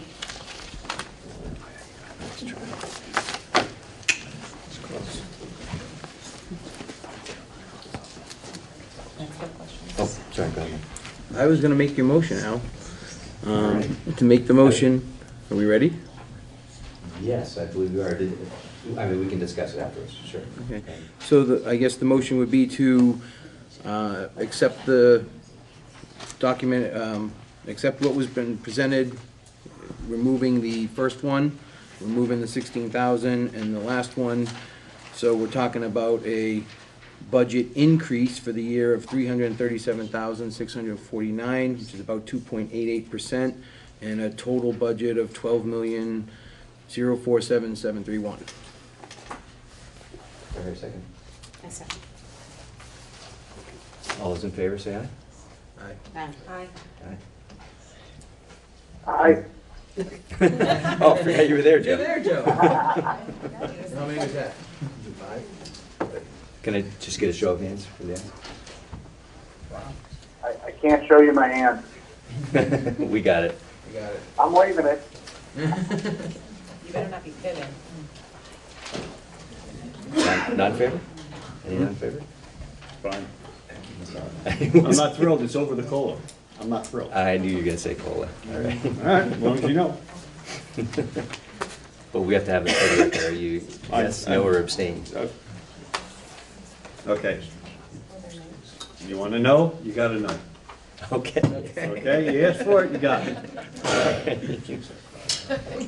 It's above the COLA, I don't approve of budget.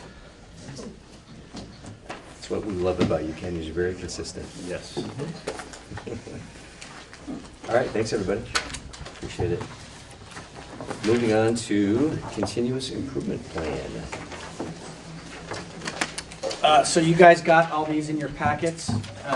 There's additional copies on the round table. Each school, building, and principal has gone through a process to get to a school improvement plan, which is a living document for 3 years. We received a 7-month extension up until January of 2020. These were due in August, and they allowed us, or 6 months, to have a 6-month extension through January, so that it was a true representation of what was going on in the buildings. I don't know if the principals want to speak a little bit to each one of their process or where they're at for the benefit of the board. I know the board had it 48 hours in advance, but it's a lot of paper, it's a lot of words, a lot of acronyms. So I think it might be helpful, you know, a nice 60 to 90 second from each principal about what's your goals, what you're trying to accomplish. What does the CIP do for your kids? 60 to 90 seconds. Well, I'm not running the meeting, All right, so. all right, we'll give you 3 minutes. Well, let Scotty go first. Well, that was kind. I can go. No, I'll go. So, we did a lot of this work as a large group, and it was modeled to us by Jen McCusick, our curriculum coordinator, who has a lot of experience in action planning. Our action plan at my school comes down very similarly in that it's got 4 goals. The first of which is around math, and the big change in my math goal is that I really want to adopt the strategy that they have adopted under Craig's leadership at Townsend, the math workshop model. It's in place in many of my classrooms, but I really want to see that fully in use. But again, we're using a specific curriculum, Engage New York, and we want to follow through and make sure that that is continuing as well, and all of our assessing that we're doing is turning around and informing instruction. Our second goal is safe and healthy schools. That's a mandate that you have a safe and healthy school goal.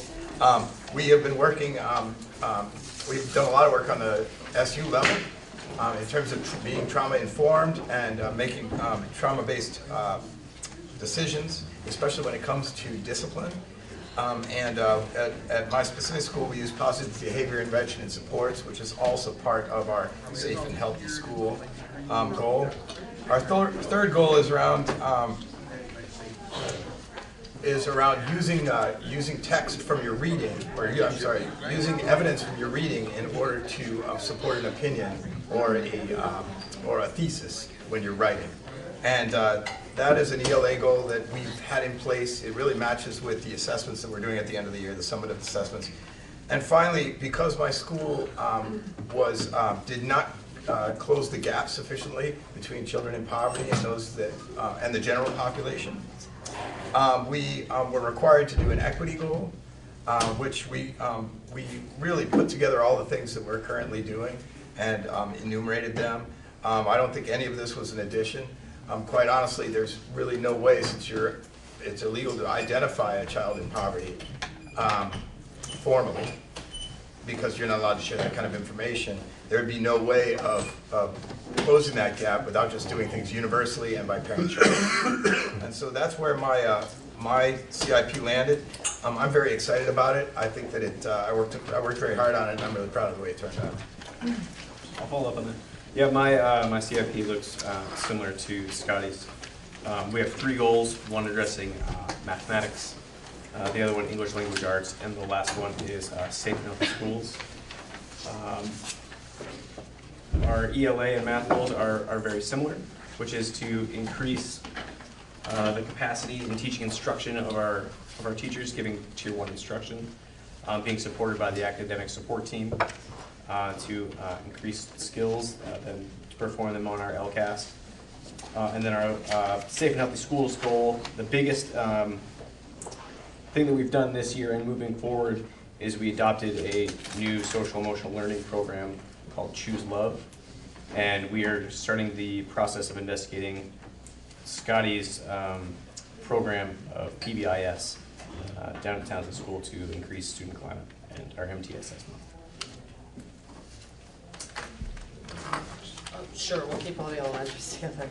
I was very challenged by this. I have not had the opportunity to do this in this way before. Obviously, I've had to set state goals for many, many years, but in a very different format. I did a great deal of examination of the data at Jamaica Village School, and one of the things that I've continually shared is that, and I believe I shared it with all of you in the fall, was the fact that well over 46% of our students are not proficient or advanced, and that's just not acceptable. And so I started to look at instructional practices. One of the advantages of the small school is I can get in those classrooms a lot, even on the short days that I'm there. And so we have, in working with Dr. McCusick, we have identified 2 goals for Jamaica. One is very similar to what the other 2 elementary schools are working on. This is looking at reading and writing in a workshop approach. I've had a great deal of experience with professional development on that, so it will be pretty efficient to be able to implement that in a fairly expedient manner. The other goal is a safe and healthy school, and that one I struggled a little bit to combine that with the academics. And what we decided to do was really look at personalized learning plans and goal setting for every single one of our students in the areas of reading and math. And I believe that that helps to address the one community member that spoke about, one of the board members that spoke about acceleration and enrichment. And because Vermont does not require a gifted and talented program here, this is one way by using a workshop approach and setting personalized goals, particularly in reading and writing, that can allow kids and teachers to work together to move at their own rate rather than a static, I'm in 3rd grade, so this is the only thing I can do. And so we'll be able to look through and do that. That will take a little bit longer to implement, but I think using that in combination with a workshop approach will move our kiddos in that direction. All right, before I jump into mine, a couple other things to mention that all of us had to do to collect data points is that we all participated, and you guys I'm sure received some of these as well. Full surveys of students for age appropriate levels, parents and staff that we collected last spring. That data gets into the hopper with our teams that are doing this work as well to look at that, as well as the student data that Pam referenced. I'm not sure exactly how these guys do it in some of the smaller schools where the teams of teachers are the entire staff.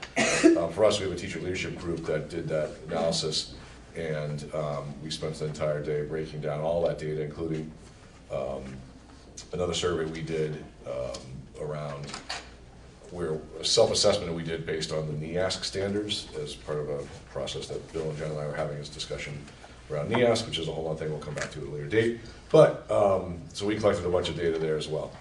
Our first goal was to, as you can see, to create and fully implement the PBGR system for all students by the fall of 2022. We know that is later than what the state had set as the initial date, but we also started later. So, there's a lot of steps involved, as you can see on the next page around some of those change ideas. Sort of lays out a little bit of a timeline of how we're going to do that work.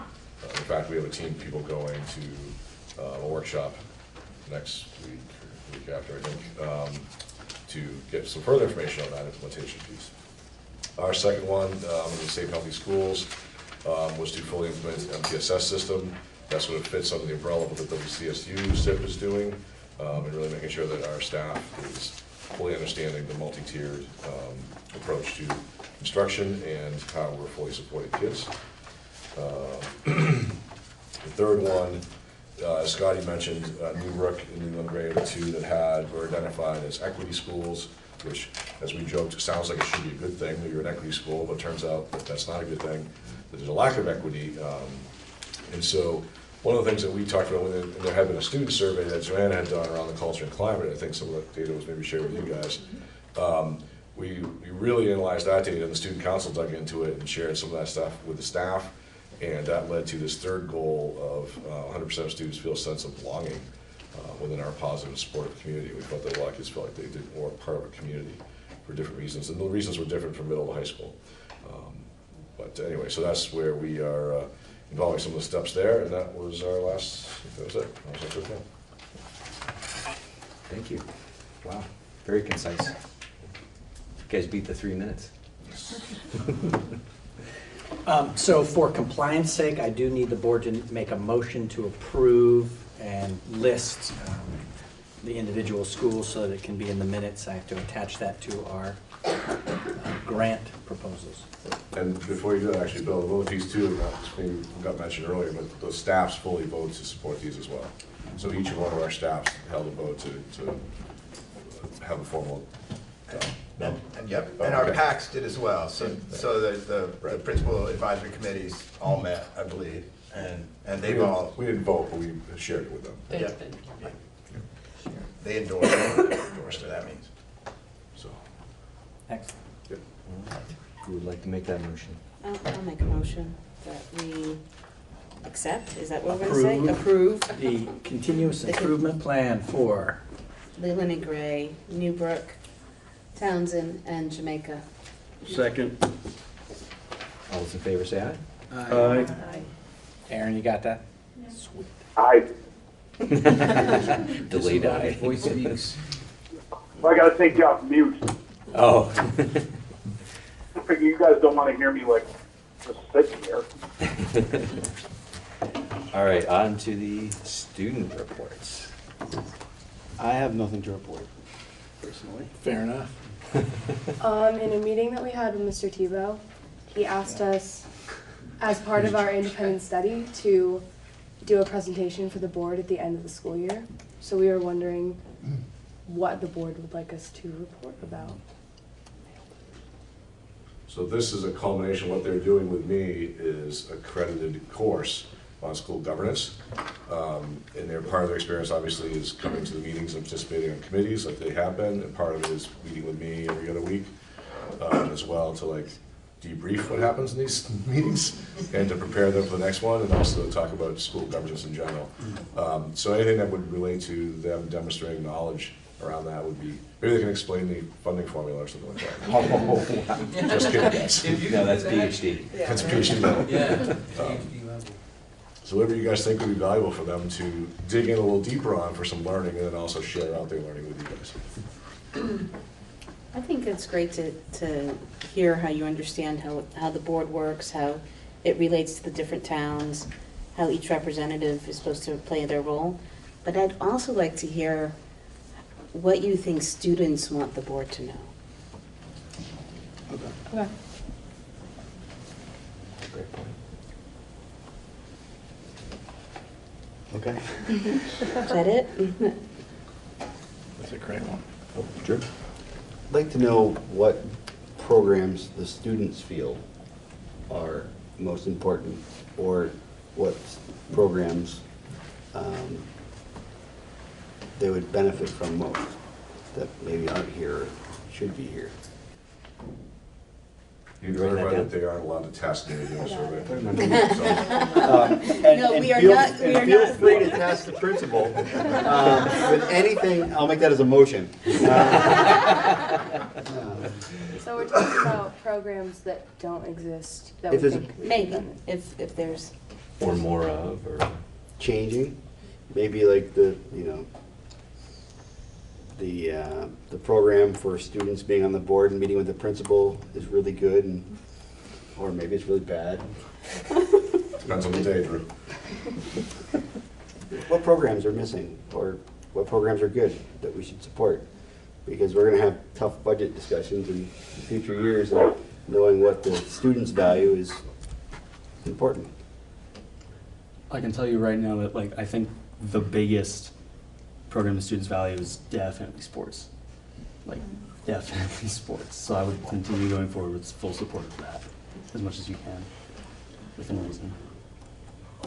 If that was true, we would have 100% participation in sports. So we can't say every student.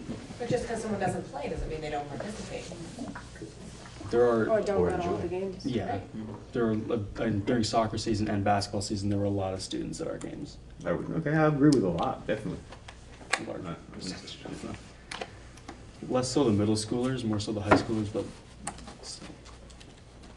Good. Anybody else? Joe? No, I'm the part about the student programming that they find important.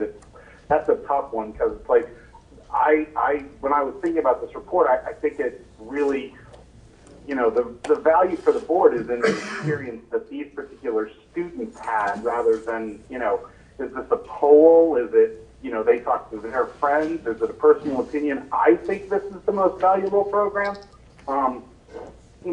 I'd sort of like to hear, the recap of the year too. Like, when you first got on the board, what did you expect? And after being on it for a year, what was different than you thought, or how does it, how did the actual sitting on the board compare with your expectations?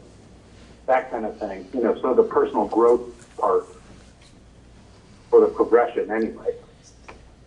That's good. Anybody else? Is that enough for you? Yeah. We'll get it done.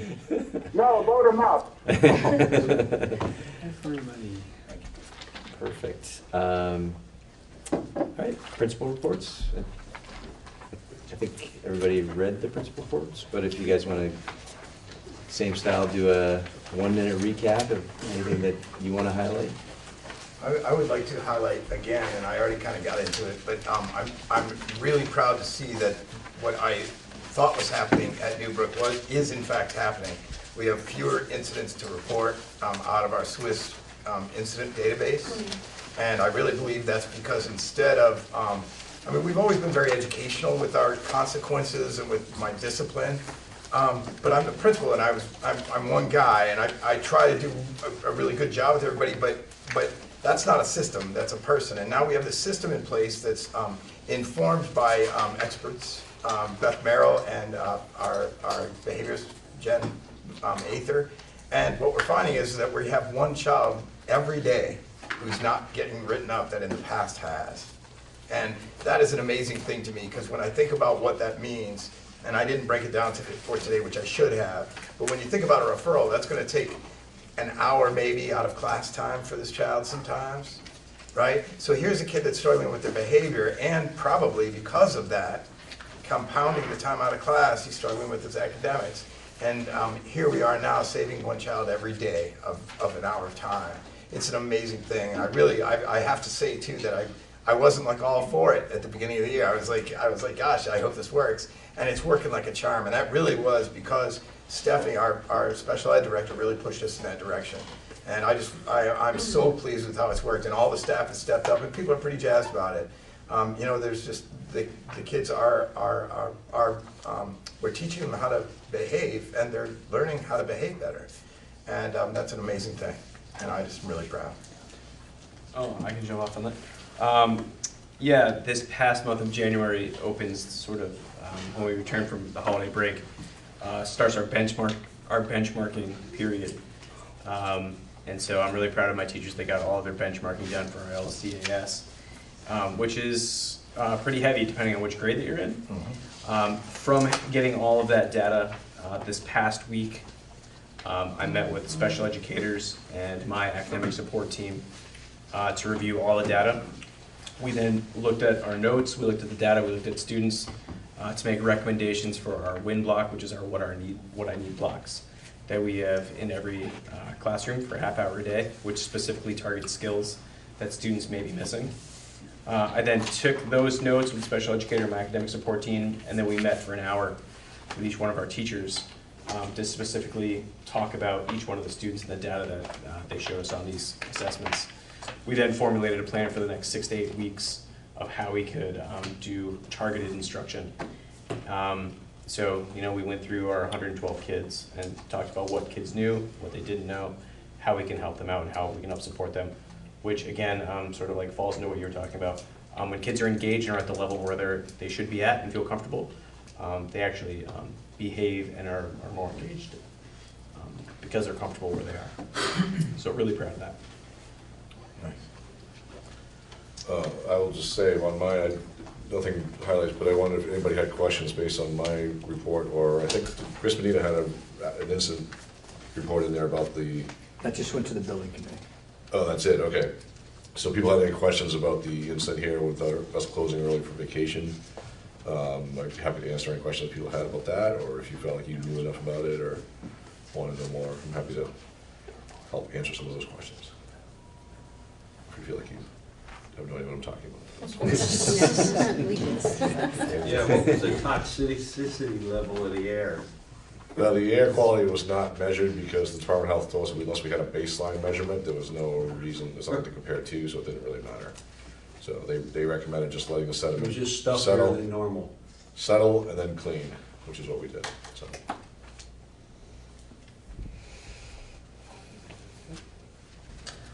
I just have a few highlights as my other two colleagues have shared. Our benchmarking for the winter has been completed. We actually, ironically, have a data meeting tomorrow morning. I have looked at the data. There are some really nice highlights in that data, and there's some areas to work on.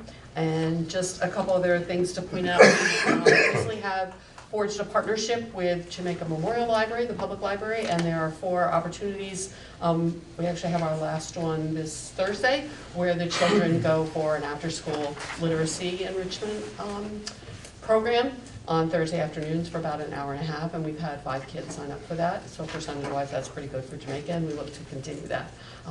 It's great, the bus drops them off, so it's perfect, and it helps to provide some of that after-school program as well without having to go to Wardsboro and that kind of thing. And then if you didn't notice, and I know it was in the newspaper in a few different situations, we had a fairly sizable grant from the Stratton Foundation, and we collaborated with LL Bean, and were able to purchase backpacks for all of our children for the second half of the year. So that was thanks to Susan Clark for arranging that and the Stratton Foundation.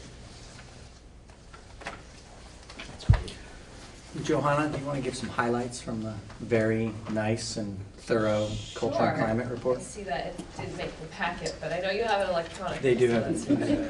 It's also many pages long, so it's quite all right. Yes, so the presentation that was included in the email that you all got was put together by the high school leadership class.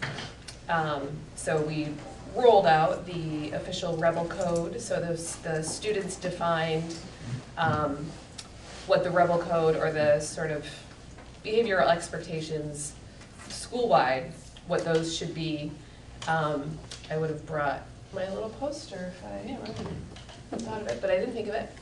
But it's very lovely and colorful. It says Rebels, and then the R stands for respect. So they've defined what respect stands for. They've defined what the E stands for. And those will be going around to the classrooms, just creating a common language for teachers and all staff and students to be using with each other. So that's exciting. Presented to the staff today, got the posters out. So I've also begun sort of looking into establishing more restorative practice ideas here at Leland and Gray in terms of behavioral consequences, but also just for community-based practices. And to help with that, I've decided to create a culture and climate team. I've had, I think, 4 or 5 teachers already say that they're interested in joining in that. So we'll begin looking at what that process would be to bring more of restorative practice, restorative justice to our school, and perhaps like a hybrid with traditional consequences and a blend of all these things. What else was in my report? I think those are some good highlights. Good. I have one question though. Okay. Did Bob fall after he tried to take that shot? Which shot? You're playing soccer and. No, but I No. also missed the Oh, crossbar. the crossbar You did? challenge. The crossbar, yeah. That was bad. Soccer is not my game. Did it leave the, I don't know if the ball left the ground. I might have missed it. Well done. Little divot. All right, how about the superintendent report, everybody? Just the two things, just the weighting study. I appreciate that the officers of the WCSU are gathering you all for that conversation. And at the January Superintendent's Association, the Secretary of Education came to visit and let us know two things that will probably have an effect on this area. One is that there'll be a final report from Act 46 by the AOE, which will come out late spring, just basically detailing out the logistics of what happened after Act 46 passed. And then immediately after that report, the Secretary of Education is planning to work with the State Board of Education to redraw supervisory union boundaries. There's no law or statute that needs to be changed that has been on the books for 50 years. And so that seems to be one of the top priorities of the agency this summer. And so I included in your packet pages 187 and 188 of the Secretary of Education's report, which has Wyndham Central in there 3 or 4 different times of different possibilities and different configurations. So I would expect this summer, before an election, that all to be analyzed and dictated to. I do not see a lot of conversation. I think that's been thought about for a long period of time. I think the Secretary of Education, before he became the Secretary of Education, was hired as a consultant to do many of the studies. So he has a really good handle on the situation. And I think that with declining enrollment, SU boundary consolidation is a very natural thing that will be occurring over the next 1 to 10 years. Bill, So- I have a question. Yeah. And this report that you send us, those pages, is like a couple years old. But, some of the things in there just make very little sense to me. So like when they propose, possibly putting Vernon into RSU, like, okay, Winhall makes a lot more sense to me than Vernon does. But do you have any idea or sense of how are they gonna come up with some better strategies this time, or are they going to at least be open to that? Because like what we just saw in these last few meetings is we have one town in our district and they're feeling like they don't have adequate representation or that their needs aren't being adequately met. Sure. And I can't imagine a room full of people from Vernon coming up here and thinking that they're going to get a fair shake.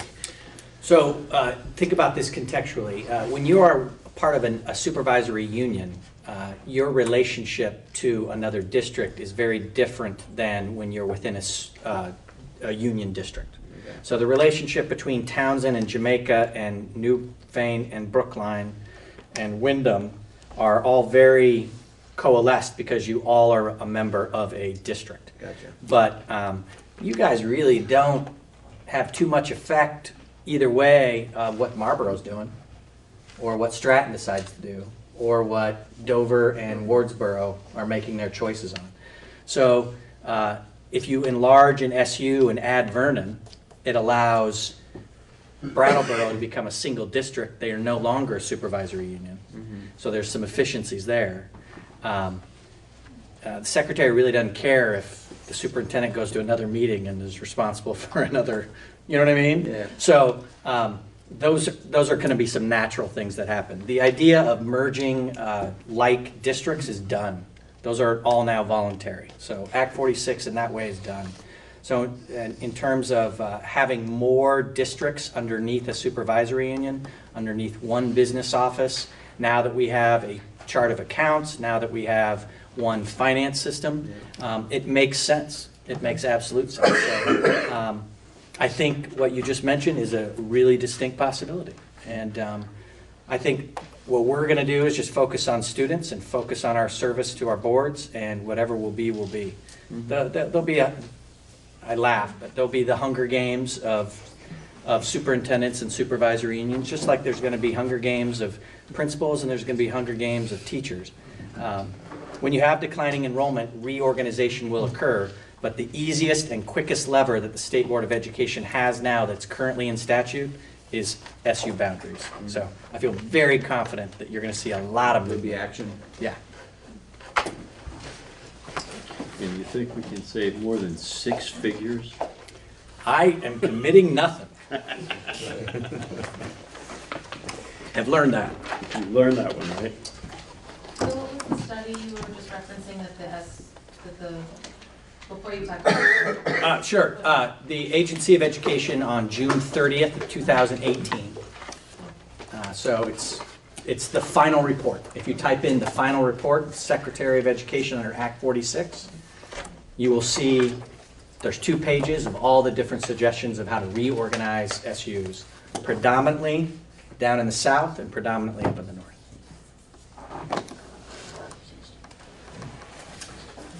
I have a question for the board, if this is the appropriate time. Lindsay forwarded me the pupil weighting factors report. Has everyone seen that report? And in this, I think it's really, for me as an individual that lives in this area, I think it's important for me to talk to the state about how I feel that they need to look at this report and really change the way they look at funding. Is that something, but I also feel that it's really important for institutions to do that as well, not just individuals and taxpayers in the state.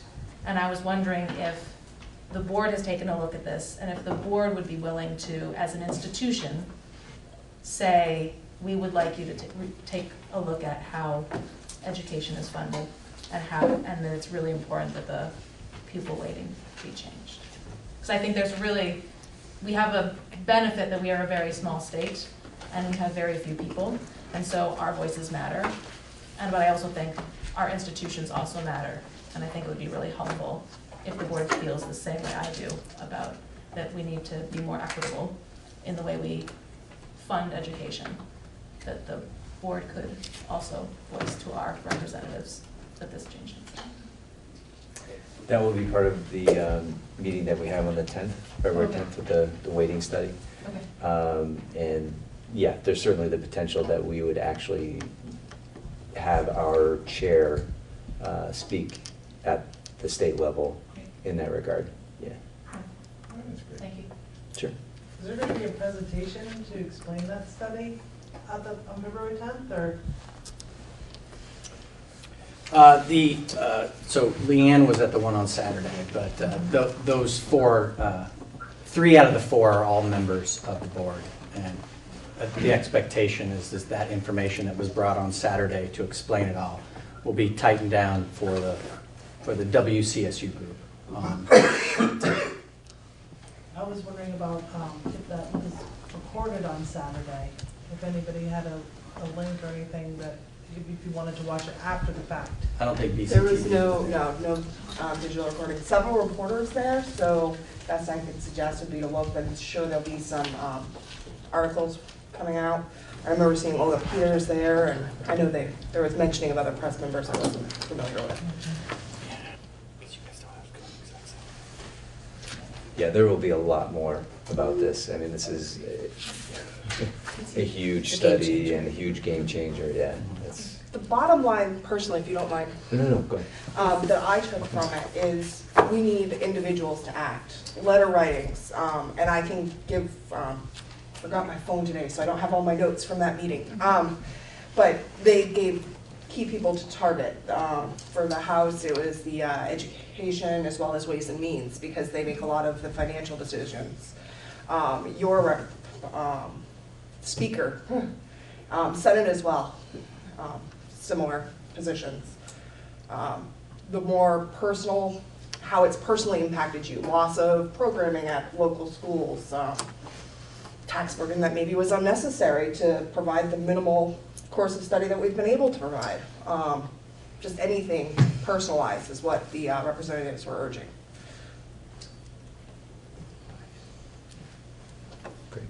Good question. Thanks. All right, moving on to administration assignment for next meeting. Ken, I know you have one. Yeah. Here's your chance. All right. Forgot what it was. School choice. You didn't write it. Survey. Survey. The survey of school choice. So is this, just clarification, this is reaching out to all families that took advantage of school choice last year and asking one question: why did you go? Yes. Okay. What were the driving reasons for you to change school district or schools in the district? If you want to put choices down, it's up to you. Yeah, I mean, there's going to be like 30 families, so I mean, Right. I would let them talk, and then I can just give you the Right, raw, yeah. and then I can give you a synthesis. Sounds fine. That sounds good. You got handle it, but. Yeah, I guess, no, I just have a question. I don't know who was first, sorry. Go ahead, Oh, I was just wondering about that survey, and because I know Ken, you talked about giving choices, or whether you wanted a paragraph, and then we can just like go through the data. Would it be easier for us to just have like a drop-down menu of class size, offering, rather than going through a paragraph? I can do Check boxes. whatever the board wants me to do. I think that assumes that we know. Yeah. Yeah, That's what I'd we like to thought. hear him talk. Okay. Rick was next, I believe. I'm going to make a comment based on observations, just since you're pursuing this. I've been coming to meetings for quite a while. What I heard tonight, when it comes to school choice, apologies to Jamaica, was buyer's remorse. During the whole presentation of why this district is going to be so great, school choice, you're going to get school choice. Everybody was, oh great, school choice. Okay, so that helped sell it. And then when Bill and his staff came up with a wonderful plan for reconfiguring the schools, the people that came to the meeting sat there and went, well, what about school choice? So you can study it all you want, but people got what they wanted. Now they discover they didn't want it. And the demise in the population in Jamaica, it may be a result of that choice, but once again, you have to deal with equity. Because if you put more resources into Jamaica, because it's small, then you're stealing resources from the rest of them. So, you know, this is, buyer's remorse is the only thing I could come up with. Is I voted for this, now I regret it. And this is easy for me to say because I voted no.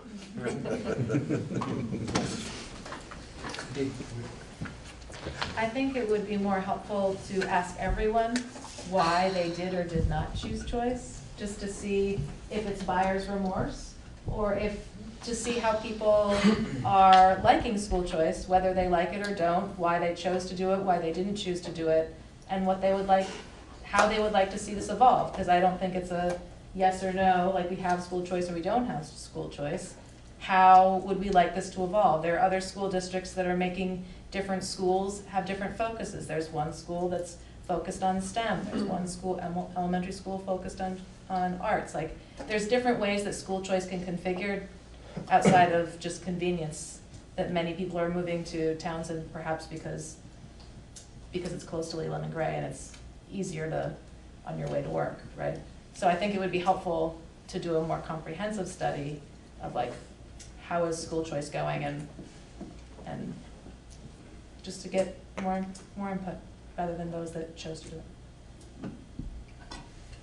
So you're saying expand it beyond those that actually made the active choice of Yeah. moving to another school? What would be the harm in sending a survey to all of the parents and the families and saying, you know, you would then have you could break down the data, like if you say yes, you could look at the people that did school choice, what did they say? The people that didn't do choice, what did they say? And then people's thoughts on it. If you want people's input, ask everyone. Go ahead, Mike. Not to go too far into the weeds here, Bill, but I wonder if even at the initial 10,000 foot level, if we ask just a second question, if you did choice to another school, was it, you know, are you happy with that choice? Mm-hmm. Because, yeah, I guess one of the things we still don't know, and based on what Rick said, buyer's remorse, there could be, for all we know, there could be 10 people who want a choice back to Jamaica. And how does that affect everything for next year? It's certainly worth knowing. So could you frame it, to have the two questions, the first one being to everybody, and then the second one distilling it down to Right. those that just Those made who took, the active who took choice? advantage of it. Ken, is that agreeable to you? Do you want to- I'm fine with whatever, however I'm just setting the task to the administration. The administration can figure it out and be devil's advocate. I'm fine with that. Yes. Just so that I wouldn't be flying blind, I'm happy to take on the task. Could I share whatever draft I come up with the policy committee that developed the school choice policy and recommended it to the board, so I could have a different set of eyes? Sure. And then once I get that approval, then deploy it, something like that, so Happy that to I do could that. make sure that it's representative of what the board was looking for. Do you think it would be helpful, Bill, to ask, I mean, because right now we're trying to make these choices about staffing and all these other things. We've got all of this information that we don't have. Is it too early for us to ask families what they're planning on, what they're planning on doing for next year? Well, we're gonna do that in March. Is this going to happen before? Is this survey going to happen? Well, if the board gives me permission to go through the policy people, then I'm gonna start working on this Yeah. week. So I I would wonder like if to get it maybe- out before that. Yeah. I'd like to report back to the board on the 24th with, Data. you know, you guys will be able to connect with all your parents. We'll give them a certain deadline, and we can analyze the data. Nice. So maybe one of the follow-up questions could be, are you considering choice in the future? Correct. Whether from wherever you're at, and that would, Yeah. I'll design something and send it to you guys. that would help with the, are you happy with where you're at question? Yeah. And then we can just set up a meeting and all meet. I'll just send it to you digitally. Yeah. I'll get the okay of all of you. And then you guys can edit. Okay. That's a You good okay with task. that? Any other tasks this time? Joe, Trish has got one. So this is not for now. Thank God. But it's just something to think about that I kind of came up with after our last meeting. I mean, I don't know how many times Lori explains how to figure out the tax rate. I still don't know. I understand it. I'm sure that nobody else in this room besides Lori could actually do it. It would be amazing, you know, when we were not one large unit like we are now, people could go to their individual town meetings or school board meetings and say, darn it, why is this happening? You could really get a one-on-one, probably more individualized explanation of that, whereas now it's a little bit larger. Wouldn't it be great if in time, after budget season, not now, not when we're dealing with all this, but to have some kind of a one sheet that's available at every town hall and/or large-size poster that just says, this is how it's done. I understand that it is not that easy. I completely realize that. But maybe there's a way that we could kind of come up with, this is sort of A to B, B to C, C to D, A, D, B, you know. Something so that taxpayers can educate themselves instead of coming into this meeting and going, oh my gosh, I'm so angry, why is this happening? So that they can just go, oh. So the work of this board makes an impact here, but not necessarily here. Just so that because I get it, people are frustrated, they don't understand how it works, and this is their outlet. And it would be great if we were able to sort of have a little bit of symbiosis and say, this is why. Can I just respond to what's out there now? So I think for the last couple of years, I've done a presentation at the budget meeting, which basically walks everybody through it. And those presentations are all up on the WRED board. So that's one way that the public could educate themselves. There's also videos that I have sent both to the board, and I can have them posted as well. There's a couple of different videos that the state has put out. That one is very simplified and walks people through it, and they just have to take the time to watch it. And then the one I sent to the board, I don't know, did anybody watch it? You did? Nice. It was about an hour long, right? That's Yeah. was very informative.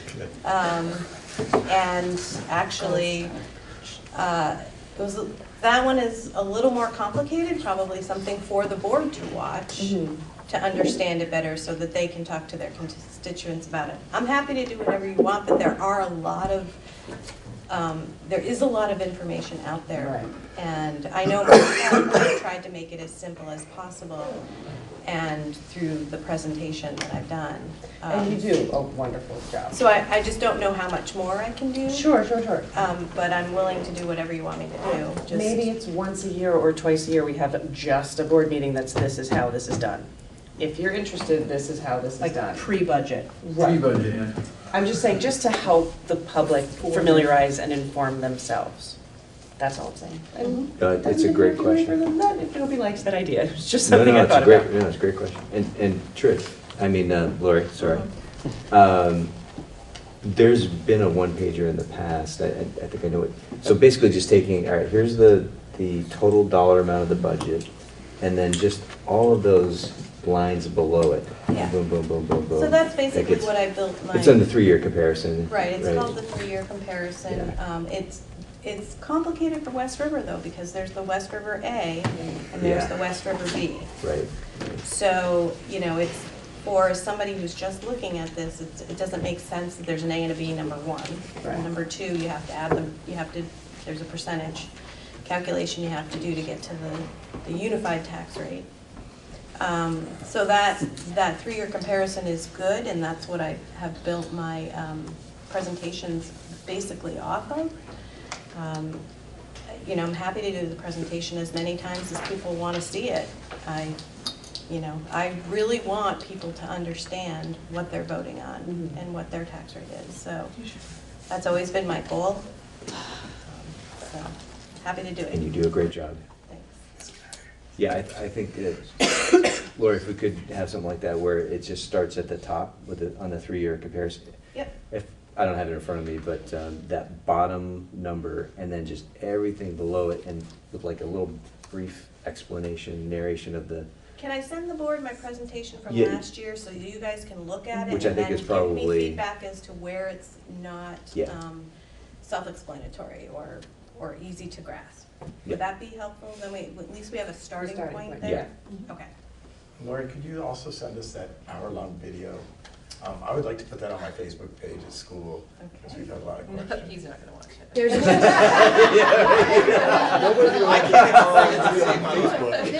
I can't explain Let's be anything. clear here, yes. There's a short one that, and I think it was actually targeted towards boards, wasn't it, Lori? There's this short one, it's easy to understand.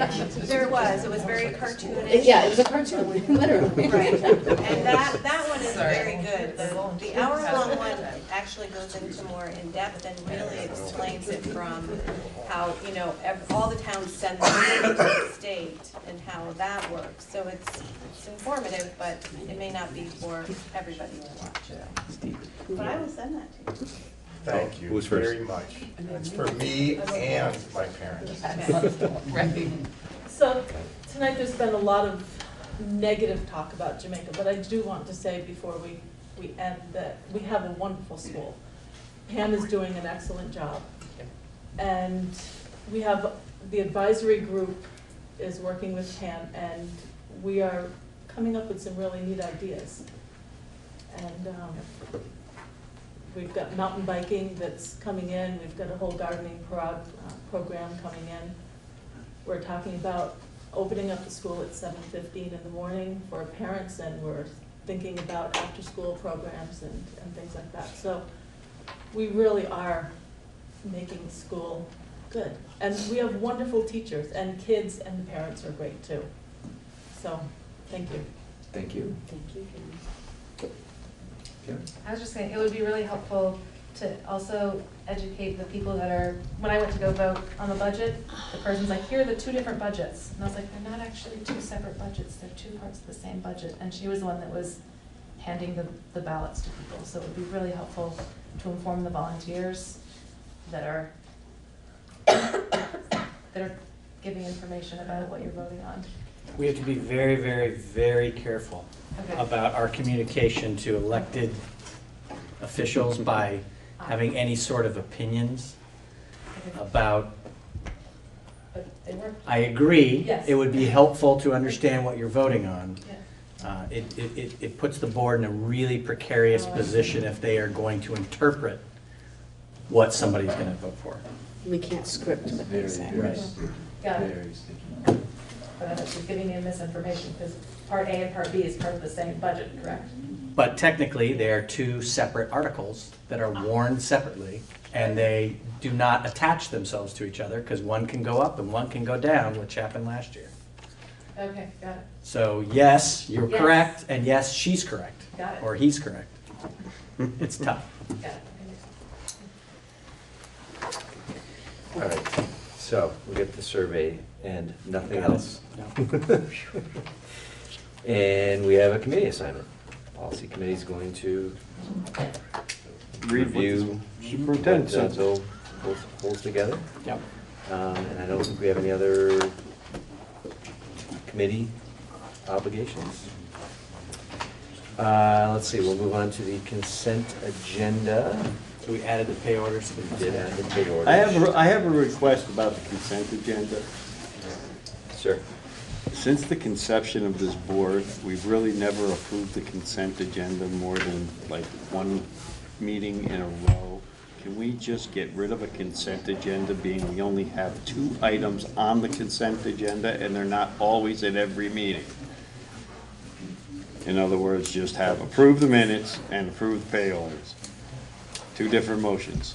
I just think it would be so much simpler than having the discussion of, well, can we take out last week's minutes from the consent agenda? Oh, and wait a minute, we didn't do the pay orders for the last meeting because we had a meeting before, but we did them then. And so, you know what I mean? It's not making any sense to me to have a consent agenda that always has to have something added or taken away, because it's not a true consent agenda. It's the 2 different pieces, and they should just be voted on separately. I just think it would be so much simpler than having a discussion on if we should add this month or separate it, or. Could I make a suggestion? Sure. Could we put that on the reorganization meeting? So you'd have to deal with it for 2 more months, but then in a reorganization I'm more than meeting. happy to look at it in 2 months. I'll make sure that that's there. Thank you. Meanwhile, in the next 2 months, let's see how many times we can do the consent agenda at a meeting. All right. I'll make a motion to approve the consent agenda. Do I need to make it? With the Just addition of. remember that the pay orders have been placed in there. Yep. So- And you need to read out. The amount. Yeah. Yep, so we have And the pay order number 37. Total amount is $1,091,941.16. You got that? All right, good. Are we missing pay order 38? Whatever Lori says. Hey, Lori? Yeah, sorry. Is there a pay order 38, or we skipping that one? What was the one I wrote on? I've got 37 and 39. Unless it was a special run. I'll have to check it. Okay. Oh, yeah. But let's approve them. Yes. All right, so we Are also those have, salaries or expenses? What was we got AP payroll and and- million?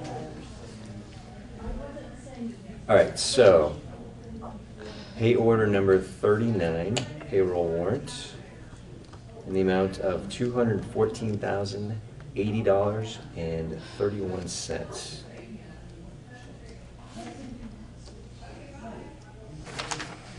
Got it. And then you need 2 signatures on that. Okay. Ken, back to you made the motion, right? To approve the consent calendar. Carry second. Second. All those in favor say aye. Aye. All right, now I just need 2 signatures. Thanks, Joe. I feel so useful here. He's quicker in person. Joe, we're gonna go into executive session, and Jen's gonna talk to the team, so I'm gonna cut you off, all right, buddy? Oh. I can't bring you in. Sad. All right, That's really, that's all good. I mean, 2.5 hours. all right, hey, enjoy, where are you, Kansas? Kansas. All right, man, enjoy Kansas. I'll try. So we're going to go into executive session for legal, in particular to negotiations. So is there anybody on the board that has to make their own personal decision about a conflict of interest in which they should not enter into executive session? I will leave that up to each individual person. Negotiations. Yes, for negotiations. Yeah, Okay. I can't be here. Okay. Is there anything else besides? No, it'll negotiations? just be negotiations. Okay. I will recuse myself. Okay. You too, no. I like it. All right, can we just go back here, Dan? Bill, you gotta vote to go into session. Oh, can somebody, I'll make a motion that we go into executive session for legal. for legal. Second. All those in favor? Say aye. Aye. Now out of executive session at 9:48. There's no action taken from the executive session. We're looking for the last motion of the evening. Motion adjourned. All those in favor? Aye. Thank you.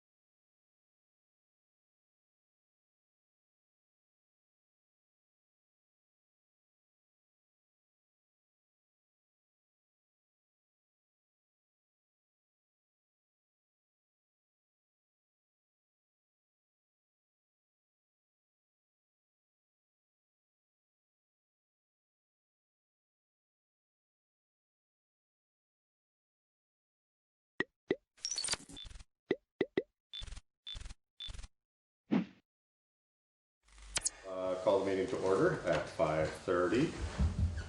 Any adjustments to the agenda? No. No. Okay, good. And approval of minutes of January 22nd. I move that we approve the minutes from January 22nd. And I second. So it's been moved and approved to adjust the minutes, or to approve the minutes of January 22nd. If there's no further discussion, all in favor? Aye. Aye. Aye. Public comment on items not on the agenda. Anybody here for public comment? No. Okay. So we're right on to select board items. And first on our list is Wyndham Windsor Housing Trust, but they are not here yet. So why don't we start with the Putney Mountain land discussion and move from there. So is that you, Ann, that's presenting that? Here's Peter and Elizabeth. Elizabeth. Oh, okay. That's fine because I'm awaiting Pat Shields also. That works really well. Hi. Peter. So we just started and you guys are up. So if you're ready, Sure. jump right in. Okay. Do you mind if I just take my photo? Not at all. So, hi there. So I'm Elizabeth Bridgewater with the Wyndham and Windsor Housing Trust. This is Pete Hadji, my colleague. If you want to Okay. move forward, you're welcome to. Hi there. And we're delighted that you put us on the agenda to talk about some current work that we're doing in Putney. Many people know that we have an option to purchase the parcel of land that's adjacent to the Putney Food Co-op, Putney Meadows, and on Alice Hallway Drive. And our intention with that land is to build a small-scale village-style neighborhood that's in a clustered pattern that's compatible with Putney's historic housing designs, but also incorporating modern energy efficiency and building performance measures. So for every project that we take on, we conduct due diligence on the project that includes financial feasibility. We assess market demand and determine whether there's any environmental or land use concerns. This is what we call a feasibility phase. In this case, there's two groups, as you know, that are already using the land, the Putney Farmers Market and the Putney Gardens. And so we backed up into what we're calling a pre-feasibility phase, because when we did some outreach with these two groups, we were immediately intrigued by the synergistic nature of this three potential uses on the land of housing and food and community and economic development. And so we wanted to engage with the farmers market and the gardeners early on to help us think about the site and what that might mean for us and for them. And we wanted to see if we could develop a common vision that would maintain their current use and in particular help the farmers market expand, because that was part of their intention long before we had got an option to purchase the land. So we started meeting last June, and we've been meeting ever since. We raised some money to hire a facilitator because we thought that would be useful to have someone come in and work with us as a group. We wanted to work with somebody that had land use planning expertise so that any ideas that we came up with could get vetted against permit concerns, land use concerns. And we did somewhat of a light touch in that area to make sure that any ideas that we came up with as a group were feasible, kind of at a top level. And so we've been meeting together since last summer. I'd say we've met every 6 weeks or so. So it's been a really great process. We've gotten to know each other a lot, gotten to really understand each other's concerns. We've learned a lot about how this works and how we might work together. We've talked about a lot of different things. And we are ready to move into a more formal feasibility process. And we are looking forward to doing that with the community gardens and with the farmers market. I think everybody's really excited to continue our work together. This is the phase of the project that we will dig more deeply into all of the issues that I mentioned and formalize our site design and the land use design.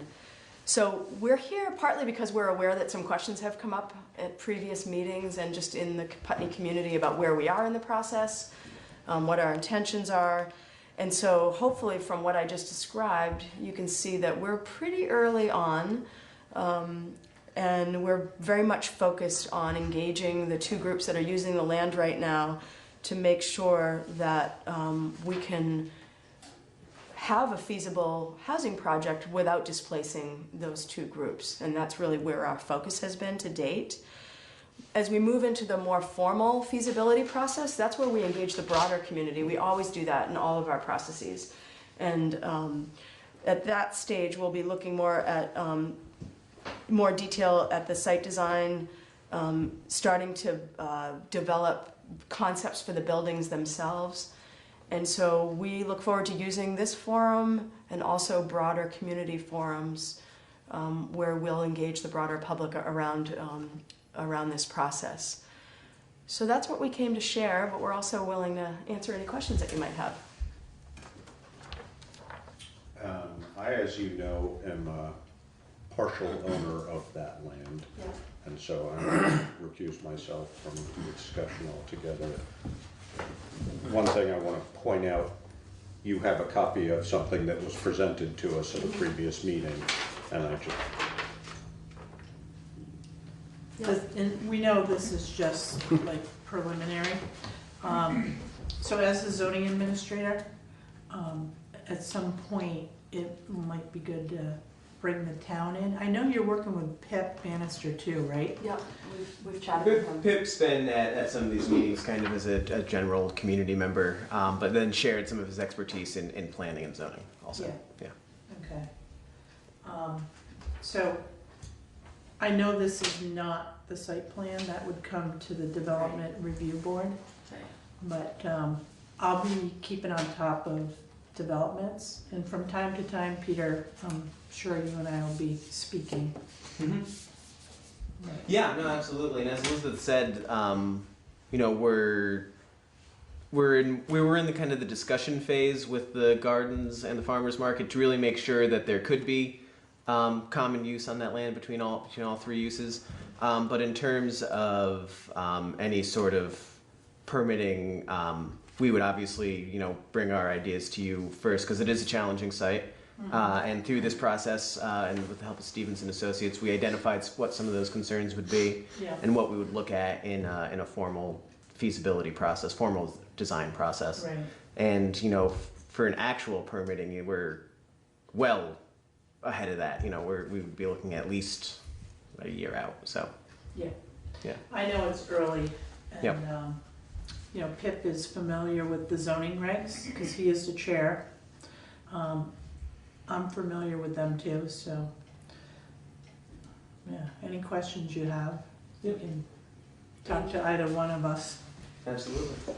Thank you. Yeah, we're very much looking forward to working with you.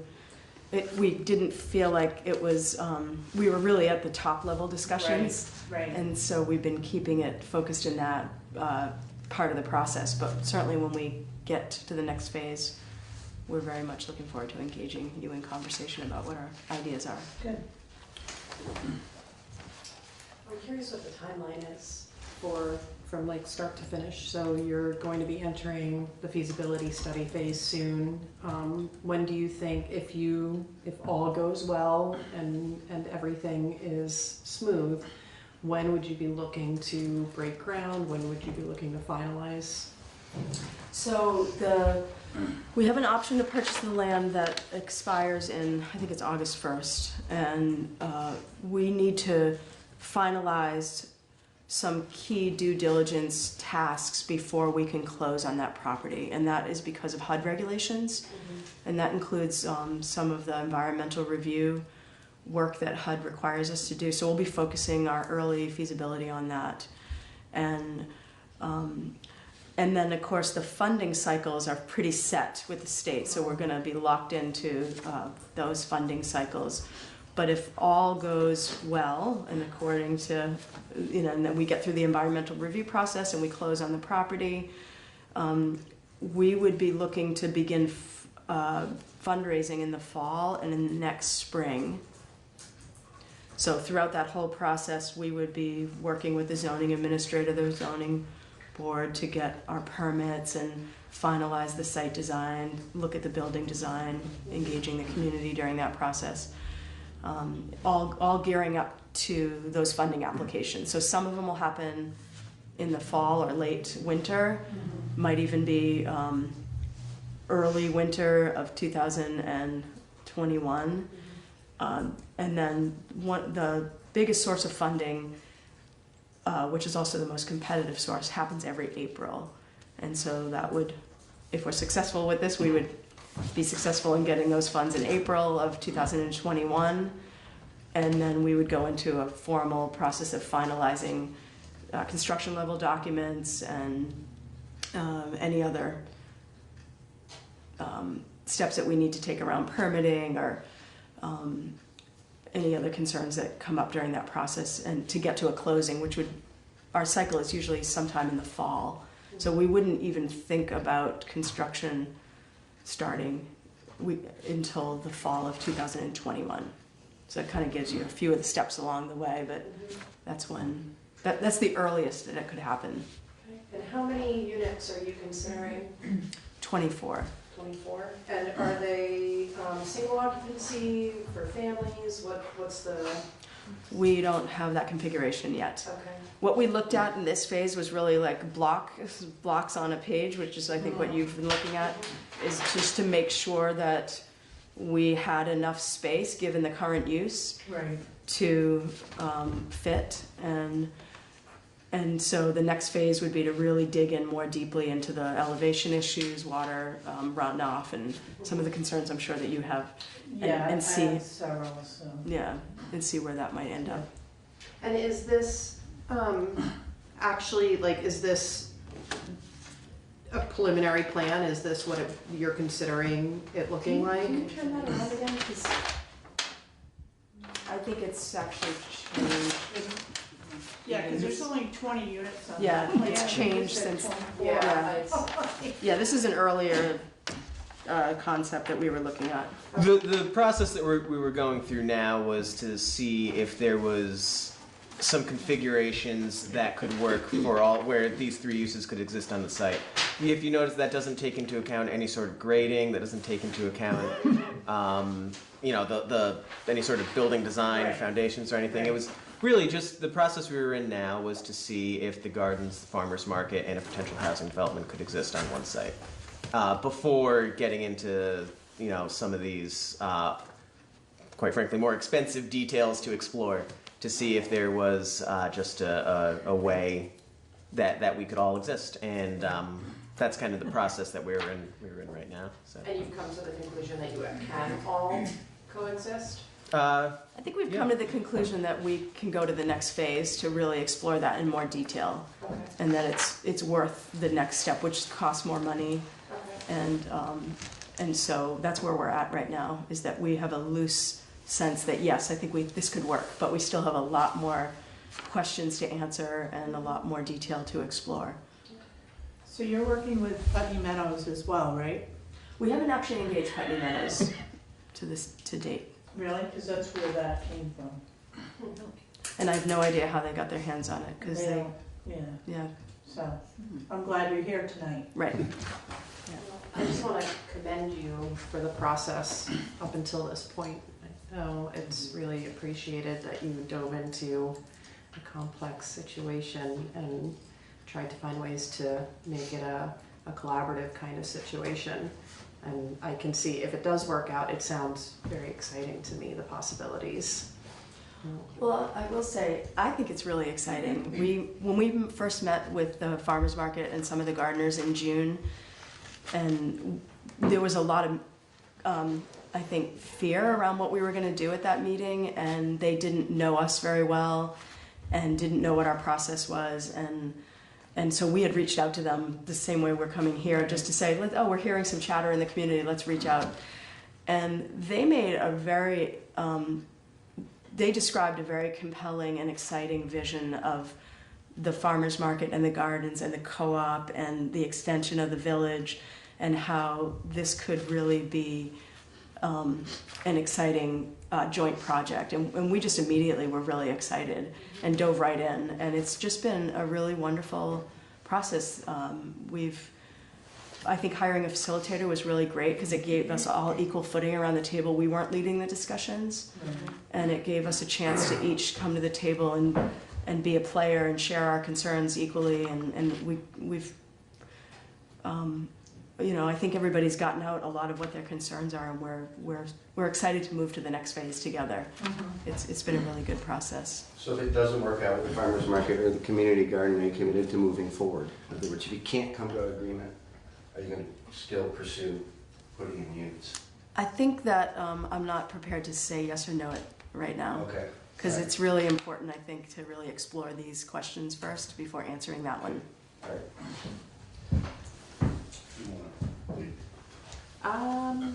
Howard. Mr. Chairman, first, full disclosure, I am a Wyndham and Windsor Housing Trust tenant, but I'm here as purely as a private citizen. Two questions that could be helpful to, especially to those watching on TV who didn't see any diagram. Are we talking about the land that is bounded by Route 5, Carroll Brown Way, and Alice Holman Drive, I believe it is? We are. We are? Yes. And how many? Sorry, just to, I mean, you can see on here, some of it is actually on the other side of Alice Holloway Drive. Oh. So it's not bounded. Even though this is what you're planning, are you okay showing? It kind of shows where the lots are, I Okay. suppose. So. Okay. Yeah. But that's not the sketch. So that's, I see, yeah, so it actually adjoins Putney Meadows Yes. on the other side of the road? Yes. Okay. So my other question is, about how many acres are involved here? It's around, I think it's 4. 4 total acres. There's 6 lots, 3 in that middle island parcel that's completely bound by Carroll Brown, Alice Holloway, and Route 5, and then 3 on the other side. And it's pretty evenly split, I think, about 2 and 2. So. Jen?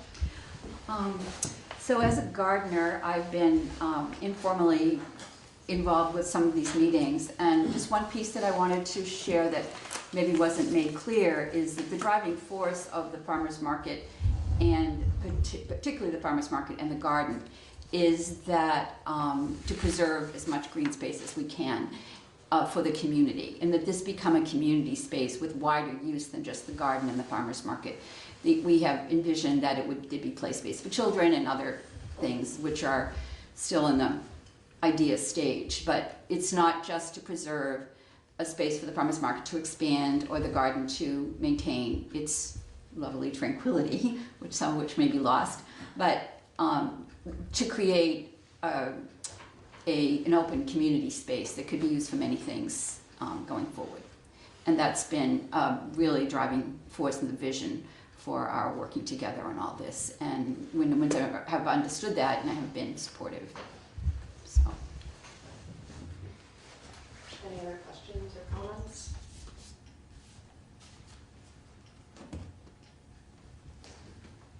Well, thank you so much. Thank you for coming in. Thank you. Yeah, and we look forward to meeting with you again over the next, like you said, it'll be about 1.5 years, so it'll be a nice long process. So. And when you're ready, you can call me if you want me to come to a meeting. Okay, great. Thank you for Okay. offering that. Yeah. Okay. Great. All right. Thank you, everyone. See you. Thanks. Yep. Have a good night. You Good too. night.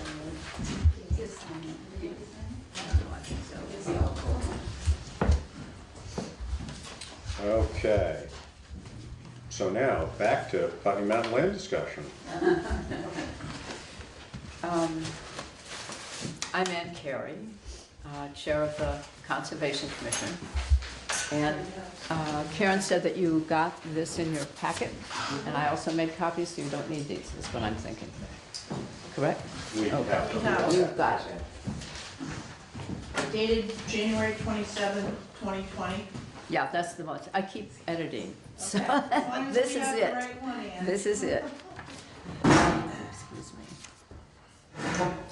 So, basically, we're just reviewing what we already talked about briefly before. Pat Shields is here from the Putney Mountain Association. And I would just like to start by reviewing sort of the history of the forest from the town's point of view And then Pat will sort of review what Putney Mountain Association's history with the piece of land is also. So I'm starting on the second page. The forest is 134 acres. About 85 of those are in Brookline, which has created over the years a tax liability for the town because the town does owe taxes to Brookline, as you know. But starting way back when, this land was acquired in two pieces in 1948, more or less. The part closest to the road, to Putney Mountain Road, was acquired in 48. It was logged shortly after it was acquired, and that land came given to the town. There was no cost associated with it, and about 30,000 board feet of lumber were taken out, and the town garage was built with that lumber, which I think was right across the street here at one point. And then later on, the north portion was bought by the town at a foreclosure sale for $250. So the acquisition price way back when, in the late 40s, was $250. So the other thing that's consistently happened with the town is that when the second piece came to the town, there was a town meeting vote in 1950 to not log anymore and to keep the land as for recreational purposes. And that was done. And at another town meeting later on in 1998, the residents voted to try to get the Vermont Land Trust to put an easement, conservation easement on the land, which was passed.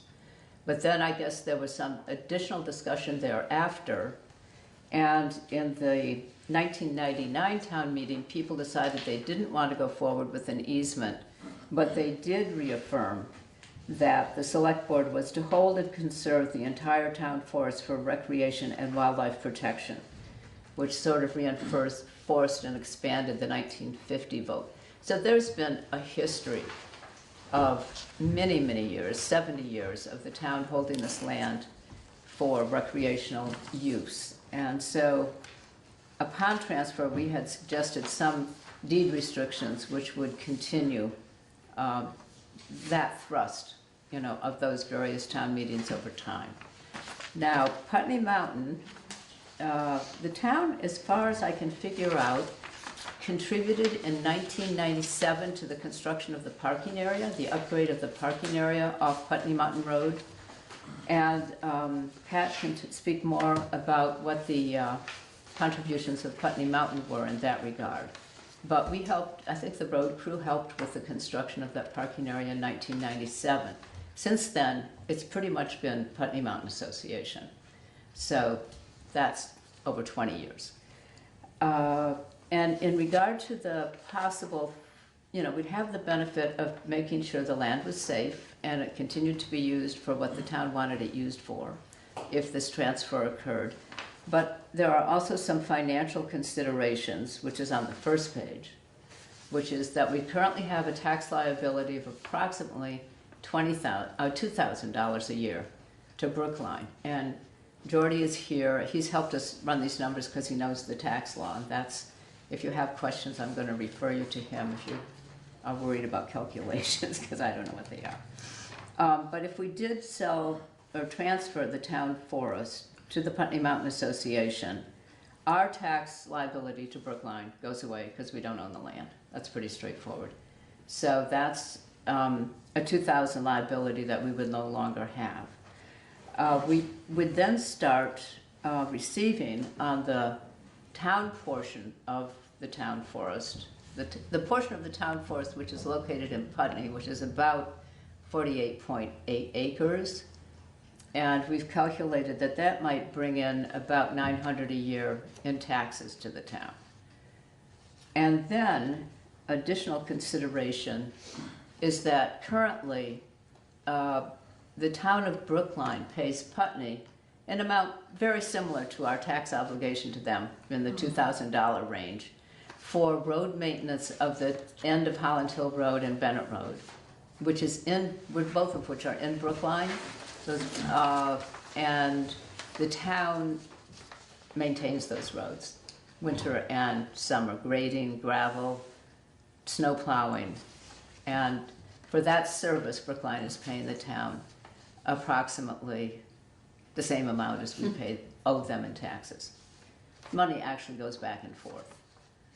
But following the transfer, Putney would have to work out we'd have to see if Brookline wanted us to continue those services, and if so, how much they might pay Putney for doing that. That might be another source of income, or if they don't want us to do it, then we would save the money we are now spending on that work from the highway budget. So I just wanted to mention, those possible, well, probably likely financial benefits of the transfer. And that is really all I have to say. And I'd like Pat to spend some time talking about what Putney Mountain has been doing with the land, because conservation has nothing to do with this piece of land.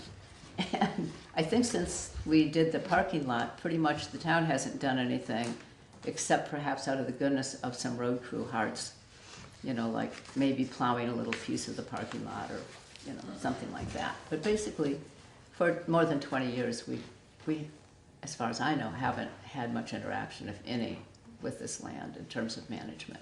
Putney Mountain's been doing all of it, and Pat will talk a little bit about what those things have been.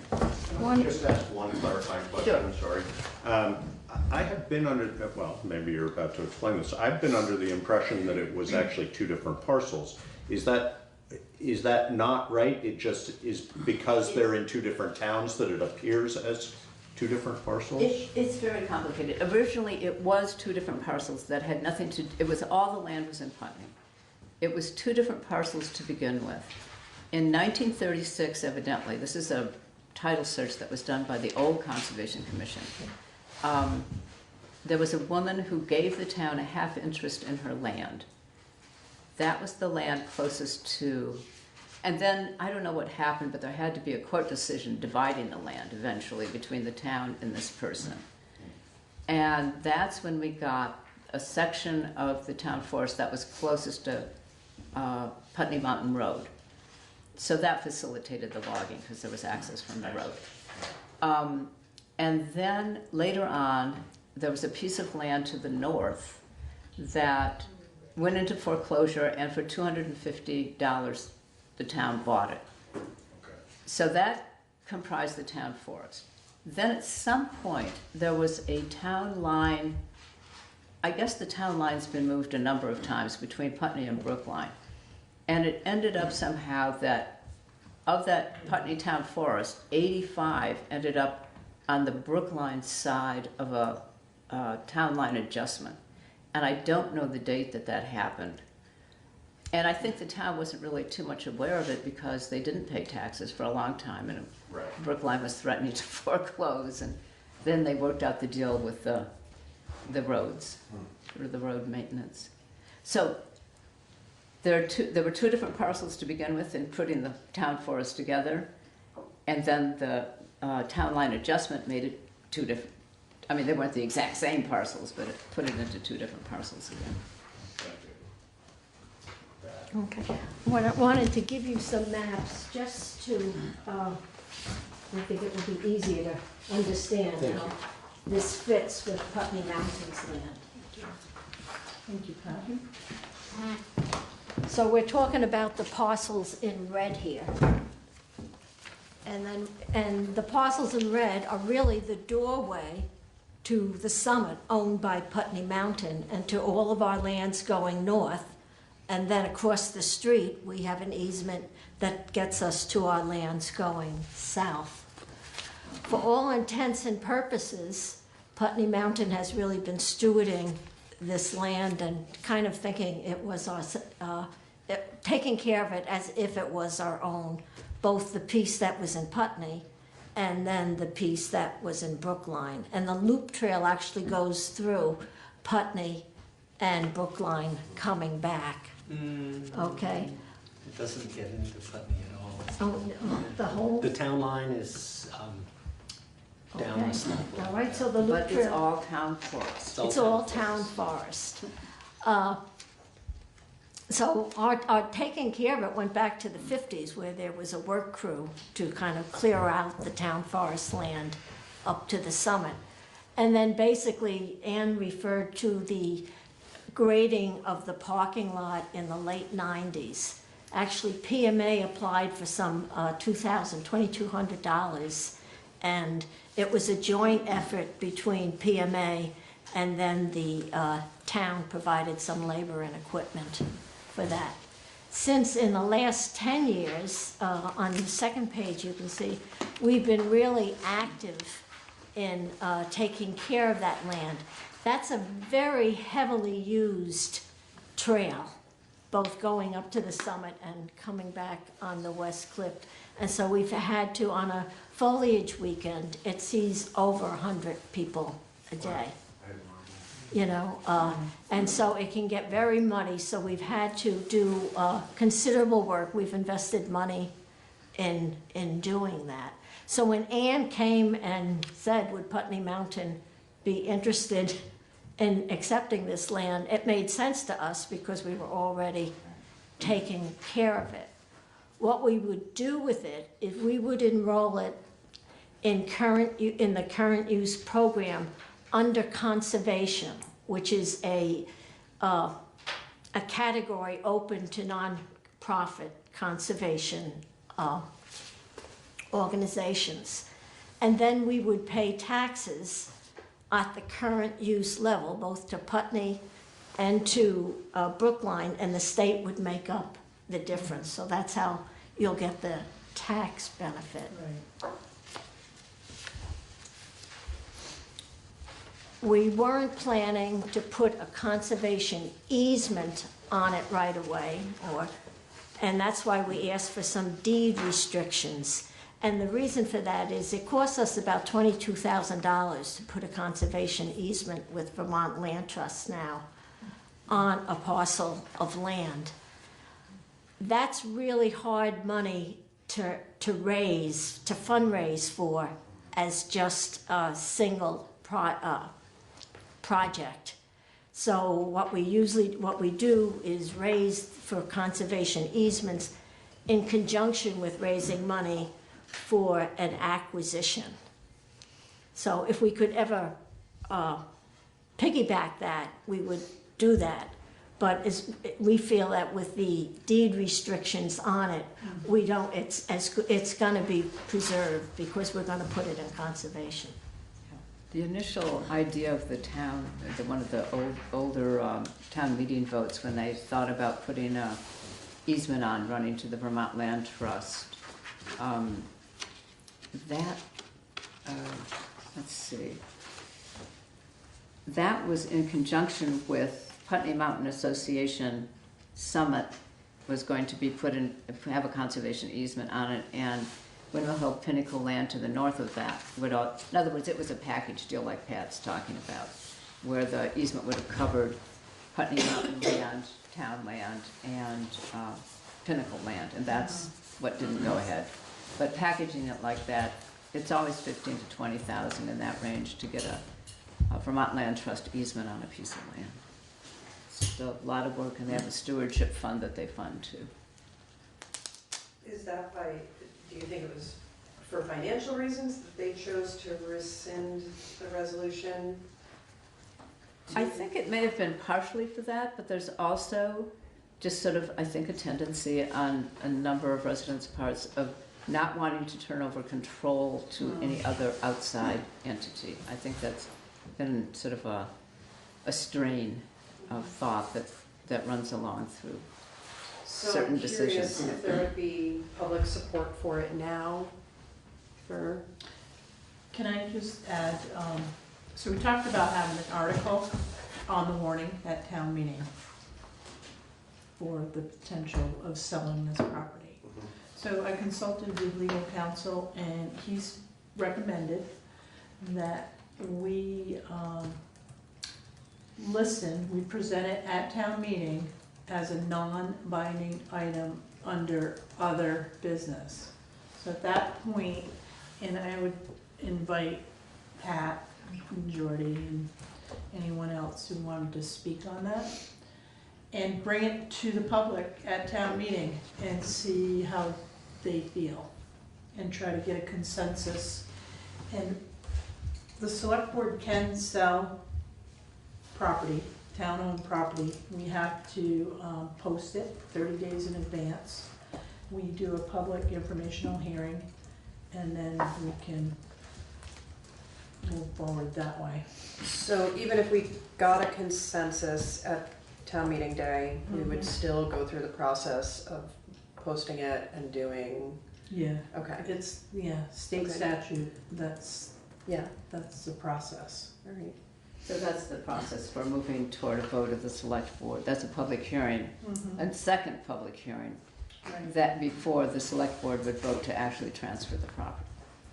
If that's what you're thinking of, Yeah, so it'd be brought up at town meeting, right?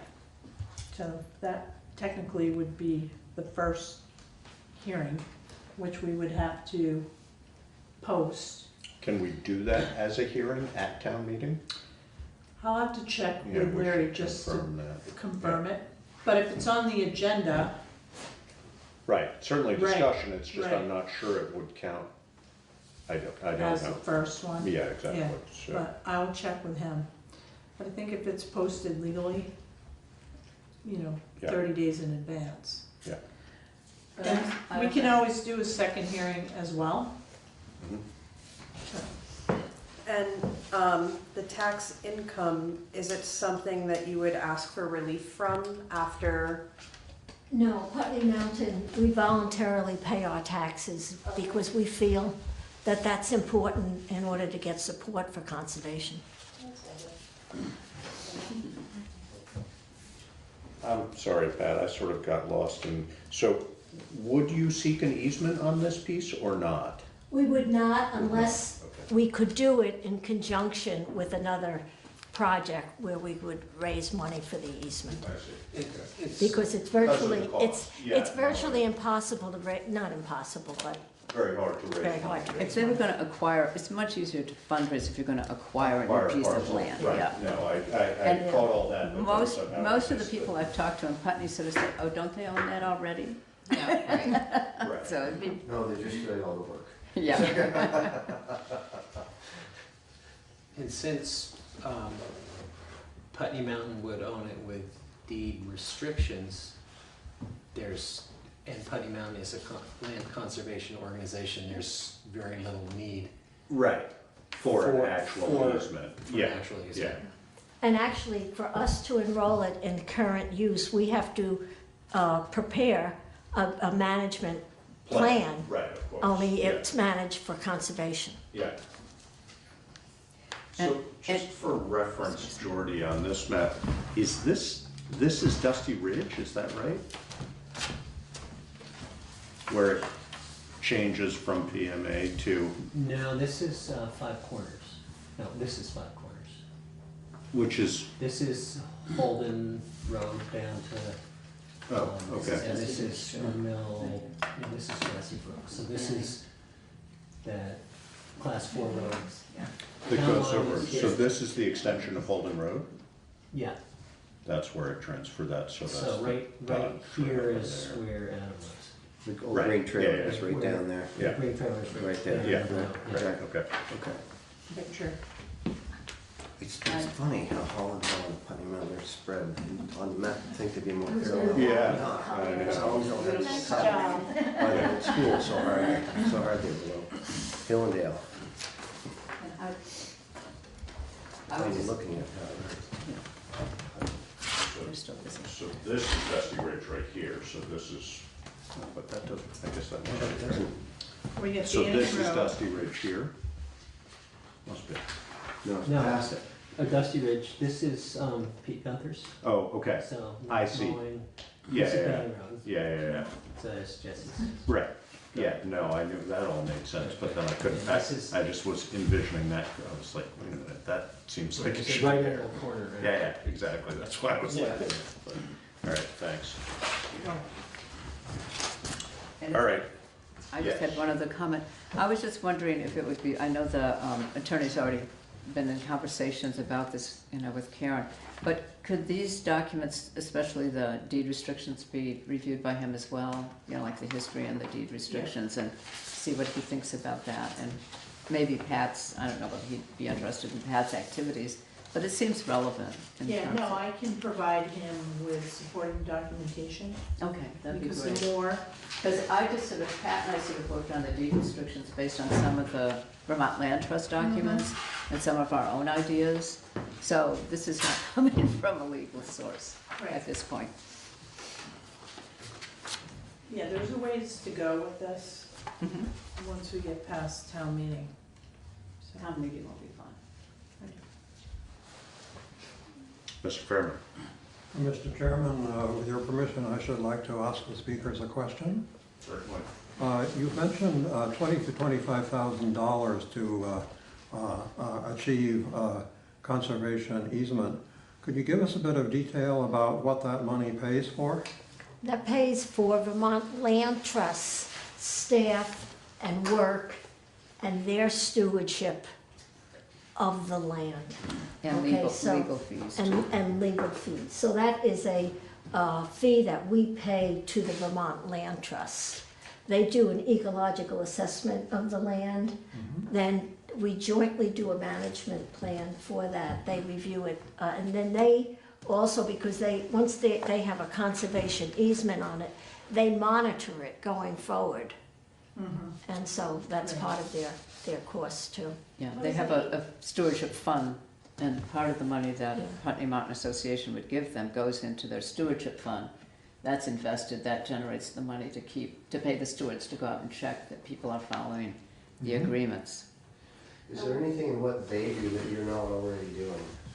Is there anything what? Anything that the services that they would offer that you don't already do in the Putney Mountain Association? It seems like you do a lot of those In things. terms of the land, management of the land, no. This is in terms of planning for the land. Okay. And then they hold the legal rights so that it can't be developed except for in accordance with what's in the easement. And isn't some of our grant funding contingent on having that conservation easement? Yes, when we use any of the state money from the Vermont Housing and Conservation Board, and last month we just got a grant of $116,000 for, we're extending our lands and a trail down to Prospect Hill.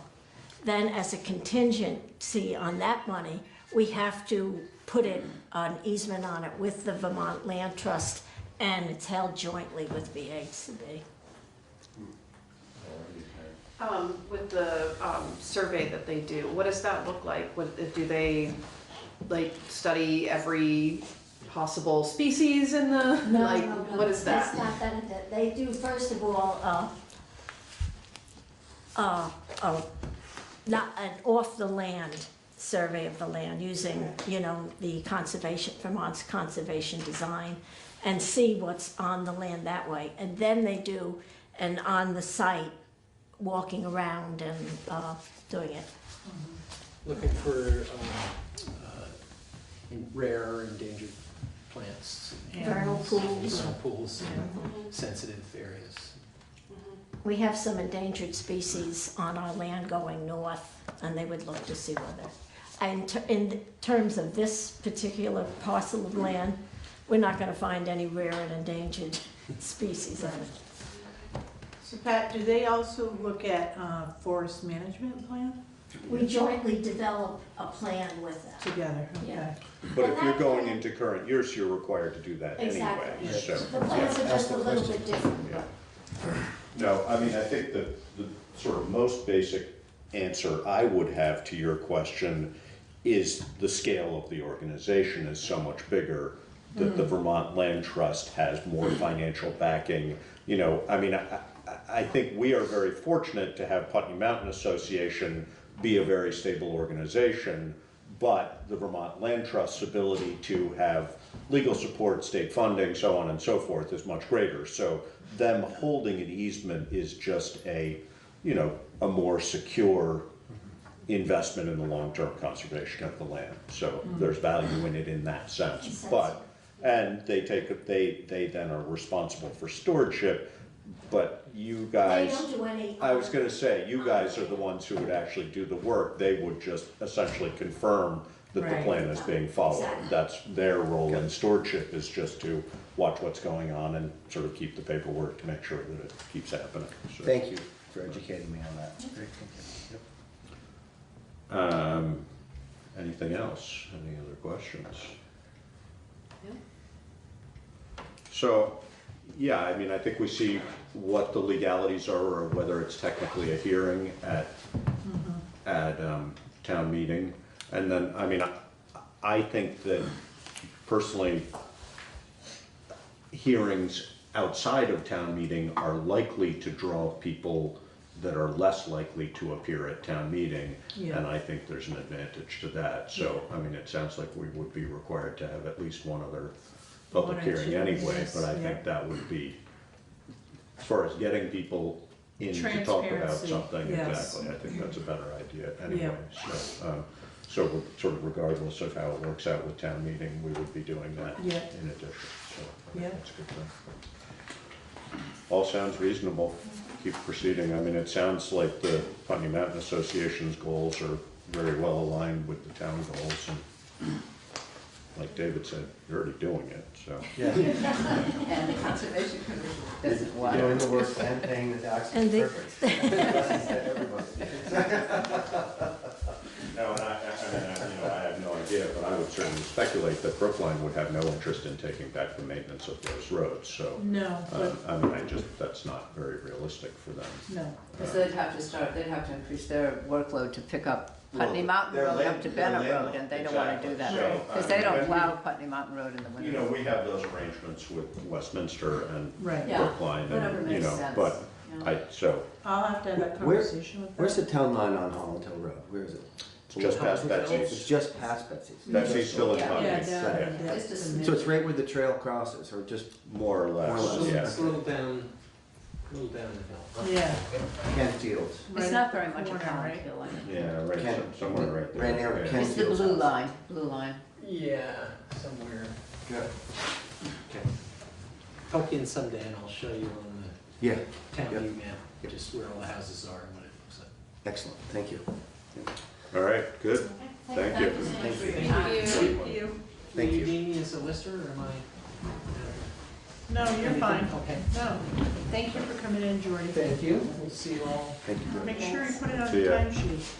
No, this was talking about. All right, so, Thank you, proposed, ladies. Thank you.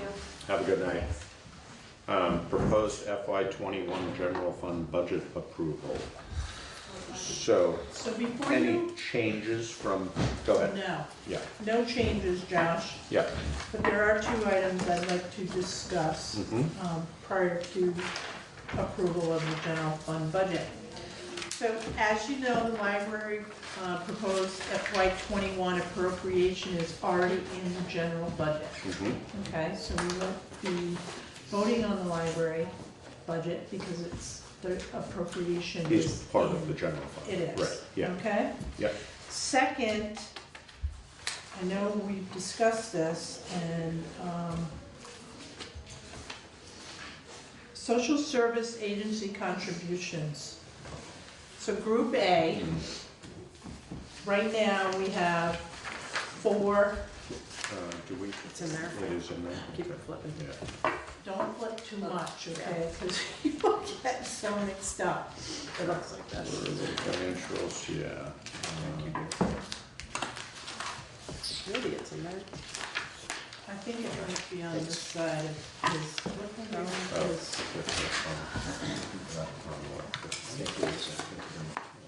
Under the staples? It's like halfway through the stacking, right there, next page. Yeah. okay. So we're all on board now. Right. So we have 4 organizations in Group A.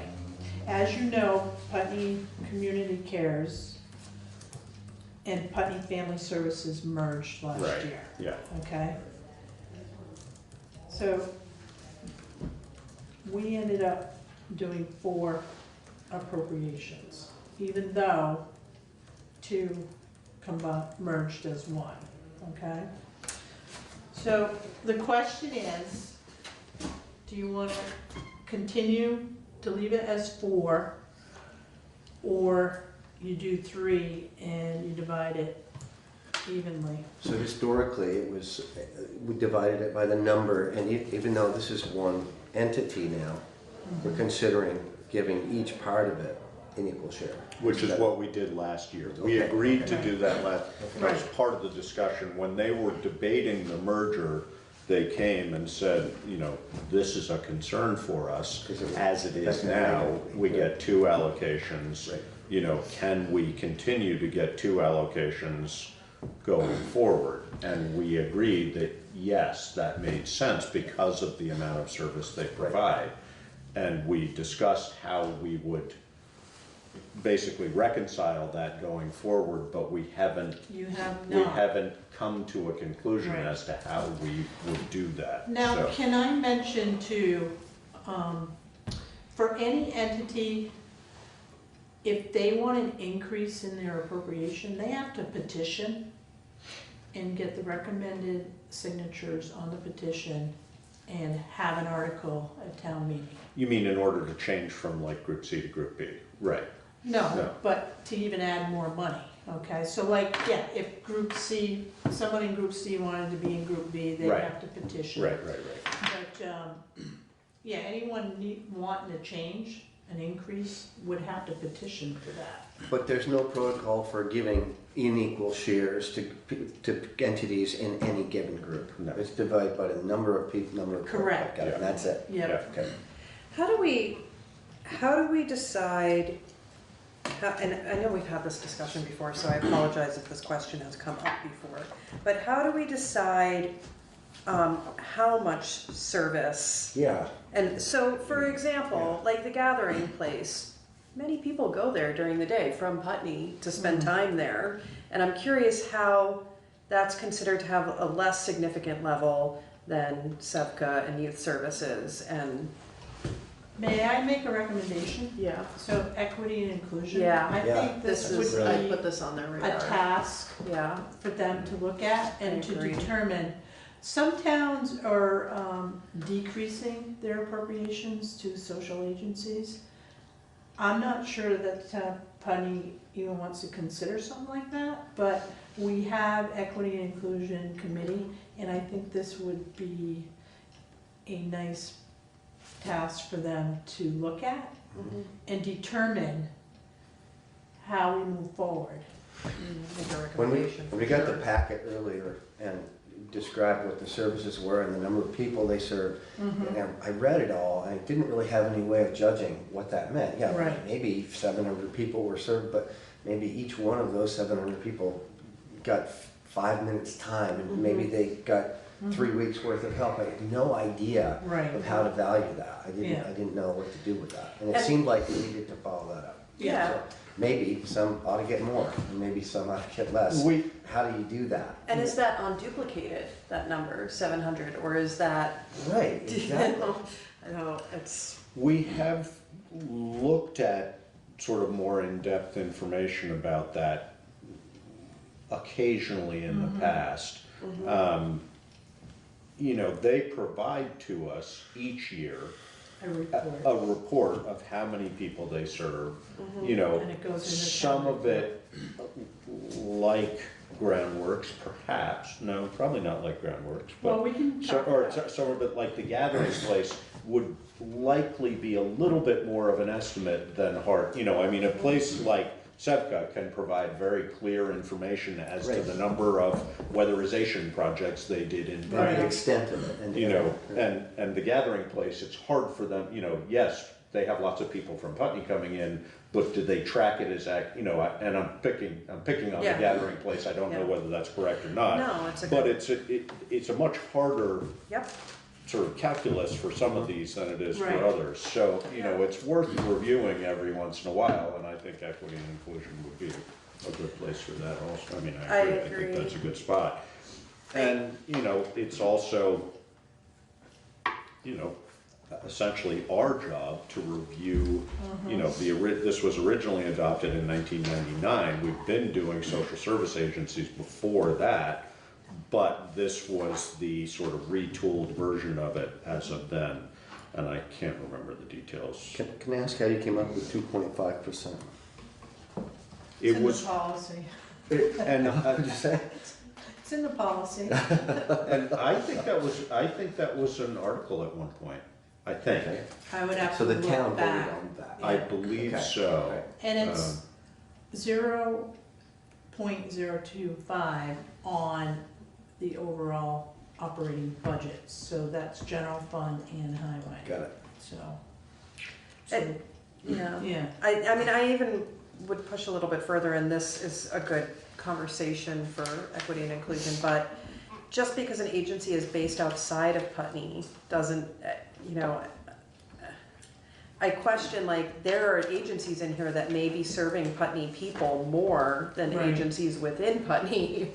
It's fully possible because they're in a hub community, so, we're locked into a lot of services outside of Putney. Is there any kind of accepted formula for determining the value of a service like that we could put these No, I've businesses looked up at other against? towns Which is too, hard. so Yeah, I was gonna say, everybody but- is on a different level. How do you I mean- qualify having a homeless shelter outside of your community that takes all of your homeless community members and Exactly. shelters them? Right. And now you don't have that problem within your community. That's It's why I'm asking outside the of question, it. I don't know. You know, Yeah. It's a really complex Yeah. issue.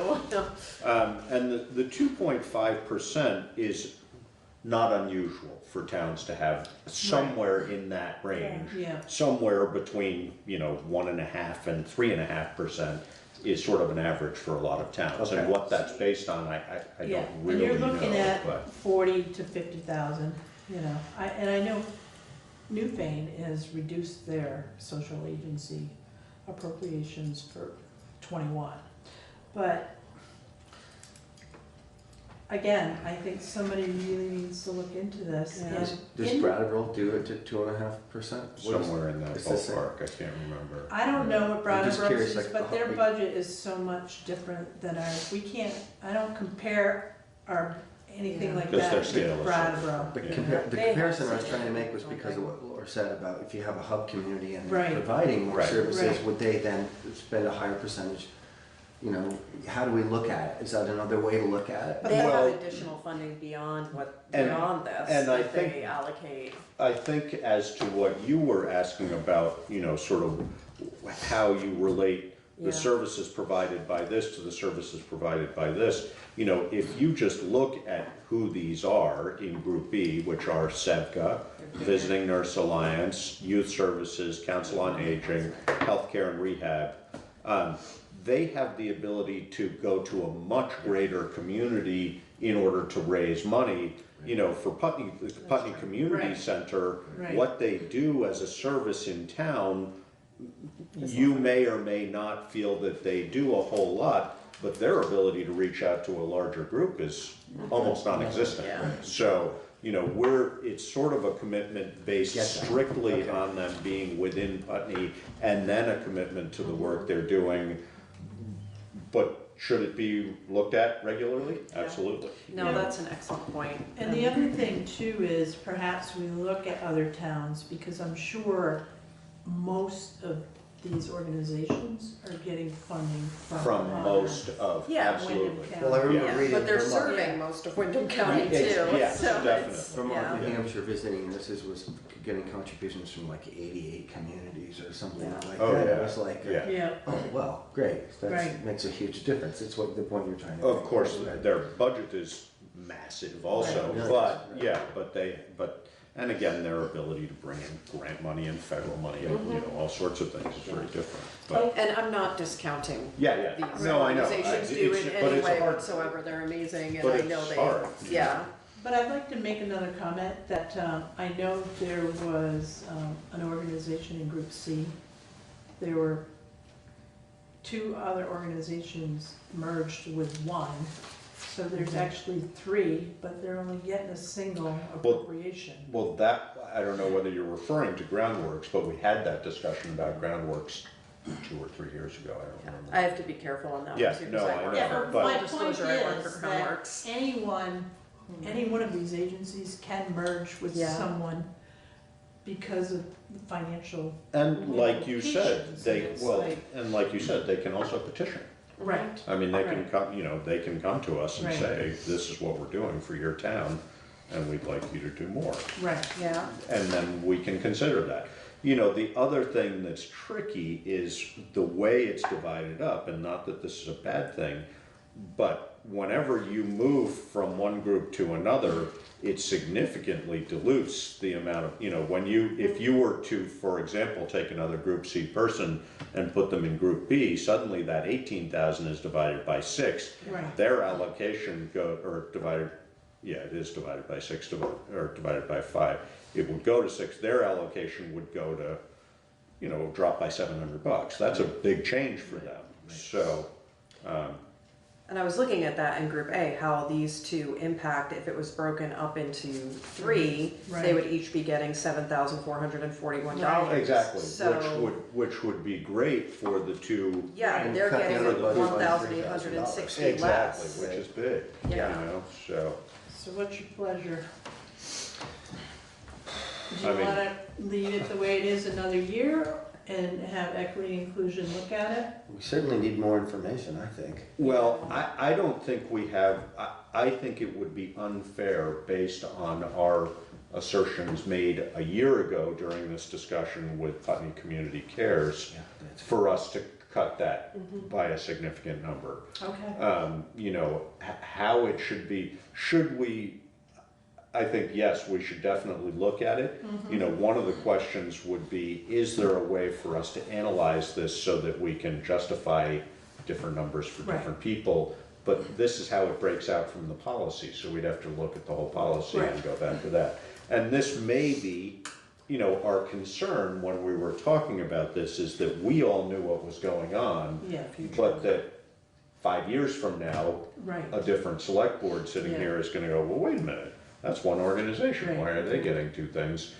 So that was why the discussion happened, so we just need to be clear about it, and I think we're clear, or I'm certainly clear in my mind, that we made this commitment a year ago, and we should continue to honor that until we figure out a policy change that allows for Okay, that. do you have because- that in the minutes? And I think we should give them fair warning that we Yeah. are considering a policy change so that they can Yeah. adjust. Well, you know, we did that in that discussion. We Yeah. said, Yeah. this is something we're gonna be looking at, but we also made a pretty significant commitment to saying, we Yeah. wanna support you at this level Right. Yeah.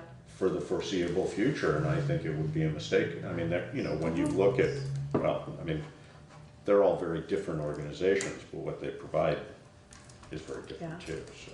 Okay. Mr. Fairman?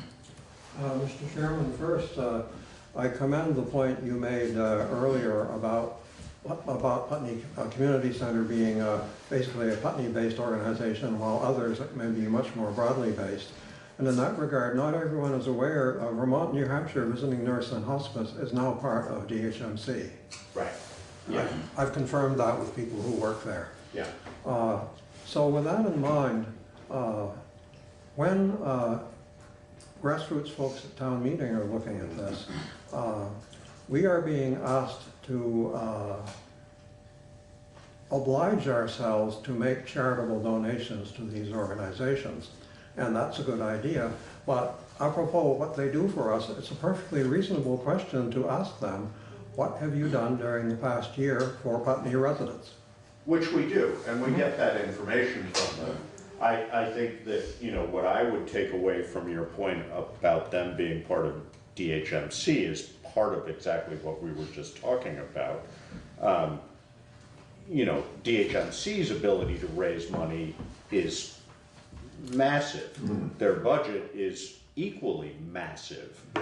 But does it shift our responsibility to the local, you know, I don't know how that, I mean, is it gonna be DHMC in the future that appears to, that appeals to us for an allocation, and if so, you know, that would have a very different, like you say, I mean, to me, that's no longer a grassroots organization. I mean, you know, they may be doing grassroots work in our community, but that, I think that would be a great question for equity and inclusion to explore, is Right. what, you know, when a merger of that scale occurs, because as we know, I mean, DHMC is just gobbling up absolutely everything.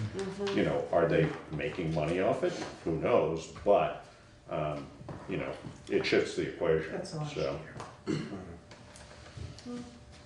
And we do get all that info, I mean, anybody who's interested, they're in the town reports. Right. But even what's in the town report, we are definitely privy to more information than that if Right. we want it. Correct. 1,347 home care visits In to Putney. 63 Putney residents, and it included approximately $49,329 in unreimbursed care to Putney residents.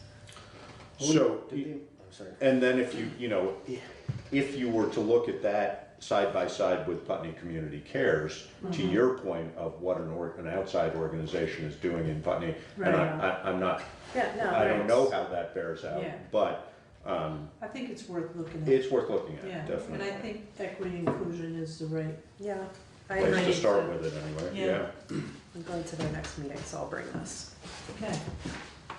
You got something else. Well, I did, you know, maybe we should look at why the Yeah, I think we need a DHMC policy. required that. Is it because Vermont New Hampshire can't function, they're losing money? If they're not under that umbrella, then we lose that service. And does that mean then we shouldn't contribute because they're under a bigger organization? But wait a minute, we lose that service, and there's a lot of people, I know my mom is benefited from that service. No, and It's like, that's, so then you got to look at that part of it too. absolutely, So- right. Well, and I think that, you know, if, you know, I don't know whether in absorbing them, they are, for all practical purposes, dissolving this, Right. or whether this will be its own entity that runs under the umbrella of, and that, again, would shift that equation. But it would be incumbent upon either the Visiting Nurse Alliance or DHMC to come to us in the future and say, this is what we're doing and this is why it's valuable to your community. Because if they, you know, just listening to those numbers that Laura just read, that's a huge amount of services within Putney. And, you know, for us to get all that for, I mean, not that they aren't getting insurance and other things, but, you know, this is a small price to pay to contribute to that, Yeah. so. Yeah, I agree. But, We could probably talk about this for a year. Right. Yeah. what do you think? Should we, a year? You good? You in? Did you bring your lunch? You brought lunch. Did you bring lunch for next week? Granola bar in my bag. All the chit chat, come on, all the chit chat. All right. So, there's no change in the social agency appropriations. We talked about the library. So, if you're ready to vote or approve the general fund budget. Where's the total? Right here.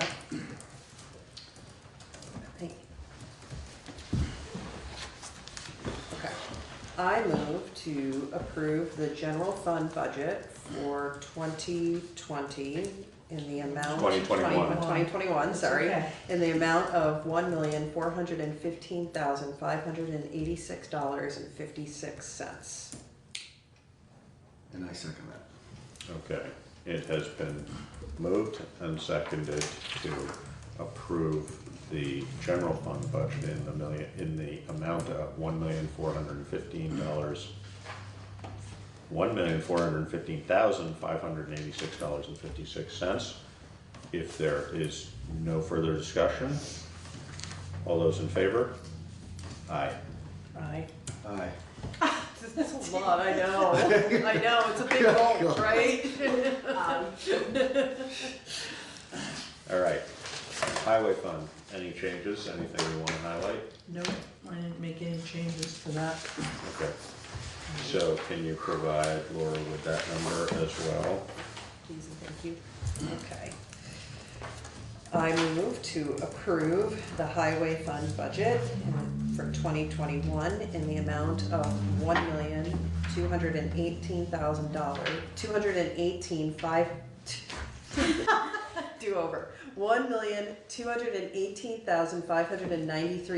$1,218,593.46. And I second that. It's been moved and seconded to approve the highway fund budget in the amount of $1,218,593.46. If there's no further discussion, all those in favor? Aye. Aye. Aye. You did better with that one, David. Huh? You did better with that It's a one. little quicker coming out. Sorry. Warmed himself up. No, it's not wrong. Sewer budget? And we don't have It's a any. different budget. Sorry. Yeah. We don't have any changes in sewer or water either, right? No, I did not make any changes. All right, so I move to approve the sewer department budget for 2021 in the amount of $275,932. Okay, it's been moved and seconded to approve the sewer department budget in the amount of $275,932. If there's no further discussion, all in favor? Aye. Aye. Okay, water budget. Thank you. I move to approve the water department budget for the year of 2021 in the amount of $152,053. And I second it. It's been moved and seconded to approve the water department budget in the amount of $152,053. If there's no further discussion, all those in favor? Aye? Aye. Aye. Okay. Thank you very much. I would just like to say thank you, Karen and Alyssa, for all the work that we know goes into that. And, Yeah, much Alyssa, appreciated. you're welcome. Alyssa and Kim both Thank you. have been a big help. Good. And there's been a lot of eyes on the numbers and. Good.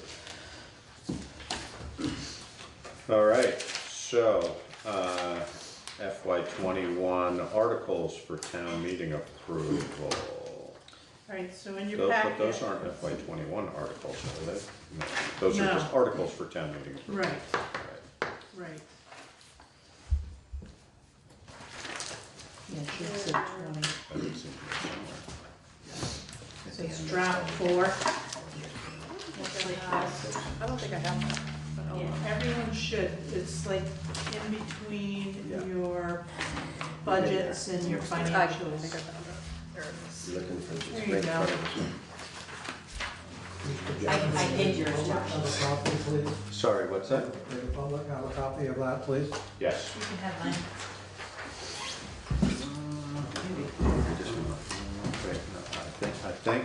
Thank you. All right, so, It's a lot of papers there, Josh. I know, throws me off.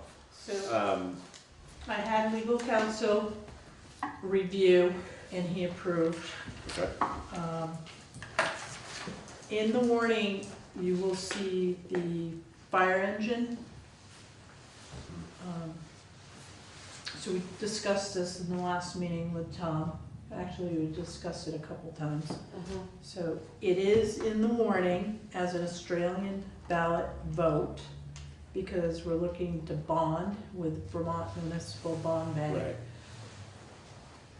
at 1.45%. So I don't know if that percentage rate will stay, but if you read the article, Not to exceed 2%. not to exceed 2%, and it's a 10-year note, Right. which is gonna save on A interest. bunch of money, yeah. Okay. What needs to happen with the bond bank? So we have to do a resolution. We have to post it in the paper. We gotta post it, in our usual places, but we definitely have to have a public informational hearing on this article. And, In advance of town meeting? yes. Okay. Yep. How many days in advance do you know? Well, Probably 15? between, I think it was February 12th and the 22nd, so you get it 10 days before. What I'd like to do is, Seconds, go. yeah, Yeah, what I'd like to do is do one in early February, and then if we have to have a second one, we can have it before town meeting, Why would we need to have a second? just in case we may have a lot of questions. So, The 12th is our regular meeting. it is, okay, that's Yes, what, yes, so yeah. we'll have it We could in do it. conjunction with Yeah. our regular, let's do Yeah, that. I could do a half an hour before. Yeah, And I would recommend having it at the fire station because it may bring people out and the equipment is right It's there right for there. people to Yeah. look at. yeah. Ooh, fun. So we have that meeting, and if we gets on the ballot, and if it gets voted to, we pursue bonding, and this whole process takes, if it all goes through, a year, 2 years? No, so I'm what? trying to get an idea of Right. what putting it off for a year would mean for getting the truck, and what that would mean for increased cost of the truck and decreased cost in trade-in. I Right. don't know how long this process takes. So if this article stays on the warning and it's approved by the voters, so then I would have to work with the bond bank. And now, they award loans, bonds, like in the spring and the fall. So I would say we'd be looking at the fall, okay? I think Now, last time it was in August. For the gravel pit, it was in August, it was right around August 1st. yeah, it was just before. Right. Yeah, but that was a spring bond. Allocation, was Yes, it? Okay. yeah, That's when the funds were released though. Okay. right. Because we had already been working on that with Yeah. the bond bank. Yeah, So I'm thinking the timing would probably be in the fall. Now, according to Tom, the company that's gonna build the truck, so they don't take any money until we take delivery. right. So that whole timing too is gonna be, I gotta watch what's gonna happen here. So we could be looking at money in the spring of '21. Or getting the truck in '21. Now, with the bond bank too, usually your first year is interest payments. Right. And then the next year is your principal payment with your interest. So our first payment may not be until fiscal year '22. So this last payment on this truck, the 37,000 that we're paying Yes. this year, Yeah, and so we wouldn't be paying until 22 for that truck if this all goes through, if it's an article, if it Right. gets voted in. right. Everything works the way you're projecting it. That is 1 year, 21, where we don't have that payment. We don't have a payment for that. We may have an interest payment, because usually the first year. How long does it take to build a truck like that? About 18 months. What's that? Yeah, see, and that's part of Like the 5,000, thank issue you. with the timing. Trying to get a bigger Wow. picture here, how we can keep some of these spaces. And the Two question number. that goes with that, Laura, for me is, Yeah. when in relationship to this, can Tom say, yes, go ahead, and when will they? I mean, just because we vote on it, is their confidence level high enough that it's gonna, or do they wanna wait until the bond bank approves it before they start fabricating the truck? Yeah. I have no Right, idea. right. And How do those- often and does will those- I'm sorry. And will those things mean a difference in loss and increase in the cost of the truck and the value of the trade-in? And Right, yeah. when is it smartest for us to do this? Yeah. Right. Can we get that year without the payment and still lock in the best price for us and Right. how And do does we the work bond that? bank not approve things Not often? usually. You typically, essentially, unless you Miss a really step in leave the something process. out, exactly. Yeah, if you Okay. miss a step in the process, Mhm. I could see them denying the loan. Okay. So as long as we do our due diligence on Yes. our end. There's a and do- very high likelihood. Okay. And we are a secure town. I mean, there are instances where they will turn down bonds Right. for Okay. various reasons, but we are a In good good risk for standing. them. So, Yeah, and they look at like our financials, our audits. Uh-huh. So they look at our fixed assets, everything that we have, and then And we did this with the gravel pit. Exactly. So it's gonna be basically the same At process. what point does that number become a problem if we were getting bond? Okay. Is that small enough in relationship to what our fixed It's assets are? not an easy that it would process, Still be, but always be a good run. we'll get If I through have that it. much money, I don't know how much of that we still owe.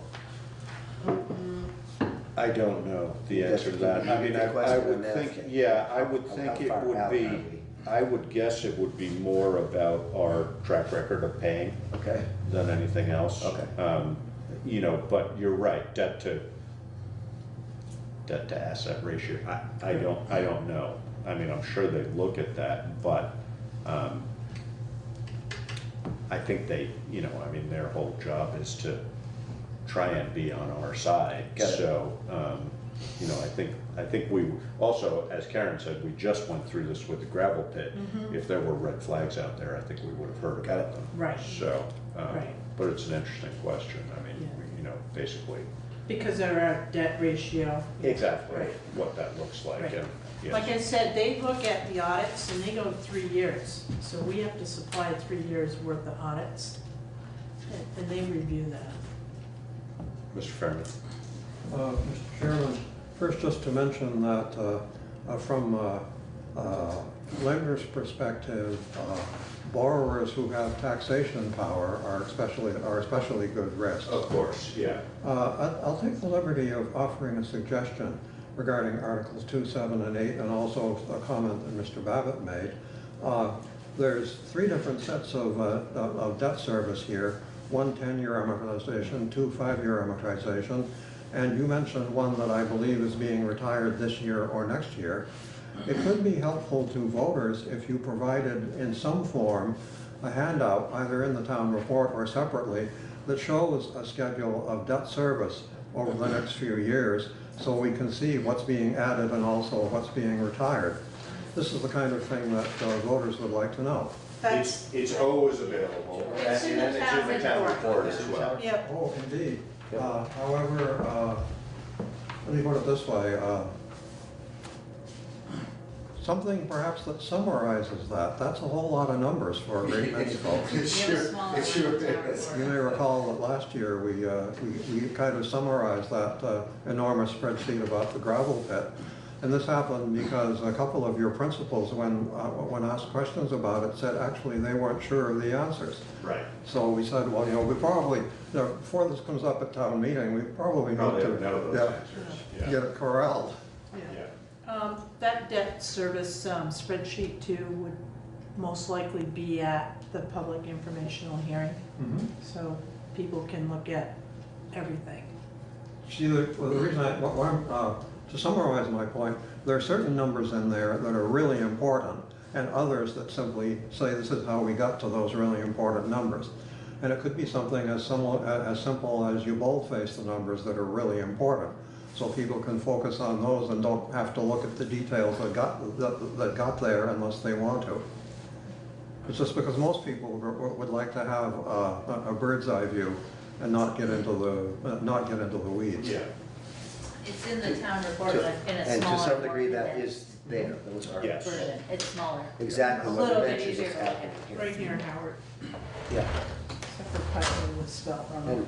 And by the way, I wasn't trying to start an argument here. Oh, no, it's okay. We just wanted to, Yeah. but that's a condensed version. We all know, yeah.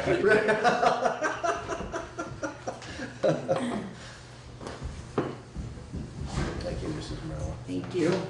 Okay. So, the one question that came up last time, and and I'm assuming since Larry didn't object to this, that I don't think it's any different, but, there is was the different. question It of. is worded It's worded differently, but does it make clear that if this is approved, we will spend the money on a fire truck? Because that was did we need 2 different, you know, one to get the bond and one to actually purchase the truck? Or is that sufficiently covered? This is just to get the Money. sense that the voters want us to pursue. Right, Bond. to incur the Right. debt. Yes. Right. By purchasing the fire truck. For And the then purpose For of the it. purpose of, which Right. might not then happen. Correct. Right, okay. Correct. And then the second one is, the terms of the Right. bonding. I feel like if I, as a voter, I would assume that if I were approving a loan, that For that purpose. for that purpose, Yes. that No. would be the next consideration. I agree, but that was part of the Yeah. reason we wanted Larry to look Yeah. at it, Right. was to make sure that it didn't need to be, Right. because on the gravel pit, did we have two different articles? I can't remember. No, it was all just- wrapped It in was all one. in one. Yeah. So in effect, We it had a is the- conversation about entering into an interlocal Right, agreement. that- exactly, yeah. That was the second one, yeah. So in effect, pursuing the bond is their approval of buying the truck. Exactly. That is what Correct. you're saying. Yes. Correct. I didn't understand that. I think this makes it more clear than the last rendition of this we had. Yeah, because I didn't have that first. Separated out, right. Yeah. Yeah, no, and that's very much how this was presented as well. Yes. So, Mhm. yeah, Yeah. no, I think that's a good model. All right, good. So do I hear a motion for the approval of the 2020 warning for annual meeting? Howard has Oh, something to say. Mr. Fairman, sorry. No problem, Mr. Chairman. You were considering the motion last year for the gravel pit, where there actually were two things. The first one was entering into an intermunicipal agreement. Right. And the second one is, if this happens, Yeah. do we bond for our share of the purchase price? Yeah, Here, from a town meeting participant's perspective, what I would be wondering is, okay, we vote to incur the bonded indebtedness. Who has the authority to authorize purchase of the truck? Right, that's my question. I think we do once we have, well, is it the voters or once we've raised the money by a vote, I mean, that's the nature of the question. That's why I asked the question to then Right. maybe the truck wouldn't get bought, like. Right, so here, it's Article 9, the way it was worded last year, Article 9. Article 8 was the Australian ballot for the indebtedness, and then Article 9 was, in the event that Article 8 passes, shall the voters authorize the select board to enter into an interlocal agreement? Right. So, the logical next question after Article 2 here is, in the event that Article 2 passes, shall the voters authorize the select board to spend $550,000 towards the purchase of a truck? Do we need another article in there? So, I mean, Larry went through these. I know, but maybe we should ask that. I mean, I'm fine approving this with that question pending. I mean, this does not clearly say, and I agree that the implication is obvious, but if we don't get approval to spend that money, even though we got approval to bond for it, is that a problem for us?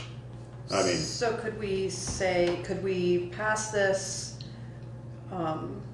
with the stipulation that we are going to add an article that in the event that Article 2 passes, shall the voters authorize the select board to spend up to $550,000? Yeah. if it's necessary If it's necessary. for us to have another article in there. I don't know, I mean, if Larry just read it, you would think he would have caught that. Right. But if he didn't catch it, and we have $550,000, but we Right. have to have a special meeting to get Yeah. voter approval to spend it, that would be too bad. Right. Do we have to get voter approval though to spend?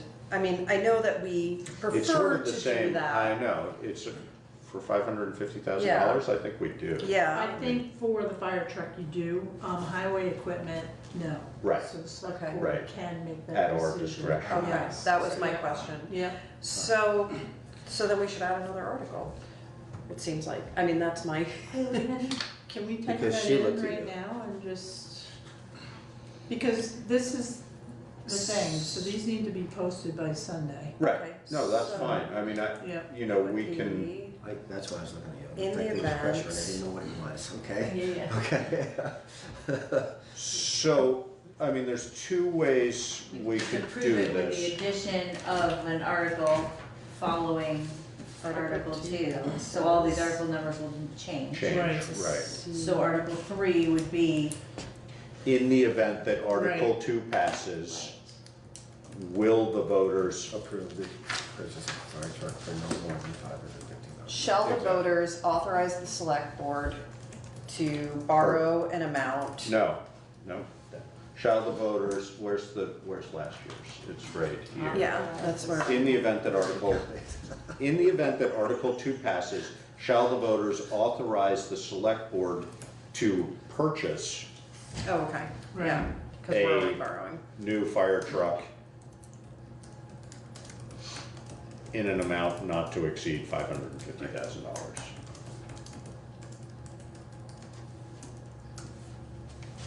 So okay. Right. And the then terms the are interest all rate, laid out, the interest rate has already been Yeah. approved in here, so Yeah. that's the Right. indication of the Right. more money that would be spent. Right. Yeah, So.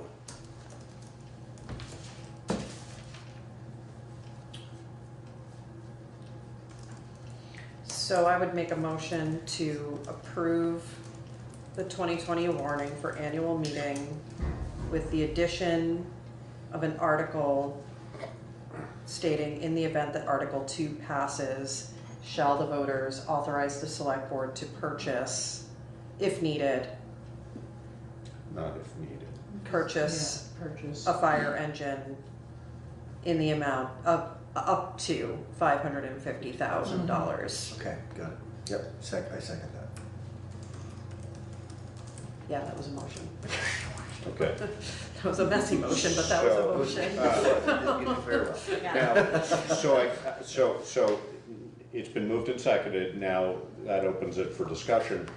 Do we want to only insert that contingent upon Larry's review. exactly? Yeah. Or do we want to go ahead and put it in regardless? I don't think it would hurt us to have it in regardless. I Right. have no experience, so I can't. So, I mean, I think Makes that, it very clear. it makes it very clear. It also allows, I mean, Australian ballot, not related to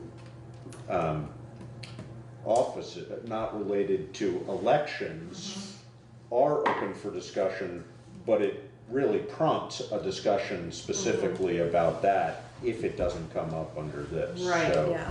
I think it's not a bad idea to include it in there.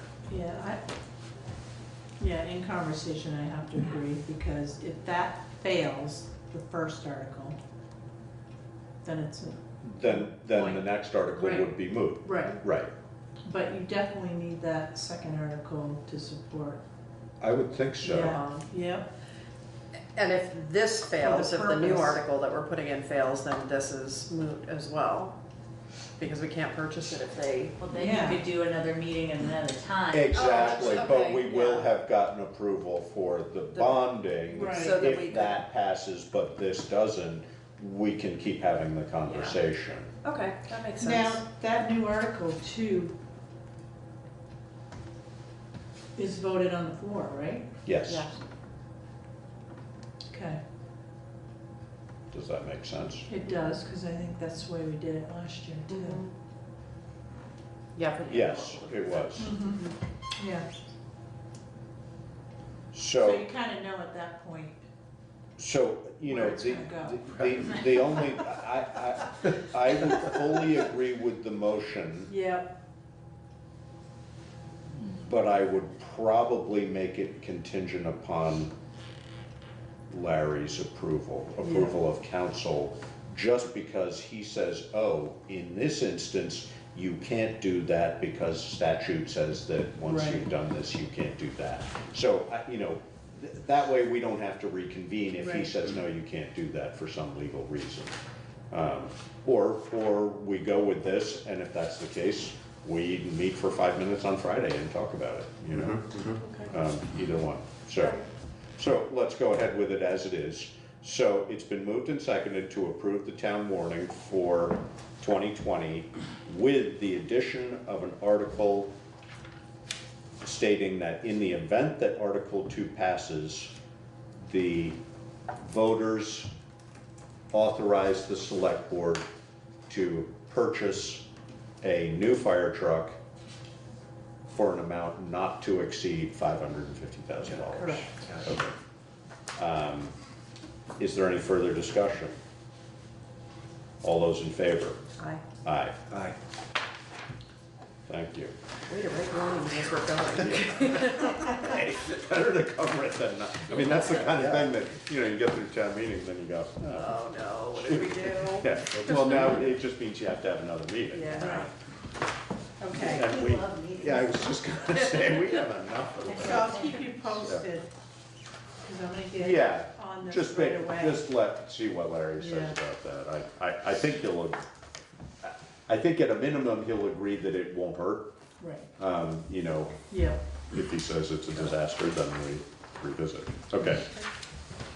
Quarterly financials. So in your packet are the quarterly financials for the general fund, for the library, for the highway department, sewer and water. So we're 7 months into the fiscal year at this point.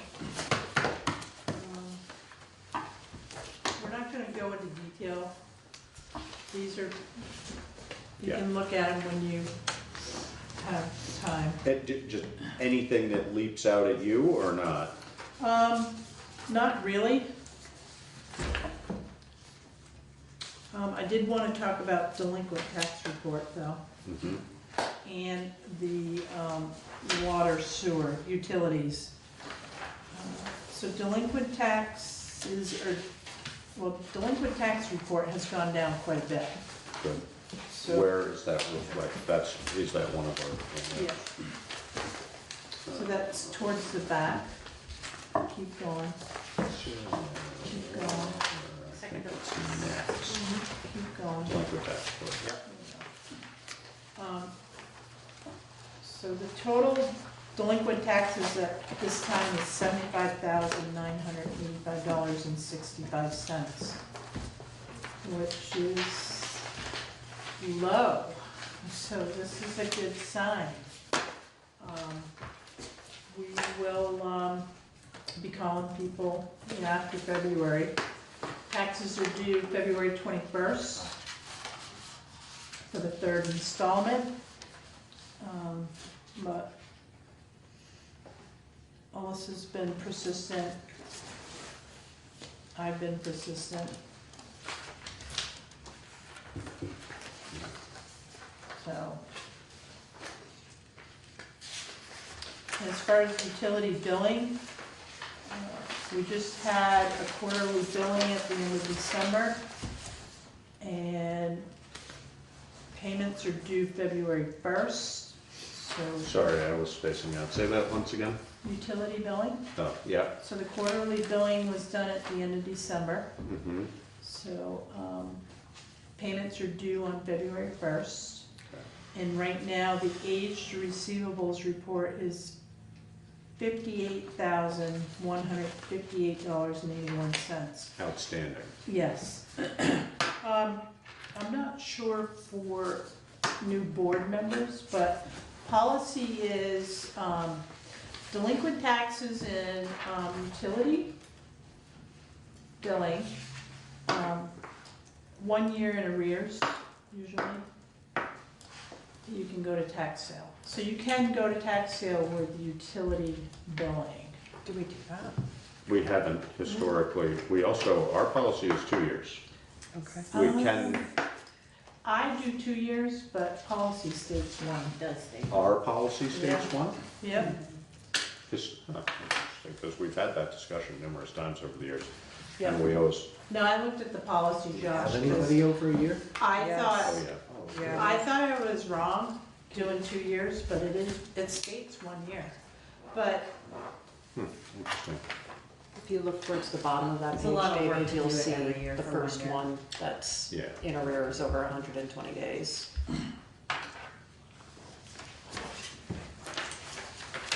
so I just wanted to make that comment. Some of this is a significant amount of money. Yes. Wow. And so are we in conversations with these So what were you, folks? what were you looking at that were? This is. Oh, these are the utilities, sorry, I was still looking at the delinquent tax. Yeah, let's not Yeah. name names right No, now. I don't but, know names. Well, these are public documents, I but we know, don't but need to yeah, name it's names. nice Yeah, not to have to. yeah. Yeah, and that information too is in the town report without names, so property locations are in there. Okay. But, so sewer services, Laura, as an FYI, you can't shut sewer off. Right. Okay. I was gonna say. You can shut water off, You can shut water off, we can put liens on property, yes. and/or we can go to tax sale. It just so happens that all those people that are over 120 days don't have Water, they're only sewer. sewer and water bottom. Yeah. So we have no, Right. There's really no way to shut sewer off? Not that I want to, but like, No, there's, it's a health, that's Okay, yeah. statutory. like, that's interesting. Hmm. So we can allow somebody to hook up to the line, but we can't disconnect them. No. Right, essentially. Yeah, Because I'm when they not chose pushing to hook up do our that, it's line, just they gave up their own interesting. system. Yes. Yeah, So. but there are. Well, plus, I mean, if you're out of water, you can purchase. If you're Yeah. out of sewer, And I don't want that to happen to yeah, anybody. no, but it's just- an interesting question, yeah. Yeah, So how is that enforceable? that's, by liens. yeah, By Exactly. and liens, tax sale. property liens, Yeah, ultimately. tax sale. But that's so cumbersome and expensive and time consuming and. Yeah. Not really. So history is, you send out, People pay. they will pay. Yeah, exactly. We just have to be persistent and, you know, And that's in fact the advantage, I think we had this conversation Mhm. once about that being the advantage of doing it annually as opposed to every 2 years, is that it prevents people from getting So that far. much further in, Right. you know, so. But yes, the history is, you know, if you took all these people and put them on a list saying your house is gonna go up for tax sale because your utilities, you know, 3/4. 86% of this would get paid within, Yeah. you know, yeah. well, it's so- like tax sale last year. We had 36 properties when we Right. first started. And you end up with, yeah, Yeah, we ended up with less than a handful Right. at tax sale. Right. So they will but pay. you're right, it takes a lot of work. Yeah, and The other thing too with utilities, water, sewer, the users pay. All of those users have to pay to support that system. So when we're not collecting money, you know, we gotta get that money from somewhere else. right. No, I get that. This isn't for profit. Right. I get it. It's not Right. like we made a profit and there's extra money. Right, Right. I get it. I get it. Yep. Yeah. You know, I get that. the other thing is the vast majority of this money is current. Right. It's not overdue. Right. Yeah. I mean, it's overdue, but it's currently overdue, it's not. 16,000 is overdue? It's 120 days overdue. Right. Got it. Right. How much? 16,000. So like 36,000 is current. Right. And most of that'll come in. And most of that'll come in, yeah. Exactly. So 40% of it is 120 days, 16, 33. So the 120 days though, Yeah. Alyssa and I will, You like that? we'll work those properties and see what we can collect. 90 days. Sometimes it's just a friendly reminder, you know? Totally. Right. And then, I mean, and then the folks who aren't gonna pay in a timely fashion, aren't gonna pay in a timely fashion, and Right. those are the ones that are challenging, Do so. you set up payment plans with people that are? Yep, we have payment plans for taxes. No, I meant for the sewer and water. I've never had to do that. I'm just, some of these But- amounts are a little steep, and I'm wondering if a payment plan would, it's like Yeah. a big chunk to bite off if you're trying to do it all at How old are once. some of the ones that are 120 days? Oh. 3 years. 3 years. So, did those places go up for tax sale that are 3 years? They didn't. No. So how long do you wait before, it's 2 years before you put it up? It says 1 year, right? Right. But we haven't done it. I'm gonna do 2. Got it. and So some of this'll be them the would have been first time. eligible this last year. Right. Got it. If we could at least encourage people to start paying like their current bill and maybe working a little bit That's off the from the tricky part, past. yeah. Right. you know. And payment plans for utility billing, Uh-huh. I mean services. I don't mind doing a payment plan, you know. But it has to get you a little bit ahead over Yeah. time, not, Right. you know, you can't keep widening that gap even though Yeah. you're on a plan. And the other thing too is that even though somebody sets up a payment plan, if they're not active, 6 months down the road, I can do a Right. tax sale. Yeah. Or a lien. See, the thing with a lien for utility services, that number is gonna change, cause you're gonna do interest every month. So it's not a steady number, it's not a firm number. Well, the problem is we don't also end up redeeming it until a property sells. Right. Potentially, so Right. that's not an effective way to do it. Not for utility services, Right. it's not. Yeah. Have any of these folks that are, I mean, some of these are water as well, have we ever shut anyone's water off? We have threatened with certified mail, Okay. and they do come in and pay. Okay. But as Karen said, some of those are bond payment only. Okay. So that Right. means they don't actually have water in there, water being supplied to them by us. They've reserved a spot Yeah. in the water system and they're paying on it. And Yeah. some people, that's a point of contention with some people and they We get. should revisit that Yeah. conversation too. I really hate the idea of shutting someone's water, but I mean, a tax sale is even more, doesn't sit well with me at all, so. Well, what happens Yeah. there is they incur legal costs as Yeah. well. I Yeah, was gonna say, we recover all the costs it takes for us to try to get our payment too, Mhm. right? Yes. Well, Yeah. it goes into I mean, it the- depends on, I mean, we're already paying to have that process being done, so we don't pay we pay additional to Larry, Yes. but we're not paying more in-house for that because it's a No. service we already Right. do. So it sort of depends on how you look at it, but, Yeah, but yes, when Larry does a tax sale for us, that's rolled into the price of. it is, and it can be up Right. to $1,000. Right. Right at the gate. I would think that would be a deterrent, or encouraging them to come pay the bill, because. Yeah. We send out probably 3 letters before we send it to Larry. So we do our due diligence to work with everyone. And the hard thing is, the hard thing is some of these people are just unable to make their payments. Right. I mean, they can have the best of intentions, they can Mhm. set up a plan, Yeah. they can't do it, Yeah. and then that happens. I mean, it's just a reality, unfortunately. But it can't be, we can't underwrite that indefinitely, because That's a much bigger and longer discussion for another Yeah. time about how communities could help those people and. We have the White Whitney Fund. Yes. And, I mean, we don't, but it's There available. are options. Places that they go there. Yes, and in fact, we've had interesting discussions based on that in the past, in which there are people who, we had one, I don't know, 3 years or 4 years ago, where they had a fire at the house and the taxes had been abated on the fire, but they owed previous and so on and so forth.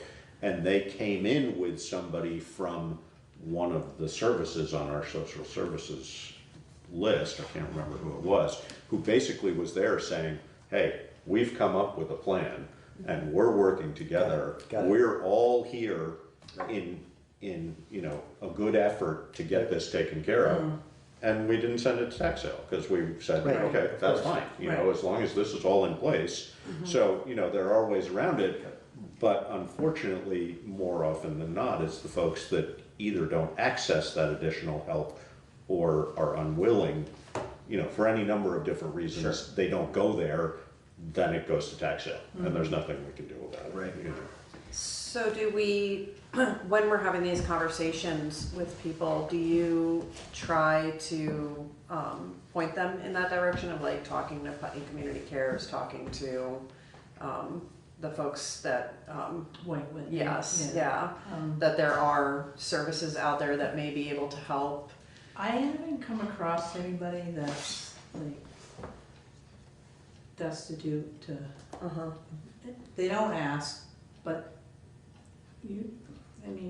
It does happen. I mean, Yeah. I've dealt with it a number, yes, where we say, Right. you know, have you reached out to so-and-so?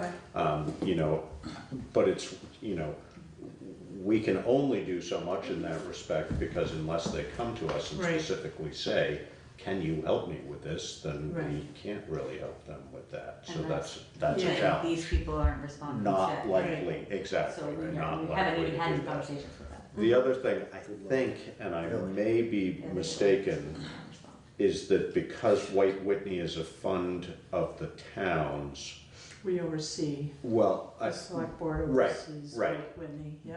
But I don't think I can ever recall, and I think that this is written into their thing, it can't be used for taxes, I'm pretty sure. Because Right. essentially, it's taking from us in order to pay us. That makes sense. And that's my recollection, I might be wrong. White but- Whitney operates on interest Mhm. from their CD. Yeah. So they're only allowed. It's limited, right. It's limited. And we've seen them use money for rent, car repairs, electric bills. All sorts of things, yeah. Those kinds of things, but never, ever a tax And payment. I don't think they can use it. But for maybe that it could payment flex directly. around that, so we'll pay your electric, your grocery bill, If and your you- car payment So this you month, and have you the pay money to your. pay I don't know Water whether they, bill. I don't know whether they have the leverage to actually enforce that in Yeah. in any way. So I have a question. They're restricted to Yes. by so much for each person. Right. So Uh-huh. there's Pretty a small. whole criteria that people have Right. to, before they're even approved. Mhm. So, Question. So some of these people who don't actually have water, but they have the water bond, the Yes. reservation. Do you or Karen and I are we allowed to take them off of having that No. reservation? To stop it from incurring? no, they have to come to the water commissioners. Exactly. And numerous people have done that over the years, and I would be surprised with the ones that are on this list that have been there for a long time if they haven't been told that that's what they need to do, and they may not have done that. But no, we can't take them off unless they request it. Right. Even if they request it, you know, essentially, they agreed to pay that amount in order to be that on there. To You know, reserve it. what we've done in the past is work through things with people where we've said, okay, you pay X amount, you know, because certain people get up to a certain point where they say, oh, well, we knew, you know, 2 years ago, we decided not to build the additional apartment, and that meant we didn't need the water. So we don't want to pay it. So we've done, you know, we've worked things out with people, but they have to come to us and say, you know, this is what we're trying to do, and this is why Well, we don't want right, it. I don't mean like take off what's built up, Well, that's, but To just stop incurring more stop, bill. right, to be like, Yes. okay, well, you're gonna lose your allocation because you haven't paid and I don't know, you'd have to look at the policy, I'm They not still have sure to you come can to do you. that, I think so. They have to come Yeah. to you because that payment is paying on the bond. And it's a reservation And it's on a a slot. reservation, Yeah. and it was built based on the number of users. Right. And So- it's billed on a number of users. Yeah, Right. we can't, and we're not allowed to change allocation in the system. Right. That has to go through the water Us, commissioners as well, Right. water sewer.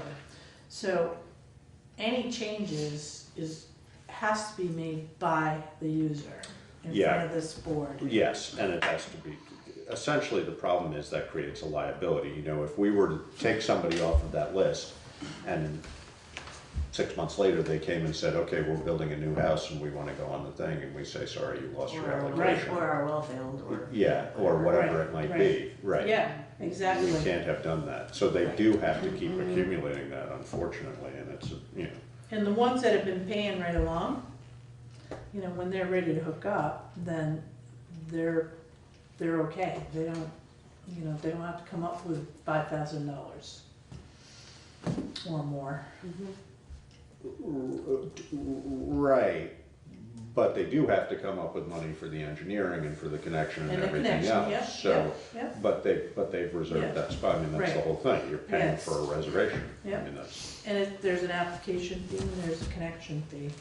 There aren't many of those left in town, as I recall. I mean, how many, do you No, know there's- how many there are? 'Cause Maybe a handful now. exactly, Yeah, because I we've came worked across through an them a old number of list, times, yeah. and, There were a lot for a long time, Yeah. and it's been slowly chipping away. Yeah. And largely, it's slowly chipped away because people look at this and go, wait a minute, Right. I'm either gonna spend that money and get hooked up, or I'm gonna Right. get myself out of it. Yep.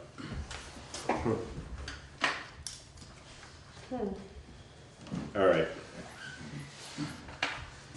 So, we don't need action on any of this, right? No, that's just Okay. informational.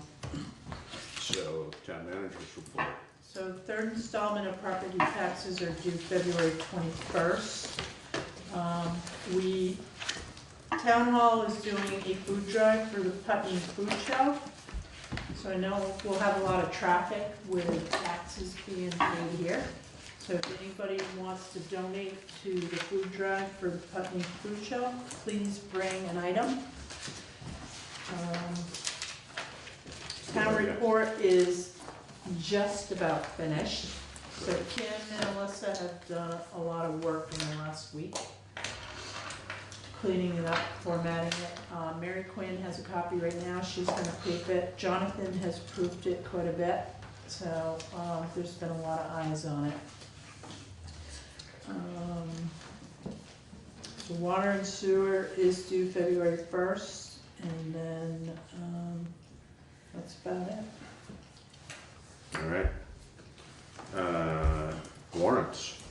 I move to accept and execute the warrants as presented upon completion of review. I second that. Been moved and seconded to accept and execute the warrants to the treasurer upon completion of review. If there's no further discussion, all in favor? Aye. Aye. Aye. Payroll warrant dated January 31st, 2020, in the amount of $22,803.67. And we have fire department, we have rec league in there. So it's bi-weekly now. Several snowstorms. Yeah, so it's bi-weekly now. So it should be consistent with library, the only ones we wouldn't have consistently is the rec department, they only get paid once a month.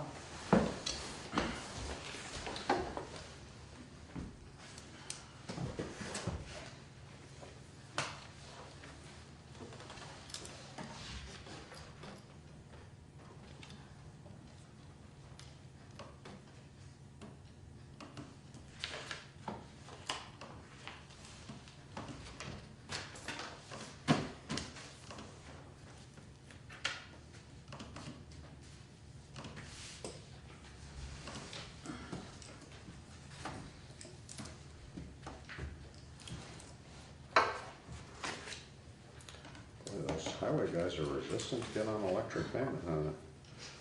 electronic payments, aren't They they? don't wanna do that. Man. They like going to the bank. I try. Yeah, we can't force them. But, Well, at some point, we probably could, couldn't we? I don't know, they're pre-existing, so. No, I think you can, if you want to. You just have to. Give them warning and say, guess what? What if somebody doesn't have a checking account though? Yeah, we have somebody like that, so, That's an exception Yeah. probably, but other than that, yeah. I don't know. I mean, I don't think we can force them. well, we probably could. I don't think there's a law that says you can't. Right, but is there a law that says you can? I don't know. Is there a way to replace them into it? Like, Accounts payable dated January 18 through January 31st, 2020, in the amount of $45,459.11. do they have to pick their checks up here? Yes. Well, they don't, but Brian usually grabs them, or someone grabs all of them. Makes me think of a funny story of my dad who would keep his uncashed checks in his wallet for up to a year. We And have drive somebody Bill like all that. crazy. Yeah. Yeah. I told him, I said, it'd be a lot easier if you just did direct deposit. But I would say if you don't cash it, you don't spend it. Yeah, but you could lose it. Yeah, he wouldn't lose it. He wouldn't. Cargill is salt, presumably. What was that? Cargill is salt. It is salt, yes.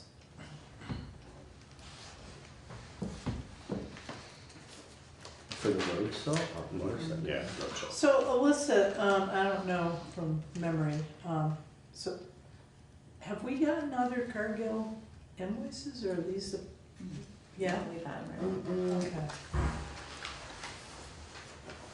I just don't remember.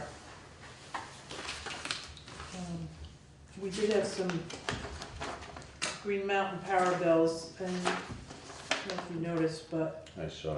yeah, $1,214 for wastewater treatment plant. Is the Green Mountain portion, wait, say that Is the again? Green Mountain portion, yeah, Not making as much power these days. right. Not surprisingly. It's actually that shed, the equipment shed down at the treatment plant just to the south of the Right, is a place right. we've talked about having panels, solar panels as well. Yeah. There's quite a bit of space down there that there could be panels actually. Where is, I thought the fire department was in here. Let me- I'm thinking All right. clearing the bank behind my house and putting some up. We're talking about mini splits, I did some research on that, it'd be perfect for my house. Yeah. Okay, other business, Forest for Learning. So- One sec, Okay. Forest for Learning, go ahead. So I had a conversation with Larry, Yeah, so. this I is for the brought- pool, This is for the pool Right. property. yeah.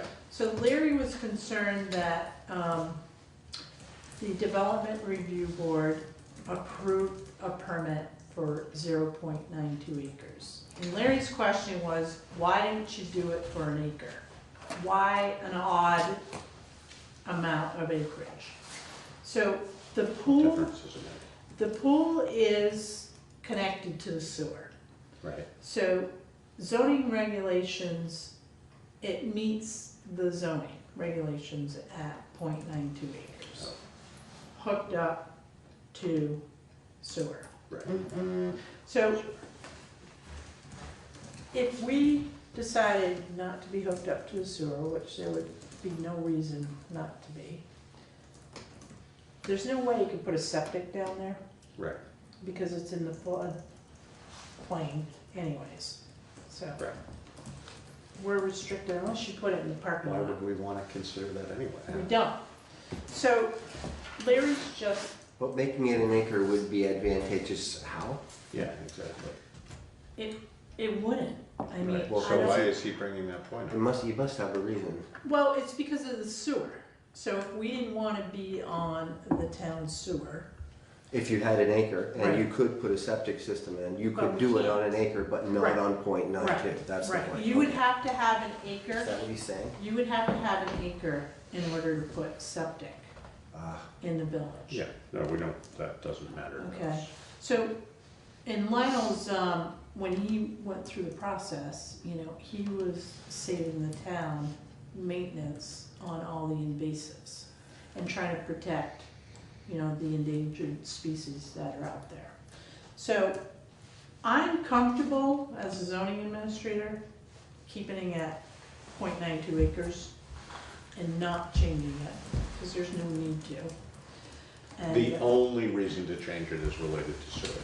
Right, Yeah, no, that doesn't. so, Because I'm assuming we don't pay a sewer bill to ourselves for the pool? Or do we? That's a good point, we don't.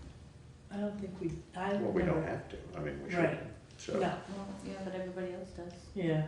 what do you mean everybody else? We does? get a bill that we, Yeah, the Town fire hall gets a bill? station, town hall Oh, does, so- yeah, we do pay those, so, Huh, interesting. do we, I but don't, there isn't one for the pool, why is that? maybe the school's paying for it. Why? I don't know, Why good do we- question, I'll have to look at that. That doesn't make that much Ask sense to Joe. me that But- we, When they figured the plan, there were a number of sites that were the towns that didn't go into the figuring out the cost of the system. It's all user fees, so. So, yeah, I mean. We're I paying mean, for we the journal bond, entry, we're you paying know, for the writers on bond, check, or, so. you know what I mean, but. Yeah, yeah, But we move money. exactly. well, it goes into that No, fund, I know, right, I'm all for taking it out. so. Yeah, Larry's wants to know if we want to move forward. So again, in order to do that boundary line adjustment, we still have to warn it, 30 Right. days in advance. Right.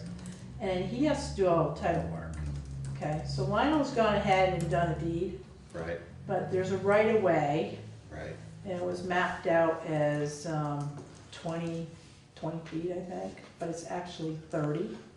So Larry definitely needs to Needs to do, do title work. so that's gonna cost the town money. So what's the other option? Not to go ahead, in which case what happens? Then we have to keep in mind that they're trying to transfer the Right, school forwards right, to Forest for Learning, because the town still Right. has that. right. So this boundary line adjustment, they're trying to do it in tandem with that. But we can't. Right, really no, I share that. understand that, Yeah. but why, so why wouldn't we want, why wouldn't we go ahead with this? Because of the costs involved. But if we don't go ahead with it, what's the repercussion? Part of our pool sits on their land, or is it just they want that? I guess I know we've been over this, but I don't understand. So it's been permitted to do the boundary line adjustment. Right, So at this point, and you can appeal it, you have a certain amount of days to appeal that permit. So, I mean, we agreed to move forward with the boundary line Right. adjustment, so. right. Now Larry's gonna have to do the title work and, make sure it's clean. So is Larry recommending, I guess I'm, again, sort of missing the No, point. he wants to know what you guys wanna do. Do you want? Well, is he recommending against moving forward? No, he's not. Okay. And he was only recommending changing the acreage size of the pool in case to protect that Right, spot in and the I'm future not for septic. concerned about And changing we don't need to the worry about that. acreage. I wouldn't Yeah, think so. okay, So- all right. So I will talk to Larry tomorrow when I talk to him about the articles Right, and let him know we do want to move forward. I'll try to get some sort of yeah, cost associated with this. But I also recommend he do the title work so it's a clean title. so it's done. Yeah, we And have it to- can be a warranty deed, Yeah, so everything's clean, yeah, okay? and that's what he would recommend, Yes. yeah, Yeah, and he needs to look too to make sure there's no glebe land right. associated. No what? Glebe, Glebe.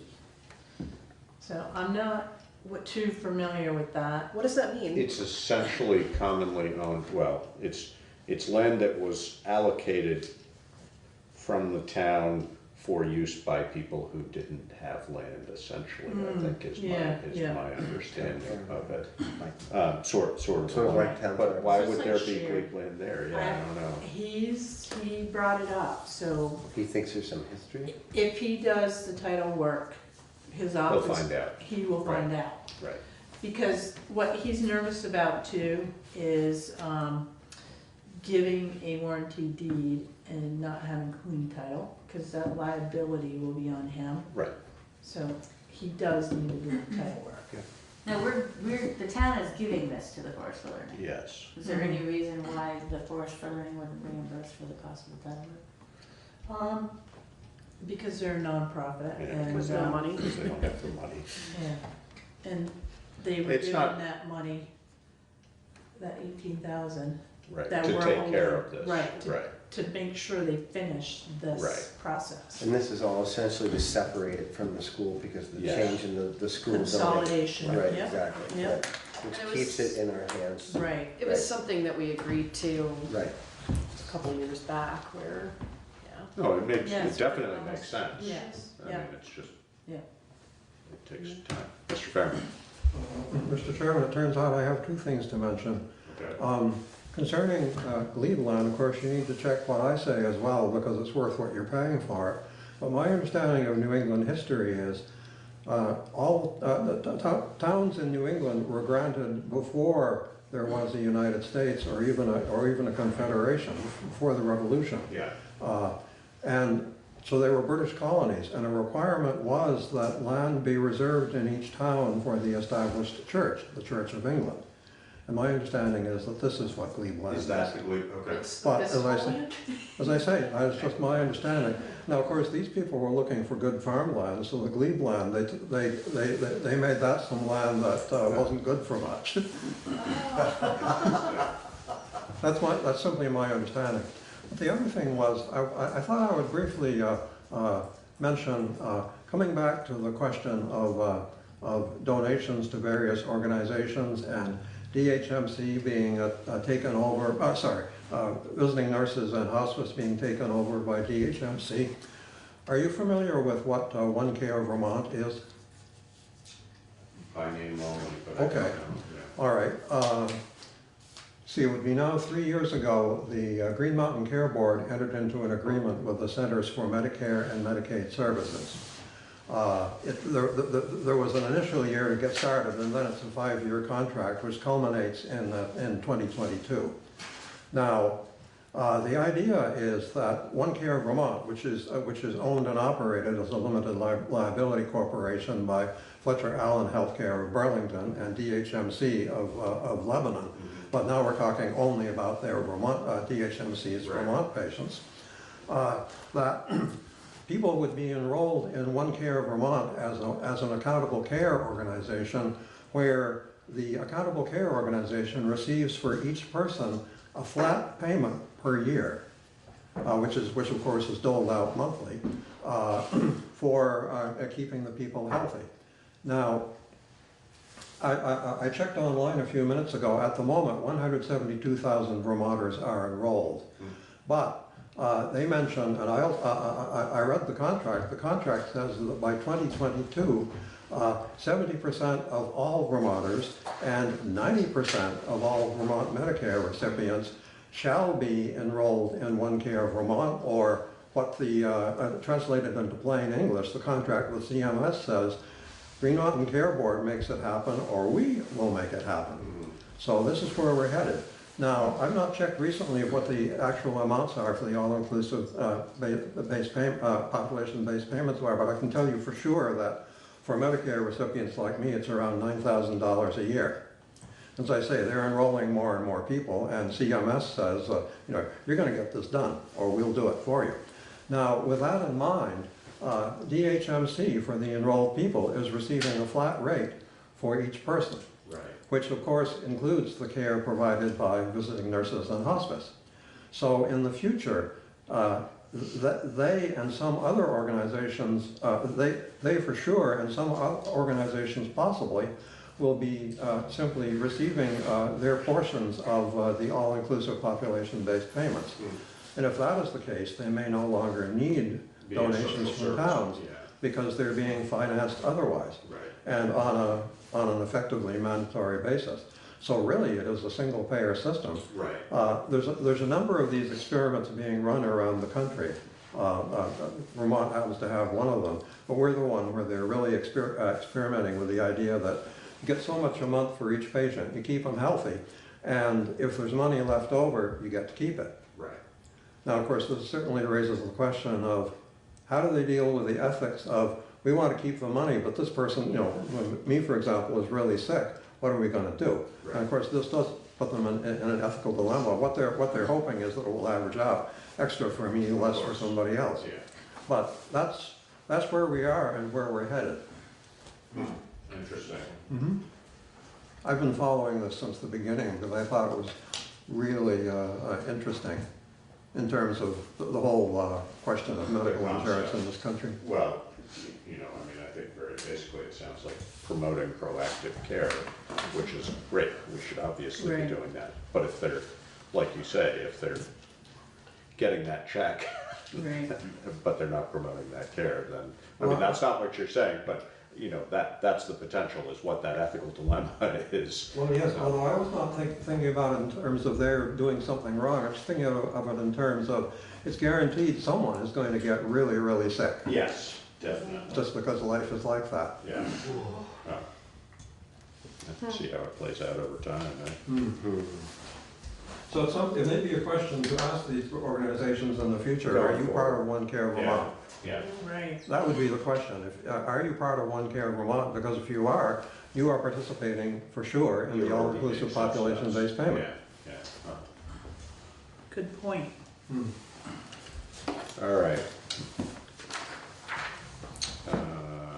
Executive session? No. Next meeting date, February 12th. Unless I have to call one sooner. You're gonna have to sign the articles, Okay. the warning. I'm gonna need signature before Friday. Well, we can stop in then. I will contact you. Okay. So if we can all plan, okay, so you just need to get that one question sorted out.